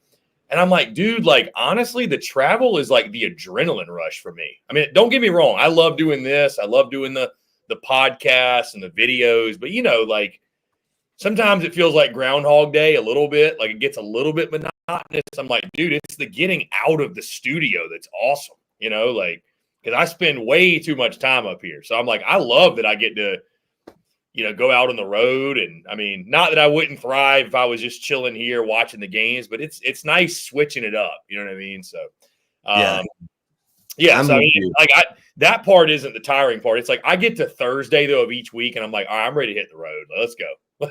let's go. Yeah. Come on, let's go. I mean, so it's like I go to Austin in a month. It's like, you think I'm gonna be tired going to a place like Austin, bro? We're about to have a blast. Like, it's maybe when the season's over, I'll be like, it'll all hit me at once. I'm like, damn, I actually am kind of tired. I'm glad I don't have to go anywhere this weekend, but it's been electric, man. So I'm actually in the process right now of booking the flight for the Kentucky weekend. So I'm trying to decide if I want to fly in Thursday or Friday. So it'll be fun. It'll be fun. Yeah, you need to fly in Thursday, man, so you can really experience the 18th. I mean, I'm down to fly in Thursday. I mean, I got nothing. It's just up to me. I mean, whatever. Like, yeah, I'm down to fly in Thursday. What's I don't think I told you guys this. What's funny is my plan is actually to do Austin second to last week of the season, and then College Station the last weekend. I think I'm gonna blow the bag on a ticket, man. I can't. Here's what I'm thinking. I was thinking about including the SEC championship as like, that's kind of like the stop of the tour. That's the end of it. I'm like, I could just say the final shebang is like, I can't think of a better way than that game at Kyle Field. There's no better way to cap it off. It's going to be incredible. It's like, if you're going to go to a game on rivalry weekend, it's the game. That's it. I can't think of a better way to cap it off. You know what I mean? So, especially for what possibly could be at stake. Yeah, that's a good point. It's a good point. We were talking about this morning that Oregon State put together their future schedule, and they play Washington State twice next year. Well, we were talking about the possibility that Texas and Texas A&M could play back-to-back weeks. How would y'all feel about that? Oh, it'd be insane. Would you? Is that something you'd like to avoid, though?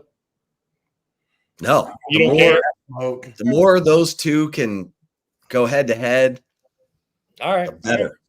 It'd be different if we didn't have this drought, probably. Like if we saw this game every year, but the fact that we had the drought, there's some catching up to do. So, yeah, run it back. Might as well. Hey, you either get to beat them twice or you get to get revenge, Yeah.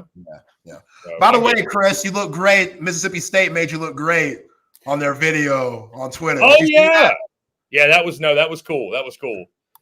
Yeah, I kind of felt bad that in that same video I picked Arkansas to win the game. But I do have State +7. No, I do. Listen, I wanted to go State. I was like, damn, I wish y'all would let me know y'all were going to do that before. I would have taken State. State's going to get my vote can easily be swayed. Yeah, I can be bought. State's going to get somebody. They're going to get somebody. I will not be shocked if it's Arkansas. I will not be shocked. I took State +7. They're a wagon when it comes to covering lately. Like, especially against good teams. Yeah, don't be surprised. Close game. That was cool. That was really, really cool. It kind of made me feel bad that we're not going to make our way to Stark Vegas this year, but I mean, we should make it there for baseball next spring, though. I mean, I'll go for baseball, but there was never a time this season where it made sense, unfortunately. Like, I mean, what are we going to do? We're going to go watch them play UMass next weekend? I apologize if I've asked you both this question already, but who you got, LSU or A&M? I'm going LSU.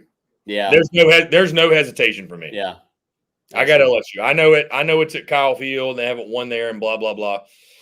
I just believe more in LSU at this point. I mean, I've been pretty high on LSU for a few weeks now, and I don't trust which version of Connor Wigman I'm gonna get. I think LSU can. I think they've got the offensive line to go toe to toe and win some matchups with that Texas A&M D line, which is very, very good. I think. You hate to boil it down to one thing. Quarterback play is going to be huge, though. Nussmeier can't make that just back-breaking mistake. If he doesn't, I think he'll be able to hit some of the shots downfield. I think they'll be able to win some battles against that A&M secondary. And, yeah, I think LSU is going to win. I feel confident in the pick, too, guys. I really do. I mean, I've been like I feel like A&M were kind of jumping the gun a little bit. Like I know they took Mizzou to the woodshed, but it's like they didn't look great against Mississippi State. Notre Dame still happened. Bowling Green still happened. Like this is the game where I kind of find out what A&M is. You know what I mean? So I trust LSU more in this spot. All right. It's going to be fun. What are you going with? Have you made a pick yet, or is this am I putting you on the spot here? Oh no, it's fine. Zay and I give our picks tomorrow, but okay, you can hold it. I don't want to be that man. Okay. You can hold All it. right. You can hold it. Get a little tease. Do a little tease, baby. All right, we'll let y'all roll. And thanks everybody for watching, listening. Chip and Zay will be back tomorrow, 1:00 for the tailgate. Cheers. Chip, Harrison, y'all the Chris, best, y'all be man. cool. Yeah, y'all the best. Be good. Harrison, what's up, man? What's going on, Chris? Looking like you're fresh out the woods with the flannel on. It's flannel season, man. It's getting there. So Getting there, baby. Figured I'd just switch it up, man. Just switch it up. This is actually my second go today on TSU. I did the morning show. Yeah, I was doing the morning show with Bucky or with BK. Bucky was out. So there you go. Yeah, man, just getting after it. So anyways, guys, you know who we are. SEC Unfiltered. I'm Chris Phillips. He's Harrison Fant. Please leave us your questions, your comments, whatever you got on Facebook, YouTube, X. We'd love to hear from you. Again, we will go until 4:00 Central, 5:00 Eastern. And we're looking ahead to the weekend, man. Excited. This is my last show of the week because tomorrow will be a travel day for me. I'll get to Nashville around this time, if not within the hour of this time tomorrow. And from there, man, we'll get after it. I don't know exactly. I don't have like super set plans or anything. I do know that I am stopping by Lot 2, which is the boys over at the Door Report and some other Vandy folks. Lot 2 is like they're throwing a tailgate there. Apparently, there's like lots 1, 2, 3, 4, 5. Lot 2 though is like that's where they tailgate. I guess that's where like the big time tailgating at Vandy happens. We'll have obviously the GoPro on hand, and the vlog will be in full force. But yeah, as far as tomorrow, man, I'd assume Broadway is in my future. I would assume it is definitely in your future. Yeah, I guess Jake Bayless even says you want to meet at Morgan Wallen's bar. Yeah, so Broadway's in my future. We're gonna go. Yeah. So the funny thing is this: I've been to Nashville one time, and it was summer of 2023 SEC Media Days. But I didn't really, Harrison, I didn't really go out. I didn't go out at all. We had like the media events. So one of the nights we had dinner at the Nashville Predator Stadium, which was sick, by the way. Another night we had dinner at the Tennessee Titans Stadium, also sick. And I forget what the night, because that was like Monday, Wednesday. I forget what the Tuesday night was. I think one night there was nothing and I just chilled. So I didn't go out though. I didn't go out. There were early mornings. I was like, man, and I also had a girlfriend at the time too. It's just like, Harrison, it's like, what's the point? I'm good. I'm gonna just chill. Yeah, just set yourself up for a little trouble. It's just like, what's the point? What's the point? I mean, it's just don't put yourself in any type of situation. Yeah. So this time though, none of those things I just mentioned apply. So I will be let's go. Not that we're gonna get in any shenanigans, but the vlog needs to see Broadway. It does. The vlog needs to, I think that'll be. It wouldn't be a national game without the vlog in Broadway. Oh yeah. But dude, what's going to be so funny is, street interviews and all that shit is like really big there. So I'm going to look like another one of those guys carrying the camera around, which people be like, who the hell is it? Dude, who knows? Broadway, people might just do crazy shit. I might find the next Hawk Tua girl. You never know. I might do the next great street interview. You never know. Oh my God. I wouldn't be surprised, but dude, that's where that happened. Yeah, no, I know that's a prime opportunity. There's a really good place called the Diner, I believe it's called, right off 2 streets off Broadway, down closer to the river. I went there for a dinner when I was there. It was so good. And it's probably 5 stories, I think. Each story is a different theme and a different food style. Wow. So it's really good view. It's like two blocks off, so it's close, but it's quiet. It's awesome. Very cool. You might find the right bachelorette party. Tell them, Jake. Nah, we're not trying to get too much of shenanigans. I would be shocked if you didn't see a bachelorette party there. Oh, for sure. No, I'm just saying I'm not. You got to interview the whole party. Yeah, with their predictions. No, what you should do, show them SEC team logos and ask them to name the team. Oh God, yeah. Name this team. Here's the thing, Harrison. If it wasn't a Vandy weekend, I feel like this would be kind of blasphemous. Do you know that Tennessee and Western Kentucky play each other tomorrow in baseball at the Nashville Sound Stadium at 6:00? I can't go like that. I can't do that. Tomorrow at 6:00. Why can't you? Because I'm here for Vandy and I'm going to watch the Vols play baseball. Sneak in. Number one, it's $20 to go. It's not. I'm saying you can go sneak in, go for a couple hours. I mean, it ain't that serious, man. Like let's start off the Vandy vlog by let's go watch Tennessee play baseball. Right. Who says it has to be in the vlog? Yeah, I mean it doesn't. It definitely doesn't. But yeah, I'm sure there's going to be stuff going on that to do. Tony, you do need to do the ask them what team what SEC team this is. Maybe that'll work.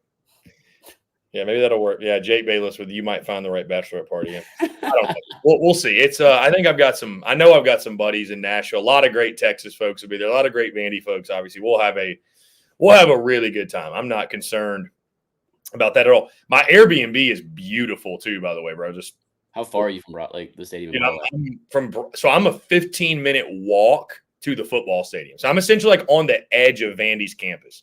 So I don't think I could walk to Broadway, but it's probably like no more than a 10-minute Uber. I mean, like I'm essentially in there. So one of the local areas where all the locals go instead of going out to Broadway because it's such a East Vegas is it's called the Gulch.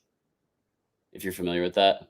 I'm not familiar with that. Gulch Gulch. It's like 5-7 minutes south, barely west of Broadway.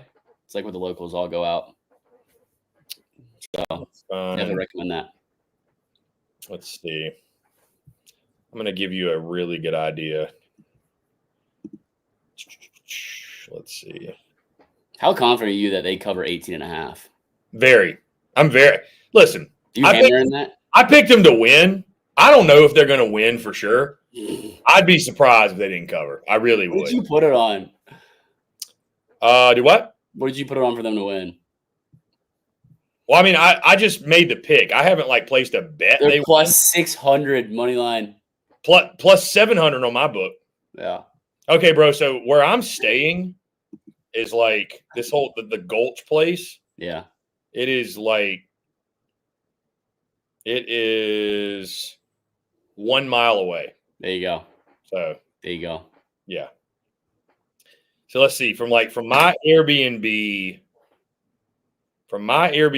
to Morgan Wallen's This Bar, I'm 1.9 miles away. Go get your steps in, baby. Yeah. That says that'd be a 30-minute walk. Look at those steps in, walk around Nash. That sounds like us walking in Omaha. Yeah, it really, yeah. So essentially, a little more scenic though now. Our walk from the Airbnb to TD Ameritrade is my walk from my Airbnb to Broadway. Except it was way nicer walk in Broadway, I bet it'll be. I bet it will be, yeah. That Airbnb was cool. They got the job done. I mean, it got the job done and then some. So, dude, tickets for Mississippi State, Arkansas are as low as $4. Yeah. Yeah, you can go see a state game for the low. Dude, I've already Bama, Missouri's $27. Yeah, I've already confirmed, by the way, Harrison. You're close to here, by the way. You could slide. I'm going to Georgia, Florida next weekend. Jacksonville. Largest outdoor cocktail party in the country. It's the only game that it's it'll be a really fun one. I'm excited to experience that, but it was also the only game that made sense. I mean, it's just I've been everywhere else that's playing next weekend, and the only two places I haven't been are Mississippi State and Oklahoma, and they're playing UMass and Maine. Yeah, no, but that's all. I think also part of the SEC experience is the it's just one of our if you looking at the top SEC rivalries, world's largest outdoor cocktail party is a signature rivalry. I mean, it's not a great rivalry right now because Florida has stunk, but yeah, it's a signature game. Yeah, so, it's the SEC's version of Red River. I know that obviously Red River is now SEC, but you know what I mean. So it's pretty close. Yeah, that makes sense. That's a good comparison. Yeah. Except it doesn't have the fair with it. It doesn't have like the. No, it's not quite to the level. It's not to the level of Red River, but it's like our version of hate each other. Yeah, it's our version of neutral site rivalry. I'll tell you this though, it gets lost in the shuffle because Georgia's dominated Florida since Kirby got there. But no, those two fan bases loathe each other. Yeah, Florida, they hate each other. Yeah, especially going back to the Urban Meyer days too. Yeah, yeah. All right, well, hold it down real quick. Let me go grab my computer charger. Actually, yeah, you're good. You're good. Yeah, you're good. Intermission from Harrison. AT Patson 25. Go see Django Walker Friday night. Django, what is that? Is that a bar? What is that? Restaurant? Jake Bayless, I can let you know if Hattie B's on Broadway's worth it. Yeah, please do. Jake, shoot me a DM on social media or something. Would love any and all assistance with Nashville. But yeah, my Airbnb is pretty sick. I'm like right there, right. I'm a 10 to 15 minute walk to the football stadium, and I'm a 30-minute walk to Broadway. So not bad. We're back. Yeah, very good. Yeah, if you don't hit 10,000 steps every day, I'd be a little disappointed. Just even going up and down Broadway, walking to Broadway once. Yeah. I did like go on Broadway and walk down it and look at it when I was there. Yeah, I could tell. I was like, you could get lost out here. You could. Well, they'll probably close off the street. You what? They probably close off the street usually. Yeah. So like at night, cars can't go down there just because there's so many people walking around. Yeah. With this big weekend. But did you see? I assume you probably did that. Vanderbilt put up netting in front of the student section, and you know that's not real, right? I know. Okay. I think it's so funny though because like I thought you bought it. No, that's such a good troll though. Yeah. No, it is because of the bottle shit. Yeah. Yeah. I mean, you think about it, like the right call, like it was a horrible call. It's the right thing to do to change the call, but like you're basically promoting violence. Like I'm gonna say violence, but like you're promoting like that to get a call flipped. If you throw a big enough fit, we'll change. You're rewarding it, yeah. And then you have Stark walking out to like the 30-yard line, like stop, and then it like that was nuts. Yeah, yeah. It does only in the SEC, Chris. It does set a bad. It does set a bad precedent. It does set a bad precedent. I mean, it's not a good look. It's not a good look. Well, what would be a good look is really cool is if Donald Trump made an appearance at the cocktail party next week. Rumor is he's planning to go to Ohio State, Penn State in a couple weeks. They're making their rounds. Yep, he already went to the Steelers game. Yeah, and I was at the Bama Georgia game he was at. Yep, yeah, that too. Hey, fun fact, Harrison, on a side note, Texas heads to Vandy for their first meeting in 99 years. Limited seating at First Bank Stadium, 28,934. Due to construction means Longhorns will play in front of their smallest audience, non-COVID, since 26,921 saw them win at SMU in the Cotton Bowl in 1995. I was going to say 1990s, yeah. Tickets are $131. That's because all the Texas fans want to go to Nashville for the weekend. Yeah, well, I'm really happy that I've got a buddy that works for Vanderbilt football, so my ticket was $0. That's huge. So. Shout out my boy Steve. Shout out Big X, the plug, the real plug at Vanderbilt. My boy Steve. That's where I got the. You saw the prediction video, the Vanderbilt helmet. That's where I got that. He said he gave me that. Yeah. Are you gonna rock some cowboy boots and a cowboy hat? Dude, I don't even own cowboy boots and a cowboy hat. You might as well just go to Tacovas right now. Go to Dan Post, one of them. Why wouldn't I just go in Nashville? All right, then pay the local fee of. Oh, is that what they do? They upcharge it there? Probably. It's Broadway. You think anything's cheap there? Right. Yeah, good point. I mean, I feel like you got to have some cowboy boots for me rocking around in Nashville all weekend, especially with Texas in town. I know. I don't know. What do y'all? I'd love to know what the audience here thinks. Do they think I should right after this show go to the store and go buy cowboy boots for the occasion? Is it worthy of? Is it that serious? Is it that serious? Is it that serious? I need to go be rocking the cowboy boots. We'll see. I don't know. A.T. Patton said that Django Walker's he's a country singer from Austin or Dybor. Jake Bayless says, go to Party City and get a Halloween costume. It is Halloween. It's Halloween weekend. Dude, I have 3 parties tonight for Halloween. Nutty. Broadway's going to be nutty. Oh, my God. I forgot about even that. Think about that. What are you going to dress up as then? Bro, I have no idea. I don't have anything. Just be a cowboy. Well, see, here's the thing, Harrison. I've worn the same thing to every game, like every game weekend. Yeah, Prize Picks. Shout out Prize Picks. Well, on Fridays, I typically wear just a plain black T-shirt and my SEC Unfiltered hat. And then Saturday, yes, I wear the SEC Unfiltered shirt with the Prize Picks hat. Shout out to Prize. I tell you this, man. I'll tell you this. Like, for those that don't know, I pitched this idea to Prize Picks all the way back in March. Like, it was literally March Madness was starting, and we were, like, on a call, like, talking about this.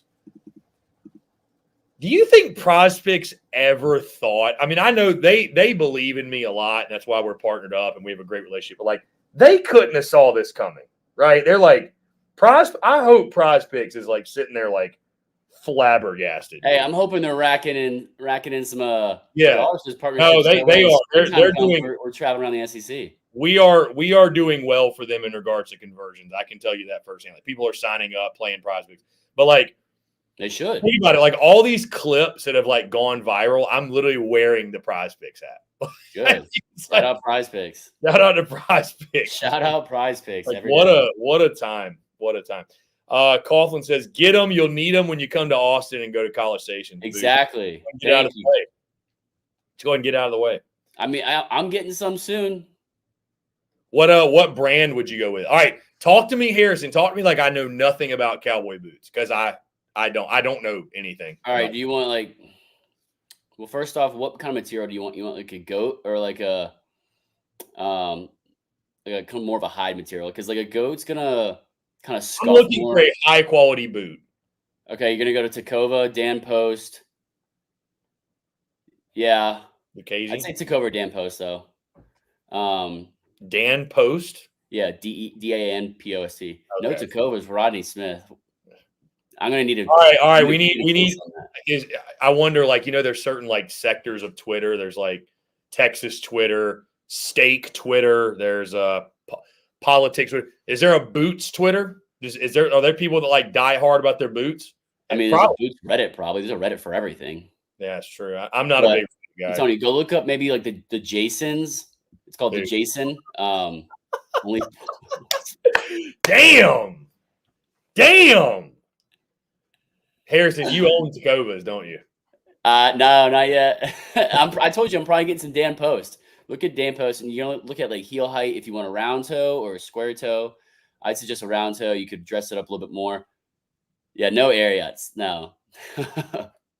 All right. So here's what I'm picking up. I'm gonna have to go to Dan Post or wherever and walk in and just say to them what I'm telling you. Like, hey, get fitted. You're gonna have to say you want a round. They're gonna say you want a round toe, square toe. I would prefer round toe. Yeah, I'd say round toe because you can dress it up more with like a suit or whatnot. And square toe is traditionally more for like a working boot, like a working man's boot. And you are not a rancher whatsoever.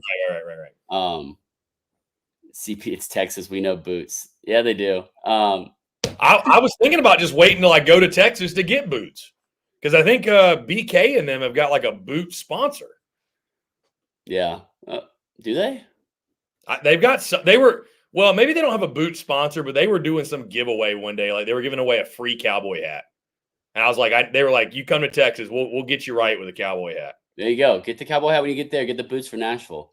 I do. Look at like heel height, which you want heel height. And you're going to look at like, you want a full up the calf or not. Usually just get a full one. Don't get a rancher boots. I'm telling you, you gotta go get fitted for it because you have to get fitted for. But also, it's just like what pops you, what sticks out. Like, what do you like? It's really what it comes down to. Like, what color? Like, there's like a coffee color. There's kind of like a Scotch color is more traditional. Things like that nature. Just depends on like. It's really a personal thing. Yeah, I think I'd like style look, tooling, dark brownish.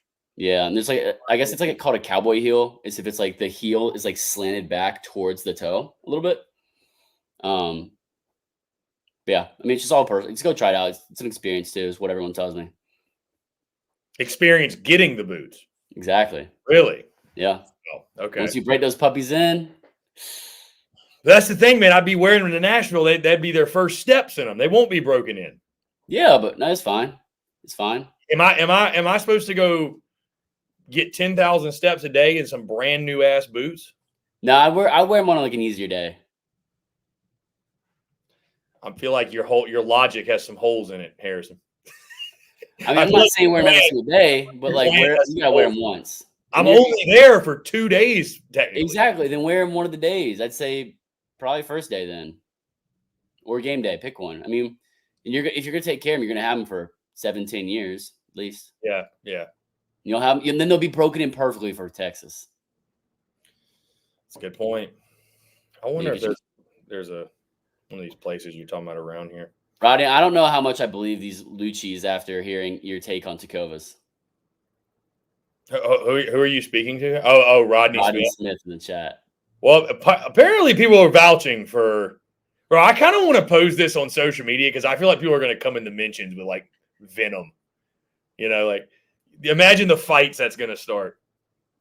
Imagine the fight that's. You say it? Is it Lucchese? How do you say it? I say Lucchese. I don't know. I'm not familiar with that brand. I'm just really familiar with. I've heard of like actual Cowboys or Tacovas. I have heard of them. Let's see. Ike said it's Lucchese. Lucchese. Okay. I was gonna see if I can get somebody to say it. Let's see. South of the border in Poyon de Historia. I don't know. That dude's wasting my time. No, one of my good buddy of mine, Country Boy in Georgia, has probably 7 or 8 pairs of boots. Who does? A buddy of mine. He's actually okay. He actually grew up and is best friends with Mecole Hardman from Georgia. Yep. Very nice. Yeah. He's he showed me the ropes. So but I'll be disappointed if by the end of the season, Chris, you don't have a pair of boots. Well, that's not going to happen because I'm not going to go to Texas and not have them. I just need to know where around where I live. I mean, there's a boot barn by me. Boot barn? Yeah, boot barn. Yeah, they'll have a good selection. You don't have to go to the Tacova store to like the Lucchese store. I mean, you don't have to. Boot barn will have good deals too. There's one near me. All right. Well, I'm officially I was gonna say I'm confused, but we'll figure this out. Well, I know what your plans are after this. I mean, maybe. I don't know. Maybe. I feel like this is so last minute and rush. I don't want to get the wrong thing. Just go try on and see what you like. You don't have to pull a trigger. It's like getting fitted for running shoes. You go get like scan everything. You don't have to buy them there. I mean, they'd like you to, but you don't have to. I mean, as many people as I run with that, like I ran this morning at 6 a.m. with the run club, and there's like 2 guys there that are ultra marathon guys, and like I mean, obviously they go through shoes like crazy, and several other people today were talking about, go get fitted for like shoes, like maybe you have a high arch, maybe just where your plant, how you plant your feet, where you kind of your first impact is. It's just it's all personal. Fair enough. But, like I said, it's an experience. And I don't think anyone in the SEC has had the experience that you, Chris Phillips, have had this season. That's fair. We talked about it last week. How worried Texas fans are going to be if it happened this past week in Neyland, and you're going to Vanderbilt this week. How worried should Texas fans be? I mean, dude, people were worried to the point where LSU fans after the Tennessee game, Tennessee-Bama, LSU fans were in my DMs like, please don't go to College Station. Like, I had a guy DM me like, I will pay you not to go. Straight up. I hope you took him up on that. Nah, I couldn't do it. I mean, it's not. Yeah. So you should have said in exchange for that, when I come to Baton Rouge, show me around. I'll tell you this. If Vandy beats Texas, and I want to make it clear, I'm not like hoping that happens or pulling for that to happen. However, you do have to understand, like, if you're in my position, just for the pure insanity of like, that'll be my greatest act yet. 4 for 4. Dude, I'm telling you, Harrison. It's not on the news after that. That's what I was about to say. I think like if that were to happen, I think we'd start to get like national attention. People would be like, "This is the greatest run in the history of sports." No, you know what it'd be? It'd be like the Twitter, like, has this team lost yet, or has this team, whatever, to me. Where's Chris going next? Yeah. Dude, I would compare, if that happens, I would compare my streak to DiMaggio's 56 game hitting streak. I would. That kind of streak. It'll never happen again. I would compare it to Cal Ripken's consecutive games played. I'm about to say it'll never happen again. Yeah, but I mean, it's a little different streak, but Just saying. I'll just take a picture with a baseball bat and there'll just be a sign next to me that says 4 instead of 56. Well, if it happens, then wherever you go, I guess the Georgia fans are gonna be. That's the thing. That's the thing. If it happens this weekend, next weekend it'll be kind of like a natural, like, hey, we're putting a bow on it. We can't top that. Well, let's start a new streak. Because it's a neutral site. Like nobody. Yeah, but Georgia fans might run you out of the Jacksonville at that point. And you know what's funny? Georgia's the home team. Mm-hmm. So I mean, but the home team is one. So Georgia would be. So it would take Florida as the technical road team. So I think the streak either way it's either gonna come to an end because of Texas forced it to, or it's naturally organically gonna come to an end. I hope someone just rides Vanderbilt money line with you going, solely based on you going. And then if it happens, Harrison, imagine if you had played the money line in the last just 3 games I've been to. You'd be doing pretty well. I'm surprised you didn't. The question is though, how many people have been a part of multiple storming the fields in the same season? I know. Yeah, I don't know anyone that's been a part of 2 in the same season. Even just that part of it. 3 because most people go to the same school or the same game. Yeah, 3 field storms in a season is pretty nuts. I mean, not 1, not 2, not 3, maybe 4. I mean, it's gonna be like LeBron and the Heat. I mean, dude, too, you have to think, like, what will it mean for me? What will it mean for Vandy if they beat Texas? I mean, beating Bama and Texas in the same season. I think that's almost why people are giving Vandy no chance, because it's just like, there's no way, bro. There's just no way Vandy can beat. I think after the loss to Georgia, no. If it was an emotional win, they escape Georgia at home, they win. You catch them riding high. Oh, we're going to Nashville. We're going to have fun in Nashville. We just beat Georgia. Look ahead game. Then listen. Texas fans are not going to like what I have to say, but I mean, I feel more than confident Quinn Ewers is capable of playing like shit. And if he plays like shit, Vandy's got a shot.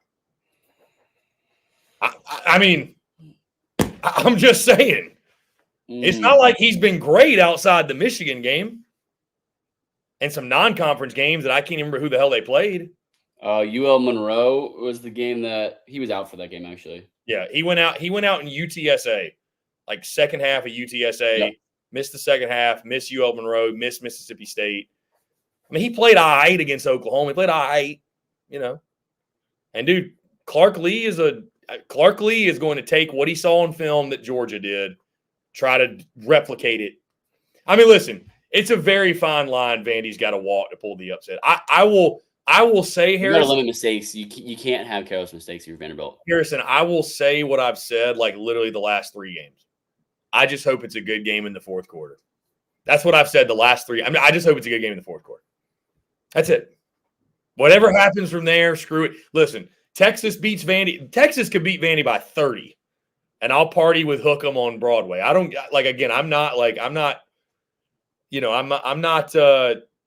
care. I don't care who wins. The experience will be great either way. Yeah. I mean, we're going to Nashville for the weekend to see, hopefully, what's expected to be a good football game. Yeah. Yeah. So Jake Bayless is Quinn's throwing for 4 bills.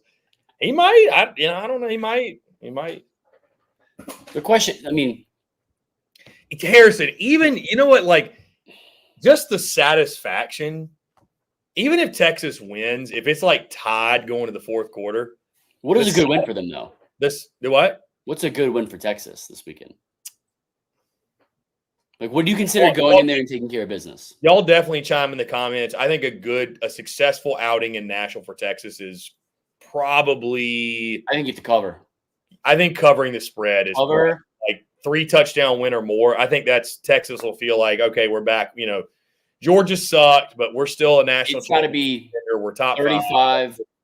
13. I still think the stigma of Vandy, like if Texas goes in there and wins by 10, I don't think people are like feeling good about that. Even with the fact Vandy has shown that they're not the Vandy of old, it's still Vandy. It's like, yeah, if you don't go in there and handle your business, then you're not going to be satisfied with that. I just like what I was saying, Harrison, is like I would just like again, even if Texas wins by 3 touchdowns, like if it's tied going to the fourth quarter, the panic that people are going to have because I'm at the game and it's like close. It's gonna be like, oh my god! They're gonna say, I should have bet Vandy money line. I could also see happening like Vanderbilt goes and scores the first touchdown of the game. Everyone's like, oh my god, it's gonna happen, and then they get blown out like 38-7. It could happen. It could happen. It could happen. But you know what? Even beside that, put the streak aside and everything. I'm glad we're going because. I mean, think about it, Harrison. Like, and I like Clark Lee, and I believe in him. But like, how many opportunities are we going to have to go watch a ranked Vanderbilt team? Stop the sentence. Just a ranked Vanderbilt team. Yeah, let alone hosting a ranked team. Hosting a top 5 team. I mean, it's just like it worked out perfectly. So, yeah. I mean, well, speaking of top 5, Texas hasn't beaten a top 5 team, an AP top 5 team since the mid '90s. Yeah, I saw that. That's a crazy stat, man. That's shocking. Yeah, that's a crazy. Dude, how many ranked matchups they've probably had since then? Probably a good bit. Yeah, probably a good bit. So, yeah, it's I mean, listen, Georgia just kind of reminded us all why they are considered top of the college football world still, why Kirby Smart's considered one of the best coaches, if not the best coach in the country. So, I mean, so you put out your power rankings, right, this week. Mm-hmm. Where was Vanderbilt again? Vandy was 6. 6, 7. Okay. I was thinking like 7. Yeah, Vandy was. Imagine preseason, you looked ahead and thought Vandy's going to be 6th in my rankings at this point in the season.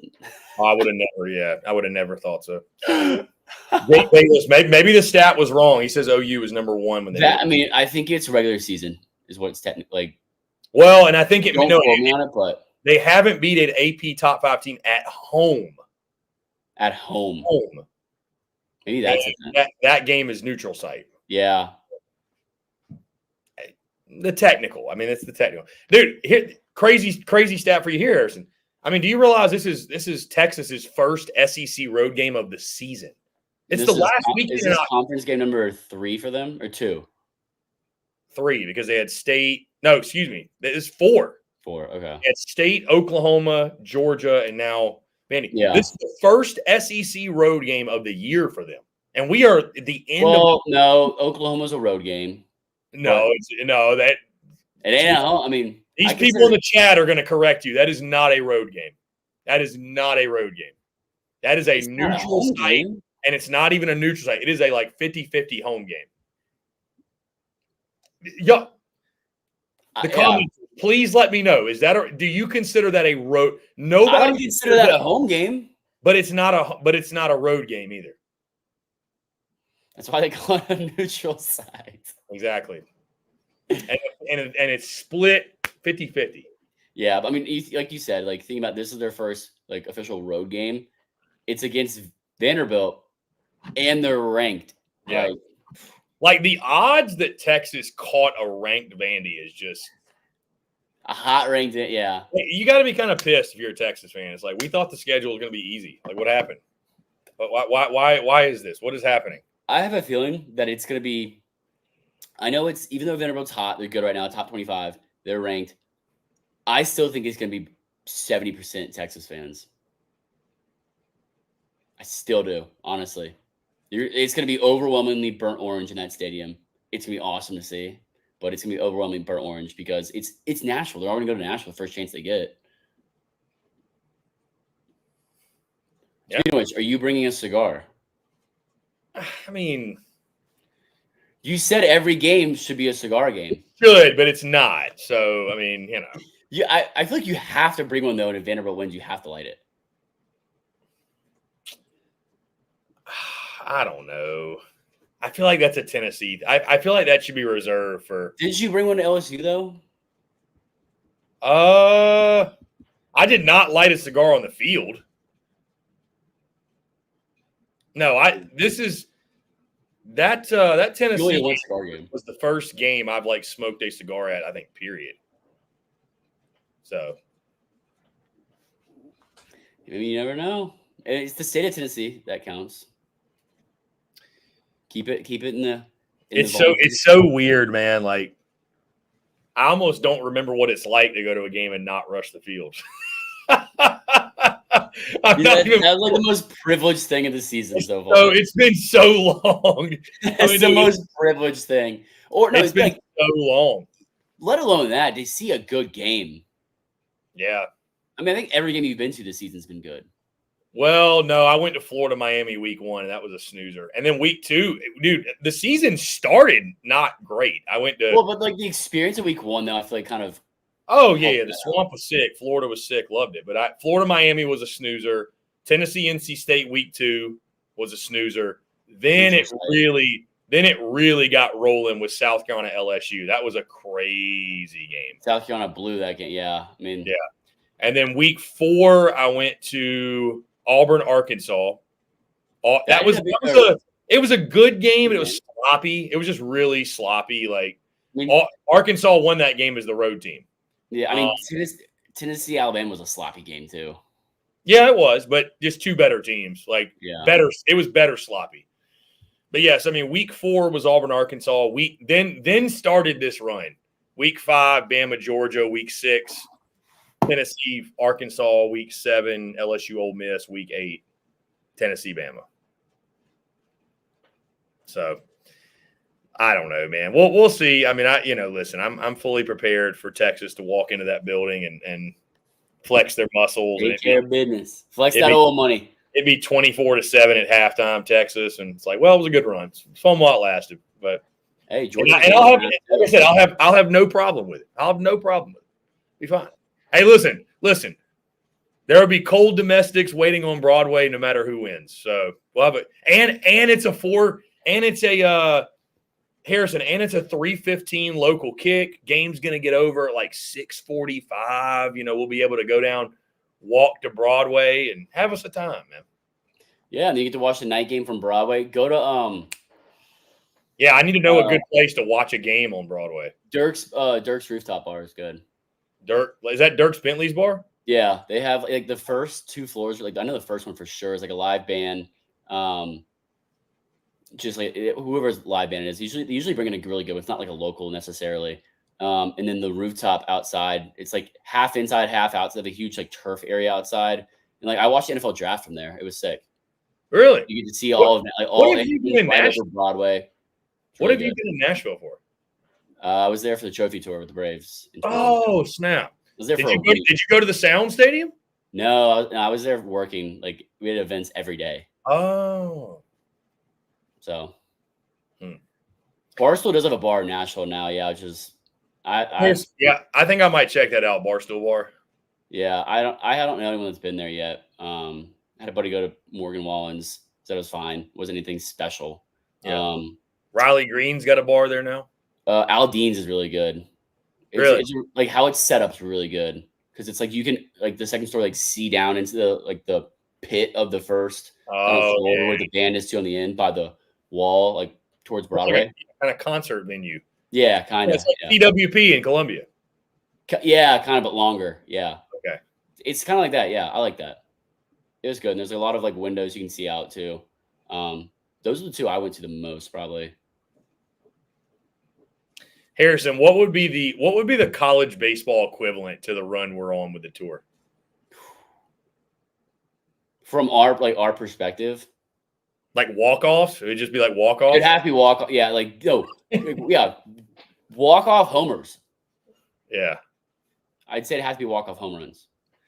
I mean, yeah, the only thing that'd be tough, though, is you go to, I mean, you're not going to one game a weekend. And it's like, I mean, you're not going to one game a weekend. So, like, you're not just going to get, like, one big, you know what I'm saying? I don't know. Or I guess it's just like an upset sweep. Yeah. Like if you had there's also no rushing the field in baseball, so yeah, that sucks. That'd be kind of cool. We can start it. We'll start the tradition. Yeah, SEC. Come on, y'all, let's go. Rush the field. As long as we don't start at Vanderbilt. Think about it. They rush the field in football. They rush the court in basketball. Nobody rushes the field in baseball. Like, imagine if when you won the College World Series, everybody runs out there in dog piles. Yeah, but the thing is, I mean, the thing is, it's hard to get on the field, though, because of the netting now. That's a good point. That's the problem. Unless it's, like, down the lines, you can get in. Like, I mean, like in Omaha, down the lines, it's open where the tarp is, where Tony Vitello jumped into the crowd surfing the fans. That was insane. Yeah. Which side note, by the way, when I was at Tennessee, they honored the national championship team during the game. I saw that. Yeah, I saw Kirby gone out, took his shirt off, and was swinging around. Yeah, I was so like where I was sitting, Tony V was like right straight down on the field, like pumping the crowd up and all. So he was getting after it. I also had a lady at a tailgate who was certainly intoxicated. Refer to me as like she referred to me as a. What did she say? Diet Tony Vitello. I guess I'm not kidding. I'm not kidding.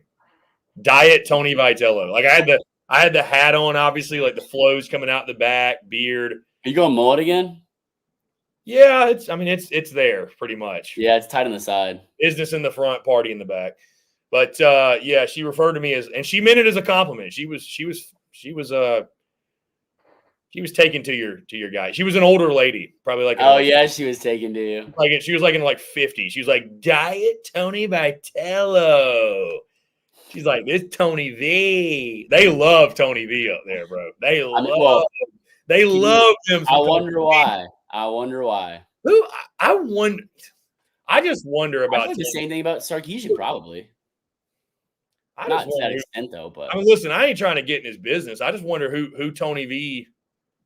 You know, Tony V's just a single dude in Knoxville. He's the head coach of the freaking making $3 million a year. Like, who's Tony V hang out with? You know what I mean? I want to know. I need to know these things about Tony V. Like, you know, I mean, what is he doing? Like, you know, he's a bro. He's a relentless recruiter. He is on the road all the time.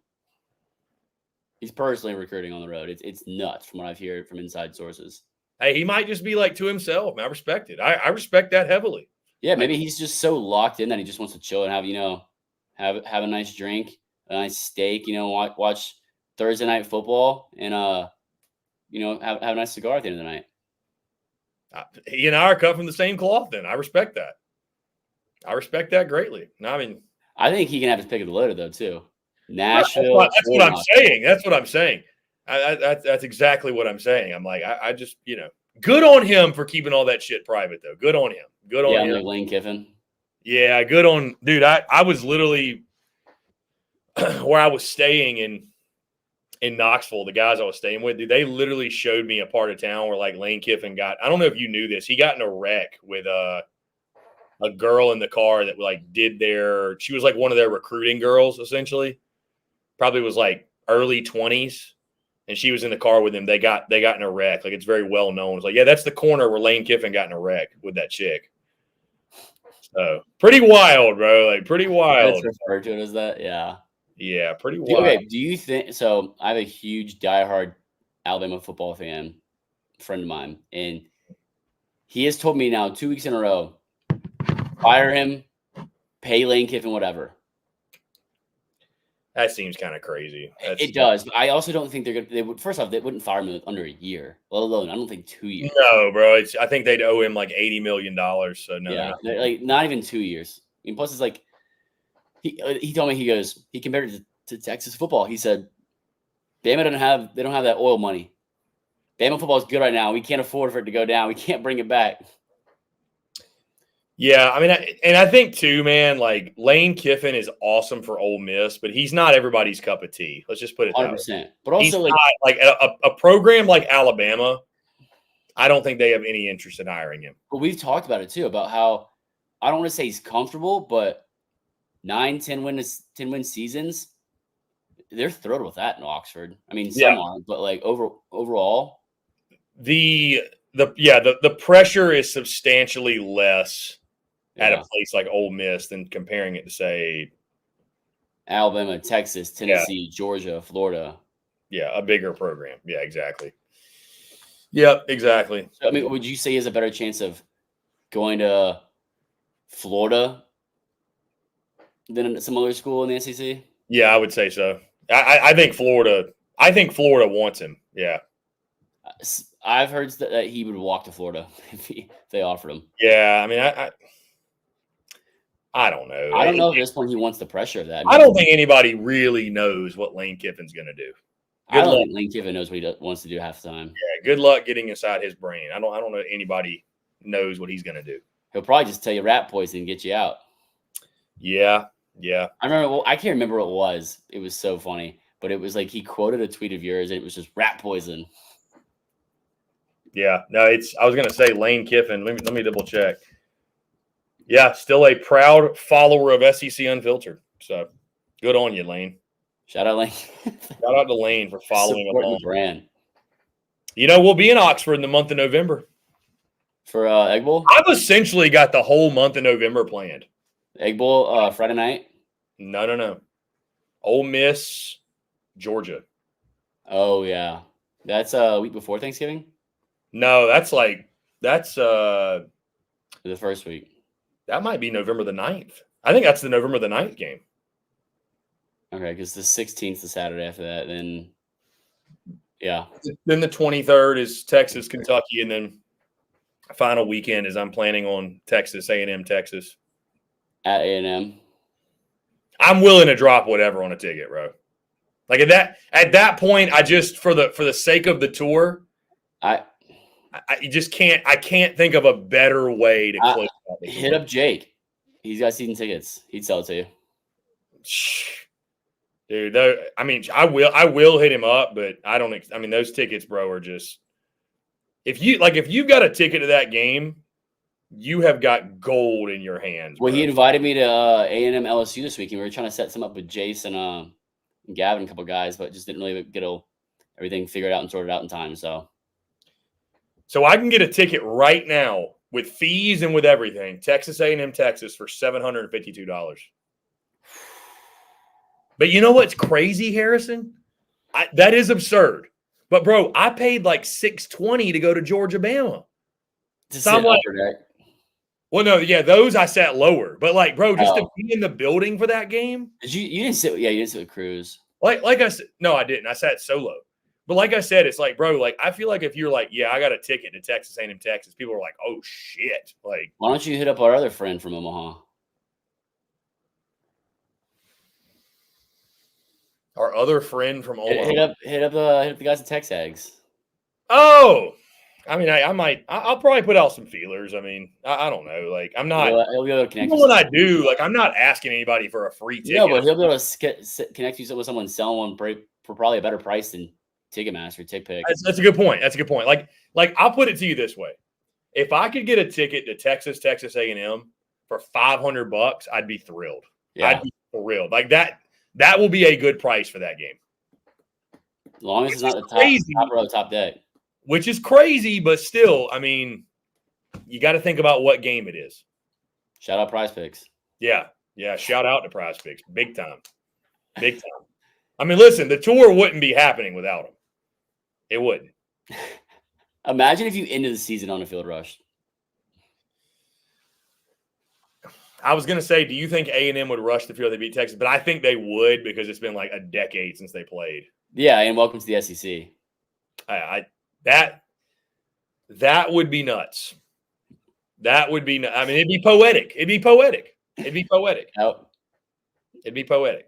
I mean, it would be the icing on the cake, the cherry on top.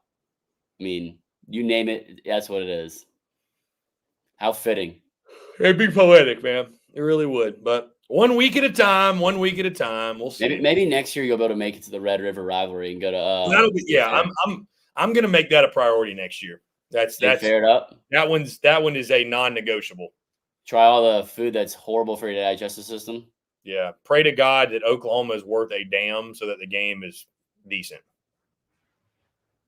Because, I mean, respectfully, I'm glad I didn't go to Red River this year. I mean, that was. Even as hyped up as it was, and how like the state fair and everything does it too. Like that was, yeah, it was pretty. I mean, second half was really boring. Yeah, it was 34-7. I mean, yeah, or whatever the final was. Yeah, it was terrible. And that was the same night I went to LSU Ole Miss. Like, I mean, enough said. Enough said. So, guys, we've hit 5 o'clock Eastern, 4 o'clock Central. Appreciate y'all tuning in. Thank y'all so much again for the continued love and support. And thank y'all for supporting us and giving a platform to ramble and talk about whatever it is we want to talk about on a day in, day out basis. Can't say thank you enough to all those that engage, comment, everything. Y'all are the absolute best, no matter what platform you're on. Make sure you like, subscribe, follow Texas Sports Unfiltered and SEC Unfiltered. You can find us on all the same platforms, podcast, YouTube, and, of course, like I mentioned, all the social media channels as well. BK and Bucky will be back with you in the morning, and I will not chat with you all until Monday, potentially meeting up with our buddy Chip, who's going to be in Nashville. And any Texas folks, again, last call, any Texas folks, if you're around town, shoot me a DM. Let me know where you're at. Would love to link up, say hello, and have a great time down on Broadway or Nashville or wherever else we are otherwise. So talk boots, talk cowboy hats. Talk boots. I need some advice with the boots. Yeah, please help me out with boots. Harrison, always a pleasure, my friend. Thank you for taking the time, my dude. Appreciate it. Of course. Jake Bayless sent me a DM. You're the man. Harrison, again, thank you, my friend. Appreciate y'all. For Harrison Fan, I'm Chris Phillips. Have a great rest of your Thursday. We will talk to you all tomorrow.